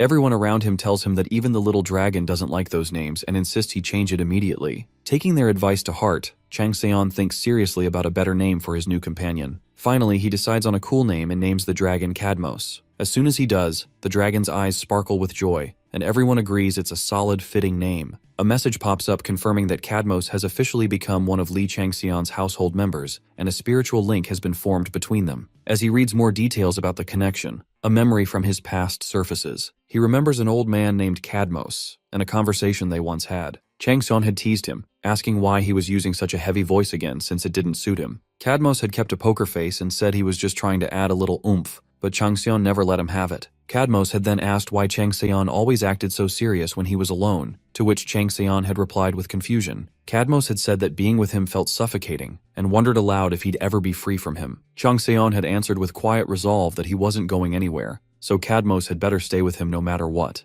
Li Changseon says he doesn't have a family and neither does Cadmos, so he asks him to fight and be lonely together. Cadmos pokes his face and mutters that no matter what he says, he's still an insolent brat through and through. He tells Changseon not to live like him, and admits he couldn't live up to his own name, but he hopes Li will. Changseon just scoffs and says screw it all, wondering what's so great about names anyway. Later, he finds out that Cadmos is a name that traces back to a hero from the Silver Age of Arcadia, a man connected to dragons, loved by countless gods and stars, who helped them and eventually became the king of a nation. That hero's legacy included slaying an evil dragon and planting its teeth into the land, which gave birth to the Spartoi. In the present, Changseon thinks that name isn't meant for someone like him, someone who's always just scrambling to get through the day without the time or room to sacrifice himself for others. But since the name is tied to dragons, it suits the little black fire dragon that now carries it. The plane finally lands at Paris Charles de Gaulle Airport. Shin Unseo slips on her sunglasses and Woo Hyabin asks her why she's doing that. She replies it's so she can make it out alive and tells him to wear some too if he wants his pictures to come out decent. Just then, the plane door opens, and a wall of camera flashes hits them, almost blinding, and suddenly it makes sense why Yunseo insisted on the shades. As they step into the crowd, a reporter named Adrienne Nadal steps forward and asks Li Changseon how he feels about arriving in France. He shrugs and says he just woke up from a nap, so he's not really thinking much, and tosses the next question to the red-haired girl beside her. That girl, Anse, asks if there's any French rookie he considers a rival. Changseon doesn't hesitate and says they're all below him, so there's no reason for him to bother thinking about it. Another reporter steps forward and says that Henri Blanc has publicly expressed his desire to have a match with Li Changseon, and they want to hear his response. Changseon simply replies that he's never heard of Henri, which leaves everyone present shocked. Someone quickly jumps in and explains that Henri Blanc is France's top rookie, personally selected by the future king. He's the one who successfully raided the previously unconquered dungeon, the Skeleton Dragon's colony, and even acquired the Bone Wyvern. Changseon tells them he doesn't have time for all this and asks them to get to the point. The reporter insists and says he just wants to know Changseon's thoughts on the proposed duel. Changseon replies that since he doesn't even know who Henri is, if the guy wants a duel, he can come find him right away. He adds that doing so will only ruin Henri's career as a player. The reporter silently thinks this guy is outright provoking all of France. Then another reporter, Camille Blanche, asks if Changseon has any special plans since he announced that he's going to raid France's long-standing headache, the stone desert where the cold wind blows. Changseon shrugs and says he's just going to raid it, and that should be enough, asking them again to be mindful of his time. Internally, he thinks it's obvious why they're curious. France's top rankers have failed to clear that dungeon again and again, so of course they're wondering how some foreigner plans to take it down. This brief interaction with the media spreads like wildfire online, sparking intense debates everywhere. Henri Blanc responds by saying that Tyrant has been his idol since he was young, and he sincerely wants to challenge him. The immortal king, Jacques Valentine, comments that he's going to push himself harder than ever to catch Junior's attention. Somewhere else, Blue Wolf is talking to a concerned group and tells them he understands the unease about the potential strain in South Korea-France relations. But he explains that the Tyrant's remarks were just a case of cultural difference. He describes Li Changxian as a hero of this era, someone just and warm-hearted, and insists that the Changxian he knows is not a tyrant, but a wise king. Meanwhile, in a dimly lit room, Red Eagle Duke Constantine Burning slams a newspaper down on the table and growls that this lunatic planned everything from the start. He doesn't believe for a second that raiding the Stone Desert is the real goal. It's just a cover to help him seize control of Illuminati, especially after Joachim managed to pull him in. Constantine says it's a blatant warning to him and his allies. He claims to understand the goddess's will better than anyone else, and insists they don't need Li Changxian or Joachim. Calling out to Louis, he demands that he come immediately so they can begin preparing the scripture. Meanwhile, Curly walks along the street with the 2 letters the general handed him. He smirks and says the board has been set, and now all that's left is to cross the Rubicon River. Sometime later, Li Changxian stands inside his treasure room, unsure whether to laugh or sigh as he watches Cadmos feasting on legendary armor. Cadmos' satisfaction level keeps rising, and his flame heart grows stronger. He breathes fire onto the Yeti King's cherished treasures, melting and drinking them like soup. Changxian wonders how Cadmos is even able to use breath, a skill usually exclusive to high-ranking dragon races who have mastered their element. Cadmos' breath might not be as powerful as those dragons, but combined with pitch-black darkness, it's nothing to scoff at. He realizes that Cadmos can melt, burn, and eliminate elements regardless of their properties, and this baby dragon already has that power. The fact that he's grown in size too, and it hasn't even been 24 hours since he hatched, is insane. Cadmos bounces over to play with Changxian, who thinks the dragon is devouring a bit too much, but it's worth the investment. He believes that creating pitch-black darkness is the same as creating divinity, and continuously generating it enables the use of multiple techniques, just like Mephistopheles. That's the core requirement to become Mephistopheles' disciple. Jean shows up behind him wide-eyed and says it's his first time seeing a real dragon. He reminds Changxian that he promised to give him something once he returned. Changxian asks if he's talking about the ghost horses. Jean nods and summons the Chilly Horse of Death, level 6, but the spell seems unstable and the horse goes berserk. Jean starts panicking, unsure of what went wrong as he tries to reverse the summon. Suddenly, Cadmos zips past Changxian and lets out a sharp roar at the horse. The beast freezes in place and lowers its head like a scolded pup. Jean is stunned that Cadmos, even as a newborn, can exert pressure and unleash a dragon's fear. It's hard for him to believe that among all the spear ghosts, this one was a king, a leader of its bloodline, yet it crumbles before Cadmos in seconds. He says it took him 2 full nights to tame that horse, and Cadmos did it in the blink of an eye. Changxian casually tells him it's no ordinary dragon, it's a demonic dragon. Jean, still in awe, says even so, he's still got a long way to go before he can catch up to Changxian. Changxian asks him if there's anyone in their group skilled in stealth, and shows Jean a picture of Mireille Aliano. He tells him that once she leaves the ballroom, they need to tail her without revealing their presence, even in a crowd. He explains that she holds the 5th cryptic scripture. As night falls, the party kicks off in a grand ballroom. 2 people chat about whether Tyrant will show up. One of them says he probably backed out after hearing Henri would be there. The other turns to Henri, who's clearly irritated. Just then, the sharp clatter of horseshoes echoes across the marble, and all heads turn as Li Changxian enters atop the Chilly Horse of Death, walking through the grand entrance like a true king. Li Changxian makes a badass entrance, and while some guests roll their eyes and call him an attention seeker trying too hard to be the main character, Mireille Aliano is visibly amused by his summon. She asks about its species, saying she's never seen anything like it before, which surprises everyone. They can't believe the most skilled sorcerer among the rookies doesn't recognize the creature. Whispers ripple through the ballroom as people note that no one ever mentioned Tyrant being a summoner or a tamer. The horse gives off stronger energy than most dungeon bosses, which only adds to the confusion. Then Cadmos makes his grand entrance, stealing even more attention. Guests are stunned to find out that the dragon also belongs to Li Changxian. It makes them question how someone known for hand-to-hand combat and weapon mastery can summon such powerful magical beasts and even control a dragon. It defies common sense since excelling in 2 completely different classes, especially at that level, is nearly impossible. Fang arrives and greets Cadmos, calling him Moss, saying she gave him a nickname. She then asks Changxian about the horse, and he casually tells her it's nothing special before reversing the summon, making it vanish in smoke. That move creates just the distraction he needs to hide his household members in Mireille's shadow. Chung Seon recalls that Jung Yujin once told him at the Gulden that Mireille Aliano possesses the fifth scripture. He didn't get any more details, so he has to uncover the rest himself, but at least he managed to bait her, and that's a solid first step. He knows Mireille is the fiancée of Henri Blanc, who's often compared to him in France and is extremely competitive. His plan is to provoke Henri through the media and let Mireille join the reaction naturally. Fang asks if he's really learned summoning arts, and Changseon jokes that he thought Cadmos would feel lonely otherwise. She gives him a deadpan look, not buying it,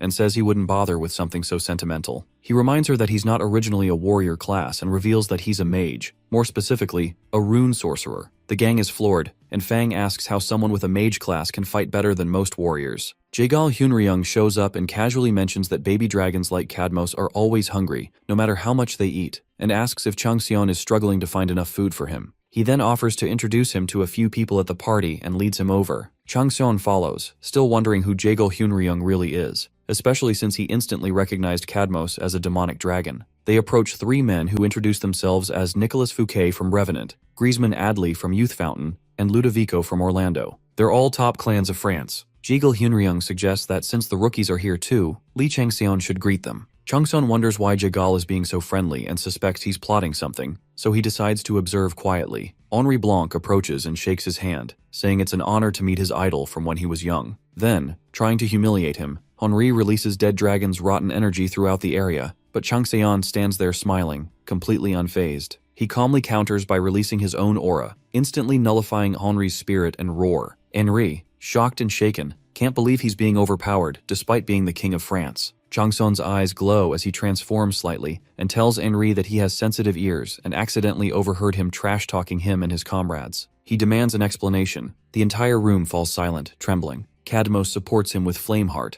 and as a dragon, understands and communicates across all languages, even with objects. Nicolas Fouquet tries to step in, but Changseon shuts him down, saying he asked Henri, not him. Henri, caught off guard, stammers that it was a misunderstanding. Changseon returns to normal and says with a grim smile and glowing eyes that it was nice meeting him and that it seems they almost had a misunderstanding. After the interaction, Henri Blanc heads inside, fuming over how he, the next king, could be humiliated like that. He swears to kill Lee Changseon. Two of his lackeys try to comfort him by complimenting him, but Henri sees through their empty words and thinks that after he beats the hell out of Changseon, they're next. He knows the dungeon will open in 2 days and believes that whatever trick Changseon used earlier won't help him inside. Meanwhile, Mireille reflects on what happened. Her divine contractor, Patron, urgently tells her to run and hide. Mireille asks who could possibly make a divine being say that. Patron tells her that Changseon is someone both similar to and different from her, someone who could burn her away and kill them both. A chill runs through Mireille, but it's the fear leaking from Patron through their contract. She can't believe a mortal could terrify a divine being like that. Nicolas Fouquet approaches Henri and comments that his behavior was out of character.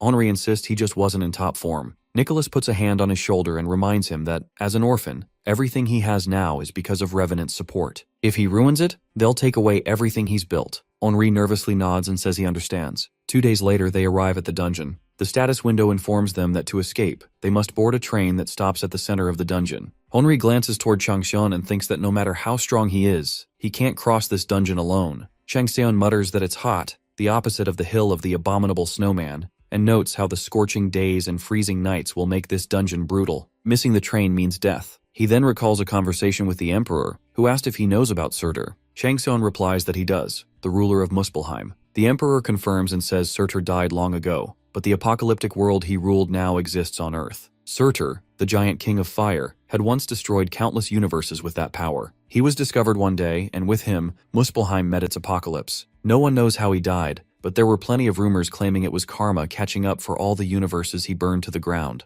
This desert is a leftover piece of that world, its world-ending flame cranked to the max, demanding a bloody sacrifice. Lee Changseon knows he needs to get his hands on Surtur's divine sword, Leviatine, a blade only the king of fire giants could wield. Back in the present, he thinks about how the key to reaching Regressed, the place where the sword is kept, lies within the train. First, he has to gather all the hidden pieces scattered around the dungeon. If he can combine Jigwee's world-ending flame with Leviatine, he's sure he can restore the fire to its peak. But before that, he needs to figure out where the 5th cryptic scripture is. While Mireille focuses on the dungeon, she'll eventually drift away from the rest of the volunteers. He checks in with his shadow family member about her status. The report says nothing unusual, and Changseon instructs them to keep a close watch. As the group pushes forward, Fang complains that she'd rather go back to the hill of the abominable snowman, and asks if they can at least ditch their armor. Suddenly, they're ambushed by members of the Tsurnaruka clan. Two of the clan's leaders, Kutagunda and Kansio, launch surprise attacks. They've come to kidnap the Child of Prophecy. Li Changxian quickly assesses the situation using Viper Eyes and confirms that all his party members are safe. His shadow family member reports that Mireille is under attack and asks for instructions.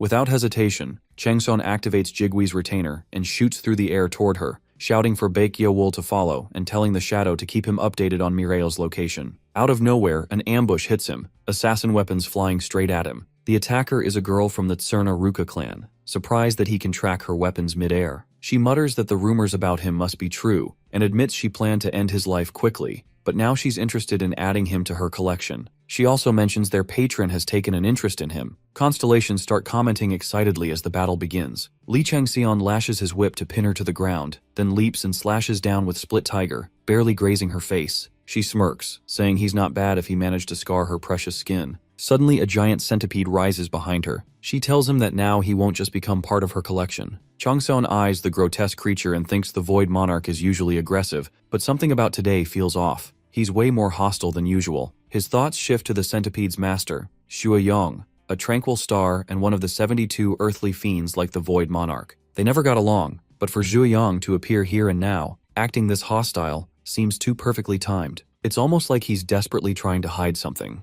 Li Changxian wonders if Shuoyong is also after the cryptic scripture. It makes him think that maybe the Void Monarch has kept the information about the 7 cryptic scriptures of San hidden from the rest of the Ziwei Dosho, and now Shuoyong is moving on his own after others started catching on. This could be his chance to pit the Void Monarch and Shuoyong against each other, stirring chaos within the Ziwei Dosho. If things go right, he might even be able to seal one of those gods. He calls out to Cadmos to cover him and activates Bloody Haze, revealing all the hidden soldiers lurking nearby. The assassin stares in disbelief, wondering how a baby dragon can cast a grand spell like that, one typically reserved for A rankers or higher. It becomes clear that the clan launched the assassination attempt without truly understanding the threat they were dealing with. As the hidden soldiers are forced into the open by Bloody Haze, Li Changxian leaps into the sky, dual weapons in hand, and summons his undead horse army. With a commanding voice, he orders them to wipe out every last enemy in sight. Jean orders the other family members to kill everyone on the spot, and together they make quick work of the remaining soldiers. He turns to Li Changxian and asks what he thinks of the family's performance, wondering if they're useful. Li Changxian is surprised by how quickly Jean has absorbed the ghoul leader's blood magic, putting him on par with the White Tiger's Gildal. But with Jean being slightly superior, it's fair to say he's a step above the goblin subjugator.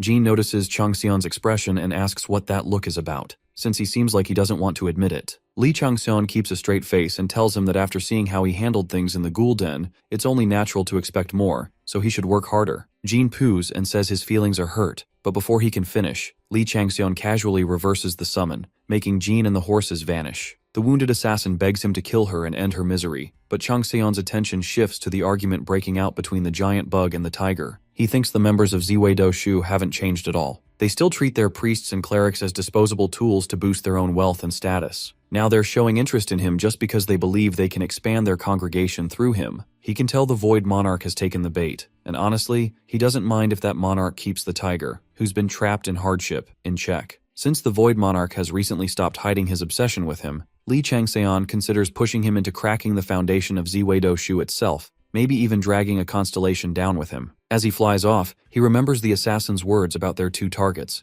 kidnapping Mireille and assassinating him. He finds it almost laughable that 2 separate clients hired them for this. He suspects Kang Wuchen, but even if he arranged it, he's likely just a middleman. The real culprits are probably Division Chief Shim Jianho or Director Kim Yeon-sung. What catches him off guard is that the Illuminati tried to target him too, even after he rejected Joachim's offer. Maybe the order came from the opposing faction. Either way, as he continues flying, he knows one thing for sure. It's going to be a headache, but he's not about to let it slide if they come after him like this. Li Changxian spots the resting area oasis and looks down to find some Tsurnaruka clan members carrying Mireille. Since his mission is to rescue her, he activates his stealth and carefully hides his presence. He moves swiftly through the crowd, burning the enemies to a crisp one by one, but just as he's about to strike the one holding Mireille, the target vanishes before his eyes. Out of nowhere, a large beam shoots down at him. He manages to block it just in time and remains safe. When he looks up, he sees a girl standing atop a palm tree. She remarks that he actually dodged the solo Scarlet, and Lee Changseon immediately starts to sweat, realizing she's incredibly dangerous. The pressure she exudes reminds him of his encounter with Gaeon Cheonho Moonseong, the unmistakable aura of someone who has reached the pinnacle of human strength. She is the king. Meanwhile, Henri Blanc rides his dragon through the battlefield, eliminating members of the clan as he searches for Mireille. Shin Yunseo holds her ground, defending herself with a shield, while Wu Hyabin counters their attacks with precise dagger strikes. Blue Wolf, observing the chaos, thinks that hiring Sir Naruka and even eliminating France's volunteer medic squad points directly to Constantine's scheme. Enraged, he lets out a fierce roar and transforms into the divine beast Blue Wolf. Just then, the train finally arrives, and a message appears saying that all participants who wish to clear the dungeon mission must board immediately. Back at the fight, the murder queen Chenstokoa says that judging by his face, it looks like he's figured out who she is. Lee Changseon recognizes her as the murder queen Chenstokoa, the Black Holy Mother who guides the dying to a peaceful death. He thinks about that terrifying demon face skill that once gave him a massive headache back when he was the twilight of the gods. She can easily unleash Shuiyang's traits and authority, demon face. He starts calculating his chances of winning. Even if he were to squeeze out every bit of the stigma's divinity, resonate and unlock the magic of the fish intestine sword and the evil dragon Snaggletooth to their limits, and summon his household members to fight many against one, he would still lose to her. A high ranker at Duke rank might stand a chance, but the human limit of king rank is still too much. The murder queen taunts that it looks like he's already got his tail between his legs. She was looking forward to a good match after a long time. Lee calmly tells her that's because he doesn't plan to be the one fighting her. She raises an eyebrow and asks if there's another opponent besides him. He closes his eyes and says it's about time for him to show himself, and adds that Mireille Aliano has a cryptic scripture. Suddenly, Jaegel Hyunryung rushes in like lightning and appears next to Lee. He asks how Lee knew he was there. Lee replies that it's obvious, since Jaegel always follows him, knowing wherever he goes, the cryptic scripture will be nearby. Jaegel laughs and compliments Lee on his sharp observation skills, then asks what to do next. Lee tells him to buy him some time while he finds Mireille. Jaegel thinks he's probably dancing to Lee Changseon's sly tune again, but he doesn't mind it. He says he can't refuse if Lee asks like that and thinks that Lee might have already figured out who his patron is. The divine being with nasty golden eyes, the Buddha, opens his eyes and boosts Jaegel's power as he transforms into the Monkey King.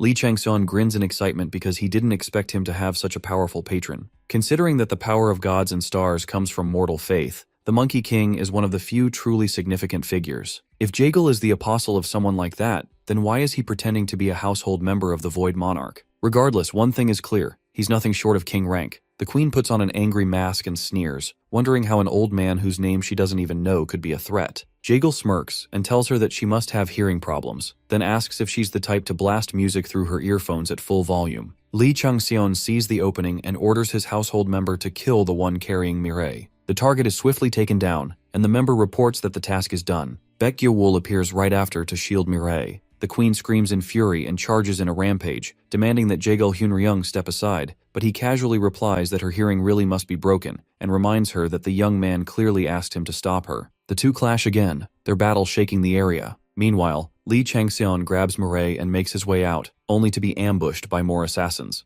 Baek Gye-wool instantly wipes them out, clearing a path. Lee thinks that if the train leaves, there's no telling when the next one might come. Levitain said the train's first stop is the boiling hell in the station's underground dungeon, and while rescuing Mireille was the priority, he can't afford to miss the chance to claim the sword. The fifth cryptic scripture is nearly in his hands, but giving up Levitain isn't an option. A message pops up in front of him, flashing that the train will depart in 5 minutes. Lee Changseon is still being tailed by assassins, and though he wants to eliminate them, he knows he has a train to catch, so he keeps pushing forward. The constellations start chatting, suggesting he throw Mireille off and focus on the train instead. He scoffs to himself, thinking they never change. They only care about mortals who spark their interest and nothing more. One constellation urges him to join the side of absolute evil rather than the hypocritical virtuous side. Changseon admits there's some truth in their words, since every action of his ends up as an achievement. Still, if he abandons Mireille now, there's a strong chance Minerva will be disappointed with him after what happened with Gemini, and since he hasn't benefited from her support yet, he needs to maintain that connection a little longer. Mireille finally wakes up, and Lee Changseon tells her that given the circumstances, he'll be brief, and asks why Sir Naruka is targeting her. She says she's not entirely sure, but he insists that there must be a reason for them to come after her this relentlessly. She suddenly recalls something from 2 years ago, how she followed her archaeologist father into a mysterious ancient ruin and found a ring. That day she heard a voice and formed a contract with a patron. Since then, she, who had absolutely no talent before, gained a natural ability for summoning sorcery. The problem was that her father began treating her like a thief who stole something precious and even tried to kill her. That's when Henri Blanc saved her. Li Changson realizes that must be the key. If her father turned on her, it means he was likely possessed by a calamity. He asks if she can give him the ring, since that's what the clan is after, and without it, they might leave her alone. She refuses, saying the ring is sacred, and connects her to her patron. He activates Inferno Sight and warns her that if she won't give it up, he has no choice but to abandon her. Terrified, Mireille looks into his eyes as he calmly asks her again what her decision will be. She hesitates, then slowly hands over the ring. Just then, her patron calls out, begging her not to give it up. But before she can change her mind, Li Changxian takes the ring and tosses her down. He tells her that he'll return it after dealing with the ones chasing them. Baek Gyeowul rushes in and catches Mireille just in time as the boarding deadline hits and the train starts to depart. He calls out to Li Changseon, but Changseon tells him to go ahead, promising he'll catch up after finishing things on his end. As Baek Gyeowul heads toward the train with Mireille, Changseon stays behind, slipping the ring onto his finger. He mutters that they were only after the ring, but they're already too late. The ring responds to Peter's key and unlocks, allowing him to acquire the 5th of the 7 cryptic scriptures. Just then, a violent gust of wind blows through the area, swallowing everyone into it and dragging them into an instant dungeon known as Tempest Hell. Forgotten starlight floods the space, and under the sheer spiritual pressure, all the lesser enemies are instantly crushed. The dungeon master awakens, and the divine being known as the Tempest-hating daughter reveals herself. Li Changseon receives a quest to kill her in order to complete his mission and lift the curse. He activates Inferno Sight and mutters that this entire situation is absolutely insane. Li Changseon thinks that he's only facing the residual thoughts right now and wonders just how terrifying the main body of Tempest must be. Tempest looks at him and says she's impressed a mortal like him is still standing. She adds that she smelled Palilad's star on him and asks if that's what helped him survive. He asks if she knows Palilad's star, and as he pieces things together, he realizes that if she can sense the pitch-black darkness, she must also know Mephistopheles. Tempest says she definitely knows her, calling Palilad's star the absolute will of their night and a pitiful existence who was constantly hunted during that dark era. Li Changseon recalls the cryptic message from the battle between Minerva and Gemini about day or night that he hadn't fully understood back then. Tempest licks her lips and says if she hadn't smelled Palilad's star on him, she would have killed him already. But since he hasn't formally taken Palilad's star as his patron, she says she's still free to kill him. Li Changseon summons Jean, who appears and immediately says he's out of his mind for fighting the shadow of a star. Jean notes that she's radiating energy similar to ghouls and says that if he can devour her, he could easily rise several ranks. Tempest, now furious, calls them cocky bastards and unleashes her world-ending Tempest Whip. Cadmos bursts onto the scene, drooling, and tells Li it looks like he's found a tasty snack. Cadmos casually opens his mouth and swallows the entire attack like it's nothing, raising his progress to 21.6%. He grins and says he'll reward Li for the meal, then gathers a huge fireball in his breath and fires it at Tempest, instantly disintegrating half her body. Drooling, Cadmos stares at her and says she looks delicious. The divine beings begin whispering again about Cadmos as he bites into the Tempest and starts devouring her alive. Her screams echo in agony, but Cadmos doesn't stop. Li Changseon watches in disbelief, thinking that Cadmos is truly a dragon that devours stars. Even if Tempest was just a fraction of her true self, she was still a real threat to him and the household. Yet Cadmos treated her as if she were just another snack. It makes sense now why he had such an appetite for the king's artifacts, which all carried the weight of divine histories, legends, and heroic tales. With that kind of hunger, it's no wonder the gods and stars are reacting this way. To them, Cadmos is a living threat to their pride and very existence. Cadmos's progress shoots up to 26.9% as he keeps devouring Tempest piece by piece. Jean comes up behind Li Changseon and nervously asks if he's ever wronged him somehow, saying he'll fix it if he did. Changseon glances at him and says it's because he's scared Cadmos might start drooling over household members now. Jean quickly tells him this isn't something to joke about and asks how he can allow his pet to eat one of them. Changseon reassures him with a smirk that he has no intention of abandoning the household after everything he did to build it. Meanwhile, Tempest starts fleeing in terror, screaming at Cadmos to stay away, but the baby dragon just chases after her, drooling and looking hungrier than ever. Li Changseon wonders if Cadmos has always been this powerful, but realizes it could be a matter of compatibility. Cadmos's element is pitch-black darkness,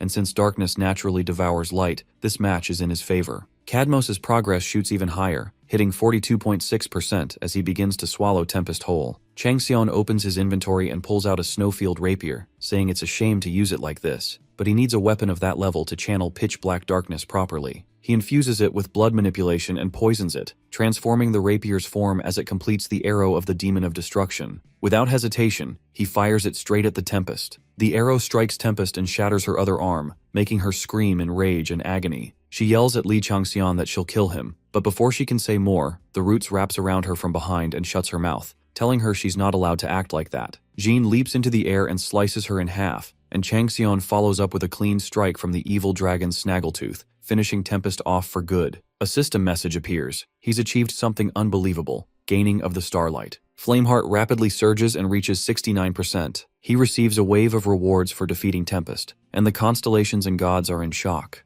32 of them now want to appoint him as their apostle. He also gains the ability to combine world-ending fire with world-ending tempest. Cadmos flies around joyfully, surrounded by flames, and Li Changxian feels his status has significantly risen. Now it's time to aim for emancipation and transcendence, the necessary steps to becoming a transcender. He successfully deciphers the 5th cryptic scripture of Hassan and unlocks its secrets. His level hits 50, finally qualifying him for the 2nd class change quest. Clenching his fist, he thinks he's waited so long to hear those words. His household members level up too, evolving into new forms. The 2nd class change quest begins, and Changxian tells himself that this time he's going to complete it methodically, no matter what. After unlocking the system, he understands that depending on a player's actions and results, various achievements can be composed, divided into 5 categories: myth and legend, the highest tiers that only gods and stars can reach; folklore, for demigods seeking emancipation and transcendence; folktale, the realm of superhumans aiming to break past human limits;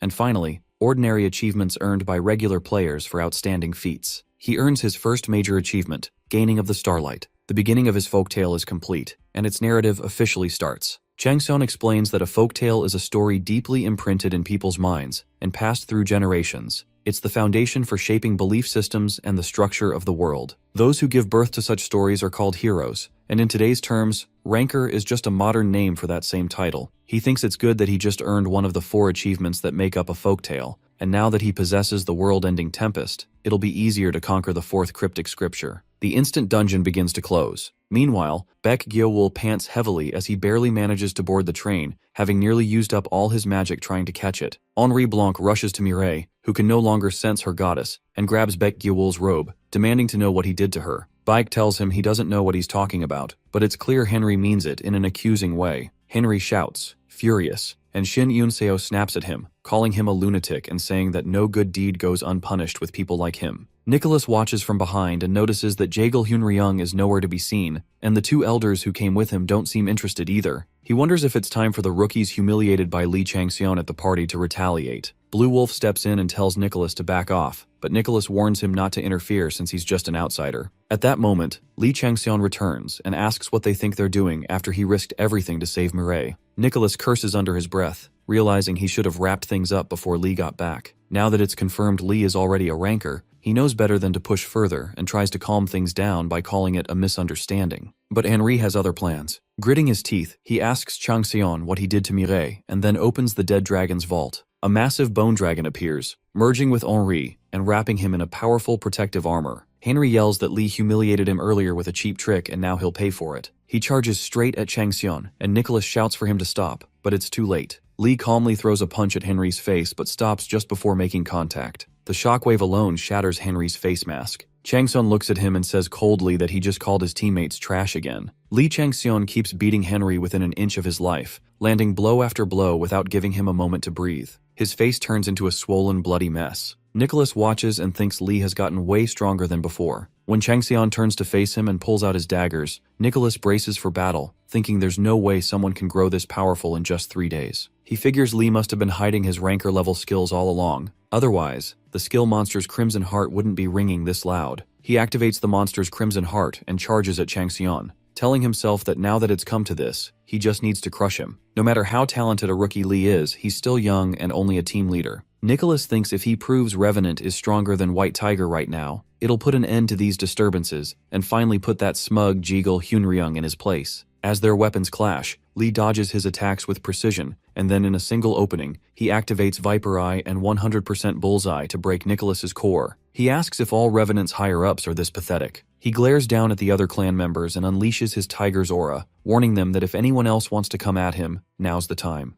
Ludovico tries to calm him down, but Lee Changxian scoffs and says he saw his teammates get threatened right in front of him, and now they want him to stay calm. He adds that if that's the logic, he'll beat everyone to a pulp and then ask them to calm down too. Ludovico tells him he's going too far, but Changxian tells him if he doesn't like it, he can step up. Ludovico realizes that if Lee could take down Henry and Nicholas in seconds, no one else here stands a chance. He glances toward Iron Mask Griezmann, the demonic human with plenty of combat experience, thinking he might turn the tide. But Griezmann doesn't even look their way, clearly choosing to stay out of it. Ludovico has no choice but to back down and decides to pin all the blame on Revenant once they're out of this mess. He lowers his head and apologizes as a representative of France, hoping his sincere words will end things here. But he completely misjudges the man before him. Lee Changxian, known as the Bloody Ruffian, just cracks his knuckles and grins, saying he hasn't even started yet. He tells Ludovico to clench his teeth, then punches him so hard it makes him remember exactly why that nickname exists. Lee Changxian starts beating up the remaining clan members, and all that can be heard outside the train are their screams. Meanwhile, the queen laughs while standing in the craters left behind from her battle with the Monkey King. She admits she knew the hunt wouldn't be easy, but never imagined it would turn out like this. She looks at her broken masks and mutters that each one takes a year to create, and now several are gone. It's the first time she's been humiliated like this since her fight with the Immortal King. She refuses to accept the disgrace brought by her target and decides she can't just abandon the assassination. She pulls out her trump card, the Twisted Goblin's mask, and says she spent 10 years creating this persona specifically to kill the Immortal King.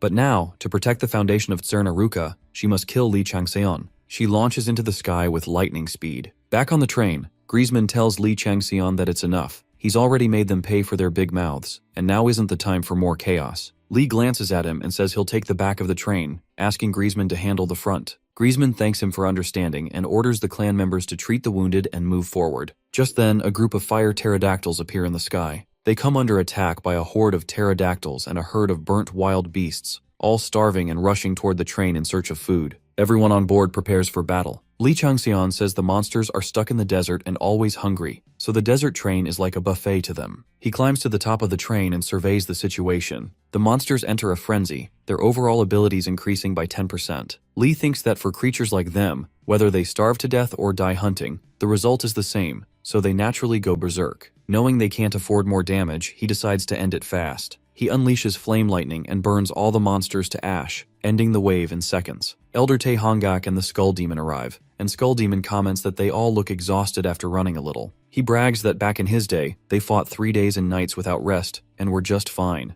Yunseo calls him out, saying he has no right to talk since he sat back and watched the whole wave. Lee Changxian tosses a scroll at Skull Demon, saying it's a copy of the cryptic scripture or whatever Mireille had. Skull Demon asks how he's supposed to trust him. Lee tells him to go ahead and send it to Korea, and he'll find out soon enough. Tae Hongak says that if he's lying, they can just rip him apart. Jean speaks to Lee Changxian telepathically, saying this is a good way to shake off annoying pursuers. Lee thinks that during the Tempest Hell raid, he already deciphered the real scripture and absorbed its power. What he handed over is a fake, transcribed by Jean and the household members. He figures it'll take White Tiger a few years to even begin to decipher it, and they still won't gain anything from it. As they near the first station, Lee says he can't afford more troublesome baggage chasing after him. Jean then asks where the Levitine sword is, and Lee tells him it's located underground at the Boiling Hell station, right where Surtur's main artery begins. Skull Demon asks why Lee Changxian is handing the scripture over so easily, and if he's saying they got what they came for and should leave. Lee tells him that's exactly what he means. As they finally arrive at Boiling Station, Lee tells him to take the scripture and get lost because he's becoming an eyesore. Tae Hongak doesn't take that well and says it's irritating to hear. Skull Demon starts unwrapping his bandages and asks if Lee can handle what he just said. Tae Hongak demands clarification and asks if Lee just told them to get lost. Lee replies that not only does Tae already struggle to talk, it now seems like he can't hear either. Tae Hongak snaps and pulls back his fist, ready to strike, but Jaegul Hunryung appears and says he thought he could finally get some rest and asks what all the fuss is about. He tells Goliath Demon not to stir up unnecessary chaos.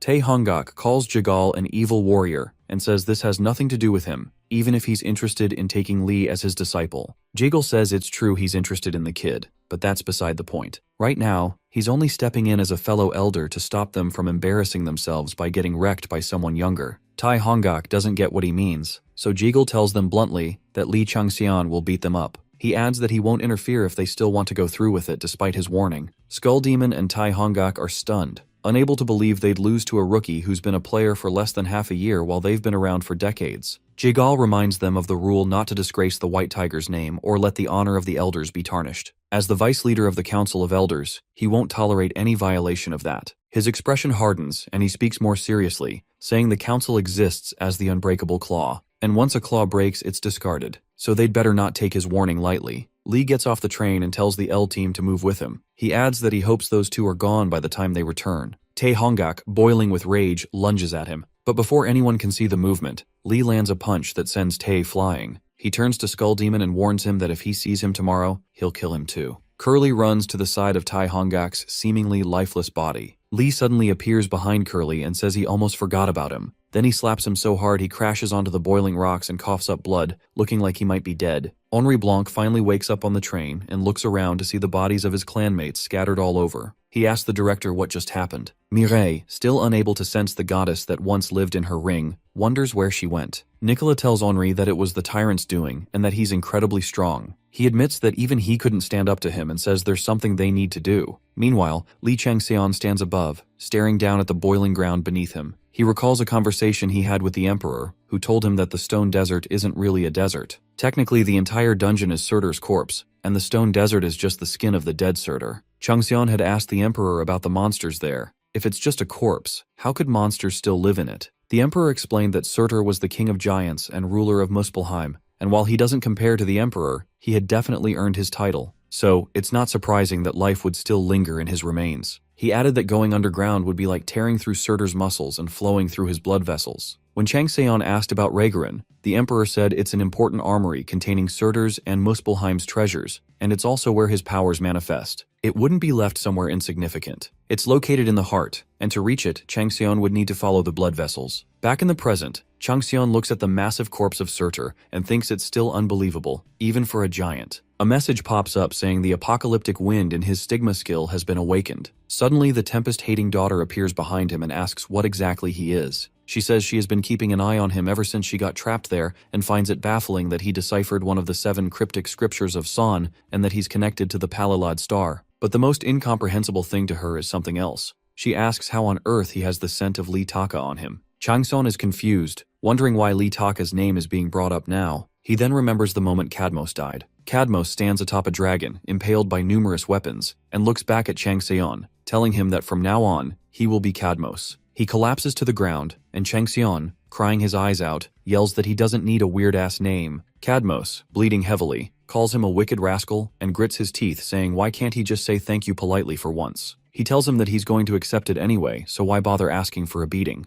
Lee Changseon tells Cadmos that he'll accept it and asks him to stop rambling since he's bleeding too much. Cadmos chuckles and tells him that from now on, Lee Changseon will become Cadmos, and it's his responsibility to take care of her. He asks him to protect Lee Taka, saying that while she's full of pride, she's actually fragile. With that, Cadmos finally says his farewell and passes away. Lee Taka was the first patron Lee Changseon served under in Arcadia, the star that old man Cadmos entrusted to him with his dying breath. Lee Taka says she hates Lee Changseon and blames him for Cadmos' death. That hatred and resentment is mutual, yet despite everything, Lee Taka became his patron. He inherited the name Cadmos and became her apostle because he couldn't ignore the old man's dying wish. The two shared a common goal that kept them bound together, to never let the old man's killers walk free. Even while on the verge of death, Cadmos protected Lee Taka's starlight, though countless gods and stars lusted after it and waited for the right moment to strike. Eventually, a war broke out that swept across Arcadia. Through the chaos, Lee Taka and Changseon grew closer, forming a twisted love-hate relationship. But one day,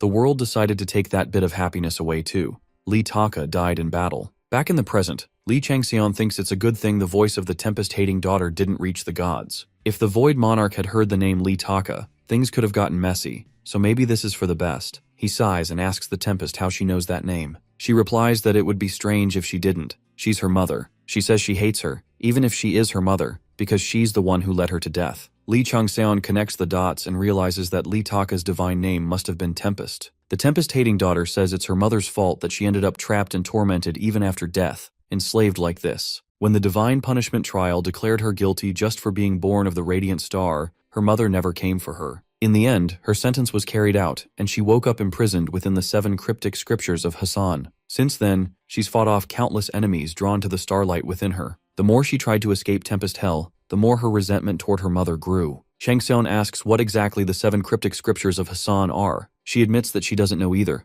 When she first opened her eyes, she was already trapped here. But one thing she's sure of is that this place is an impenetrable prison, like a whole world that can't be broken down. Li Changxion wonders if Li Taka had separated parts of her uncontrollable power into avatars, calling them her daughters, and locked them away. There are 7 cryptic scriptures and 7 daughters of Li Taka. He begins to suspect that the 7 cryptic scriptures are actually divine sealing tools used to imprison those 7 daughters. Li Changxian wonders if the Void Monarch has been collecting the 7 cryptic scriptures of Hassan to decipher and monopolize them. The Void Monarch once admired his strength back when he worked under Ziwei Doshu, and after figuring out that Li Taka was the source of Changxian's power, he became obsessed with obtaining her starlight sealed inside the scriptures so he could use it to evolve. Changxion realizes that the 7 cryptic scriptures of Hassan are actually divine sealing tools that imprison Li Taka's daughters, and if the countless royal tiger's calamities contained within them were fragments of Li Taka's starlight, there's no way he wouldn't have noticed it by now. He understands that there's more to this than he currently knows. For now, he needs to focus on finishing the 4th scripture. He thinks about raiding the Ghoul Den again and checking what's on the final floor no matter what. One of the 5 rulers of the Ghoul Den, the Betraying Souls, could very well be one of Li Taka's daughters. It's also possible that the royal tiger's calamity is functioning as the bars corrupting and imprisoning her daughters, and may be directly connected to San.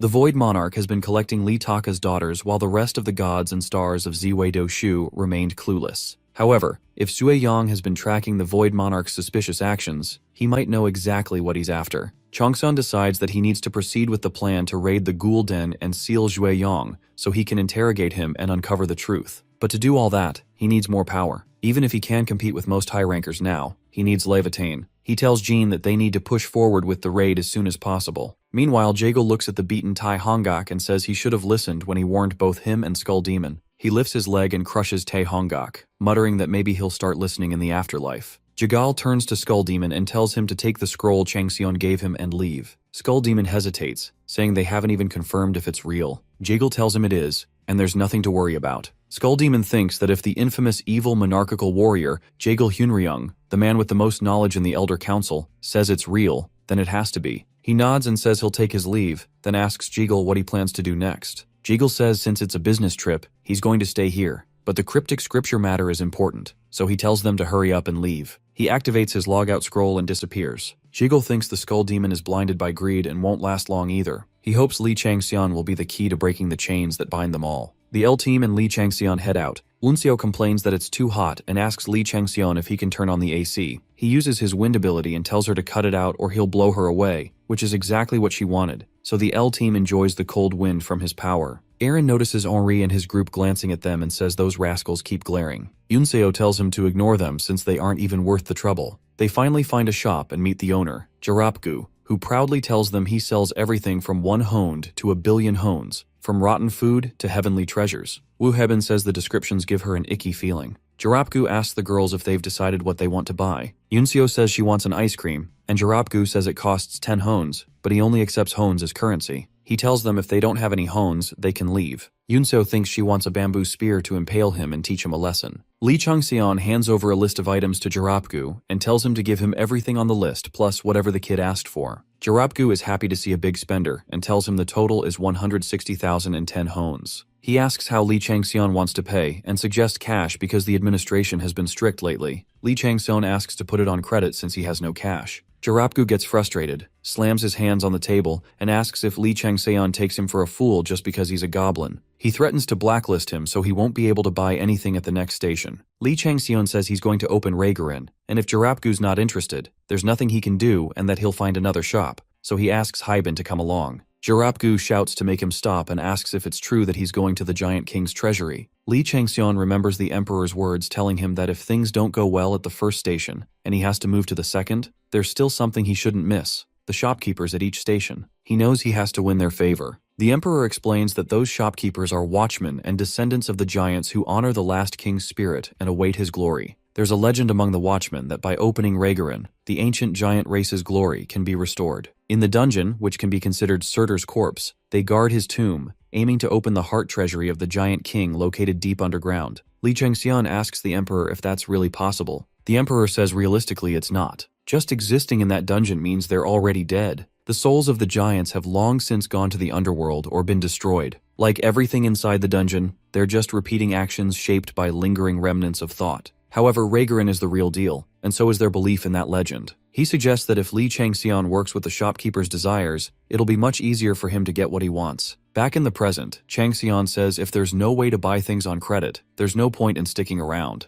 Jarapgu stops him and asks again if he's really going to open Regressed. Li Changxian asks if there's another Regressed they might be talking about. Jarapgu confirms if he's really going to the Giant King's treasury and asks how he plans to do it. Li Changxian asks why he should tell him that. The goblin looks frustrated and says, since he wants credit, he needs to be sure Li Changxian will come back before making his decision. Li Changxian calls out to Harold and asks him to come on out. Harold comes out and tells Li Changxian to stop calling him at times like these since this place isn't even under his jurisdiction. Li Changxian says if it bothers him, he can send another admin. Harold agrees but thinks to himself that of all the people, Li Changxian is classified as a prospective talent, one of the top tiers among prospects. And despite having no patron, he's showing remarkable growth at the fastest rate. The 12 zodiacs are interested in him, and reports about him are in such high demand they can't keep up. Being in charge of Li Changxian gives Harold significant influence in the administrative bureau, so he can't let him team up with another admin. As his position improves, Harold has a lot to gain, so he just has to keep following him around.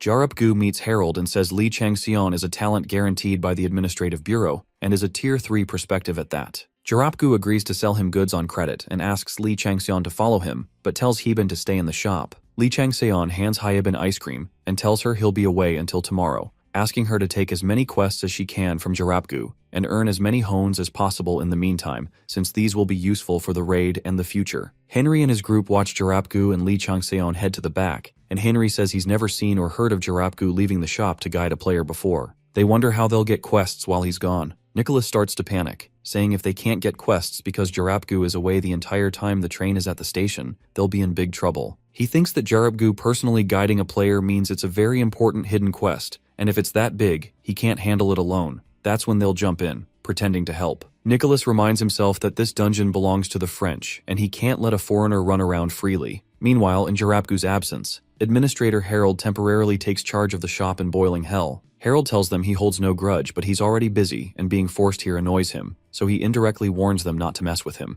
Meanwhile, Li Changxian heads down with Jarapgu and notices he's being followed by some people. Jarapgu looks up at the pursuers and says there are so many flies buzzing around. Li Changxian tells him to ignore them and keep moving forward. The constellations start their chatter, but Li Changxian thinks there's no need to deal with the pursuers just yet. Once they're down there, they'll be too busy trying to survive anyway. Besides, the murder queen of Cernaruka will definitely try to reclaim the 5th cryptic scripture, so he plans to lure them to Regressed, a place so hidden that even players, gods, and stars can't peek inside, and take care of them there. They finally arrive at the gate that opens the path to Surtur's aorta. Looking past the gate, Li Changxian sees the boiling blood of the long-dead Surtur and thinks that if he can reach those blood vessels, he'll get to the heart where Regressed is. Surtur really lives up to his name. Even after being dead for so long, his hot blood still flows. Li Changxian remembers his conversation with the Emperor, who told him that the Watchmen can't get any closer because to reach the heart, they'd have to dive into the boiling blood, but they're blocked from getting closer. Li Changxian asks the Emperor if he's confident that Li Changxian can do it. The Emperor says that's right because for someone who harbors both world-ending flame and jigui,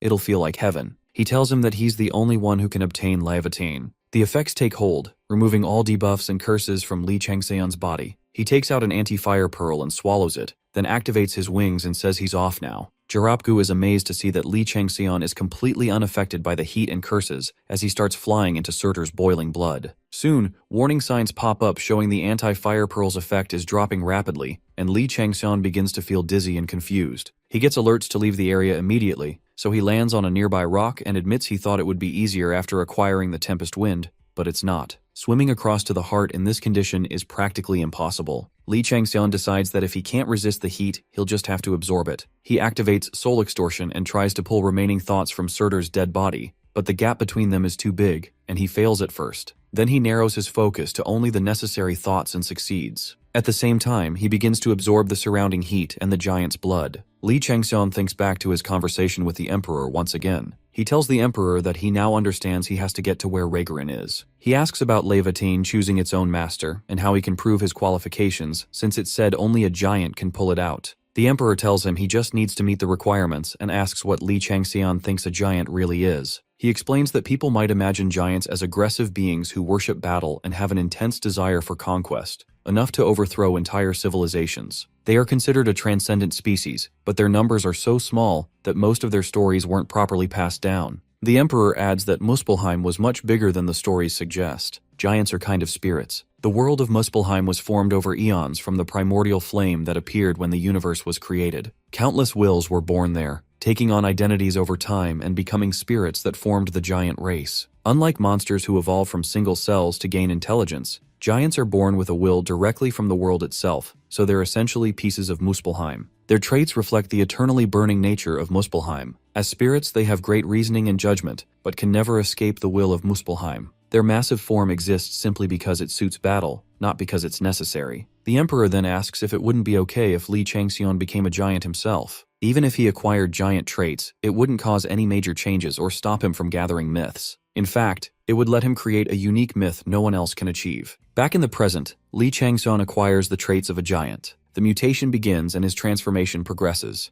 After a long process of powering up and commentary from the constellations, Li Changxian finally evolves, and his world-ending flame also evolves into the giant's world-ending flame. He continues to transform further, gaining more giant abilities and other power-ups. He thinks that the Jigwee's demonic vessel and reinforced bone were just stepping stones to gaining Surtur's power, and that the real action starts now. His eye begins to glow as he senses Surtur's body. Looking toward the mountains, he spots the heart underground and feels like the world around him keeps changing and growing bigger. He dives into the molten lava and heads toward the heart. Using Viper Eye, he locates Rayguren's entrance and moves toward it. However, his body starts to overload. He stands on a nearby rock and realizes he still needs more power because the mutation is progressing much slower than expected. Li Changxian knows the spirit body is barely forming, and if he keeps pushing, he might tear himself apart. At this rate, not only will he fail to open Rayguren, but his transformation beyond humanity through shedding will also fail. He had calculated the time needed for gigantification with Thanatos, but even with Hassan's 7 cryptic scriptures and the pitch-black darkness, his skin isn't growing faster. His calculations were off, and he didn't expect to need more power for gigantification. He can only reap the benefits once the shedding is complete, but the rate is slow. Warning messages flash, showing his MP dropping below 50% and his mana below 30%, suggesting he leave immediately. Li Changxian stands his ground despite the pain worsening with every moment, knowing he might be in real danger. The mutation halts and his outer skin starts to warp. He calls out to Cadmos, realizing he's overloaded because he's shedding too much skin at once. If he uses pitch-black darkness to split the shedding into 2 stages, he might succeed. Cadmos stands atop his head as Li Changxian admits this is an all-or-nothing gamble. He plans how to survive and mutate faster, recalling the test Mephistopheles gave him, Flame Heart. If he can complete this heart, which allows unlimited generation of pitch-black darkness, it will increase his stamina. He knows failure means death, but survival could let him complete a body that would normally take 3 trips to different dungeons right here and now. Instead of using Flameheart as just support to supply pitch-black darkness to power the mana accumulation circuit, he decides to use it as his actual core, replacing his heart. He also plans to replace all the blood inside him with Surtur's blood and direct it all to his Flameheart. He also needs to rearrange the mana accumulation circuit around the Flameheart. If he succeeds, he will fully master Surtur's traits, making the giant's blood the source of all his physical and magical power, and even gain pitch-black darkness as an attribute. Meanwhile, the Tempest-hating daughter opens her eyes and wonders if he is really an ordinary human. Many mortals transcend their innate limits through talent or achievements, but most aim to become deities. No one wants to become a giant. He seems to be working toward some grand plan, but he's defying all logic. She thinks this man is dangerous, driven by a burning madness to succeed at any cost. A man who would give it all up without hesitation if it means reaching his goal, even if he loses everything in the process. He reminds her of her mother, and she suspects he will discard her once he finds her useless, so she plans to head to Mireille. She uses Tempest Threads, hoping to find her. Meanwhile, Li Changxian fully completes the first stage of shedding. His entire skin peels off, revealing his flesh and muscles. He undergoes structural metamorphosis and successfully becomes a giant. With the completion of the Flame Heart, the Brutal Heart is also created, and pitch-black darkness integrates into his mana. He says this alone is a tremendous change, but admits it's not enough. For complete stability, the second stage of shedding is necessary. He decides to push forward with the momentum gained from the first stage. Cadmos uses Blood Haze to bless and cheer him on. Li Changxian achieves a second mutation and completes Skin Metamorphosis. The first shedding was Bone Metamorphosis, the second shedding Skin Metamorphosis. This is his rebirth. With this, he enters an entirely new realm and finally becomes eligible to pass through the gate of Regressed. He enters and encounters a few giants. One of them looks down on him and demands an answer, asking if he is the new successor of their deceased king. The giant says he carries the soul of a human but has a strong scent of their late king, which is why he was allowed to come despite suspicion. Lee Changsun shouts back that he is Lee Changsun, here to challenge them and seek Levitain. The giant acknowledges his words but says he will test whether he can back them up. He orders the other giants to clear the way and tells Lee Changsun that at the end of this path lies their fortress. If he can pass through and bring back Levitain, they will consider him one of their own, a brother by blood, and the successor of the king. Lee Changsun thinks he needs to be recognized by the shadows of Muspelheim and prove that he is worthy of being king. He reaches the gate and meets the gatekeeper, who says that usually just passing through that space terrifies most people. The guy who came before him was no different. Lee Changsun asks if someone else came before him, and the gatekeeper tells him yes, they're near the 30th fortress by now. Lee Changsun thinks that even with full preparations, the heat of Surtur's blood made it really tough. He wonders if a powerful being entered the dungeon with that person, or maybe another player from a different civilization passed through a different gate. He knows he can't let anyone snatch his chance to conquer Regressed, so he has to hurry and catch up. The gatekeeper explains the rules for winning the matches and tells him he has no chance of defeating their warriors under normal conditions, so they'll fight under a disadvantageous handicap. Lee Changsun thinks the gatekeeper is looking down on him, but figures he has no reason to refuse the handicap since he shouldn't get cocky right after shedding. The gatekeeper says to win, he either has to defeat the guardians, get acknowledged by them, or open the door to the next fortress. With that, he opens the door and wishes him good luck. Lee Changsun enters and meets his first opponent, Gustav. They introduce themselves, and Gustav comments that Lee Changsun has a unique name, hoping his skills are just as unique. Gustav says true warriors draw power from a healthy body and muscles, yet Lee Changsun looks delicate, like he'd break with one strike to the side. Gustav tells him he'll only use his right hand since he's there to test Lee Changsun's skills. If Lee Changsun can make him use his left hand or force him to move from his spot, he wins. Before Gustav can say more, Lee Changsun launches an attack. Gustav calls it dishonorable to attack while still talking, but counters anyway. Lee Changsun explains he wanted to test his skills, so he should think of it as real combat. Gustav agrees, saying a defeat is a defeat whether by trickery or power, and that means he can go all out. Still, his pride won't let him go all out against a weakling like Lee Changsun. They clash fiercely. Lee Changsun recalls a past conversation with Oro, where he asked about any weaknesses the giants might have. Oro admits he hates to compliment the enemy, but giants don't really have weaknesses. Their one flaw is that they are simple-minded. Oro also tells Lee Changsun that since he was once an abominable god, getting acknowledged by the Muspelheim giants won't be hard. Back in the present, Gustav acknowledges that despite having a human soul, Lee Changsun has extensive combat experience, and asks how he managed that. Lee Changsun tells Gustav that if he's so curious, he can just defeat him and find out. He thinks Oro was right. He's definitely piqued Gustav's interest, but the real question is how he can win since Gustav is too tough. Gustav asks if Lee Changsun is trying to provoke him and admits that the more they fight, the more he likes him. Lee Changsun gets a message saying he's gained the favor of the first gatekeeper. He realizes that as the fight continues, his awakening as a giant is complete, and his hellfire proficiency is catching up, so he feels satisfied. The moment he gained the giant's power, he thought the limits he had as a human were gone, but controlling the giant hellfire is far from easy. Its explosive power is overwhelming, and trying to solidify it into an aura to extend his blade is a struggle because it resists coalescing. This is probably because the hellfire grew stronger than expected after 2 sheddings and mixing with pitch-black darkness. He thinks if he can just maintain its form, he can push beyond its limits. He uses his viper eyes to study Gustav's movements and techniques, hoping for answers, but it's no use. Gustav stops attacking and points out it looks like Lee Changsun is having a hard time controlling the flames. He laughs and says it's expected since Muspelheim's flames are notoriously hard to control, even for them, and offers to teach him if he's interested. Lee Changsun asks if that's okay, and Gustav says yes because even if he teaches him, Lee Changsun can't simply replicate it. It's all about muscles. No matter how fierce the flames are, they ultimately bow to the power of mighty muscles. Lee Changsun thinks that if he keeps listening to Gustav, his brain might just turn into muscles as well. Suddenly, an idea hits him. Maybe he should try confining the hellfire instead of forcing control. Since hellfire naturally expands and explodes, maybe forcible control isn't the answer, especially mixed with unpredictable pitch-black darkness. He decides it's better to get advice, so he closes his eyes, connects to the subconscious world, and meets with Pulilad Gaze. He asks if there's something it needs to teach him, because if word gets out that the great demon's disciple was easily beaten by a giant,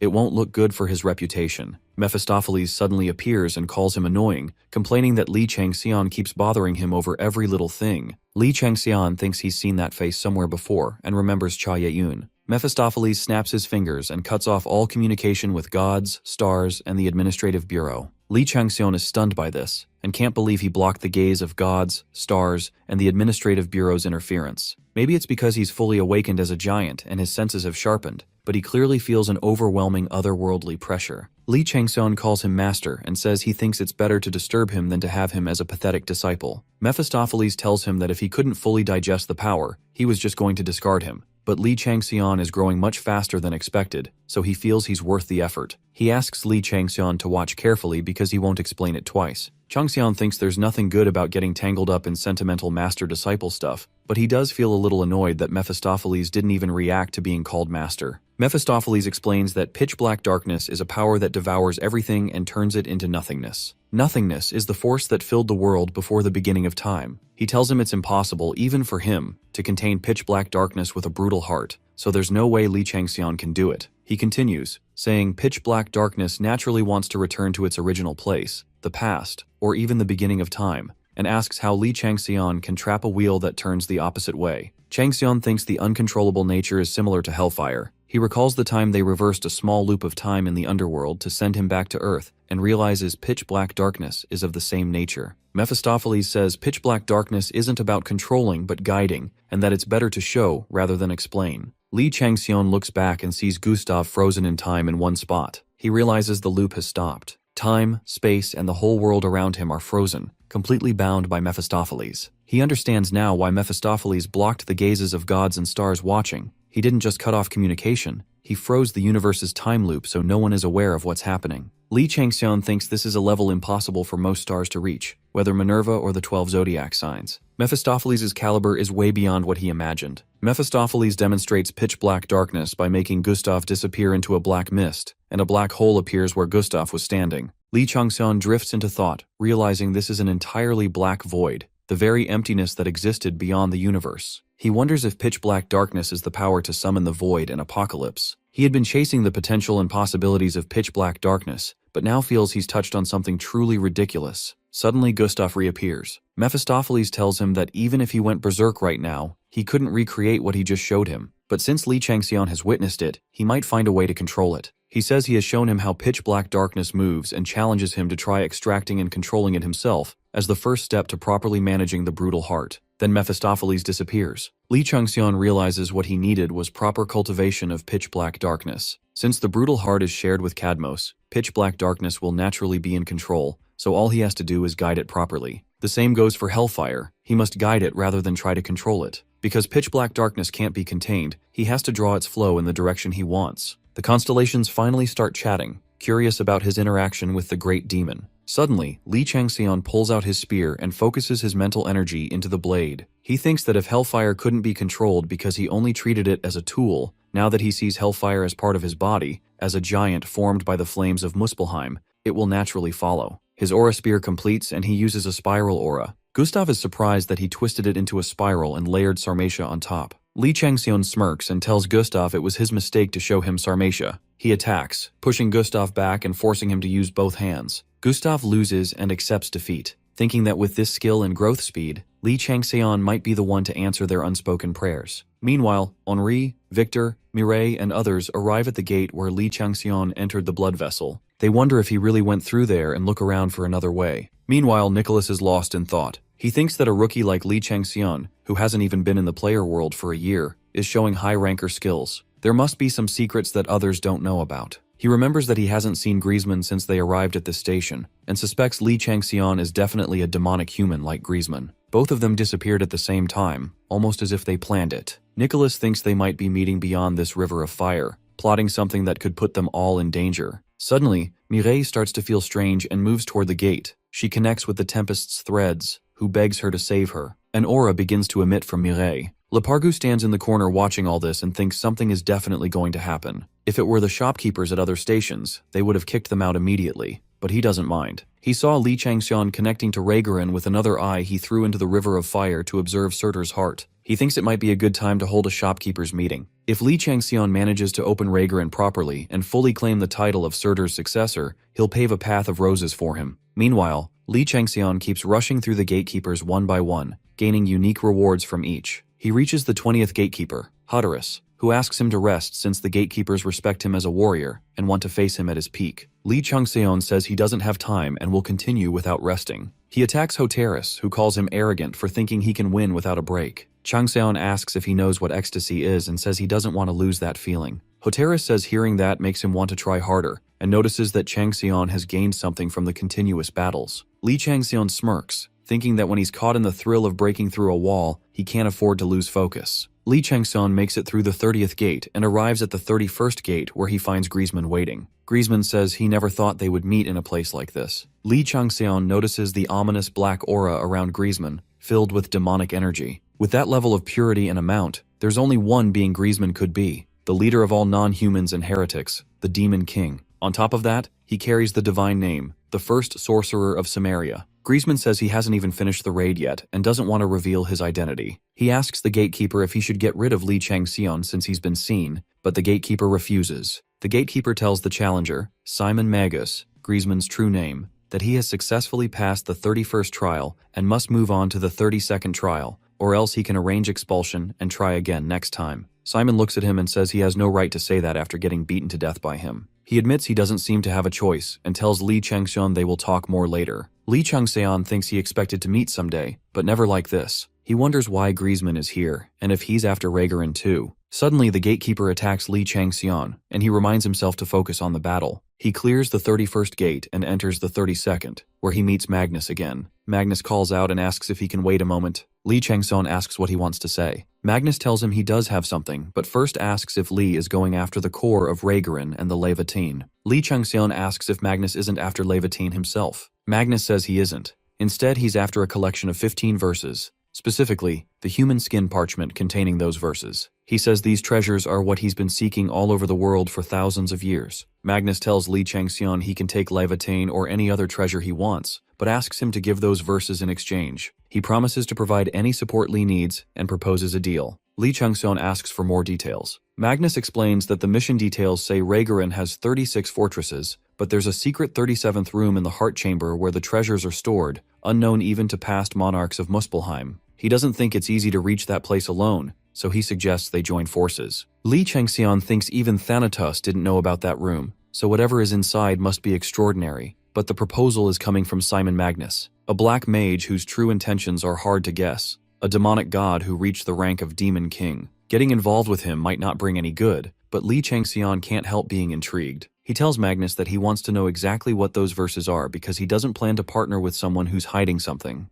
Magnus warns him that if he reveals all the details, he won't have any choice but to join forces with him, and he can't tolerate Li Changxian running away after getting all the information. He even warns that losing his divine name won't save him from being killed. Magnus starts explaining and asks if Li has heard of the first and last giant king, Besla. The Peter's key from Besla's tomb trembles at the mention of Besla, and Li Changxian wonders if there's a connection between them. He admits he doesn't know this deity named Besla, which shocks Magnus. He questions if Li really came all this way without ever hearing of Besla. Li Changxian confirms he's unaware, but notes that since Magnus calls Besla the first and last king of the giants, it's clear she's no ordinary deity, and asks for more details. Magnus tells him Besla is the god of gods and king of kings who ruled over the three worlds of Muspelheim, Jotunheim, and Niflheim before they split apart. He says Besla is one of the few beings in the universe to earn the title King of Gods. Magnus reveals he's seeking the remaining poem verses that hold her lingering power. He explains that at the universe's creation, a few shattered fragments became worlds. Muspelheim, home of the fire giants, Jotunheim, home of the frost giants, and Niflheim, where monsters and giants are intertwined. These three worlds were incomplete and tried to become whole by forcibly merging with other worlds and civilizations. The three worlds fought for dominance but eventually unified under one great being, Besla. Still, no matter how great a god is, their fall is inevitable. With Besla's death, the three worlds rapidly diminish and are forced to survive in a corner of the universe. Except for Niflheim, which has more than recovered from its losses, Muspelheim faces an apocalypse like the one happening now, and Jotunheim becomes a place with an unknown location. The rise and fall of these three worlds tied to Besla's fate show just how significant she was. Rumors say that the magic the former chief god of Asgard had in his youth all came from Besla. Li Changxian thinks back to his time with Cadmos and realizes that the rune magic he learned, which came from Odin, the chief god of Asgard, actually originated from Besla. Magnus continues, saying Besla was the only god king who unified and commanded the giants, and he wants to obtain the verses holding her remaining power. He says that's enough information. Lee Changseon figures Magnus must be confident he can kill him, because what he just revealed is huge. He recalls Magnus mentioning his fear that the Apostle Peter, now dead, might resurrect like his master at any moment, plus the fact that Magnus has long-standing grudges with some beings. Lee understands that Magnus wants Besla's verses to escape these threats and ascend to complete godhood and transcendence. He finds it interesting that Peter's key was buried in Besla's tomb, seeing no coincidence there. Lee Changseon tells Magnus he understands his goal, but asks why he needs him. Magnus says this is his 24th attempt here, and each time he's stopped by two things: being a half-blood who hasn't awakened as a giant, and the final gatekeeper, the three-headed guardian Shinmora. He says he knows her better than anyone and has a strategy to defeat her. After sharing this, Magnus laughs when Lee asks how he got there, since there's only one passage from the first station to Regressed. Magnus admits he just used a portal. They form a party and rush toward the last gate where they face Shinmora. She recognizes one face as familiar and the other as new. Before the trial begins, she says she will predict the challenger's fate. Lee Changseon remembers the Emperor telling him to avoid being noticed by Shinmora's eyes. Shinmora finds it strange that Lee doesn't have any fate and asks if he knows he's died several times. Lee thinks about Shinmora's three faces that glimpse three types of fate. The left sees the past, the center the present, and the right the future. Every mortal with a soul goes through reincarnation and accumulates karma, and when they escape this cycle, they gain pieces of immortality or divinity. He wonders if she might have seen a past life, or the life before that, since she can't see his current fate. Magnus attacks Shinmora, shouting he'll repay all the humiliation he suffered. Lee thinks he has to cut off her right face to stop her from seeing the future. Magnus declares a demonic zone, but Shinmora tells him his efforts are pointless because his defeat is already decided. Magnus glances at Lee and admits he thought Lee hadn't really become a giant, but to his surprise, he's become a complete giant. Lee Changseon transforms into a giant of flames, and his title changes from Jigwee's demonic vessel to Jigwee's giant vessel.